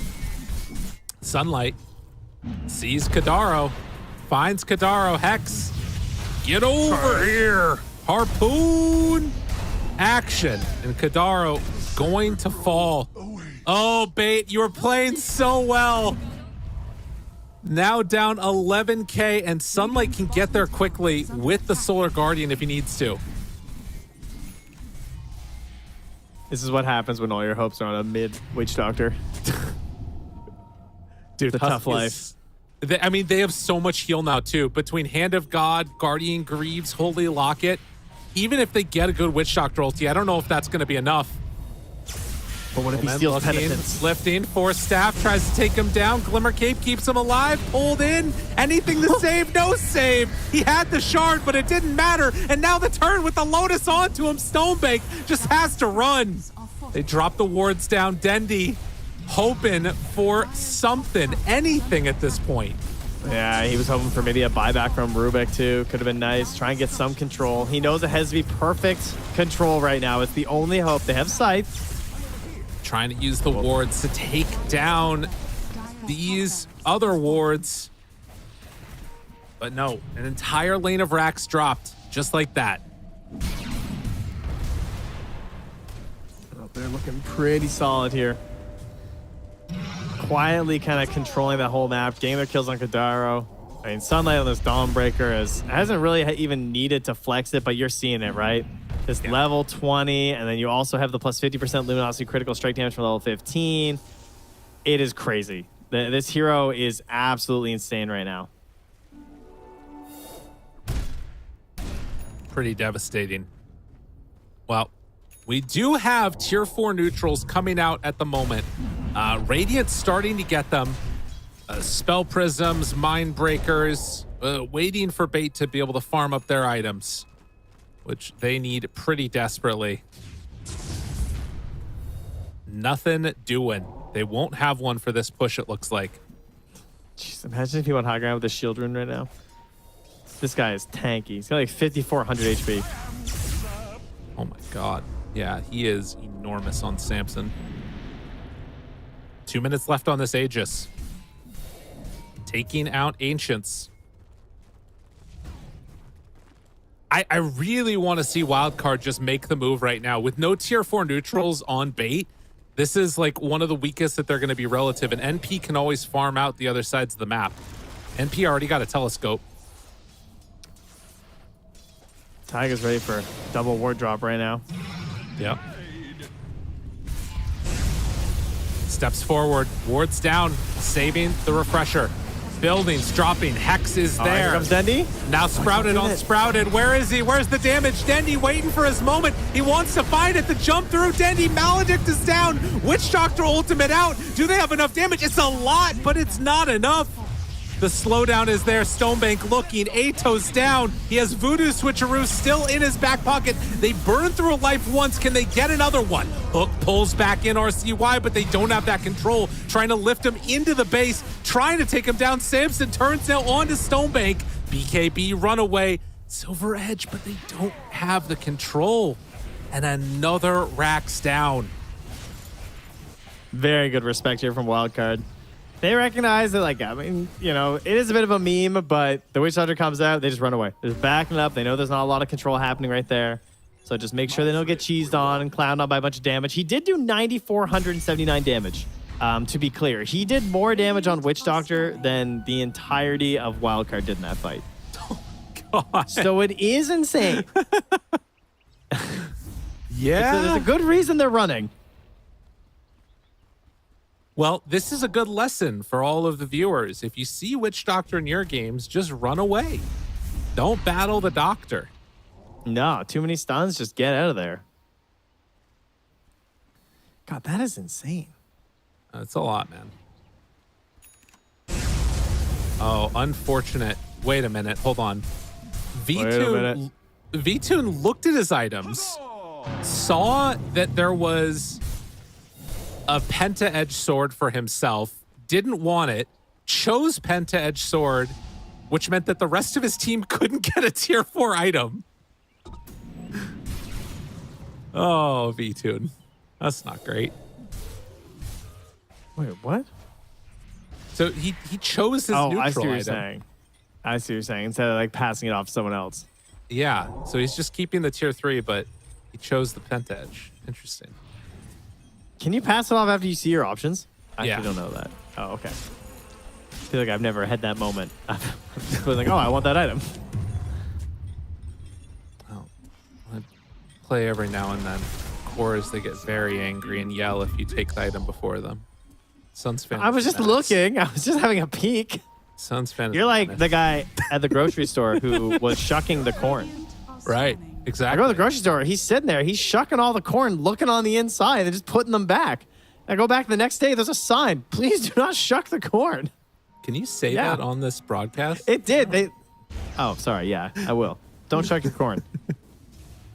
All right, we're looking now. 25 on B-Tune, 25 on Samson. RCY jumps in, immediately gets caught, but saved. And now the jump away. Voodoo switcheroo to start, now looking for a round 2. BKB wearing low and dies in one fell swoop. But the buyback comes. Witch Doctor, he's not done with you yet. And then they run away. Oh, that's unfortunate. Man, tough game. Dude, Sunlight's untouchable right now. He is -6 second Starbreaker cooldown. He is just spinning and winning. It's every 4 seconds he just spins. He's got the spell prism. God. Just spin on him, Sunlight, like your Juggernaut. Taiga. Okay, living. Jump in. And Dendi, done. that's big. The far, the Witch Doctor ulti! It's coming out! They waited till now, and it's finally happened! Sunlight dies, they all die! How dare you try and stun a Lotus! Dendi knew! Dendi knew! You died. No way. How is this legal? What's the damage? Oh, God. That is was so awesome. unreal. Dude, wait, what was that Divine Rapier? Wait, hold on, what? He bought a Rapier on TA? Oh my God, are they actually doing it? Dude, this Lotus Orb was the most value thing in the world. The Aghanim They were so stun. clumped. Dude, that is insane. Oh my God. They needed an AoE stun and they got it as soon as Sammy Boy threw his Stormhammer out. Look at this Rapier DDTA just hitting this tier 2, waiting for the creeps to come. All right. All right, there's Hand of God, though. That's a big heal. There's still BKB up here as well for Dawn. mean- Dawn can still just one-shot Dendi, and remember, he did buy back, but he does have his Aeon up. He's not done with you yet. The doctor cometh. And also, again, you know, you're looking at refraction instances, 13 of them for V-Tune. Oh, that's true. That's a I big mean- 25. It's what they needed. Stonebake waiting on bated breath at a moment's notice. Dude, can you imagine if Wildcard go down because of this? It's still such a huge hurdle for them to try and deal with, but Dude, there's a fast Roche. There's a 10-second till Roche right now. what? Oh my There's God. a very quick one. It's going to be Dire's side. If they just retreated up Dire, that would be nuts right now. Samson is wondering where they went. He is making a risky play. He's feeling bold. Oh my God, are they going to get it again? I think Oh, they're going to get it. Wildcard are going to get another Aegis bait. Not like this. All you had to do was go to Roche 2 times? 2 times in the same game? Dude, this guy got out the Farmer's Almanac, but instead of telling you the weather, it tells you Roche timings. He's just like, on the evening of August 17th, Roche will spawn. They Very also fast. left a cheese on the ground, which they just now picked up. Oh my God, they get the Aegis, and now they know. Now they recognize the folly. You know, that cheese, there's a lot of Lotuses, guys. Oh, that hurts. That is sad. That has got to be heartbreaking. Unbelievable. I mean, honestly, they're trying to get carried by Wish Dog Rags. It's kind of deserved, you know? Like, can we just all agree here? Listen, Dendy has a ninja gear, okay? He knows this job. Dendy knows the way. You saw him give that fist bump to Mag at the start of this game. He's got the Death Ward attack range talent now, too. If he ever wants to play this hero again, he needs this win. He needs it so bad. Or Mag's not giving it to him in the lowers. Tower is under attack. Samson, under vision. They They saw have him. a sentry. That is They nuts. saw him.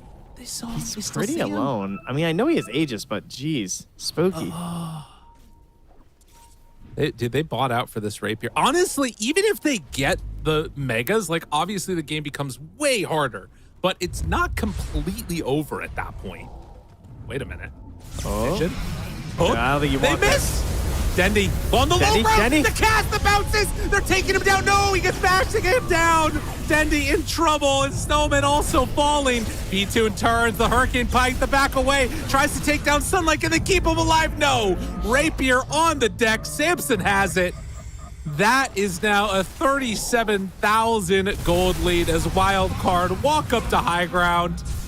They don't have buyback on the TA. They are taking this tier 3 tower, and Wildcard are going to claim Mega Creeps off the back of 2 huge quick Roche spawns and some really solid play. Yeah, truly, their positioning to just get those Roches every time has been very good.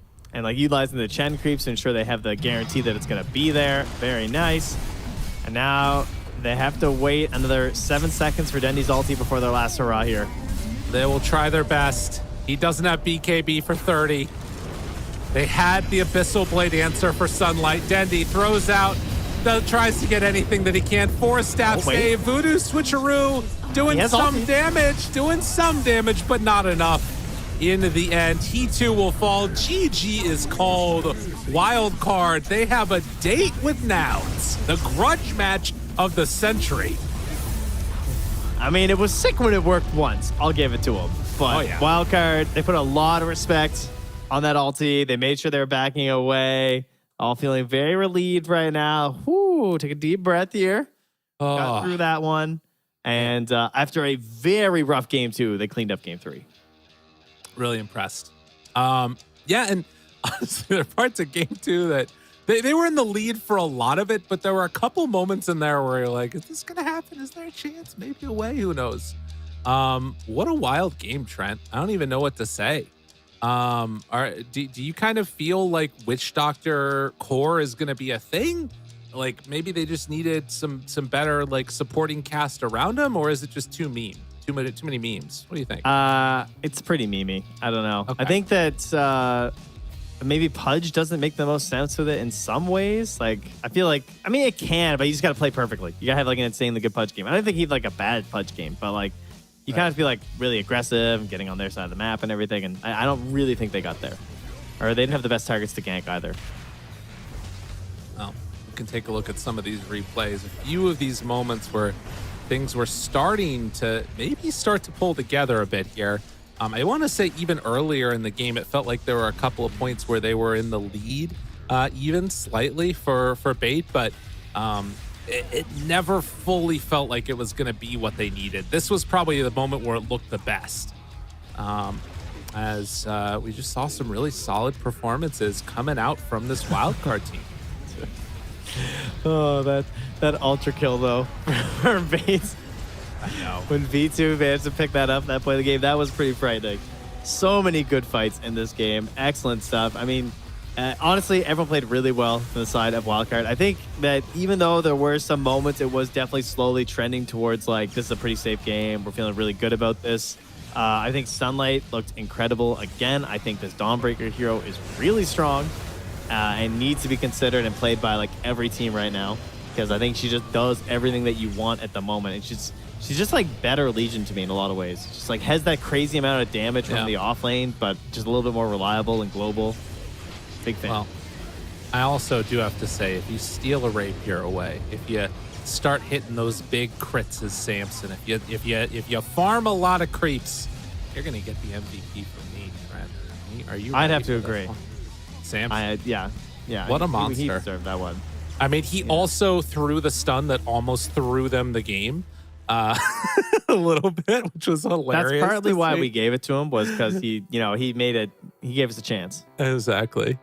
He kept Me it too. exciting for us. What's funny is Dendy actually did the most damage of any hero on either team. He did almost double Samson's damage. He was a monster. Dendy was blowing people out, but Wildcard for sure. Able to pull things together, and I think it's just these big, bulky, beefy heroes in both Dawnbreaker and Sven put on a hell of a show here and got incredibly farmed. You can see here match MVP. 41,000 net worth. Part of the reason for that was because he did steal a rapier there at the end, but we won't hold that against him. Still killing it. Yeah, I think that he deserves in this one because number one, game two, pretty tough. Similar situation. You have to farm it up, be the big guy that wins this game. And this was a last pick as well that they had to come in with. And he felt really good about it and had some good farm. Obviously, really great stacks were set up by his teammates. He had a Chen to help out too, who's one of the better heroes to ensure that's going to happen. But I thought that he played really clean, and I think that he took the fights really well. Like, I feel like in most of those engagements, I'm watching Samson and seeing like, oh, he got the good first stun, and then not only does he like stun one, he gets that kill, but then he's also looking immediately for that harpoon play right after. Picked up the AC at a great time to let them siege high ground with the help of the Aegis. And then the Silver Edge too, just to really like lock down this game. He was playing really aggressive on the map at the end when they just need that like one pick to win the game.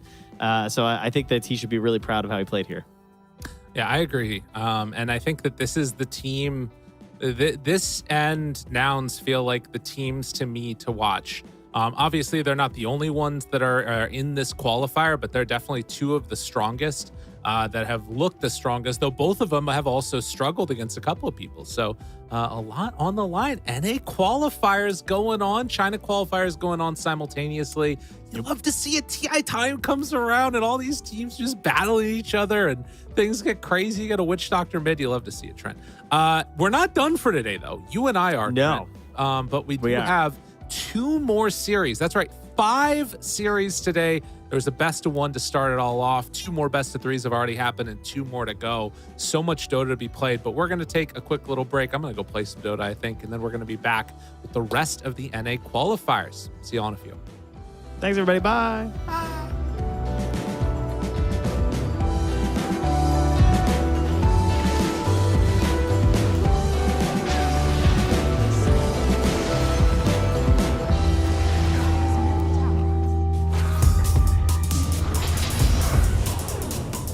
Radiant's top tower falls.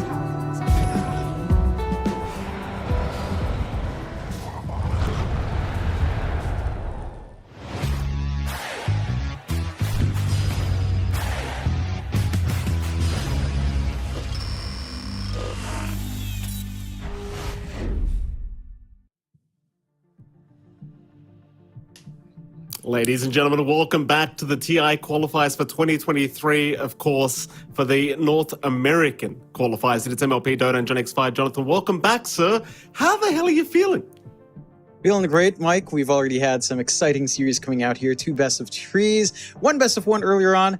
And I think the results weren't too surprising, but the journey to those results was a little bit more back and forth, right? Like, it wasn't as straightforward for Nouns or for Wildcard to find those wins. We've seen both of our opposing teams manage to take a game off, and honestly, these top contenders for going into TI in the form of Wildcard Nouns, not the strongest performers that we'd expect to see. You know, you expect a little bit more from them coming out up against some of these teams.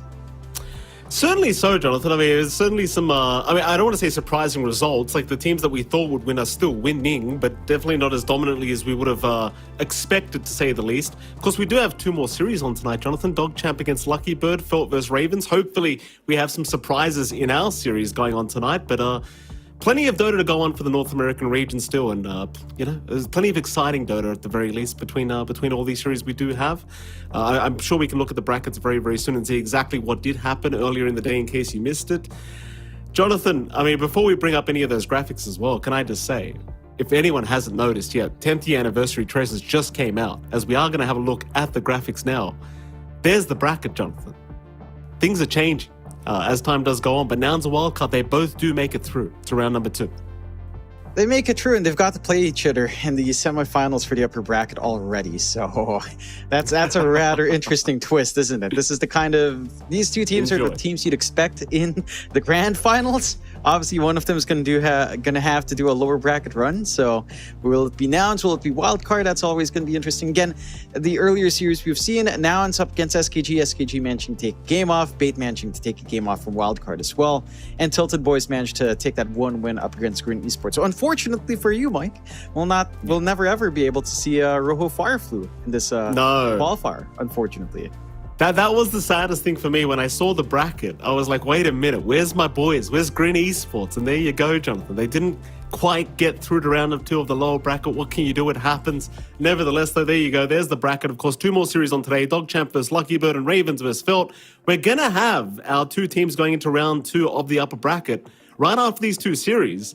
And John, you kind of already spoke about this. Like, Nouns and Wildcard, they both didn't look like they're at their strongest today from the games we saw. So I don't know if I can even say Nouns and Wildcard are the favorites of the NA qualifiers anymore, right? Because you've got teams like DogChamp that, if I remember correctly, came 3rd in the NA DPC for 2 or 3, or did they come 4th? I can't quite remember now. I think they came in 4th, not too far off the mark, right behind, I believe, TSM. Yeah, so they're still definitely in contention for sure. I wouldn't be too surprised. I mean, can you imagine if they did make it through? That kind of Cinderella run for DogChamp, and we get to see Speed at TI? Man, that would be so hype.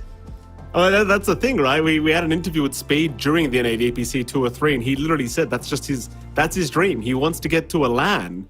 If TI was his first LAN, that would be kind of incredible. An incredible way to start his LAN experience, to say the least. Let's see if he can get off to a good start here in the upper bracket. I mean, they're up against this Peruvian stack, I believe. So it should be a pretty interesting matchup here between themselves and DogChamp. I don't know what to think of Lucky Bird, Jonathan. I mean, I can't underestimate these guys, but we haven't seen so much of them, I want to say. And against a team like DogChamp, who have been slowly improving as time goes on, it's kind of hard to look at them as the favorites. Yeah, I think last time we saw Lucky Bird, they were still running under Alpha. A few roster changes here and there, but they did manage to take a game off of DogChamp the last time they met in Tour 3 of Div 1. That still did go DogChamp's way, and who knows how this roster change does affect Alpha. Maybe it gets him better, maybe it puts him back a bit. This is where we're going to find out, but I would still say DogChamp is favored coming in. Maybe not a 2-0 favorite, although I would lean into a 2-0 myself. But again, historically, we have seen that Lucky Bird, formerly known as Alpha, can certainly take some games off from these bigger teams. Well, they certainly can. Well, hopefully we'll be getting into that game rather soon to see exactly how this draft is going to turn out in game 1 between DogChamp and Lucky Bird. I was kind of mentioning this earlier. I'll mention it again in case any of the viewers have not seen yet, that we have got an update in Dota 2. We have got the 10-year anniversary treasures that just came out. I don't want to spoil it, so just log into the game and see what's going on there. No new event yet. Don't get too excited, right? It's a treasure. It's a nice treasure. Go check it out. Apart from that, though, Jonathan, going back to the other point I was trying to make, we've got a new patch. You know I've been sick and I've been very busy, Jonathan. I've only had a few games on this new patch. I have very little experience. I'm relying on you to be able to provide me with the information we need here today, Jonathan, because I'll be quite frank, I have no clue what's going. Right, so we've seen a little bit of well, obviously we've already seen a few of the games here in NA. We saw China yesterday as well. And I think the one thing is that Invoker is a top tier ban. He is certainly just first phase out of the game. We haven't seen that today. I think there's a gentleman's agreement on hand to just not bother with Invoker. We don't want to play against it. We don't want to waste a ban. So gentleman's agreement, no one's going to ban or pick Invoker. So it's completely ignored. But we have seen certain things pop out. We've seen the Marcy come back in with the change to sidekick. That hero can just buff up really well.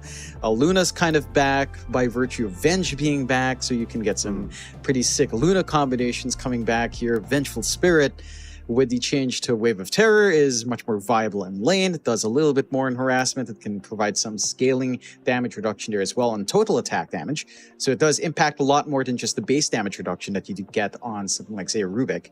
So played in the last game on mid, and that hero has been nerfed down a bit, but Witch Doctor is still good. I played quite a few Witch Doctor games.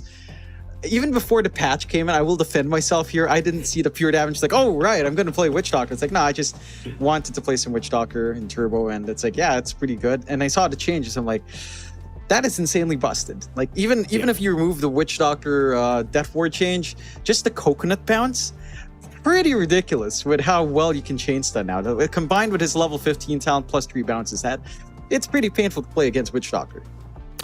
Certainly is, Jonathan, certainly is. A rather shame for me as well, because the main patch came out. I didn't get to play the main patch at all, and then the sub patch came out pretty soon after. So I ended up playing a few games in the sub patch, but I didn't get to experience the truly broken Invoker you guys are talking about, and the really ridiculous Witch Doctor with all that pure damage he had on the Death Ward. And, you know, even the Sand King buffs that I've been waiting for years now, Jonathan, that immediately got basically nerfed straight off the bat in this sub-patch, and I never got to enjoy. Very, very upsetting days for me. I mean, to be fair, you know, you can jump into a pub right now and Invoker is still there, Mike. You know, he is still busted. Like, he got one change in the sub-patch. He had one change. He had one change. No, you're going to play against it, Mike, and you're going to hate every moment. You know, the patch came out, I saw the changes, and like, we have got to ban Invoker in every Turbo game. There are some games where my party's just not listening, forgetting to ban when they queue in. Invoker comes through. What do we get? Invoker 4. I'm playing a pause 5. I just got to run down. It's the most frustrating thing. I absolutely hate Invoker right now. I hate that hero. Why is he universal? Why is he universal? I don't know. You know, the best part was, there was two things, right? And before anyone asks, we're having some issues. That's why the draft hasn't started. We'll get on. It'll be underway as soon as it's available, I promise. Before this patch came out, you and I think it was during Riyadh, I was talking to you about this live on air, and I asked you, what if we made Invoker universal? And you said to me, that sounds like it'd be one of the most broken things that ever happened in Dota 2. And long behold, it did happen. And there was another thing I did say to you. I said to you, Jonathan, because you kept doing my head in about this whole mana drain line situation and how the level 15 talent is game-changing and line so broken. I said to you, what if we just remove the talent and we made it so he could naturally suck his allies and hand mana over? Then they gave that to him as well, Jonathan. Could you imagine that? Is it my influence? Am I doing all this, John? Is it my changes? You barely play the game, Mike. Let's not get ahead of ourselves here, Mikey. No, but my eyes I will say they did one up you on the Invoker. Not only is he universal, but you get bonus stats passively for each orb. So I don't. Brilliant. Viper has a level 25 talent to be universal. How is that a talent? You don't see anyone else become int. It's like, no, that's that time. No. Become universal, that's a talent. It's like, oh, I don't know why. We got nerfs to the universal heroes in terms of their base attack damage, maybe some base attack speed reductions as well.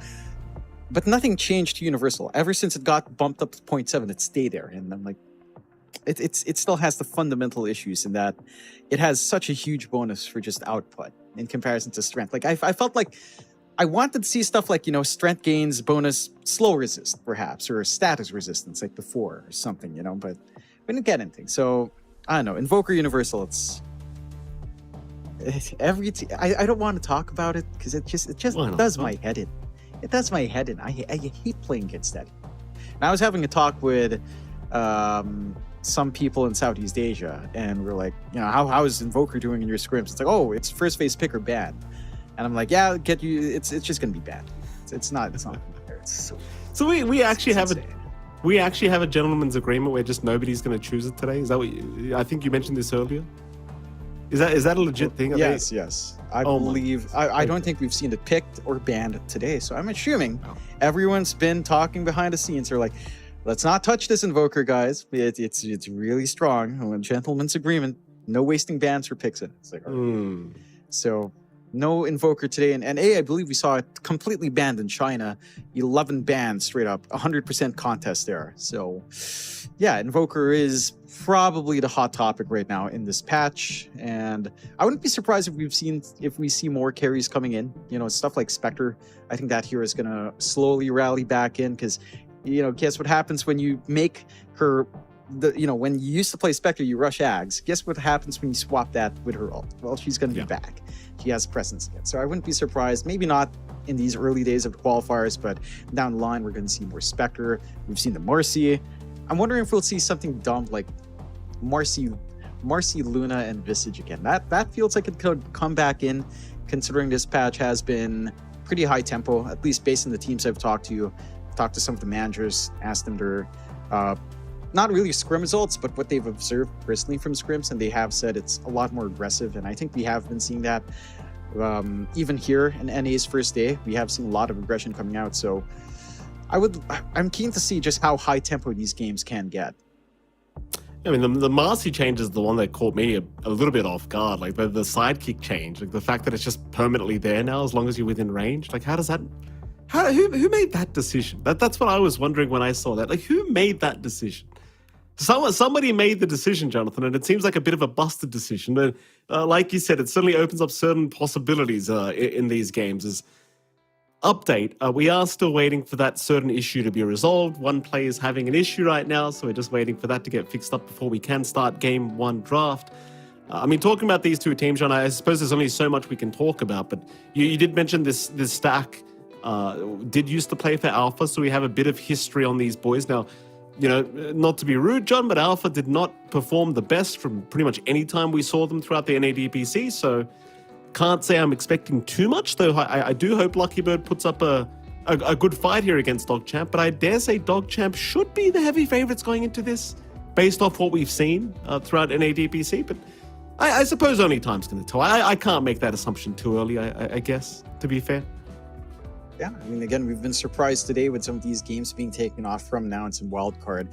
And Alpha has done it before, or Lucky Bird has done that before when they were playing under Alpha in 2 or 3. So this could go 3 games. You could have a 3-game day here for NA, which is off the mark for NA, especially for Div 1. Div 1 was a bunch of 2-0s. Maybe Div 2 was a lot more 2-1s, but who knows with these qualifiers, a lot on the line. So can't wait, but we will have to wait, even though I can't wait, Mike. We will have to wait a little bit longer. We will have to wait, ladies and gentlemen. We're going to throw to a break, and right after, once we get this issue resolved, we'll be right back with Game 1 between DogChamp and, of course, Lucky Bird. We'll see you again soon.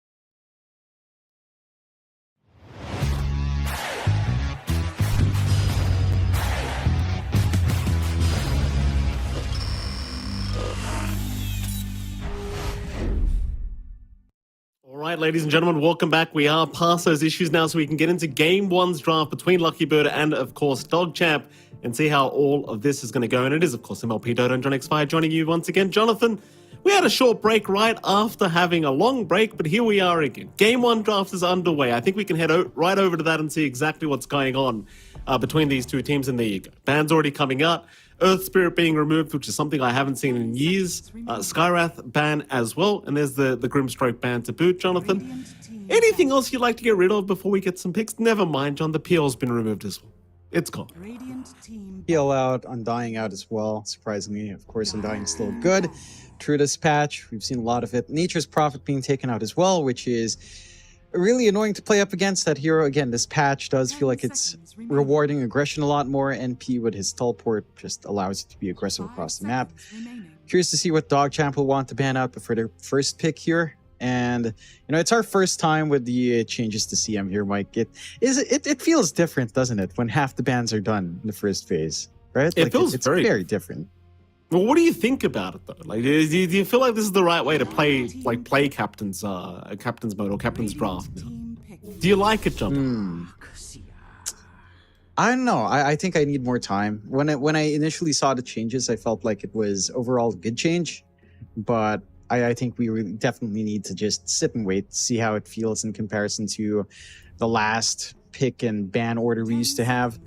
It does mean that, you know, there's a lot more that gets taken out, so anything that's completely busted is a lot harder to contest, which should theoretically open up the hero pool a little bit more, so that could be good, but again, we'll have to see just how far that goes. DogChamp, they do open up with the Darkseer themselves, so they've got a solid foundation on the offlane to just play with here. That should be Speed's hero, of course, coming out. I don't see any shenanigans here with Flex on the Darkseer. So already just having a good solution for teamfight, a good presence early on. Would want something that can maybe chase down a little bit more with Iron Shell, can play that lane, but it's just a stable start. You know, it doesn't reveal too much about your draft. It's not all in certain aspects of the game as well. Darkseer just kind of gives you everything from auras to teamfight. And there goes the Venge we were talking about earlier as well for Lucky Bird. So they do get to pick that one up. Venge with her Wave of Terror is really the big change, right? Like you get that total attack damage reduction, and it can be really oppressive. There's maybe an argument for a core Venge. I feel like the hero is definitely much more on the support side. And we'll see what Lucky Bird does opt to do. DogChamp with her bans coming out now, taking care of the Ancient Sven and the Bloodseeker. And we will see the Pango being taken out by Lucky Bird as well into the picks. So yeah, it's such a strange order, isn't it, Mike? Only one pick for first pick. It's different. It's very different, but I look forward to seeing what we can continue with these drafts. So Lucky Bird, here we go, second pick for themselves. What do you want to pair up with the Venge? I mean, you've talked about the Luna. I think this hero is just really strong right now, regardless of what you pick up with it, right? Because it's kind of lane dominant now with the Wave of Terror changes, and it scales really well going into the mid to late game. Guess it doesn't really matter if you have a pairing or not. And they're going to go for the SD up second here for the side of Lucky Bird. So just the support duo coming straight out the bat. Yeah, nothing too strange coming out. I guess there is some shenanigans that can come out here for Lucky Bird. Something like a Luna, Shadow Demon, and Venge. Sounds like a pretty atrocious combination to go up against. It is a lot of evolution, a lot of attack damage buff. And that is something that your Darkseer theoretically can kind of take care of. Just with just grabbing some illusions himself, clearing out these solutions as well isn't as difficult if your core-to-core matchup works out. DogChamp picking up the Tiny into the Silencer. So they've got a good way of dictating these team fights now with that Global Silence on hand. Take away some of the saves from Lucky Bird with a swap out, and make it a little bit oppressive on mid. You know, especially if you're playing something like a Spirit Brother here. If one of them does come out, GS is always going to be that one big nuisance spell. And that is something that we've seen consistent from the last patch as well. I'm more curious about what DogChamp does with his Tiny. There's room for it to be a support. And, you know, we have seen Moose play that a lot on Pause 4 before. But there's also an argument, perhaps, for the mid-Tiny to come out as well. So It's kind of open. I think a tiny Darkseer lane. It's not too bad though. That is a lane that can oppress. And Lucky Bird just into the Beastmaster. Okay, Beastmaster with the Hawk change is a pretty funny hero to try to chase down. It is pretty funny to see that dive hawking Hawk just rooting you every single time. It's weird. It's funny. It's weird. I know. It's funny. It's a funny change. See how it does pan out this game. Again, there's a lot I'm yet to see. I've seen it. It's hilarious. It is so hilarious in lane. Like I know. It's at some point you can almost keep 2 Hawks up for a while, and it's like, all right, yeah, what is this? It's like, you know how old Visage familiars were? Except they didn't dive bomb, but you know, they were just like a passive thing that you summoned more familiars around you. Reminds me of that from Dota 1. Okay. Somewhat. I'll have to wait and see how it pans out here for Lucky Bird. I mean, again, there's a lot I'm yet to see, John. I have not had the most time to play, sadly, but luckily we get to cast some Dota and see exactly how the pros want to do it, as we do get to see the Lifestealer pick up now from Lucky Bird. Fair enough. I mean, not much in the way of dealing with this Lifestealer, and obviously a pretty damn good pick against the Darkseer lane. The Darkseer matchup not going to be as scary for a hero like Lifestealer, and even against heroes like Tiny, right? Like, if it was to be a core Tiny, you don't really care so much about the Avalanche Toss combo now. So you do have that inbuilt Rage available. I think mostly, though, just against the Darkseer is what you want this carry for. Yeah, it's going to feel much more manageable in lane, so you shouldn't be able to shove out the Darkseer, shove out the Lifestealer too hard here. Although at the same time, it's not like you'll have Rage up all the time.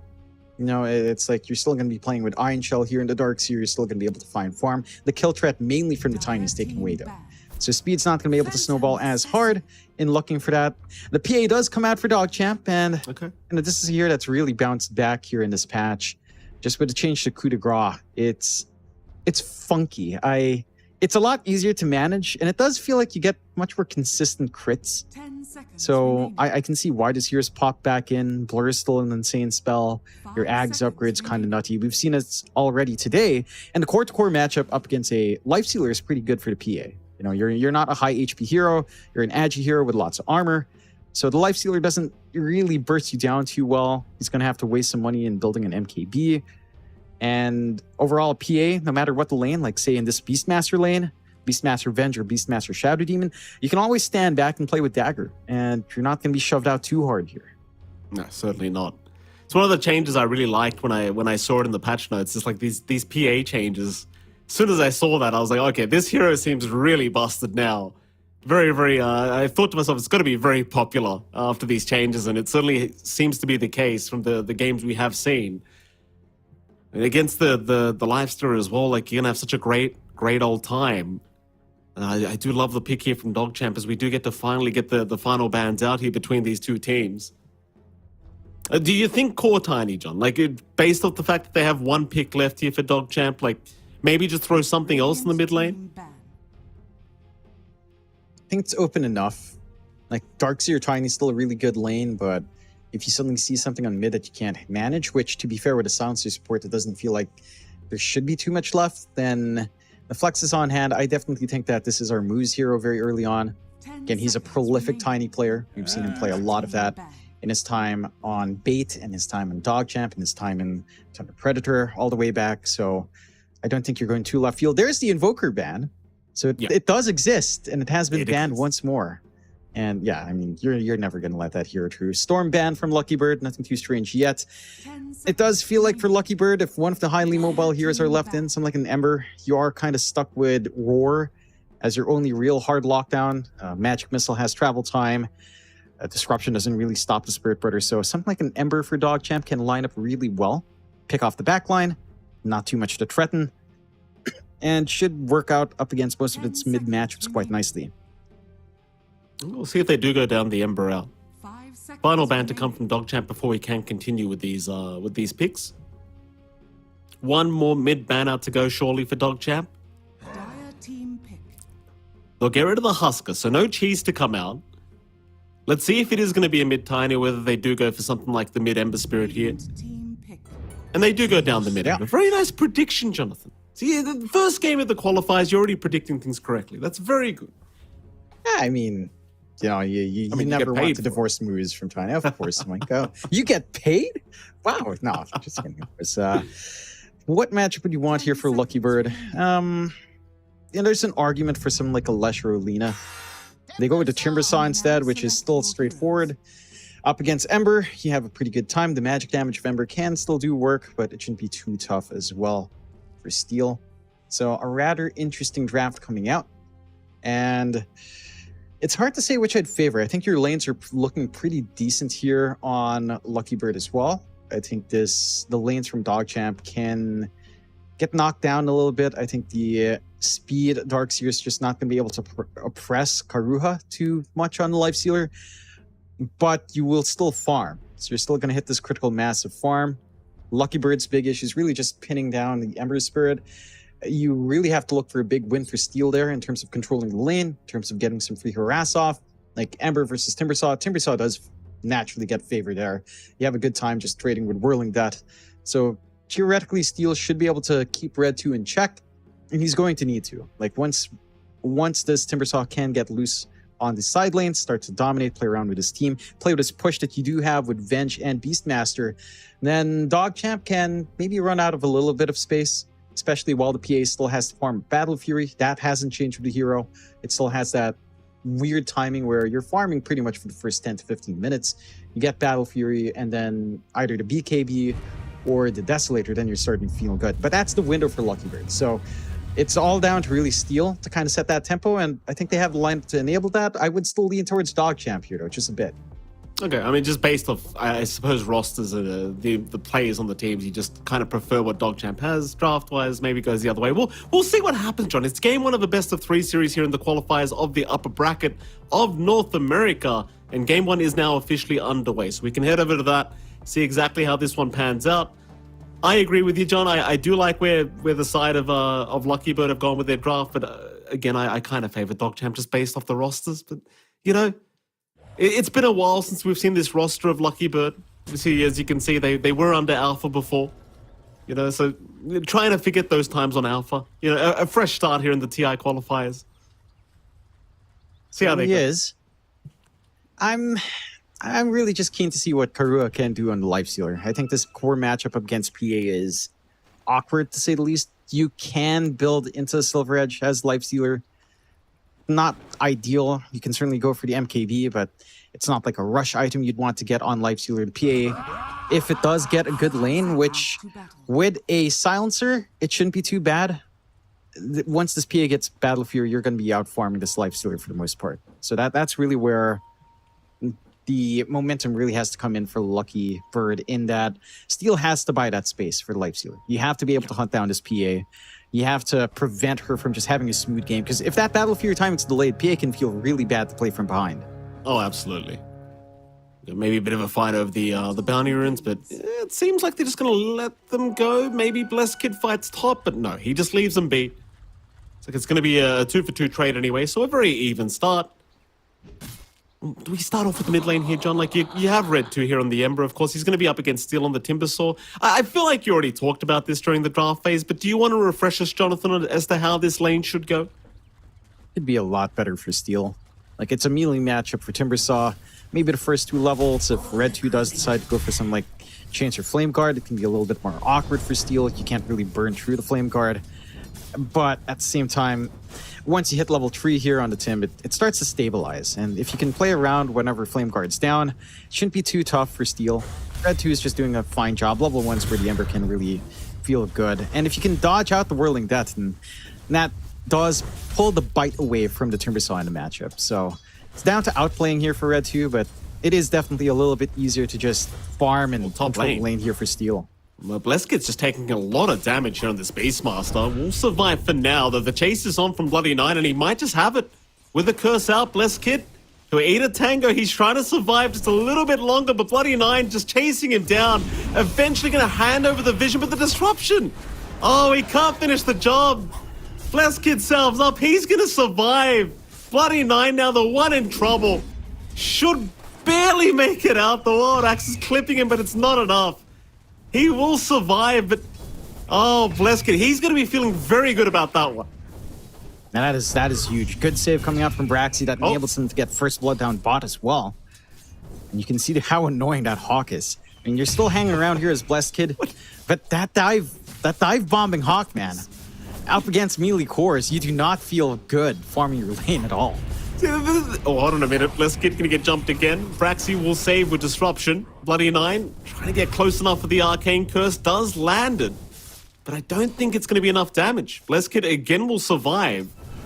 Braxy proving to be more than enough with that level 1 disruption, just keeping his Beastmaster alive constantly. No, I'll tell you, Johnny, this is the feeling I miss, right? Just having a new patch where everything's changed and you haven't had the chance to play it, so everything's just a surprise to you. That Hawk just looked ridiculous. It's pretty dumb, especially once you can kind of overlap the Hawks, and that's where it can feel really odd. That is still down the line. Again, the save coming out from Braxy did allow them to get first blood as well on Takaya.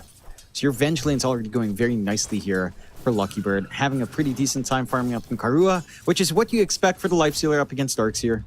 Darkseer can only really kick into gear once the level 2 Iron Shell's up. Even then, you're not going to be looking for the kill threat onto the Lifestealer necessarily. So a passive lane, especially for the Tiny 4, is where things start to get really awkward for DogChamp. You're just not able to really chase down the Lifestealer. And if you try to chase down Venge, well, she just magic missiles and runs anyway. She has pretty decent rage to cut off your aggression. So a little less straightforward for DogChamp in comparison to Alpha's offlane, to Lucky Bird's offlane. And that should give a lot more room for that Lifestealer to start to build up here.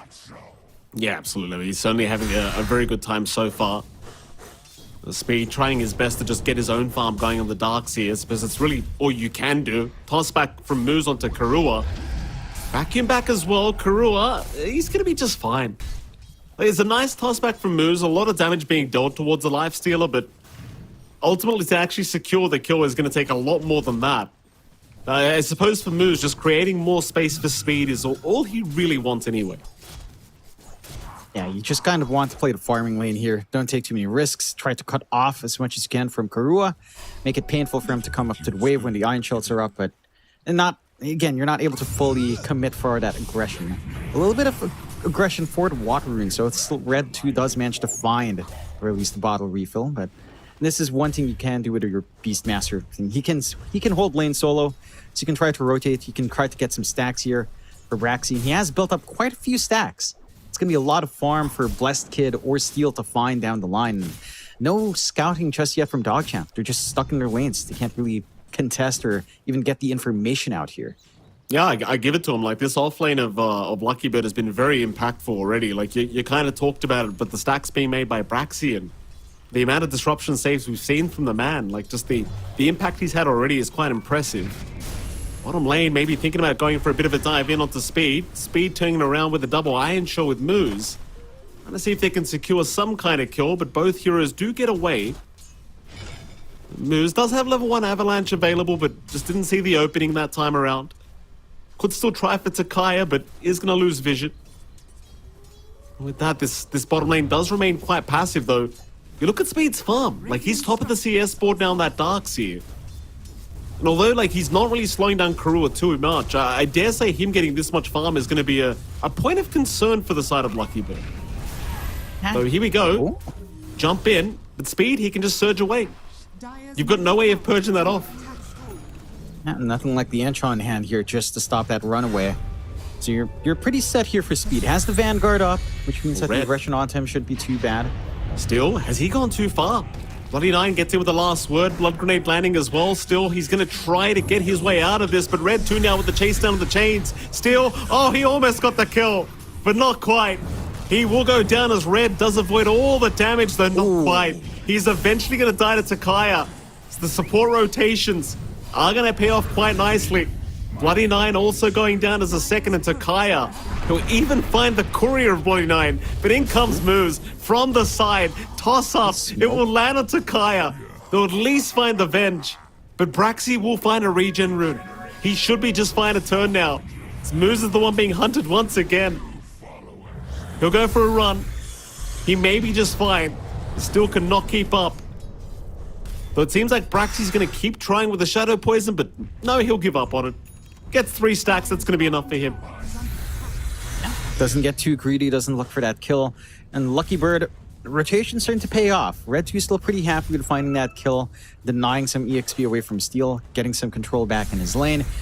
The one thing for Lucky Bird is all these kills are on Takaya, which maybe is not the ideal, but it's also not the worst thing to have Avenge with farm and some EXP. The impact you get with magic missile levels is huge. So you are starting to kind of hit the stride here with your supports. Again, you've still got these stacks to fall back to. They are being pinged out. Steel could look to take them himself with the reactive and the chakram. Disruption was out. The Blessed Kid, he started running towards him, but doesn't have a level 6 yet for the Raw to be up. It's a bit of a aggressive disruption, just a bit of a throwaway is bottom lane. Karua got ensnared up by the creeps, I believe. He's going to go for a chase on Moose. Can't really do too much here as the life stealer. We'll just continue his farm, though Moose trying to be as annoying as possible, it seems. You're at the point where you can afford to leave Karua alone to farm. Despite finding that build up for speed, again, you're not really slowing down the life stealer too much. He's crashing up top. Yeah, Roar is out. DNM, he's going to be able to blink strike away, but the magic missile is going to land perfectly. And Blessed Kid does secure himself a kill now on the Beastmaster. And I'll tell you, if one guy is having a real damn good time, even though the net worth doesn't really show it, it feels like this Beastmaster is getting a bit too much. That it certainly is. Hitting the timings early, having that 6, getting that kill, no saves coming out from the side of DogChamp. And it is an Ags build up here as well for Blessed Kid. So he's trying to work up against what Speed will want to do in the middle of these team fights with those drums of Slom. DNM does go back to lane, but it's feeling really hard to contest. Just the magic missile spam from Takaya is tough. They'll find Blessed Kid at least. Nice avalanche toss back from Moose. That should be one going down, and they do find the primary target in Blessed Kid. Sports will be able to get their way out of there. Of course, this is buying plenty of time now for Steel and, of course, Karua, who are both top of the net worth board at the moment as the Lifestealer and Timber. Closely followed by Speed. So it seems like top lane, the action does kind of continue. DNM, they'll take a magic missile, but we'll be fine to just walk away from that. They've got their Beastmaster back up now as well, so you do see the rotation back in from Blessed Kid towards the top lane. So even Red 2 shows up now. They're going to try and maybe force a fight. Bloody 9 will scout out the Beastmaster. Takaya in the meantime being chased by Red 2, it seems, as Takaya already so damn low in HP. It seems like Red 2 just not feeling it, does back his way out. He decides to play it safe. Try to get some spacing here for DNM. And that Battle Fury time we were talking about here for DNM, it is stalled out. It's not the smoothest lanes for the PA. Quite a fair bit behind, especially in comparison to Karua. So you should expect that tempo to start to kick in from Lucky Bird. And it's going to be difficult to really force them away. Like, they are highly durable with this lineup. They've got the saves with Swap and Disruption. Their mid is being shoved in. Raxi's just hanging around waiting for an opportunity to maybe get some of his team back here. A lot of damage being taken by this tier 1 tower. Here come the rotations. They're going to try with the disruption out. At least caught Red for now, but Red is just casually walking. Instead, they'll go for moves on the Tiny. A much easier kill to secure. Takai is still going for a bit of a chase, but has no form of disable left. So Red 2 will be just fine to walk his way out. But Lucky Bird, they do successfully defend the tier 1 mid tower. Like, they'll lose half its HP, but it's not the biggest deal in the world. They'll be alright with that. And the bigger thing is that they managed to take this tier 1 top. So it just makes it a lot worse for DNM to kind of feel safe in his own jungle, try to farm up. Really good forward wards already coming out from Lucky Bird as well. With that early ward in the Dire jungle up top, although not into the deeper jungle in the top lane. More than enough to cut off some of that farming patterns. And again, the side of Lucky Bird still have control of their triangle. Like, the stacks are being cleared out now by Blessed Kid.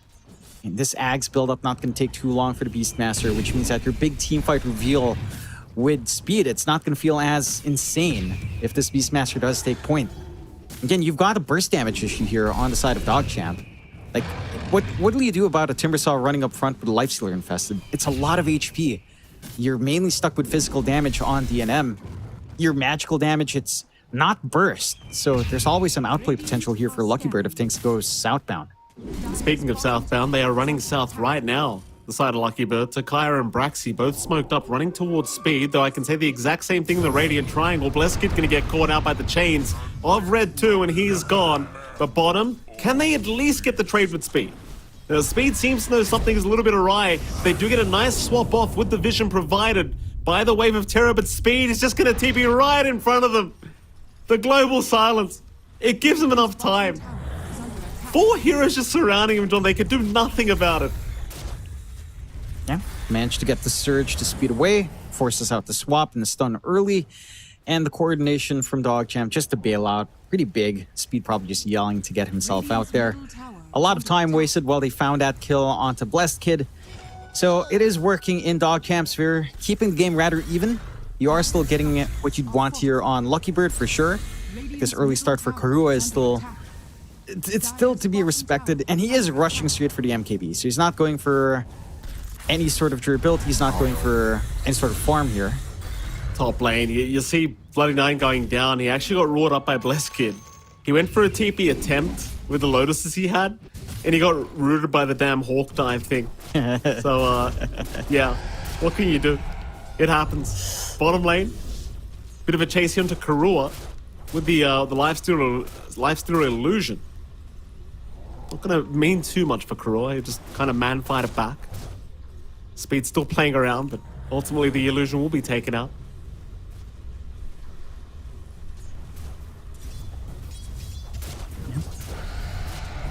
Speed? Yeah, he's going to try. Speed's a bit too far forward. He's going to try for a TP play again, but disruption is there.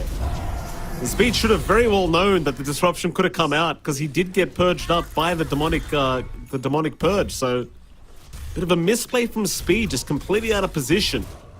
A bit too overly confident on the darks here, and he does get punished this time around. Some good punishment coming out from Lucky Bird. For DogChamp's credit, though, this is taking attention away from the area that DNM is playing in. So this is some much-needed space. Someone's got to cop it on the map. It might as well be your Darks here. At the same time, it is stalling out his timings. He's trying to go for the mech into the pipe, trying to go for the auras, maybe a Crimson Guard down the line as well if he feels it's necessary. And for Lucky Bird, it still plays into their timings. As Red 2... Very aggressive plays here coming out from the Timber. In fact, Red 2, he's going to be the one to survive because Steel goes down. The supports are ready. With the global silence available, it's very hard to get away here for Steel, and well, he will be punished now for his over-aggression. And speaking of, Braxy, towards the right side of the map, may get caught by Moose, who has very good game sense to find him in that tree line and cancel the TP off. And Braxy, I mean, he can run, but he cannot hide. He is certainly just dead. Yeah, they're still going mid as well. Why the hell not? Takaya. I really just cannot run away. Bloody Nine taking more int away from the side of Lucky Bird. They are TPing it to try and defend this T1 mid tower. They will do so as Red 2 does remnant away. That T1, I mean, it is on its last legs right now, Don. Like, one more small push will probably have it. And sadly for Lucky Bird, it seems like they are slowly dropping the ball. They're finding openings on the side of DogChamp, and Moo's just doing a great job of having a lot of impact on this tiny fork. And this is the hero that we've seen him play for years now. It's something he loves. They're managing to get that output, and that's him without the blink. Once he gets the blink up, you're going to have even more angles to take here. You're buying a lot of space out for DNM. Battle Fury up and running now on the PA. Should be able to start to hit her farm stride and some of her early timings here. Mind you, Karua is inching towards his full MKB, just lacking that beam edge. That's a big pick-off. Still, he just dies so quickly once you have the silences out from Bloody Nine. All it takes is the last word, and he just can't go anywhere. Desperately needs something like the Yules or the Lotus, and he is farming up the Yule Scepter, but it is a while away for the Timber. Yeah, he's not getting too much space out. He's clumping up mid. He's trying to defend his tower. It's rather interesting that Lucky Bird is playing this way, because after clearing out the top tier 1, they're not applying pressure in that area, right? Like, you're not taking over the jungle there. You're not able to just try to stop DNM farming. You're instead focusing on your mid, which doesn't feel like the bigger objective here. We're out. Red 2, he'll cop it. Roots out as well. The dive bomb, but ultimately the power room was down at bottom lane, so none of it really means anything as Red 2 now being chased down, but Moose is in first with the avalanche toss combination.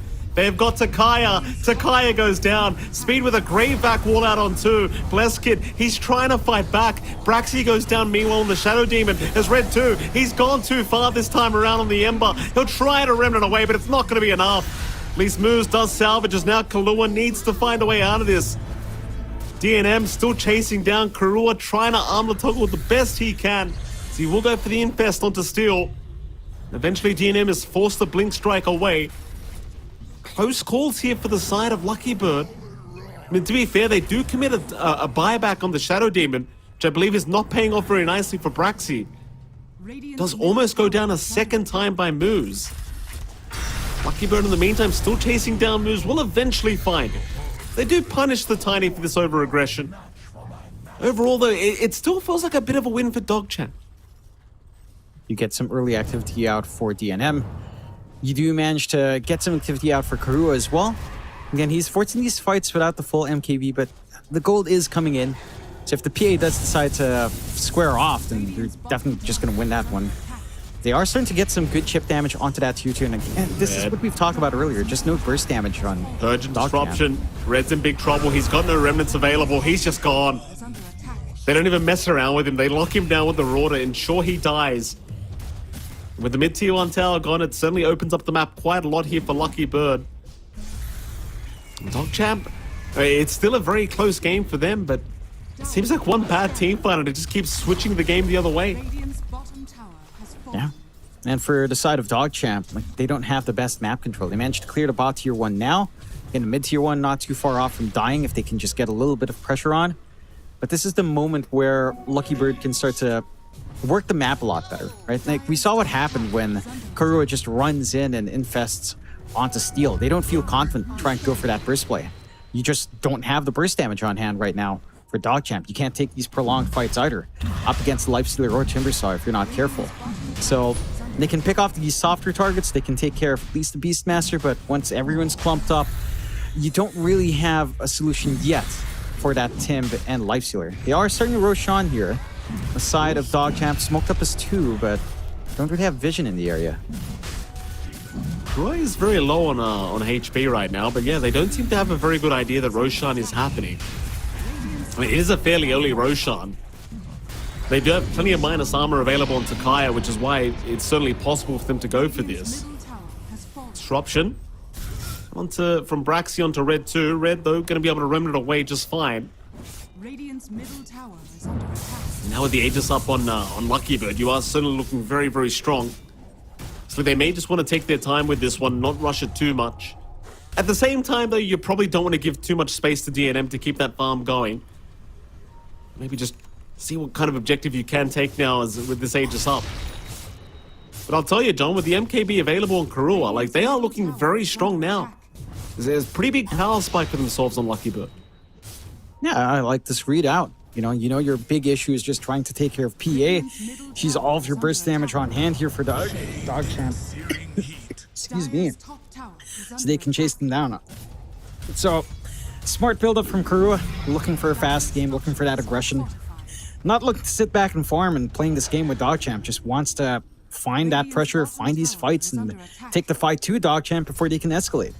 I mean, they've got the Desolator up now on DNM at the very least, so once the BKB is up, the PA will be pretty online, ready to go, but the DNM may be forced to fight a little bit earlier. We'll have to wait and see. In the meantime, like, Les Kid, well, the Ags up, pipe up now as well. Beastmaster's been a real headache for the side of DogChamp this game. Just getting those classic aura items just to ensure his team does remain alive. Don't get bursted down by all the magical bursts they do have on DogChamp. Red 2, in the meantime, is kind of being closed in on. Lucky Bird trying to see if they can get a jump onto the Ember. But Red is going to be just fine to walk his way out of the mid lane.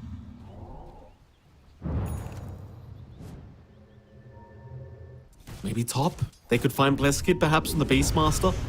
Bleskid, I mean, he's going to clear the tree line with the Wild Axes. Problem is, though, he's completely surrounded by heroes from DogChamp. And he's just gone. Nice rotations here from the Dyrant. That's something you need desperately on DNM. Getting some Desolator charges up. Oh, nice Might be able chains. to find more. Yeah, they found 2. Takaya immediately bursted down. Karua, he's going to try and fight this one out, but with the rage going down, they might try to go for the jump in.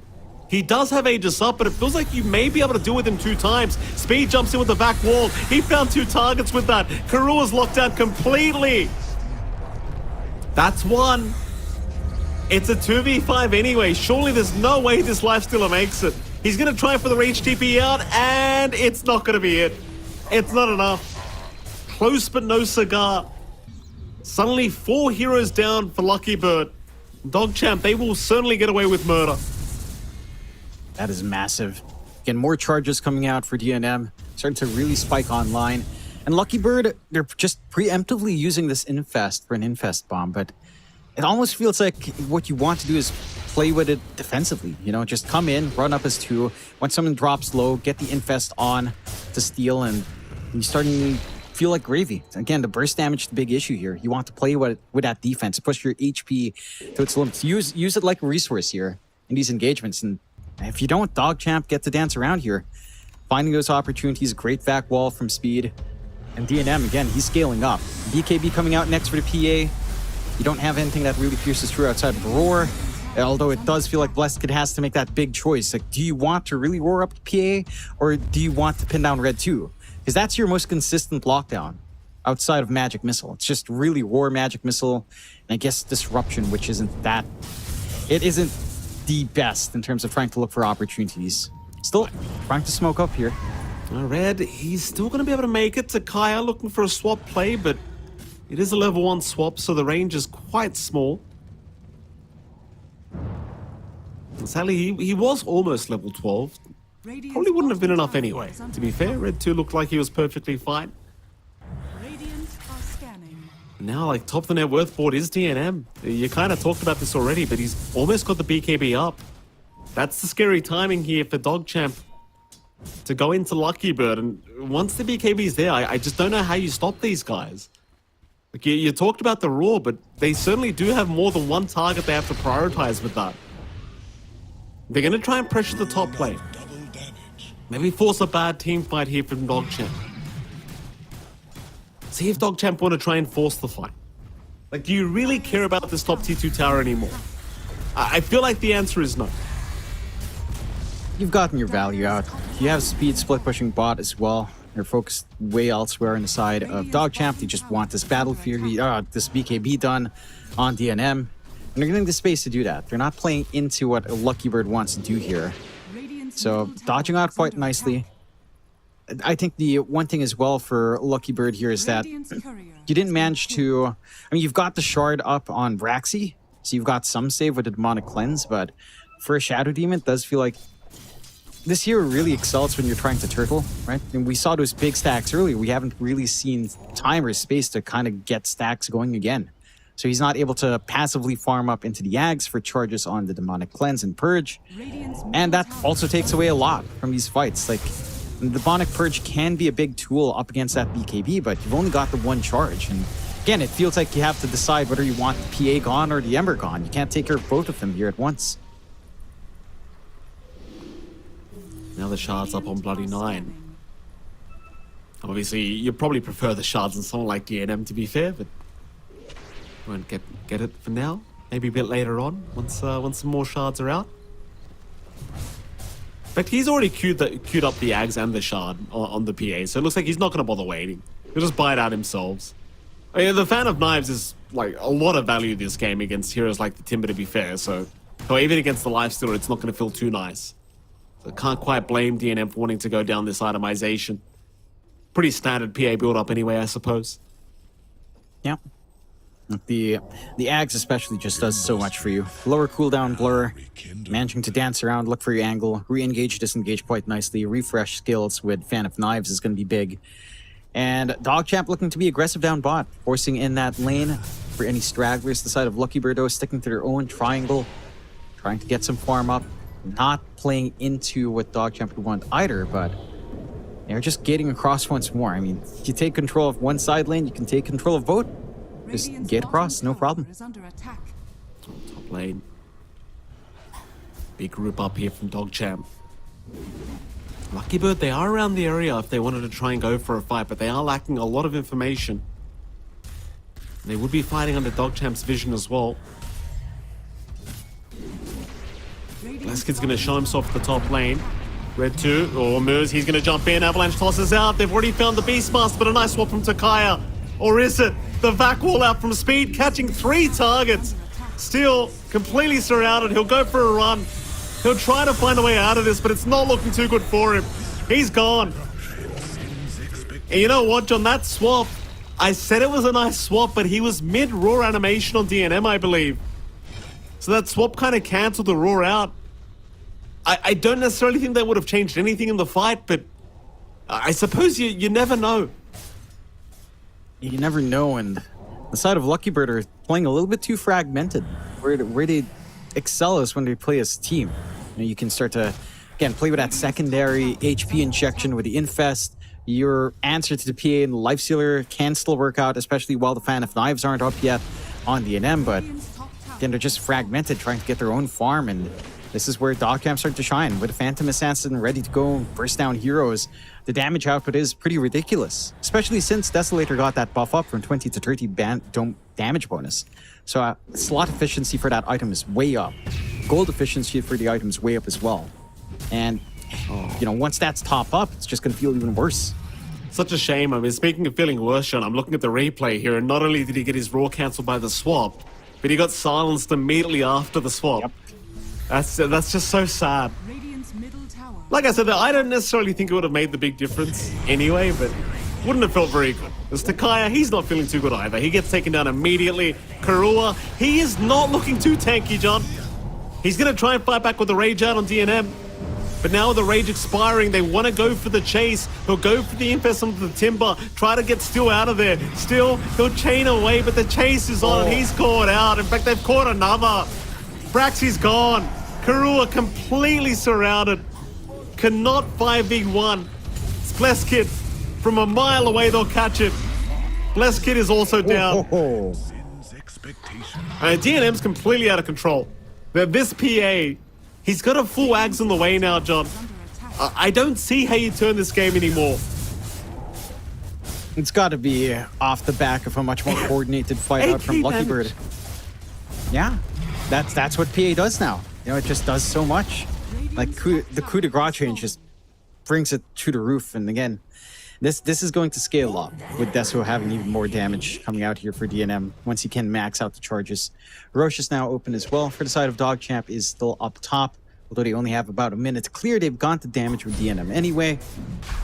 And for the side of Lucky Bird, again, it's really down to how well you can push your limits. How well can you use HP as a resource? Now, if you can try to get these defensive infests, which we did see a little bit of in the last fight, just didn't really work out well. I just feel like you need to be able to isolate, to dance around these BKB usages out from DNM, or just get the instant roar off onto him and try to play it for burst. It's one of those two that has to come out here. DogChamp with the Roche Aegis Cheese up on DNM. 2 lives in a PA. If you manage to isolate her, it is feasible. Steel. They don't have the break right now against Steel. No Fan of Knives available yet from DNM, so it's not that easy to deal with the Timber. Yeah. It's flying out now, though, so it will be easier in just literally a few seconds here. Just a little bit more patient or found a different target would definitely have been another stack up for that Deso. Lucky Bird, they're losing out a lot in map space. Like, we saw them take early control a while ago. This stems back to that decision to push mid or defend mid instead of applying aggression top. Oh, Bleskid's gone. Look at that. 2 crits in a row, that'll do ya. Onto the tier 2 bottom tap. It's like, what do you do to stop this guy now? It really does start to feel impossible against this PA. Full BKB, Aegis up, Cheese in the backpack. Ags and Shard. It's like, what are you actually going to do to kill this guy? Nothing. Like, it's so difficult with what DNM can get done. They take a tier 2 top, but that's not going to stop them from pushing here. The tier 3 Talon, certainly not lasting very long. They'll go for the glyph, but tier 3 is certainly just down. And they're trying to chip away the best they can with that Wave of Terror, just slow this down as much as humanly possible. you're constantly at bay, right? Because you're scared of moves with the tossback plays. You don't want the chains into the tossback onto somebody because that could just be a game at speed. He jumps in with a vacuum. And I mean too much though. The Rax is gone. Meanwhile, top lane, Karua's just ratting the base of the Dire side. They've made the jump in. Moose might die. He does barely get away though as DNM just shreds two heroes. Takaya and Bleskid are both gone. And Karua, like, he got the top racks at least, or at least the range racks. But losing two heroes for that, I'm not sure if it's worth it, John. They've got no buyback. No buyback, no way to defend the mid. It looks like they will actually take the full racks top. That's Why not? Creep Wave is doing a lot of work, but they're going to be trading 2 racks for this. Let the creeps cook, you know, let them get it done. They need something right now. Karua, he'll survive. There goes your mid racks. It's just not going to survive. They could go for megas. They are going to go for megas. I mean, DogChamp, they're feeling it. Another 18 seconds without the Beastmaster. You might just have enough time to force another fight and just put an end to this game 1. There goes the tier 3 tower. 8 seconds left for their Beast. Red 2 jumping in, forcing them back already. And it seems like they'll get the melee. And there's just no reason to back with the Aegis up on the PA. I think Lucky Bird are just stuck between a rock and a hard place now as to what they can actually do to pull this game back their way. It's a pretty tough situation. That it is. Again, it looked pretty decent when Kuru managed to find something, but gonna have to try to make something happen here. Oh, Takaya. He's just gone. Braxy gonna get jumped as well. DNM, he can't take him out. In fact, DNM might die the first time with this Aegis, though he is still surviving. Does manage to blink away. Looking to maybe jump back in. It's Lucky Bird running back towards the fountain. Here comes DNM. Thinking about it, but won't quite jump in yet. Keep in mind, he still has 1 minute on the Aegis. The tossback is there on Karua. Karua is gone. There is a buyback available in the Lifestealer, but Lucky Bird, are they even considering it at this point? They'll jump in again. There's your buyback committed. DogChamp, they've seen enough. They'll back immediately.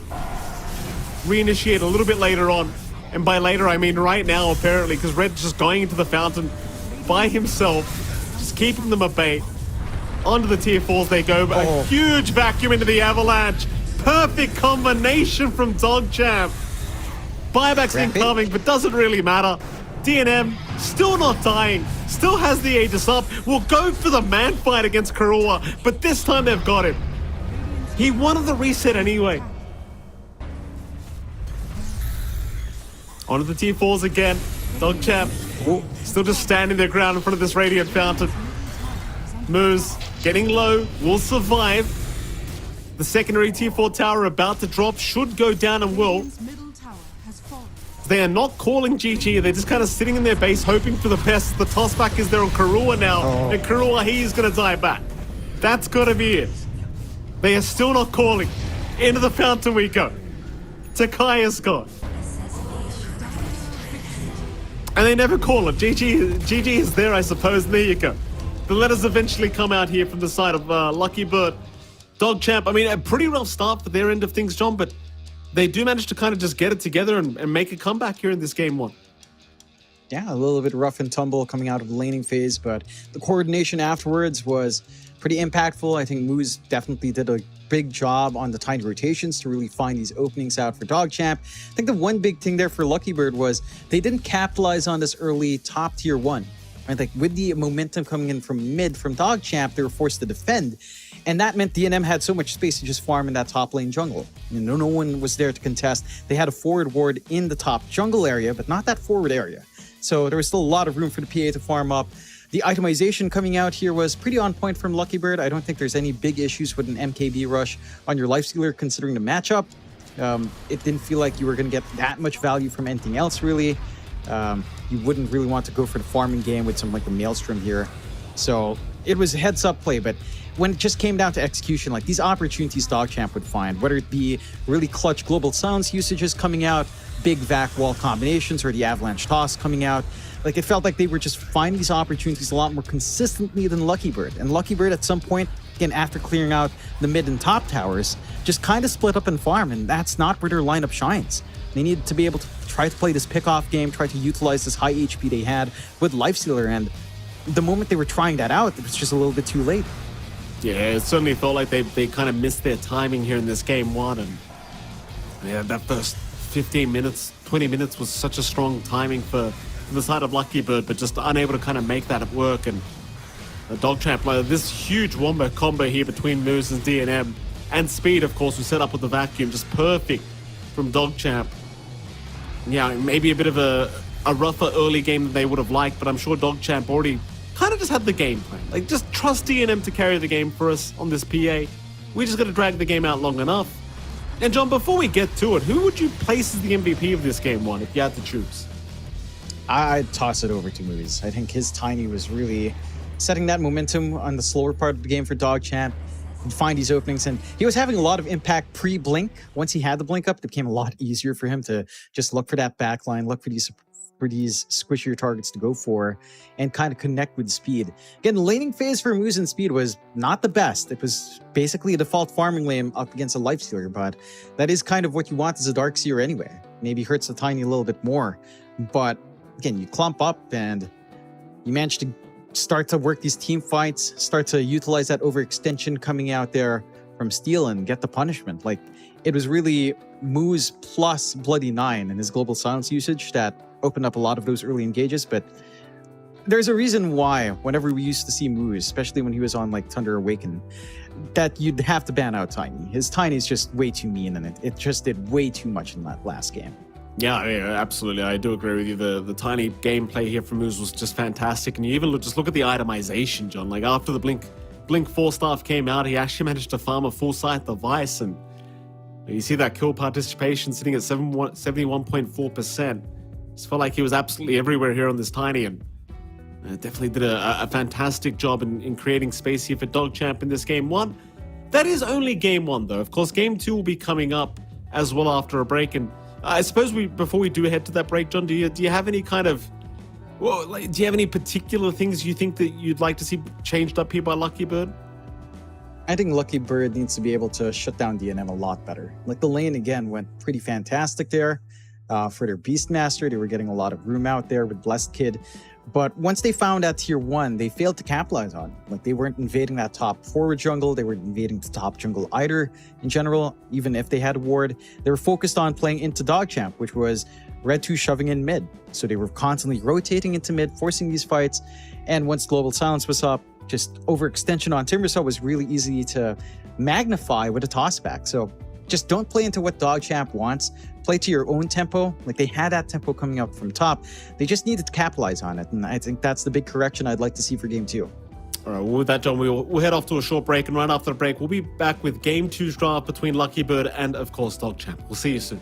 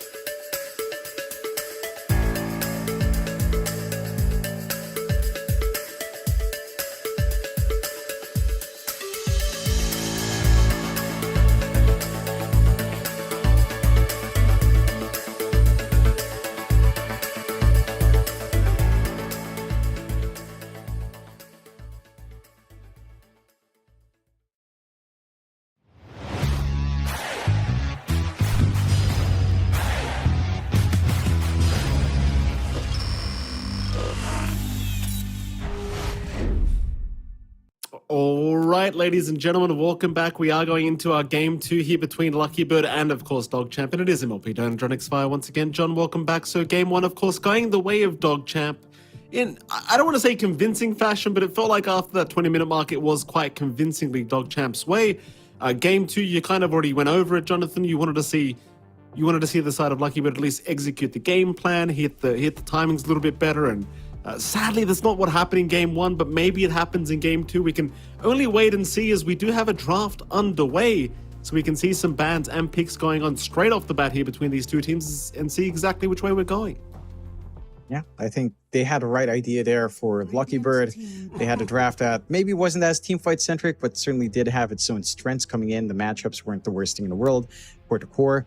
So we'll see how they adapt. Again, I don't think it's a big drafting issue. Already an adjustment in the first phase bans, though.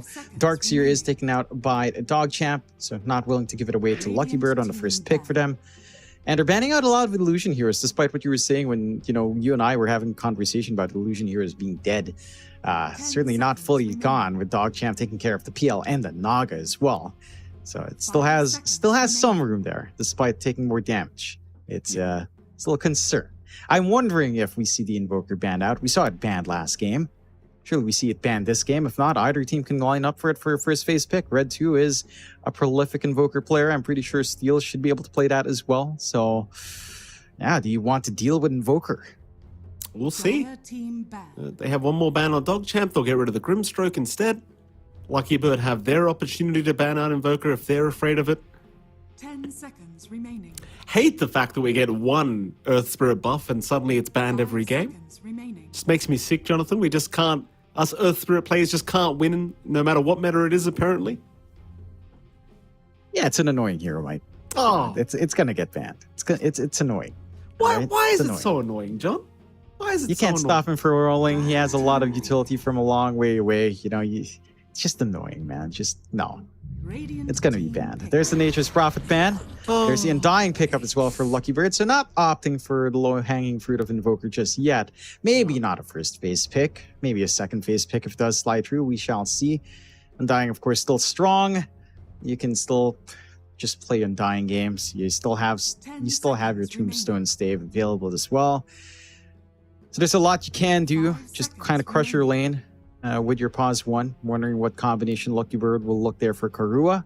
I don't think Karua did that bad of a job last game. He was farming pretty well. His laning up against speed was pretty smooth. Like, his Lifestealer did get like a ridiculous timing on that MKB. So don't really mind that. DogChamp will just go for the Timbersaw.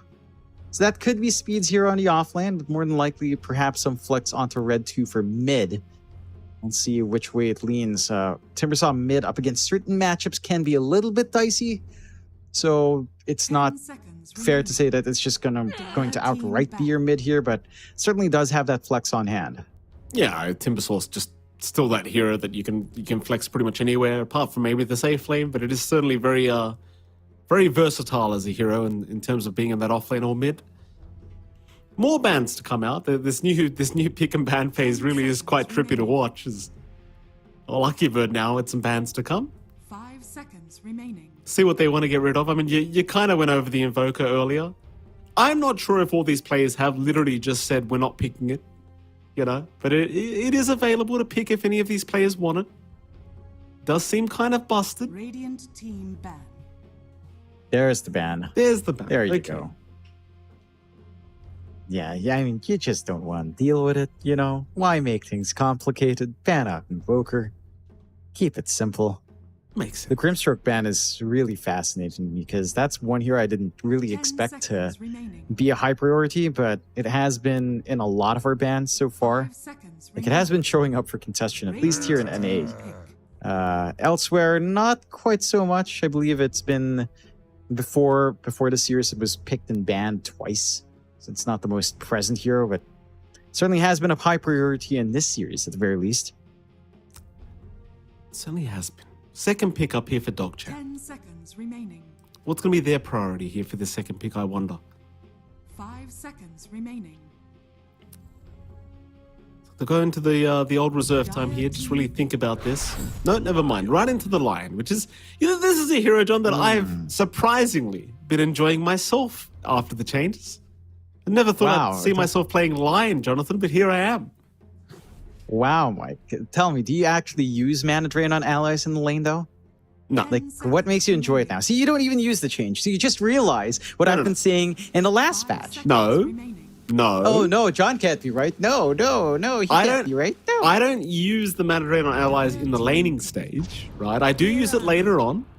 Personally, my biggest kind of positive with this hero now is like, and I realized this was changed a while ago, but the attack animation delay reduction. It feels really damn good. Yeah, we talked about it then, and you didn't like the hero, Mikey. Yeah. It's taken you how many months? Almost a year to make you feel like Lion's good. And it's a change that was a year old. It's good now, John. It's got extra value. It's got extra value. Shut up right now. You have no opinions to put here, Mike. Lucky Bird pick up the Mars.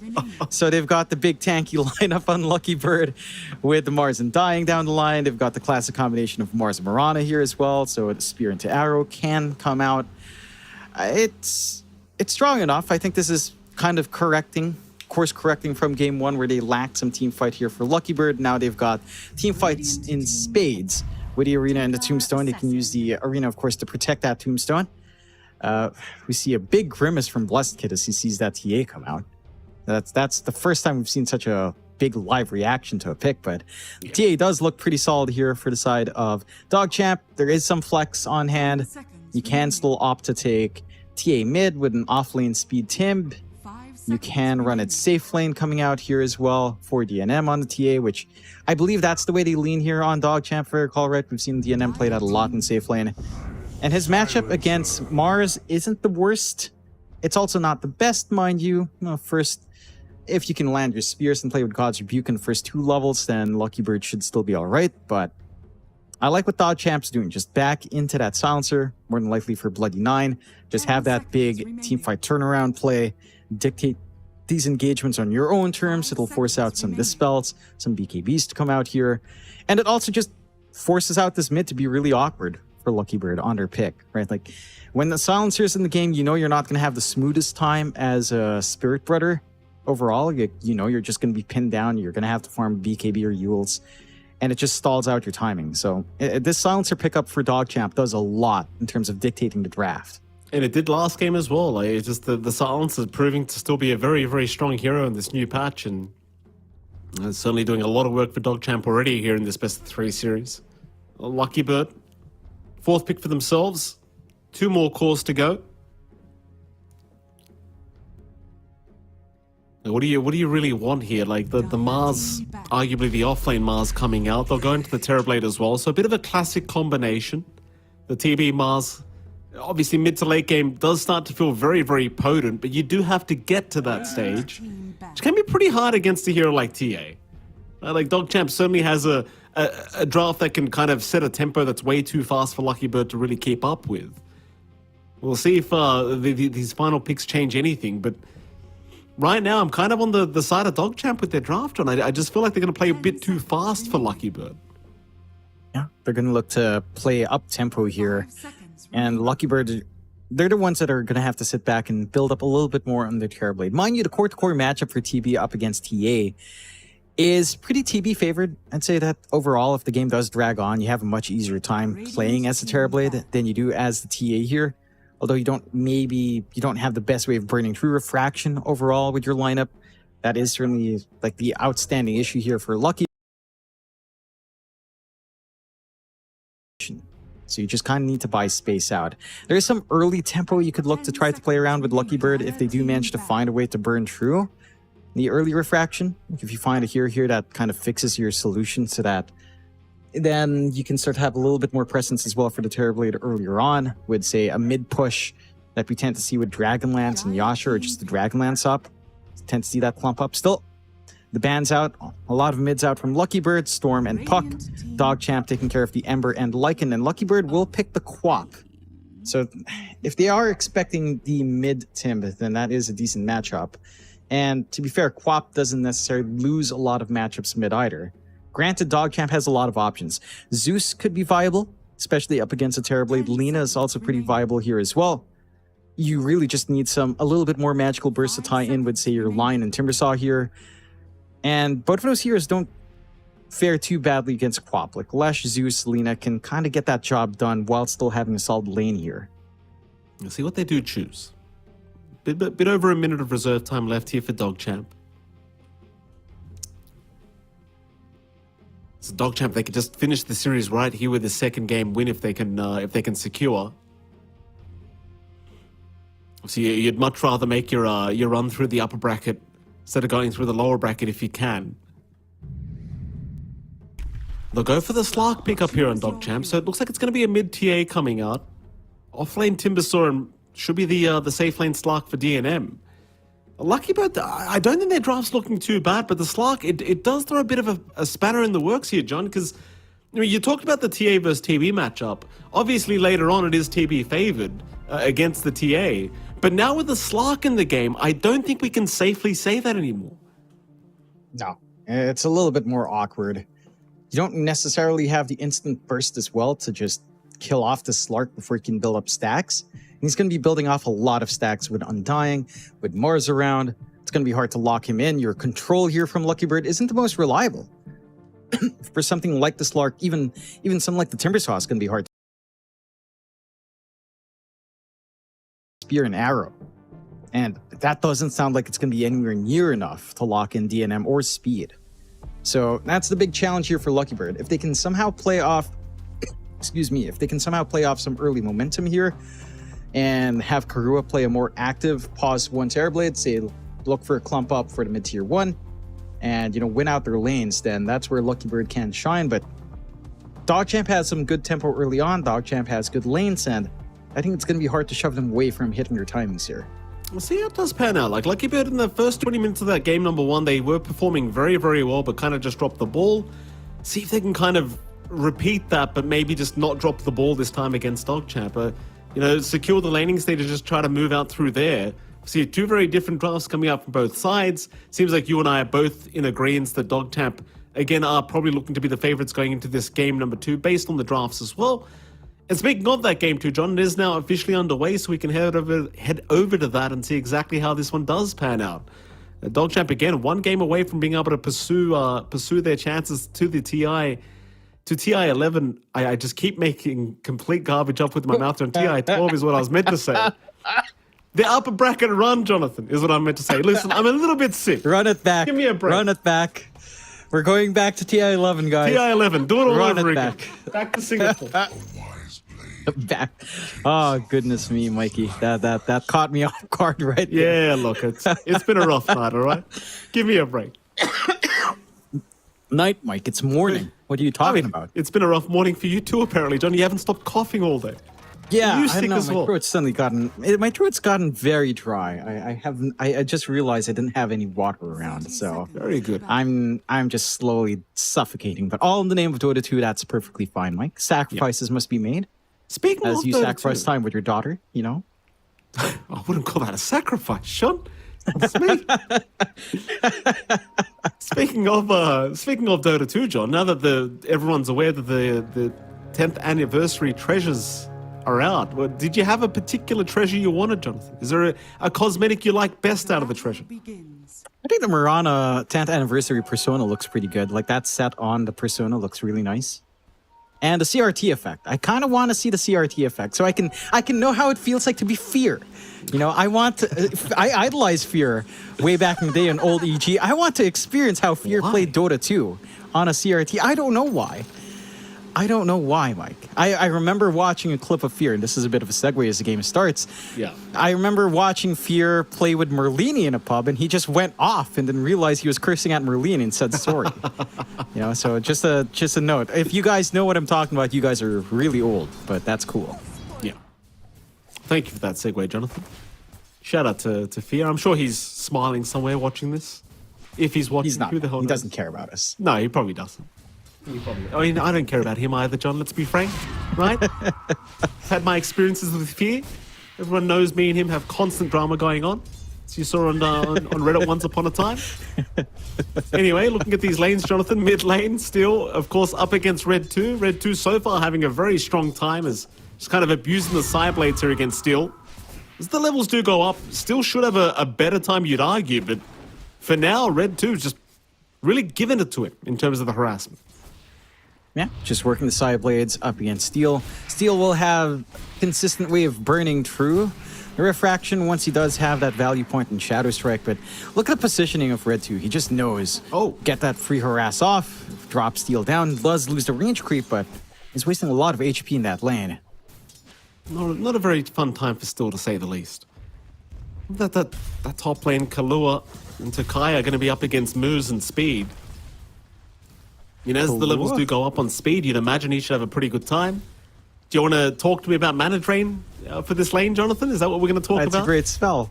No, I was going to say Kahlua. Sounded a little bit thirsty there, Mike. No? Thirsty at this hour, Mike? I wouldn't suggest it, but you know, you do you. Karua is having a decent enough time. I can't believe you're making fun of my English now, John. Oh, what's the you can make fun of mine. It's fine. I understand. I'm not a native English speaker. You know, you want me to bring the accent out again, Mike? Huh? You want to go there again? The eye's too close, Jonathan. Don't do it, for the love of God. Still, yeah. Karua he's having a decent enough time. This is not the most straightforward lane for a Timb.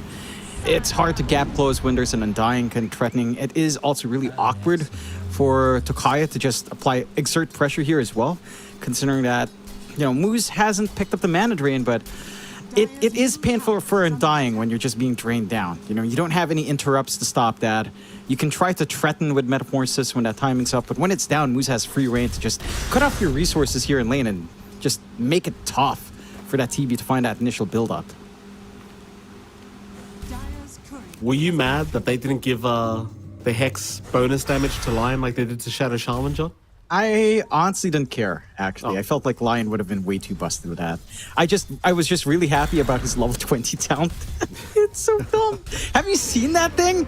It is so dumb. I don't know if it's good or bad, honestly, because a good Lion probably just lands their stuns anyway, but when you see those tree earth spikes come out, you can't help but giggle. It's silly. What's even sillier is expecting yourself to get to level 20 as Lion, John. That just never happens. You see, I'm a smart player, Mike. I play turbo only now. So I always hit level 20. There you go. I get to experience Dota at its best. I get to see Viper Universal. You do. You certainly do. I feel sorry for you, John. It doesn't sound like a very fun thing to have to watch. Bottom lane, Bloody Nine's being chased down right now. That doesn't look like very much fun either. Braxy's going to go for a bit of a chase. Bloody Nine will just take the banner in away. Arrow is available if he wants to throw it out, but it seems like Bloody Nine will be just fine.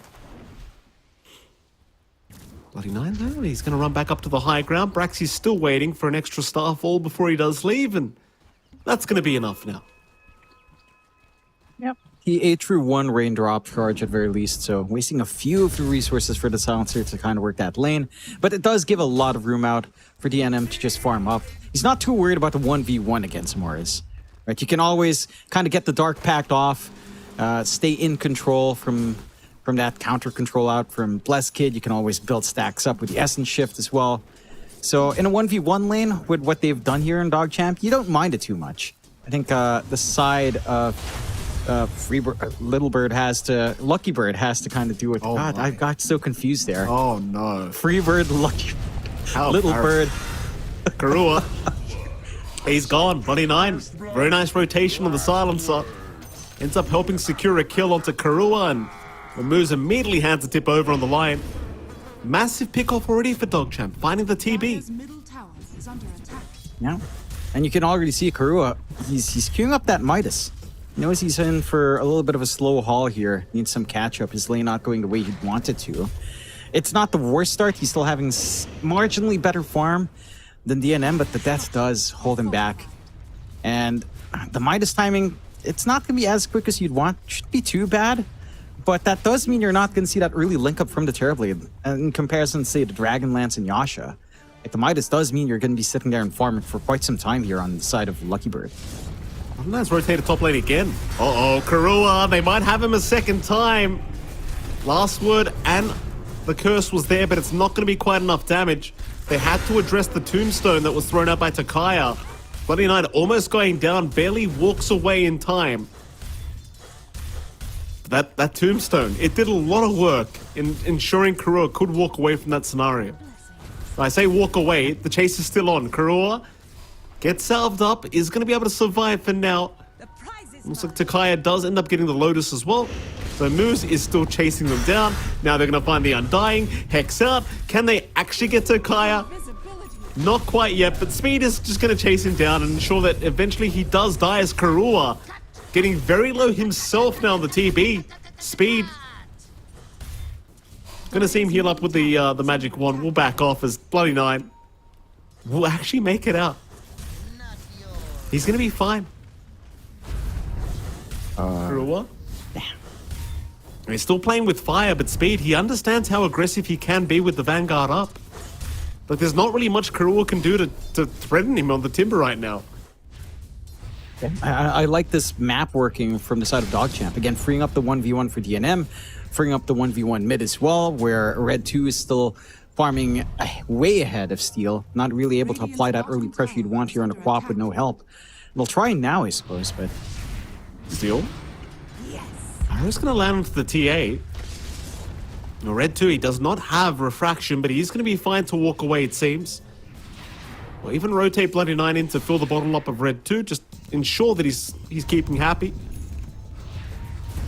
And in fact, tower pressure being applied to the T1 mid. No siege creep available, but Red 2 just wants to get to work, and he does force some rotations. Steel? Problem is, there's a lot of heroes incoming. Meanwhile, Steel just dies. Moose just kills him with the Earth Spike. Red at least does get caught in the arena, so they should find a trade, and they will. But it costs them so much more. Yeah, that was a little bit awkward. Like, the silence came out from Bloody Nine with the last word kicking in, and he just came out, Earth Spike right click, found that kill, playing a little bit greedy on Steel to just hang around there. They find a counter punishment, but does feel a little bit more wasteful on the side of Lucky Bird, dragging in 3 heroes down mid, again freeing up bot for DNM to farm, freeing up top for Speed to just do what he wants on that Timb. It is space coming out from Karua though.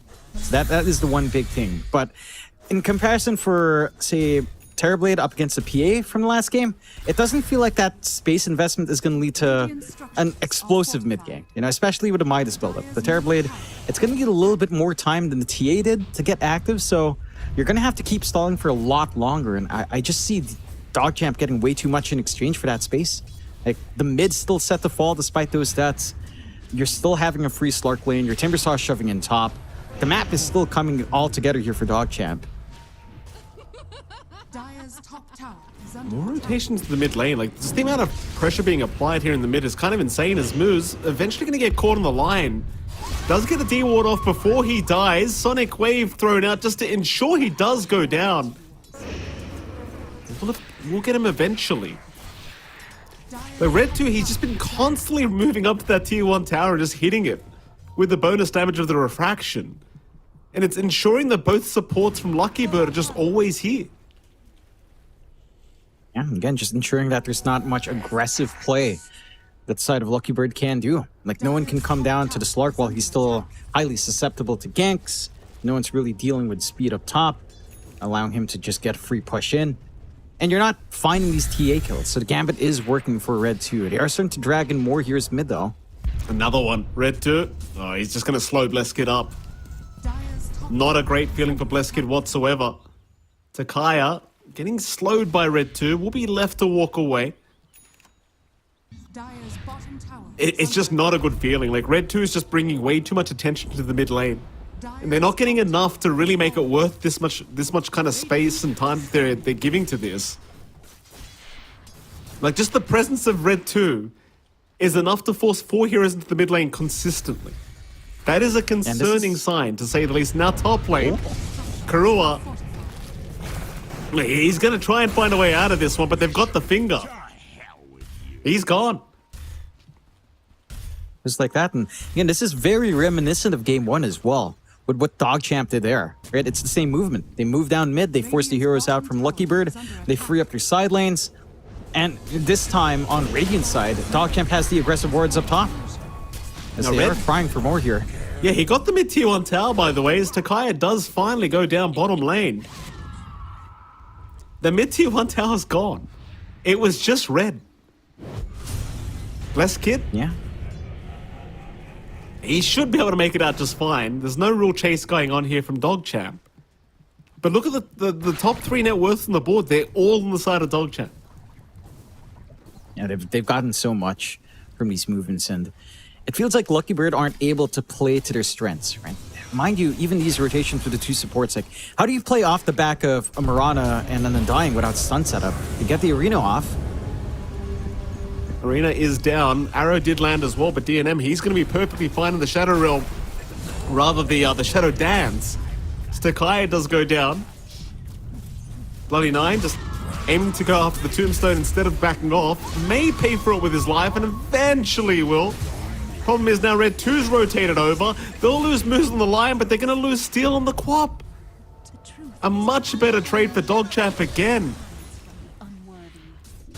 It's not a good feeling when your Quap dies to a right-click hit of Red 2. And all of these fights are breaking out with Speed getting all of the space he needs.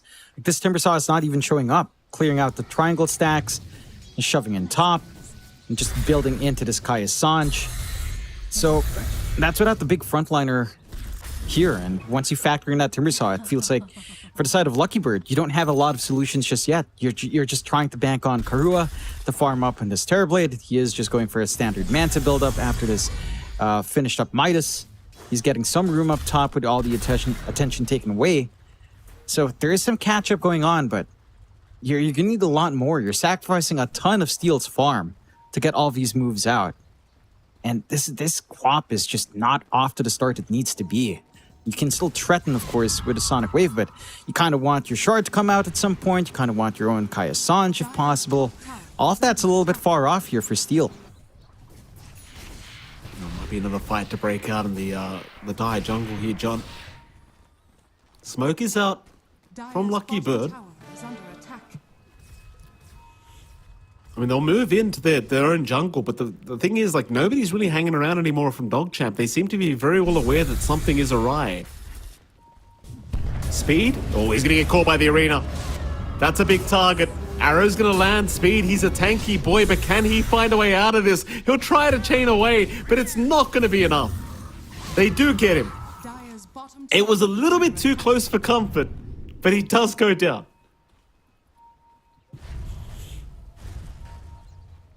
Maybe more. Moose walking away. Bloody Nine actually going to move in as Moose just blinks right in with the dagger. And Takaya just melts to the finger damage. Tombstone gone as well. Bloody Nine maybe goes down to Steel, but probably not. He's just fine.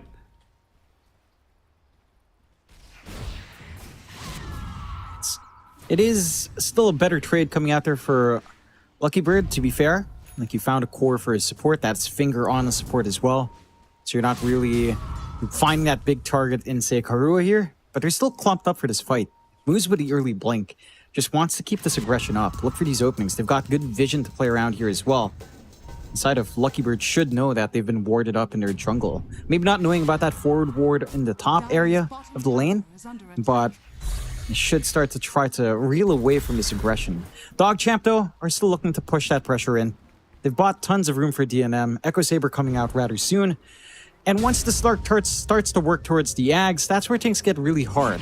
Because right now you're banking on Steel to kind of jump in and out. You're banking on this blink from Blessed Kid. But a Slark with 2 pounces with that range is going to be really hard to counteract. Good lane. They have found Moose. Moose, he gets caught in the arena. Boy. That is still just a lion you've caught out, and Moose is actually surviving longer than you'd expect. Takaya, he might actually still just die. The curse is going. He's down. It's still a trade as now Blessed Kid. Blessed Kid just gets destroyed. And look at Red. Red's got his own blink up with a DD rune. Steel is gone. Double kill for Red. And he wants a bit more with that. Blink up in 5. Braxy's going to try and go for a leap up to the high ground. But Red 2's not giving up. Or he will. He won't go in blind. No need. Yeah, a little bit too crazy to jump the high ground right now. Still more than happy. Really good blink dodge there as well from Red 2 out of the arena as the Global Silence comes in. Again, the counter fights coming out from DogChamp is just so damn strong when you've got the Silence here on your side. At least, again, for Lucky Bird, the big win is that Karua is farming. He's catching up in that Terrorblade. He's maximizing that Midas. Yeah, I mean, he just respawned on this Mars, and well, sadly, he's going right back to the graveyard, and he's bringing another one with him. Stakaya, he's stuck around to help out, but he's just going to drop as Lucky Bird, they're still trying to fight. Karua, he's going to find DNM. They'll see Red 2 on the TA, but Red, he's already walking his way out. It seems like that'll be about it for Lucky Bird. They'll lose 2, but they'll get nothing in return. Not the greatest of engagements. Or they might even lose more, because DogChamp, they are waiting on the high ground of the Radiant, or rather the Dire Triangle.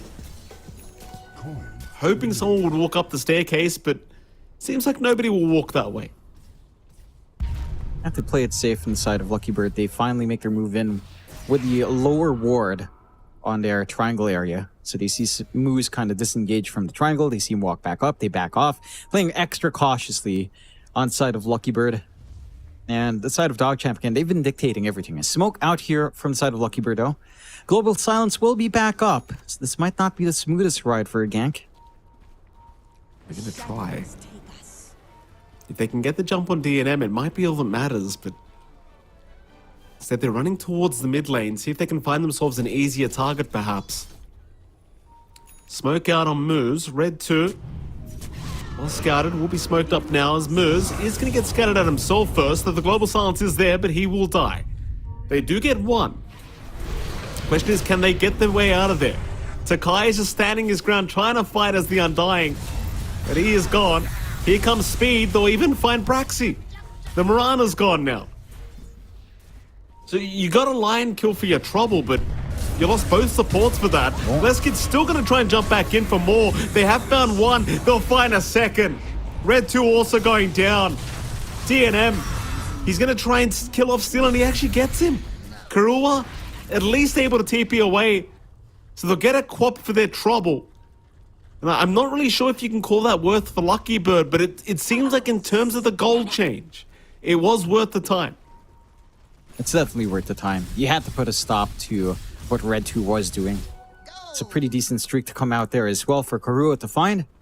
So your Terrorblade's starting to hit this timing now with a full Manta up, going for the Dragonlance into a Butterfly. And that's where things can start to get a little bit more challenging for the side of DogChamp. The Ags for DNM still on the way out. They're probably going to need an MKB now to circumvent that. Butterfly coming out soon as well. And that was the side of Lucky Bird going for their smoke play. And you still find a TA in the end. A little bit costly, but again, considering the target you found, more than happy on the side of Lucky Bird. The side of DogChamp, though, and the Ags is, again, coming out for DNM. Speed has his Ags coming out here as well. So once he has that full reactive armor active up, it's just going to be tough. Like, it's going to feel really good up against a Terrorblade. The damage output in the middle as well is going to be really oppressive to deal with. And the conditions for Lucky Bird are still the same. The fact that they're locked down is still really heavily tied into Arena and Spear, and a arrow follow-up from that point, it just makes these angles for these fights a lot tougher than they should be. Maybe down the line when you start to work towards, say, a site of Vice on someone like, say, Steel, or even Braxy, if you can kind of work to that point, it starts to feel better, but yeah, that's still a ways off in this game.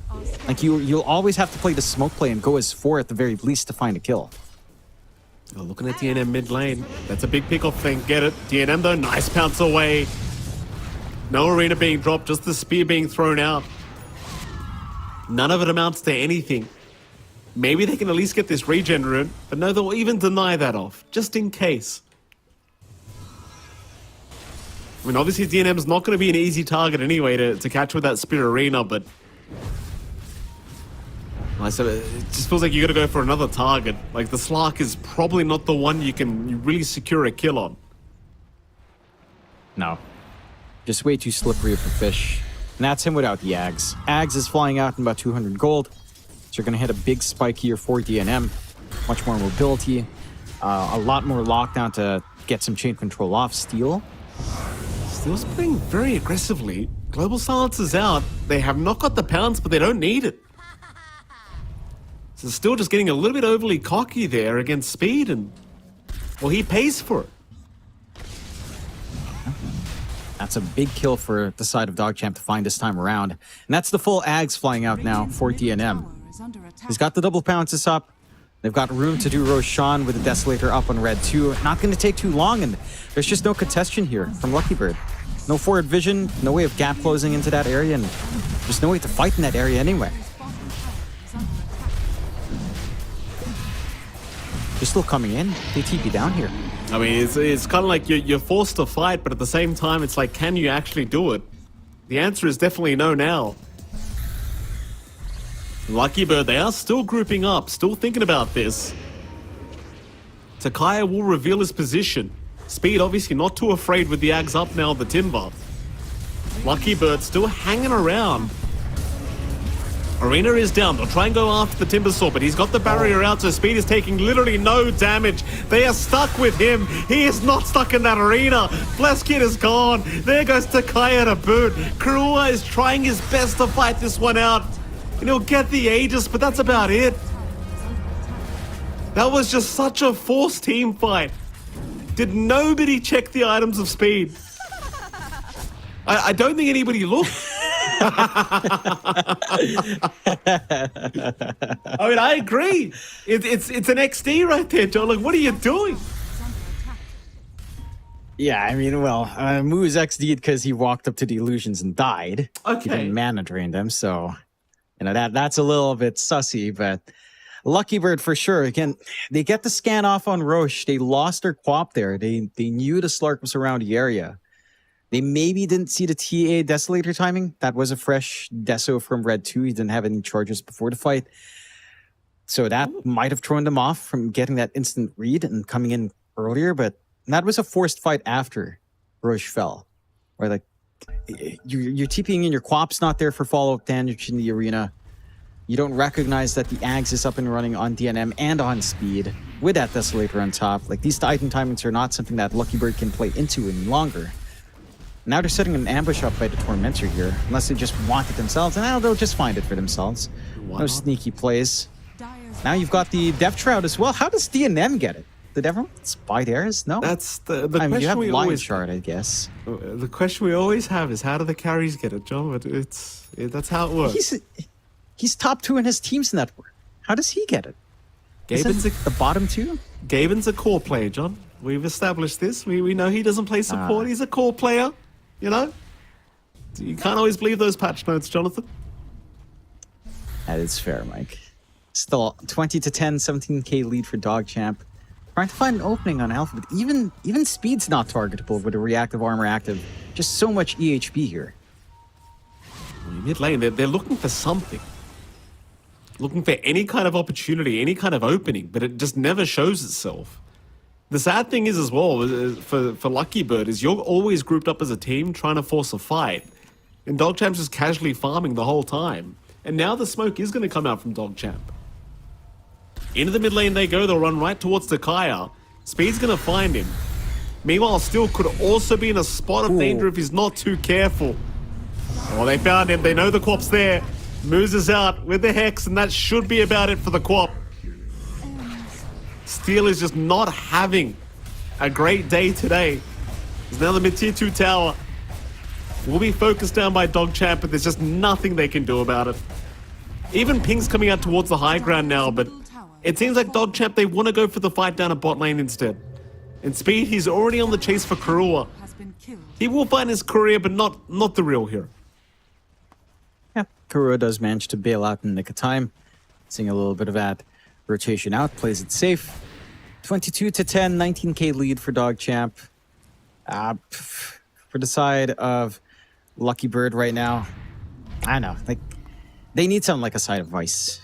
If they can maybe farm up after the BKB of Steel into the Side of Vice, this game starts to open up a little bit more, but this kind of goes back to support duo. Undying plus Mirana without a core you can really combine with outside of the Mars means that your initiation's always tied into trying to play with Arena. And they've got it up now. They could try. Here we go. Pouncy and DNM already finding Takaya, and Speed just shreds him. They dropped the Arena defensively to try and get away from this. Speed is still moving forward. Bleskid's also been caught on the Mars, so Bleskid's just gone. No chance of survival. Steel is just blinking towards the south now. The only straggler left here for Lucky Bird. They know he's around here somewhere. It's a matter of whether you want to waste your time chasing this guy down. Never mind, still reveals himself in the creep wave, so they will just jump in. No creep skipping for you, sir. And that'll be a 3-for-nothing trade the way of DogChamp. Yeah, everything's just lining up for them. Finding these openings. Side of Lucky Bird don't really have that much room to build up. They've invested everything they have into Karua. He does have the butterfly up. So it's a little bit more EHP coming out. Nothing like an MKB on any of these heroes just yet, or anything like a Bloodtorn. So you're feeling pretty good on the Terrorblade to stand up front, but they can start to itemize against that with it revealed on the illusions now as well. And DogChamp, well, I don't know, like Speed already has the Octarine. More uptime for the reactive armor active. Can just keep playing up front, no problems here. And it's just a lack of lockdown, lack of pickoff. Your burst play with Quap doesn't feel amazing. You kind of missed out on opportunities. Oh, Takaya. I don't know what he's done wrong to DogChamp, but every time they see this guy, they are not hesitating at all.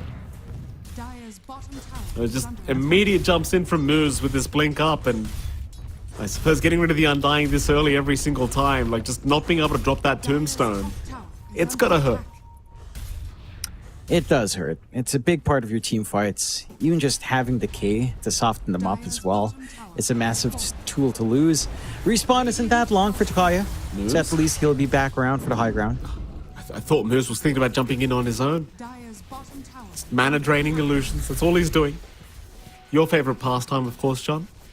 Oh yes, that it is, Mikey. Thank you. I do enjoy me a mana drain. I do enjoy me a life drain. All the drains, Mike. I love drains. Have you noticed that Moose hasn't given his allies any mana yet, John? It's just me. It doesn't matter. Okay. I mean, it's good in certain situations. It's really just the fact that he has a shard, Mike. You see, when you have your shard, you want to stand and constantly drain. Right? Who cares about your allies? It's not a concern here. There's no mana battery to be used here. That's very true. Maybe a Timber Saw, but meh. DNM. Oh, he jumps right into him. Nice arena to lock them down. Global Silence was committed as well. TNM is actually just fighting back. With the Shadow Dance, they just could not do anything about him. So now the team fight continues, but DogChamp, they're the ones being aggressive. Karua, he's going to pop the Metamorphosis and try and chase down Bloody Nine, but Bloody Nine is just fine to walk away. TNM in the meantime dropping very low, forced to pounce out of there. Because it seems like Moose will go down. That is one support down for the side of DogChamp. Maybe they can find another. They have found Takaya at the least on the Undying now, so it's a 1-for-1 as Speed is just going for more. He'll find a second.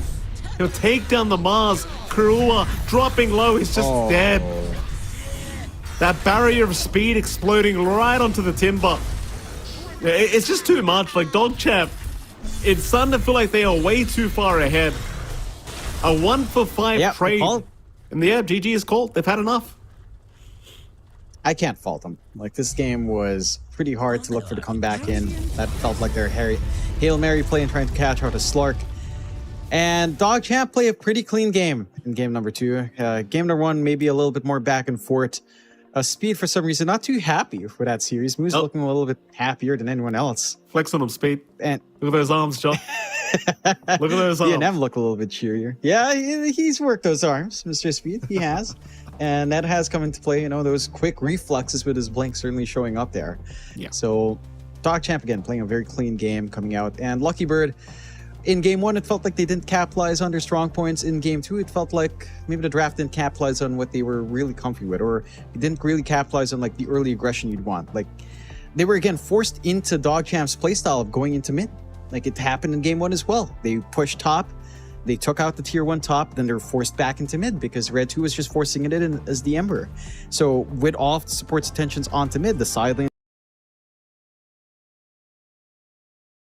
jungle, which was something that the side of Lucky Bird didn't do when they had Radiant side, and it made all the difference. You know, they made space, they capitalized on jumping that Terrorblade, and it just it didn't feel like there was any clean way for Lucky Bird to take any of these engagements outside of a perfect Blink, Spear, Arena, and Arrow combination. Yeah, absolutely. It was just fantastic gameplay from DogChamp, and this is why I feel like this is one of the teams that could kind of just be the dark horse in the whole qualifier, right? Like, maybe not, maybe dark horse is the wrong word, but it does feel like a lot of people may be underestimating DogChamp here for the TI qualifiers. And I'll tell you, out of all the teams we watched today, they look kind of the cleanest. Mind you, they were arguably up against the easier team out of the other series we have watched, but they have certainly looked very, very clean in this series, just getting a 2-0 overall. If you're Wildcard announced, you might be watching very carefully. This series this might be a team you need to worry about.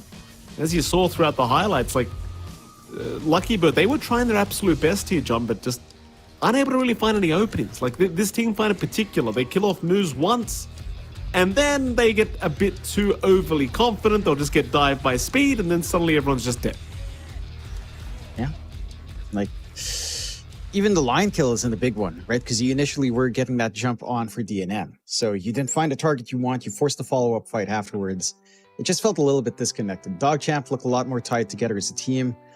Hard to say who I'd give the MVP to, Mike. You let me pick last time. What would you say here? I'm gonna say Speed. We already gave it to Moose game 1. Let's give it to Speed on the Timbersaw. He played a fantastic game, John. Level 1 and 10. I mean, obviously it is one of his favorites, to be fair. He always carries on about the Timbersaw, but he had almost a perfect game. And really, once the Ags was available, it just felt like there was no contesting him anymore. He literally felt like he was just invincible at that point. So props to Speed, pulling off another great performance here for game 2.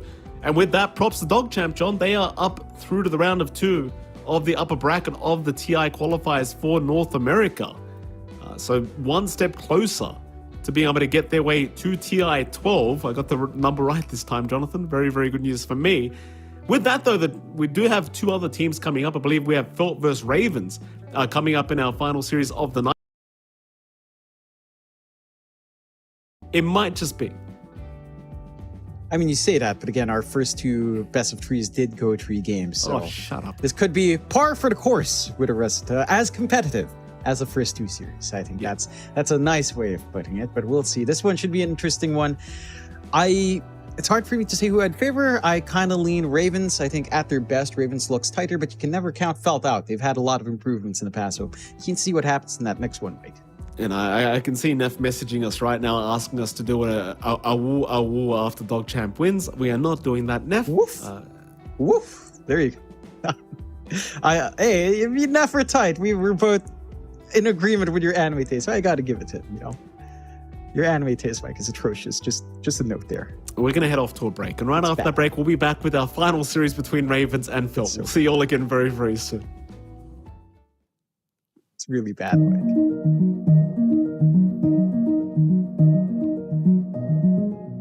Every day for 3 years, a secret team met across Europe to hack one of the most technologically advanced cars in the world.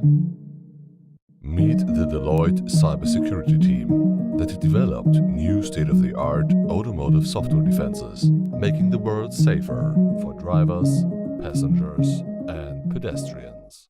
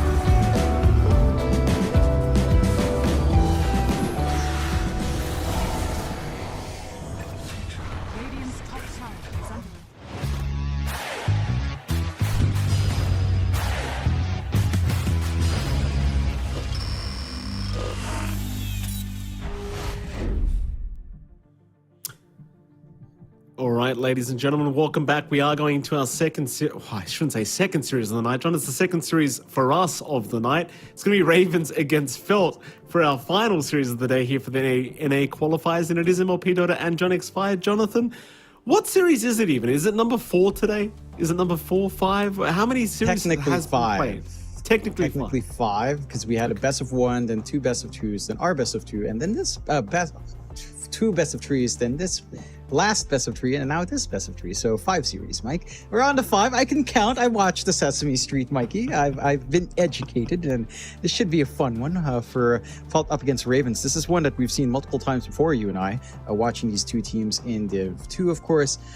And they are teams with a lot of promise. I think this one could go either way on a good day. This is probably, on paper, the most competitive match we've had, but we've had a lot of competitive matches today, Mike. So this could be the most competitive amongst the competitive matches. And I'm keen to seeing how these teams adapt, what kind of bans we see, because technically this is everyone's first rodeo on the new patch in a tournament format. So, you know, some things, nothing's set in stone yet. You know, we're not seeing major first phase bans outside of really nothing has been consistent. So we'll see if that stays here and if unique bans come out, then unique picks. Earth Spirit has been consistently banned, Jonathan. I have noticed. I've been keeping an eye on my boy. He has not been allowed into any games you and I have done so far, at the very least. We'll see if Felt and Ravens feel the same way about this Earth Spirit hero. One small, insignificant buff, and suddenly nobody wants Earth Spirit in the game again, which is... You know, there should be a patch where we just can't ban Earth Spirit, I reckon, Jonathan. What do you think? Like, just...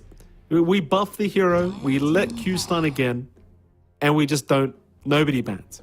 Just one day. Invoker got banned, by the way, John. You've been going on about it all day. There you go. Invoker's banned out now. 5 seconds remaining. 5 years together, and you'll never shut up about Earth Spirit, Mikey. Even if it's not even here, it's not even topical. It's nowhere in these heroes. It's not even banned. You have the opportunity to get it picked, Mike. There you go. That's a starting point for you there. We'll find out. I think the last series was very specifically a Moose ban, right? Like, because Moose plays a very mean Earth Spirit, so you banned it out against him. Who knows? Maybe either team here feels comfy with it. I'm rather surprised Felt bans out Warlock. That hero is pretty funky to ban.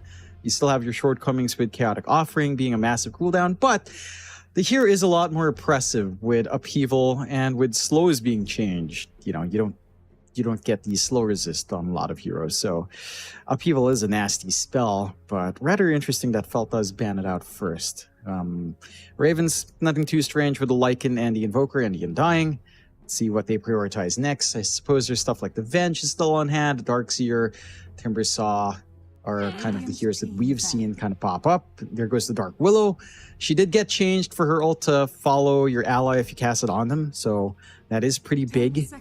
And it does lead to more aggression. I think it makes it a lot easier to play it in conjunction with, say, some of those highly mobile heroes, like, say, the Timbersaw.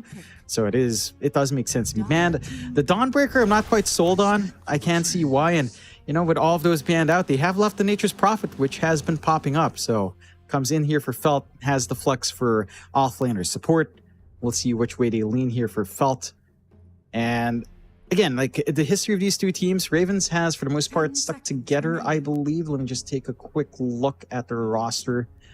No, they did make one swap out for Yanbura, you know, from Sand King GÓMEZ. But beyond that, Ravens have, for the most part, stuck together. Same thing for Felt. They did swap out Licht.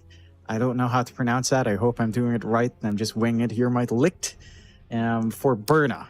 So that's the one change. And, you know, we always felt like Felt was on the cusp of coming together. Burna's hero pool was a little bit limited. So maybe this change is for the better for Felt. We'll find out. I think breaking up these recipes for success is rather different. Of note here, Mike, Yanbura's hair is rather short now. Used to be a lot thicker. Short. Yeah, first of all, I actually like it short. I mean, I liked it long as well, but I think he actually does look quite nice, quite handsome with the shorter hair, if I may, Jonathan. So props to Yanbura. Also very good to see him back as well, because he was a very nice man to speak to. The last time you and I had the pleasure of speaking to him, which I believe was 2 or 3. So good to see the man back. So we are still waiting for more bans. It's still just... It gets me every time we watch a draft phase where we're still just banning heroes. It's just crazy. What is it, John? Is that a cat cam behind there? It seems to it be. is. But do you really? It's a cat. Do you really care, John? I care. I have a heart. I like cute stuff, Mike. Now, I appreciate cute things when they're showing up. I'm not ashamed to say that. I'm not putting up this false facade of bravissimo, Mike. You know, if it's cute, it's cute. I like seeing cute things. Look at that little cat. Soldy's looking very cute as well, John. Props to Soldy. Yeah, sure. But the cat, it's almost as cute as Primal Beast being picked up by Ravens there in first phase. That's nothing too strange. I suppose not, but in some weird way, I'm sure you'd find someone who would say Primal Beast is cute. Like if you made a plushie of Primal Beast, okay, that sounds pretty cute. You make a little plushie Primal Beast, okay, that sounds pretty fun. You know, I'll take that. It is cute. Thank you for that, John. Raven's second pickup now. A lot of reserve time already being used up. They go for the Clockwork pickup, which is a hero that, I mean, some would argue got a little bit weaker in these new patches, but it still pops up here and there, and I think the hero still has its place in the meta. So I don't think the hero is dead by any stretch. I am curious where Ravens does put this. Like, they have the flex potential to run their Primal Beast mid or off lane. I think if it's off lane, a Clockwork 4 isn't the best combination with a Primal Beast. It certainly is like two melee heroes that can run down are relatively tanky. You can play around with the cogs for sure, but it also has a lot of shortcomings, especially if you start to face off against any sort of ranged hero. And then you don't really have play there for Ravens. So I'm keen to see where exactly this flex goes. I think Felt, it's just a little bit more open to go for the Venge. They're picking all the heroes that have popped up, and they go Gyrocopter as well, which you've seen be really strong as well in, I believe, the first best of 3 of today. No, the first or second best of 3, we did see the Gyrocopter pop out. Yeah, it was bait, so it did work out really well when you did see that hero, and you've got the lineup to enable it. You know, you've got this Nature's Prophet that can come in, help you out. You've got the Venge who can increase your base damage, gives you some good minus armor. You can work the lane really well. You've got some good timings here. You can cut off the Primal Beast pretty well if the aggression does come out from the offlane Primal Beast here. Like Rocket Barrage can easily punish when he's trying to trample down.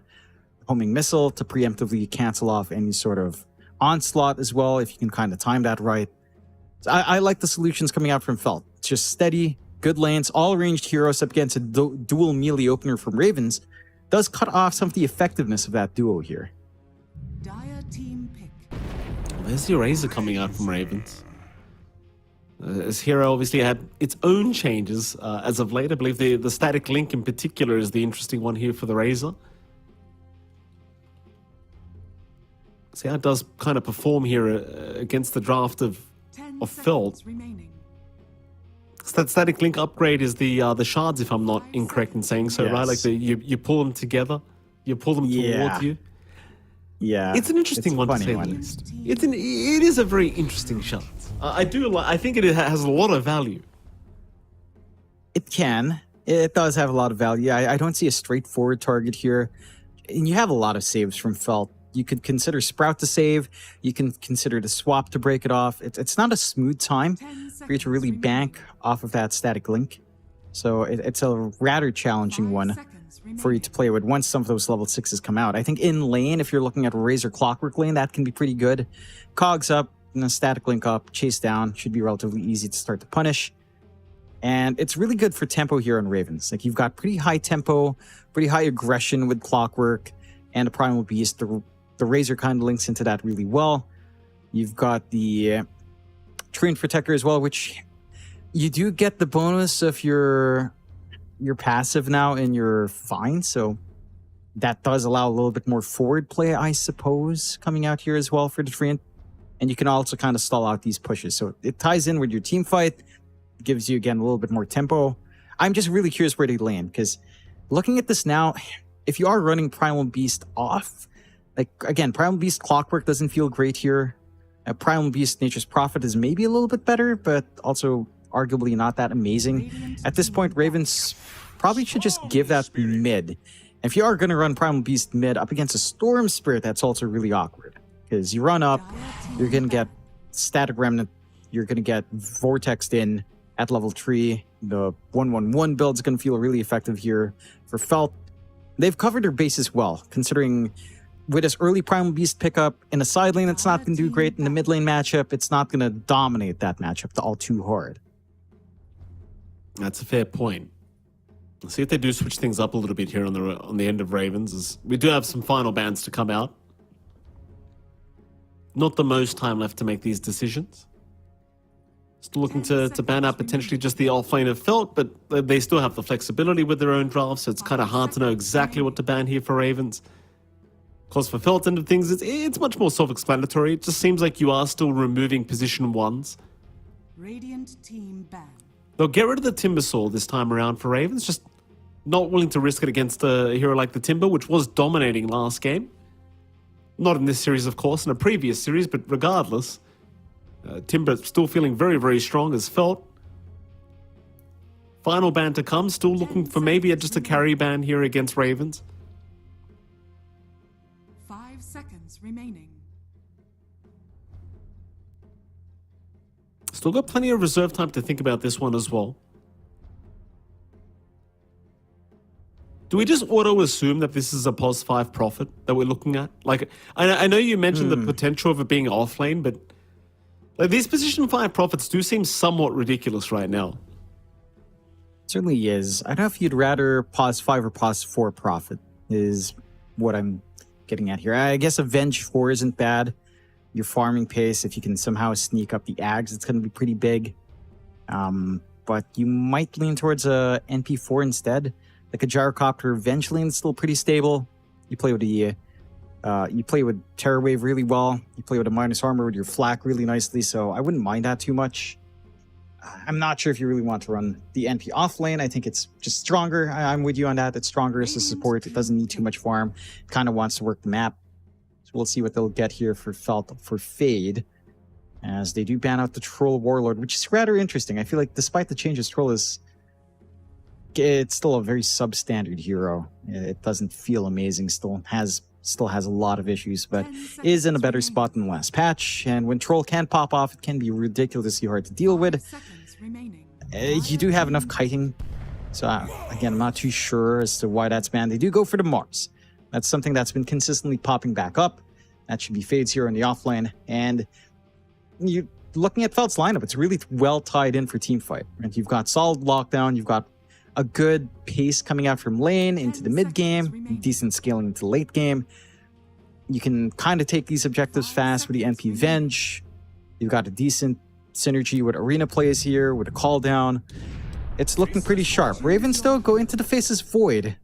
So that lane matchup for the Mars feels pretty comfy for Faces Void. Argus always has a way of bailing out, just kind of time walking around. And it is a Faces Void Treant lane, so that can be a little bit oppressive considering how well Treant can trade early on. Overall in this draft, hard to say who I'd lean towards. I think Ravens has this really nice tempo from mid to late, but I think Felt pops on a little bit faster. Like, you've got this Nature's Prophet support for Solji, you've got the Venge, you've got high mobility heroes in the Storm that's going to really be hard to pin down on Ravens' end. Like, you basically have what? Battery Assault, Hookshot, Overgrowth, and Pulverize. And 2 of those are ultimates. So you're really relying on kits kind of overextending really bad to pin down this Storm. Whereas for Felt, they don't have that control issue to worry about. You know, maybe you're worried about the Faces Void, but you kind of have a counter in the Venge. And if it catches a big core hero in the Chrono, swap out that hero. You're going to be fine.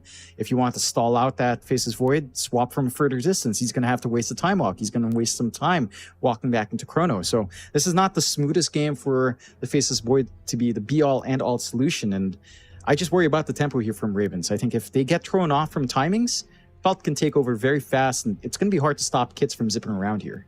Yeah, I think I agree with you on those points, John. Interesting drafts to come out, but certainly the Void might have a much harder time than you kind of want to have in that POS 1 role, but we'll have to wait and see exactly how it pans out. So yeah, there's going to be a lot of pressure on Albino Zebra not to get caught in these Chronos, but it's not the hardest thing for Avengers. You just kind of just stay out of vision, wait for your moment to sacrifice yourself for your cause, and things should work out just fine. I think we're both in agreement that the Felt draft does look a little bit stronger. But, of course, if you get into the late stage of the game, I mean, even with Avenge, I still get very afraid of that Void. Like, a Void is still just one of the late game kings, and We'll have to wait and see exactly how all this pans out. Again, this is going to be game 1 between Felt and Ravens. And the winner of this series will be up against DogChamp up next in round of 2 of the upper bracket here for the TI qualifiers. So, you know, a lot on the line here for these two teams to try and secure this round 1 victory. Yeah, just sets you with a really good tone. You don't want to have to go through the slugfest of NA and the lower bracket because God knows what happens there. Yeah. You've seen a lot of surprising series in NA. You don't want to be surprised in the lower bracket. No. So, again, both of these teams have had decent enough runs in Tour 3 when we watched them. I think it can go either way, depending on who ends up on top. I still think our points with draft stand. I think it is leaning towards Felt there, but if Ravens manage to play this hyper-aggression and make their lanes work, that's where things get a little bit scary. Good positioning here from Solji, though, to cut off smokes. Certainly so. See how patient Ravens want to be. RRL, he'll break his smoke, reveal his position. He did go for the level 1 onslaught, so he wanted to try and go for the dive in, but sadly does reveal himself, and that'll be more than enough for Felt to just back their way out safely. They certainly don't need to go for these level 1 team fights, and even with the gyrocopter on your side of things, like with that level 1 rocket barrage you can go for, I think the level 1 timings of Ravens may just be stronger here for a level 1 team fight. We'll see how it does go though. Yambura may get caught bottom by himself if he's not too careful. It seems like Kara will scout them out, and that'll be enough for Yambura to avoid that. He'll still try to go for the bounty, but Kits will be able to snipe it away from him. In fact, 4 bounties to go the way of Felt to get the game started, which is really just a fantastic start for Felt end of things. That's off the back of Ravens just going all in and trying to secure that bot rune, dropping the early ward on the cliff area, and just not finding that kill, not finding the opportunity, backing off, trying to retake some control. Felt managed to spot that opening and, you know, grab it for themselves. So already a solid start. Gonna be a faster bottle here for Kits as we take a look at the mid. It's the Storm versus Primal Beast lane. We've seen this a couple of times. It's not unplayable for Primal Beast for sure, but the Storm should have a decent time once he can start to spam that overload on top. Like, you have to watch your spacing here for RRL. Granted, you are very durable on Primal Beast, so the output for Kits, if RRL is close enough to play with the Onslaught, you're not going to be winning those trades too easily on Kits. And that's where things start to get dicey. Level 2, level 3 for Primal Beast, that's when he can start to fight back a lot more towards the Storm. Yeah. Look at that top lane. What's going on there? Like, you've got Argus and Yambura against Solji and, of course, Fade. You're seeing Solji being really annoying here against Yambura. This is kind of the thing with the Prophet at the moment. Like, just that level 1 Sprout even that you can go for. Sure, the Train doesn't have the worst time getting out of that, but it's just so annoying. It is. And it's just painful. Like, Argus in this lane, he hasn't leveled up the Time Walk or anything just yet. Just trying to keep it pocketed. Does go for the Time Walk now. But the output coming in from Solji, it's not something you can easily contest as a dual melee lane. Normally, Treant would basically win right-click trades, but not when you're cut off from trying to gap close. And they're working this first few levels in lane quite nicely on Felt. Every time they see Argus, just pop the tree. Guess what? He takes some damage. He's got the Blightstone, and then you can't do anything about it. You know, you could time walk, but that opens up the threat for the Morris to connect afterwards with a level 1 cooldown. So, just gonna have to try to take it slow and get what you can. Maybe start to stack up a little bit earlier than you'd like to here for Yanbura to set up for Argus. Yeah. You just see how dominant Fade and Solji are at this top lane. Like, now Argus getting caught for a moment by the Sprout. It's just forced to hold on to the Time Walk and rely on the heals coming out from Yambura with that level 1 Leech Seed. And she does do a lot of heal for Argus, but it's the amount of damage they can pump out with all this harassment. It's just so scary to go up against. And it's the thing I don't like about this support Prophet. Like, the idea of support Prophet, right? Because this hero already has a really damn good attack animation, has good range, has decent damage. Though, as I say all this, Solji is going to get caught out. So, you know, I think my point still stands, Jonathan. But Ravens, they choose the perfect time to make me look like an idiot. They always do, Mikey. It feels like someone's listening in every single time we cast. Someone's like, oh, Mike's saying something dumb here. Prove him wrong, boys. And they always do. You know, you are the curse, the bane of every player. Every player now on their wish list, Mike, is Do not have Michael Phoenix talk about me at all. Yeah. You know, and we experienced Respect. that movie out, of course. It's a respectable enough. Nice kill coming out there for Ravens, finally finding their opening. Fade in the spot of danger now. Just a I mean, these leech seeds are just providing so much heal. That's kind of the issue. It's like Yambura, every time he has this up, he just kind of runs you down. You kind of underestimate how much healing he's providing to his team. His bottom lane, Kara's going to cop a homing missile, but he'll be just fine by the tier 1 tower. It doesn't seem as though Ravens have been able to really pressure as much as you would like with the Clockwork Razor duo, because it is a pretty potent duo to have. But Thana instead went for the level 1 rocket flare over the cog, so you don't really have the lockdown. Just kind of fair enough, because he doesn't necessarily want to go after the gyrocopter, but I suppose you always had the option to go after the Venge instead. But it seems like Thana's just decided he's going to be annoying on the Clockwork. Yeah, just try to be as disruptive as possible. Like, if you force aggression onto a gyrocopter Venge lane, it does feel like you can be punished for chasing down the static lane. You mentioned Rocket Barrage earlier, no level in it yet, but just the trades back with Flak, the stun coming through from Albino Zebra can be quite oppressive. Just play it safe. Mind you, even just the attack damage reduction from Wave of Terror means that you're not getting much from Static Link. It actually ruins Razor in lane because it's total attack damage reduction, so it doesn't feel amazing here.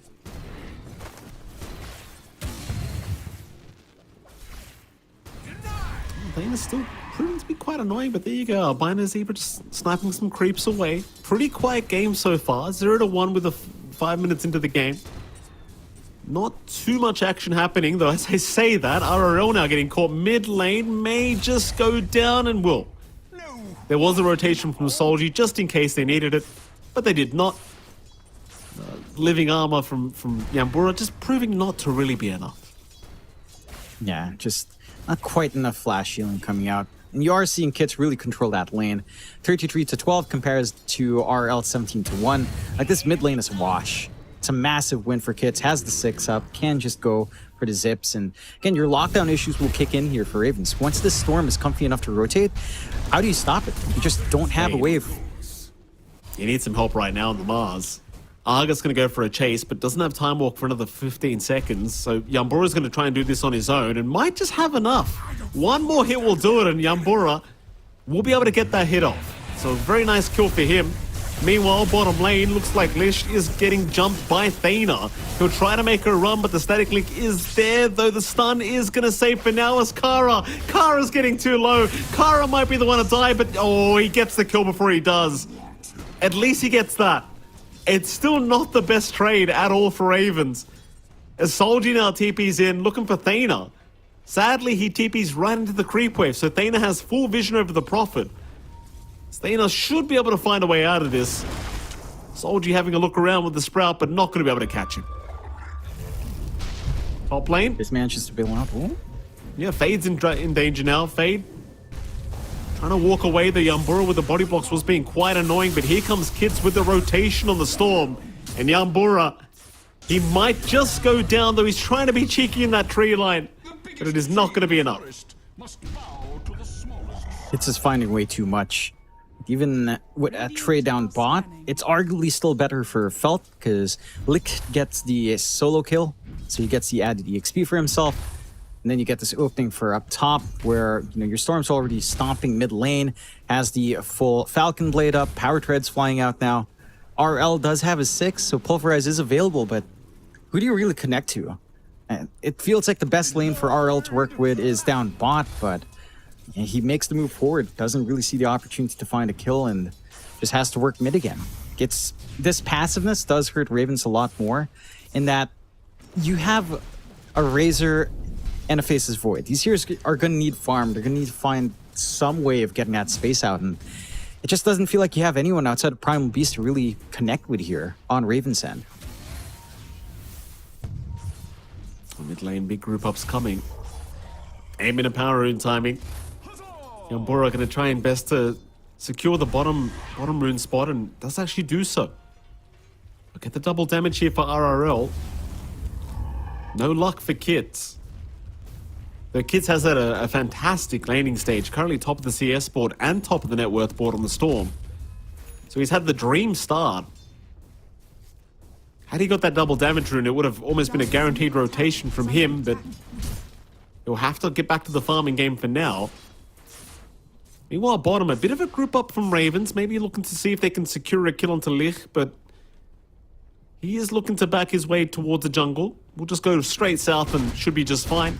Of course, classic gyrocopter things, he just farm with that flak cannon. Meanwhile, Argus goes down. Top lane, Argus was caught out. They will get Fade as a trade, but it's a huge pick-off for Felt. Again, you're impacting this Faceless Void, who is already off to a slow start. Like, this kind of build-up for Faceless Void double rate ban doesn't feel amazing. Like, you need the stats to stay in the lane, but it's not going to accelerate your farm by that much. It stalls out from, say, a Maelstrom, even a Mask of Madness or a Midas. And you need this Void to be online. Like, this is your win condition coming out here. So Argus is going to have to find some way to recover. He needs some space to come out. RL shows up to try to cut off, but doesn't really find anyone to trade with. They are starting to chase a little bit deeper down bot, start to shove away Licht at the very least, so it's not free farming on the gyro. They are getting some pressure out, with RL also showing up here. But he's got the jungle to go into. Gyrocopter's working comfy there. Yeah, he's caught out mid lane. Kit's really feeling it now. Easiest kill of his life on the Storm. We'll find a third. It's got that strong combo, right? Like, if you can connect the Venge with the Storm and then you can have the TP in from Solji, you've instantly got 3 heroes around a single target, and that's kind of what just happened to Yambura. Svelte, they'll secure the power rune. It's just going to be illusion anyway, but they'll get the tier 1 mid tower more importantly. And so far for Ravens, there's not really much they can do to stop this. They don't have the heroes. The heroes they do have, they just don't have the farm. Yeah, it's just a consequence of this draft, really. Again, it's down to the fact that you've got the Primal Beast who has no one really to connect to, maybe the Razor, although you don't really have any big items here just yet. For Kara, with a mid gone, Felt instantly smoked, looking up top again, wanting Argus. I mean, why not? Like, the Void's a bit of a sitting duck right now. He's only got level 1 Time Walk, so once that's gone, there's not really much he can do, and he's used it. No. He can chrono, but that's about all he can do. He'll run the other way, just try and survive, but Fade's on the chase with the arena back up. He'll commit it instead towards Kara. They'll take the Razor down. Argus, though, he's moving back in, but what's the game plan? He's going to go for the fight. His team will connect. They're going to try for this, and it might just work. Fade is the only one really left here. Kits, he is just running, just trying to get his way out. As Argus has secured a double, Kits will continue fighting. He'll take Yambura with him. A 2 for 3. But now Kits, he'll get hookshot by Thana, who just hit level 6. And so far, I mean, this rotation from Ravens, giving a triple kill to Argus, saving the Void's life, that is huge. None of it's massive. Really good read coming out there from Ravens. The defensive chrono from Argus just to get some spacing out to ensure that his team can come in. And they back him up well. Pretty deep dive from the side of Felt. Just running out of mana on Kits at the tail end of that fight. And just not quite getting the arenas and follow-up they'd want. Like, the chrono cutting off the 2 heroes as well on the other side meant the chase couldn't continue from Albino Zebra. He was looking for the swap out. Doesn't have the range with level 1 swap. So just overall a very awkward engagement for Felt. And that does keep Ravens in the game. Allows them some really good recovery, especially for Argus, who is still working towards that full Maelstrom. It is a ton of space out for Licht, though, down bot. Like, this Gyro's been left alone. Does have the Crystallis up. Is going for the full Ags into probably just Mask of Madness or Satanic next. And that's the point where it does start to get a little bit scary to play into the Gyro. That side gunner does a lot of work still. And Flak Cannon does feel a lot better now as well.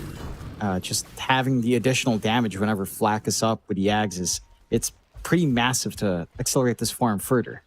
And it can come in handy later on as well, right? Like, if you get chronoed, as this gyrocopter would say, a Satanic up, you may just lifesteal through the chrono and just survive through it. Like, just with the amount of side gunners that can fly out. We'll see. Ravens, they might just find said gyrocopter right here is Lich. Maybe not expecting the rotations incoming from Ravens, but he has made his way closer towards his own base. It's a pretty precarious spot to try and jump a gyrocopter, so it does seem like he will be just fine. Eventually, Ravens may just have to reveal their position down in this bottom tier 2 tower. Seems like they will. Meanwhile, top, RRL will go for a dive. Spear is there, though, from Fade to hold him down. RRL won't really be able to find much with this initiation. Mid, Thana, he's getting chased by a homing missile now. Chases on, Zip is there, they really want the kill. A great hook shot from Thana, but he will still drop the Witch's Blade. The DPS proving just to be enough. Yeah, just right on the edge. Does stall for time. Oh, this is a big one. They've got the gyrocopter, but they don't have the damage. RRL, he went for this by himself. He'll pop the Blade Bell trying to take Lich down with him, but it's not going to work. The gyro will just walk away. Allow Fate to take the kill instead. Ravens maybe just playing a little bit too aggressively. They are getting punished for it. Dire's top tower this is under attack. still space. And you've got a Razor, you've got a Faces Void here on Ravens. Both of them need some room to farm. So they're making the necessary sacrifices to get that done here on the side of Ravens. Just kind of having RRL cop the short end of the stick.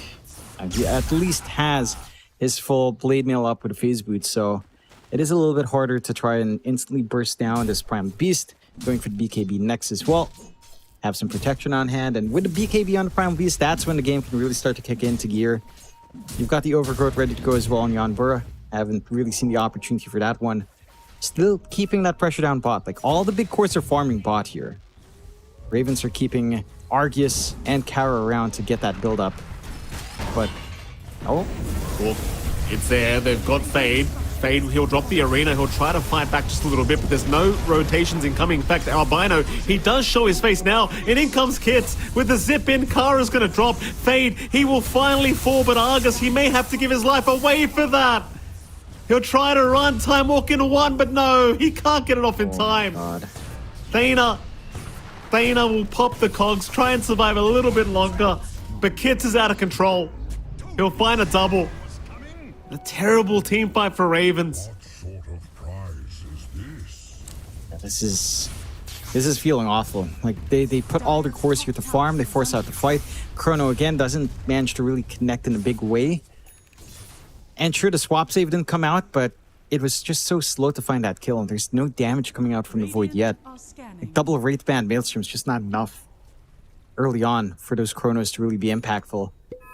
And Ravens, their map is going to start to bleed dry if they keep giving out kills like this. Like, Licht is very close to having full Ags. You've got the full Kaya up and running for Kits with a Falcon Blade and Witch Blade.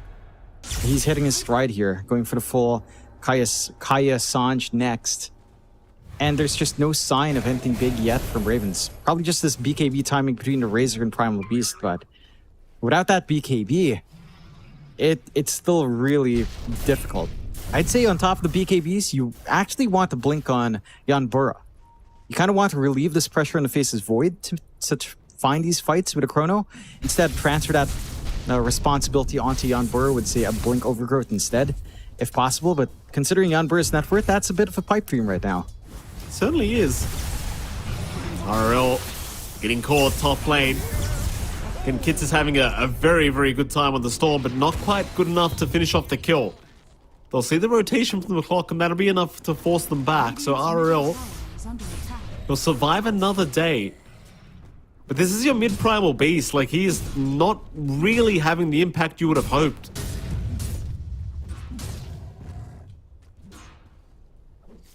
Ravens, I mean, they just... It feels like this draft has fallen apart. It's all in the Void basket now. Argus trying his absolute best to keep that farm going. Still pretty far behind the Gyrocopter, who's almost got the Ags up.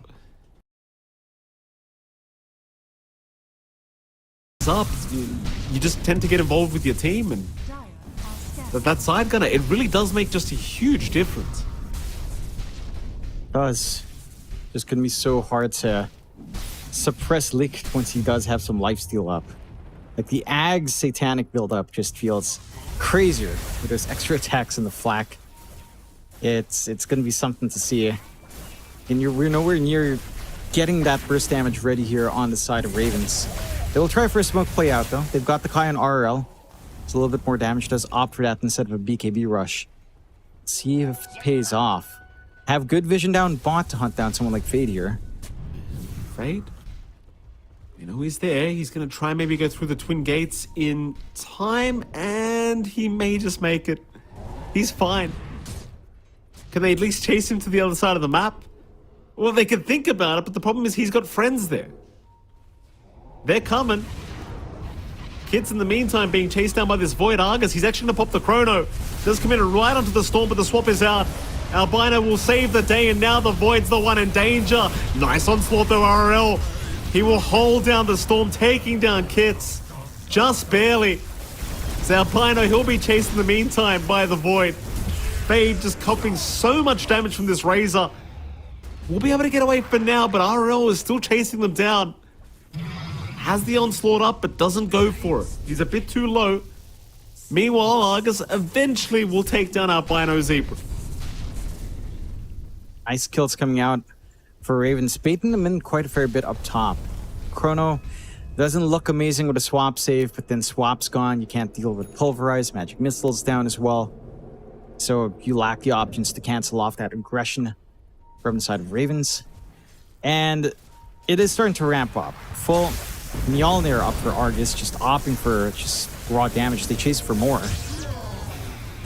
Why not? Soldier going down to boot.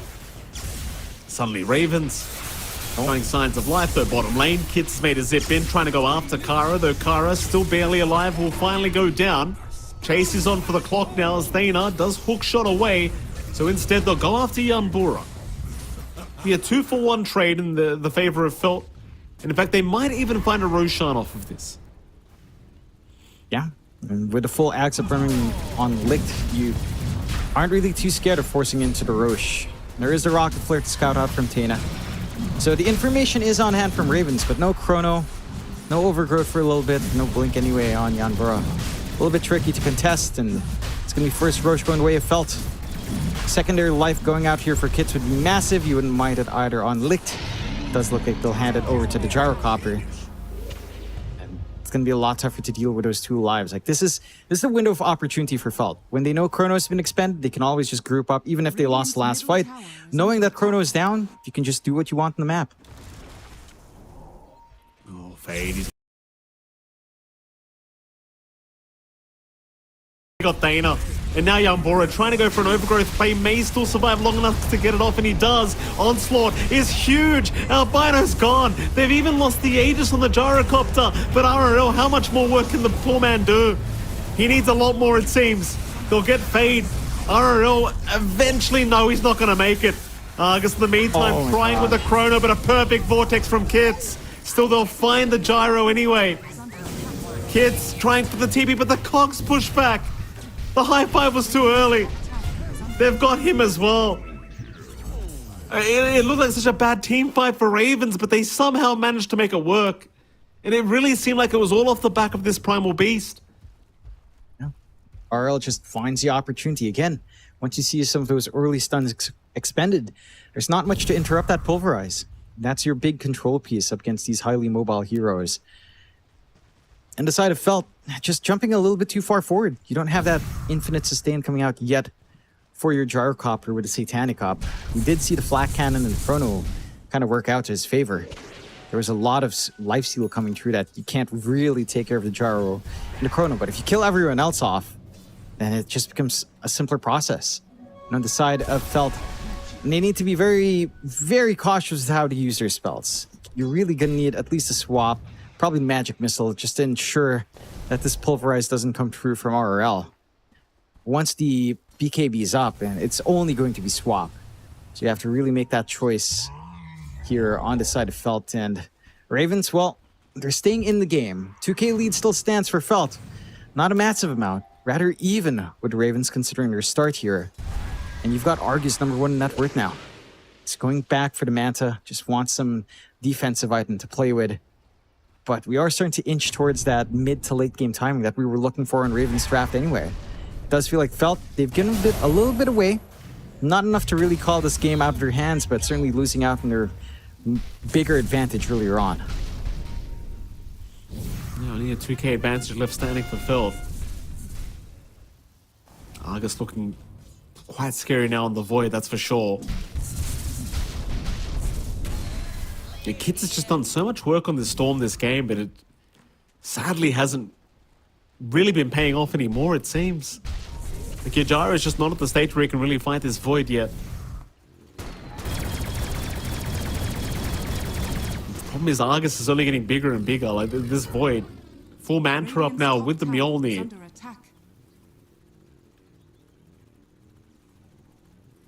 You will see Licht, like, he's still farming quite nicely on the Gyrocopter, trying to go towards the Satanic, but it just feels like you need to get to that 6-slotted point now to really have a chance against this Void. Like, you've really missed that huge kind of advantage you did have. Ravens, they're just going to remain grouped up now. Just don't give any big openings away to Phil to try and take advantage of. Yeah. I think for Felt, they've just not been able to really make too many forays up top. I think these expanded jungles are, again, just giving a little bit too much to carries to farm up without too much punishment. You could argue the same here for Felt, but they haven't really been focusing on as much farm for Licht, as he has been joining in some of these early engagements as well. So now the slower game favors Ravens by a huge amount, because you are getting that build-up you'd want. You've got the BKB ready on Kara. Did manage to use it a while ago. You've got the Manta and Mjolnir for Argus as well, as you mentioned. If you're on Felt, I'd say you'd want to make your move in the next 5 minutes. Like, that has to be tied into an item from Licht. You want to be able to try to take a fight. No? A casual chrono onto Albino Zebra from Argus. Fade, seeing the opening, might just jump in and does. With a nice spear out, he'll lock down the Void, but Argus is still proving to be a little bit too tanky for just that. They'll get the arena down now. Where's your Storm, though? Kits is trying to walk his way up on the Storm and make it there in time. Problem is he's quite low on mana, so he actually can't commit his zip yet. But he might still be able to cut off Argus. But no, RRL, he will scout out the Storm and just give the vision. So Argus even committed the chrono for a +5 Venge. He still just casually walks away. Just take what you can get. You understand that Felt is really respecting your lineup quite a fair bit, so just look for the pick off, go back, farm, build up. Be confident in your scaling here for Ravens, because they do scale really well. On the side of Felt, I mean, they're starting to get some build up. We are seeing the side of Vice for Kits, which is going to be that one key piece of control that should help them to start finding these fights once more. You've got the full Satanic up on Licht. He is going for the BKB, so Satanic plus the Flat Cannon plus Ags is going to feel pretty good, especially if you pop that all before the chrono. Not going to be a hero that you can really deal with inside. And that is kind of your trump card. Like, your win condition and Jar is still online, still right there neck to neck with the Faceless Voids farm. So your scaling still intact. I think for Ravens, despite their own scaling being intact, again, we're going to need to see that aggression kick in once more. Like, they have to be able to constantly identify these circumstances where they can play greedier and try to capitalize on it. Looking at Argus. Nice onslaught in. They already found the Gyrocopter, but a big arena out from Fade. Hocker holding down the Void. That's him gone. RNL will also drop as a second. They're still going to try and fight, trying to find Licht on the Gyrocopter. He will eventually go down. But they have lost 3 for the price of 2 so far. And it might be more as well, as Kits is making the jump in on Kara, though Kits is dropping fairly low himself, but it will zip away in time to be able to survive through this. Solji TPing out, but Fade's jumping right back in. Kara is still just tanking through all of this. Kits looking to jump back in again. Will zip back out. Kara just being kited in and out, but can they actually deal with the guy? Yes, they will. Eventually, they'll get it done. A full team wipe now for Phil. That was just sickening. That forward play, that bait play coming out from a Gyrocopter from Licht to force out this movement. And once they see the clump up, like, that was such a big arena coming out from Fade. The big arena spear comes in, the combination kicks in, all from forced movement. You have to be really careful about Ravens. You have to be taking several steps ahead with that combination on hand. Didn't manage to even get the chrono off there from our Faces Void, from Argus. They miss out on the opportunities. They will have chrono for the next fight, so maybe that's a little bit of an opening, knowing that you're free to use your big team fight spell. But again, you have to be careful about that clump up. This is a Gyrocopter with Satanic. It's not going to die that fast, even if you manage to get your chain control off. So, I just have to respect it. 25 to 20, 8k lead coming out from Felt. Despite that, it is still a very competitive game here. It's certainly in the advantage of Felt, but I'd say 8k at this point, while it does seem big, it's not the biggest advantage in the world. Like, the farm distribution across every core is pretty even, outside of Kit's getting a little bit more, which is leading to that disparity. I mean, we're 60-40 right now. Like, it's still 40% chance the way of Ravens, so certainly anyone's game at the moment. Ravens are looking towards that bottom tier 2 tower. Group up is there from the whole side, but it seems like Felt are running the opposite way towards the Roshan pit, which is up in 15 seconds. So they're a little bit too late to the pit, but they want to keep tabs on this Roshan, see when it does respawn up. Just ensure Ravens does not have a chance to try and swipe that away. Radiant's bottom tower is under attack. And now Roshan is officially incoming. Problem is there's nothing left to scout it out. The treants are just standing there on the staircase at the moment. Radiant's bottom tower is under Could send one in to scout out Roshan, but no, well, now the rocket flare vision's from Ravens, so Ravens knows Roshan's up, and somehow Felt don't. Dire's top tower is under attack. Yeah, just focusing on that push instead. Maybe expecting Roche to stay top, so taking a tier 2 should open up their fight, but Dire's structures daytime switch is coming soon, so it might end up being in favor of Ravens, and they're in position to scout out this Roche. Radiant's They know it's bottom going to be tower moving is under soon. attack. They aren't making any moves to protect their tier 2 outside of just the living armor. So we'll have to get something for the trouble here. I mean, the tier 2 still stands for now. Living armor doing a great job of stalling, but Roche in their vision, in their ballpark here for Ravens. They might just start it very, very soon. Thane is already in position. Yambura will move in. It felt they are around the area down at this bottom lane, so they can slowly start to walk their way over to the Roshan pit. Seems like Solji might just start scouting out with these treants. Smoke is out from Yambura. We'll see Solji. It's an easy kill to take, and they'll take it. Solji will try for a 4-staff away. Kits will move in with the Vortex. Oh, this could be a big problem for Ravens. They've already maybe lost Argus. Yeah, he's gone. Ravens, they need a run. This isn't the team fight anymore. Kara is still trying as the Razor, but he is down to boot. 4 heroes gone for Ravens in a blink. And somehow, Solji survives all of it. Just plays on edge. Hides in his Sprout, manages to get the arena to save as well, coming out from Fade. And all of a sudden, that Roshan is still open for the side of Felt. Managed to take the team fight, go into Roche. RL not around to help in that engagement either. And this is going to be a fairly quick Roshan with the damage coming out from Lit. Going for the full Butterfly into the Daedalus. His damage output will start to scale up. You're going to need some solutions here to kind of deal with that evasion. No easy solutions present themselves yet. 29 to 20. And with his second rush coming out with a cheese, it's going to be hard to see Licht dying. Like, as long as, again, you play your cards right, you save your swap.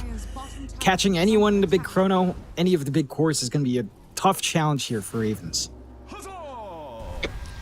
It'd be amazing if we found out after this that his name is actually Lich. Like Lich T or something. Or the T is just silent. That'd just be amazing. Dire's bottom tower Look, is we're under going would through be. we're going through the headache of trying to pronounce it correctly the whole game. And it just turns out his name is actually Lich. Lich T. Why the T? I don't know, it looks cool. It's cool, John. Yeah, like Anyway. MLP Dota. Very cool. Oh, shut up, John. Ravens, they'll go for a Tormentor. You always find a way to take a personal shot at me, don't you, John? Yeah, I gotta take a shot, Mike. I can't take a shot of your kid. She's too cute. It's gotta be on you. We'll get a shards for RL now, so he has the rock throw available. Very creative naming, of course, for these spells. Rock throw, not too bad of an ability. Pretty damn nice. It can catch you off guard a lot. Yeah, I mean, Radiant it's really good in Roche Pit and high ground defense. Outside of that, Dire's middle tower it's kind of a dice roll, it feels like. And I don't know, like, it doesn't feel like the most amazing. Like I remember being shocked by this when we saw Primal Beast in CM and Captain Sword first, and it being used in Roche, but that was huge. After that, it's like high ground perhaps, but in this case, RL kind of needs to run in, so you're not going to be able to do as much for that one. Oh, Argus. Are they going to find the Void?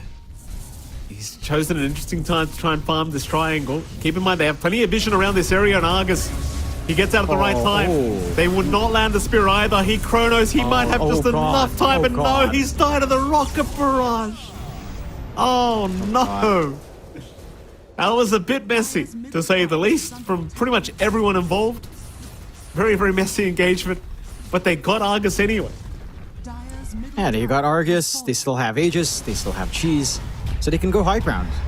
RL, I mean, he's trying his best to defend here, but Lich is not going to die that easily, and now Kits makes the jump in with the Vortex out.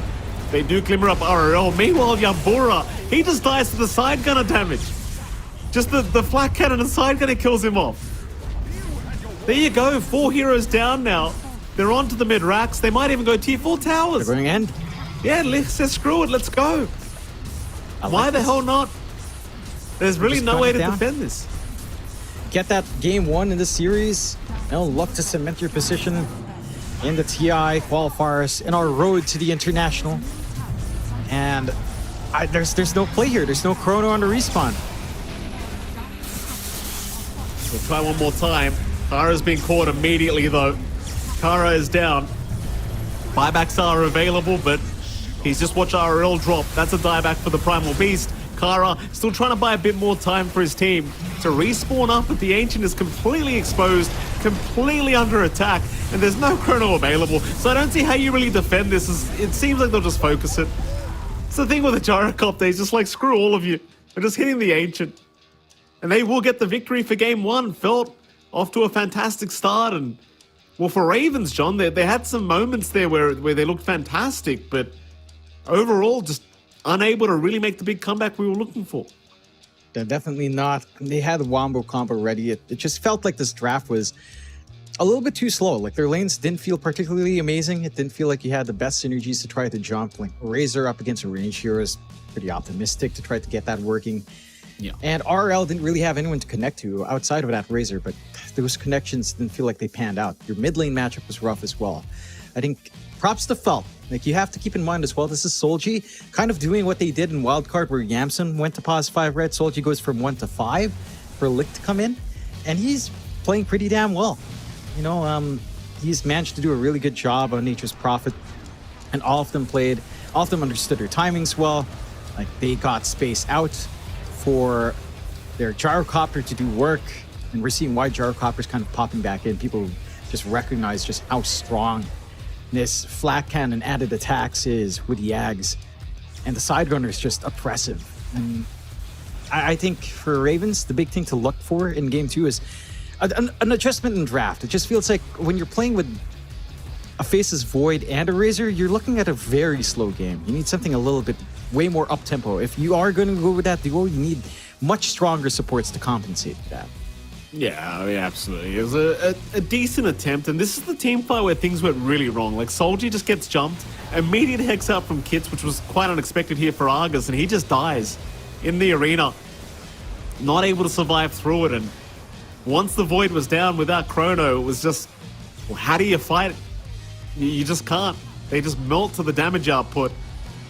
And eventually, as you can see, Felt, they'll just go right for the Jugular. There wasn't enough buybacks available, just not enough respawns quick enough. And ultimately, the Ravens, they're still in the best of 3 series. They've still got potentially 2 more games to go. But they've got to win out game 2. There's no 2 ways about that. They want to stay up in the upper bracket to try and get that road for TI going their way. They've got to try and get off this game 2 off to a good start. For sure. And again, when I look at Ravens and what happened in this game, I don't think they got necessarily outplayed. Their draft certainly didn't give them too many favors. I think if they had a draft that had more openings like Felt's does, it would be a lot easier. So a draft correction should be much more competitive coming out from them. Felt, and they play a really clean game. This is a team that we've seen just improve every single tour, and that improvement's really shining here in the road to the international. course, we do have to hand an MVP, and I believe you've called for Kits to get the MVP, Mike. He did have a spectacular Storm game. I mean, his timings in mid, I think that was 6 minutes in, or 6 to 10 minutes. He had like 52 last hits, whereas RL had like 16. Like that was a complete stomp on mid. Yeah, I mean, I'm going to say right here, I feel like Kits just carried the game for them. Because there was a few rocky moments where you just didn't know what was happening, and it felt like Kits was always finding good trades for his team. Even in the bad team fights, he was still finding some value for his team, and I think without this mid-storm pick, I feel like Ravens would have had this game won, so big props to him on the Storm, just really carrying the team on his back, and definitely deserves the MVP for this game one. Still, John, that means we have a game 2 underway very, very soon, of course, between these two teams, and we'll see if Ravens can actually pull off a game 2 victory and perhaps force us to a game 3 here today, but we'll have to wait and see. Of course, we're going to be heading off to a short break, and right after that break, we'll be back with game 2 between Ravens and, of course, the side of Phil. We'll see you all again very soon.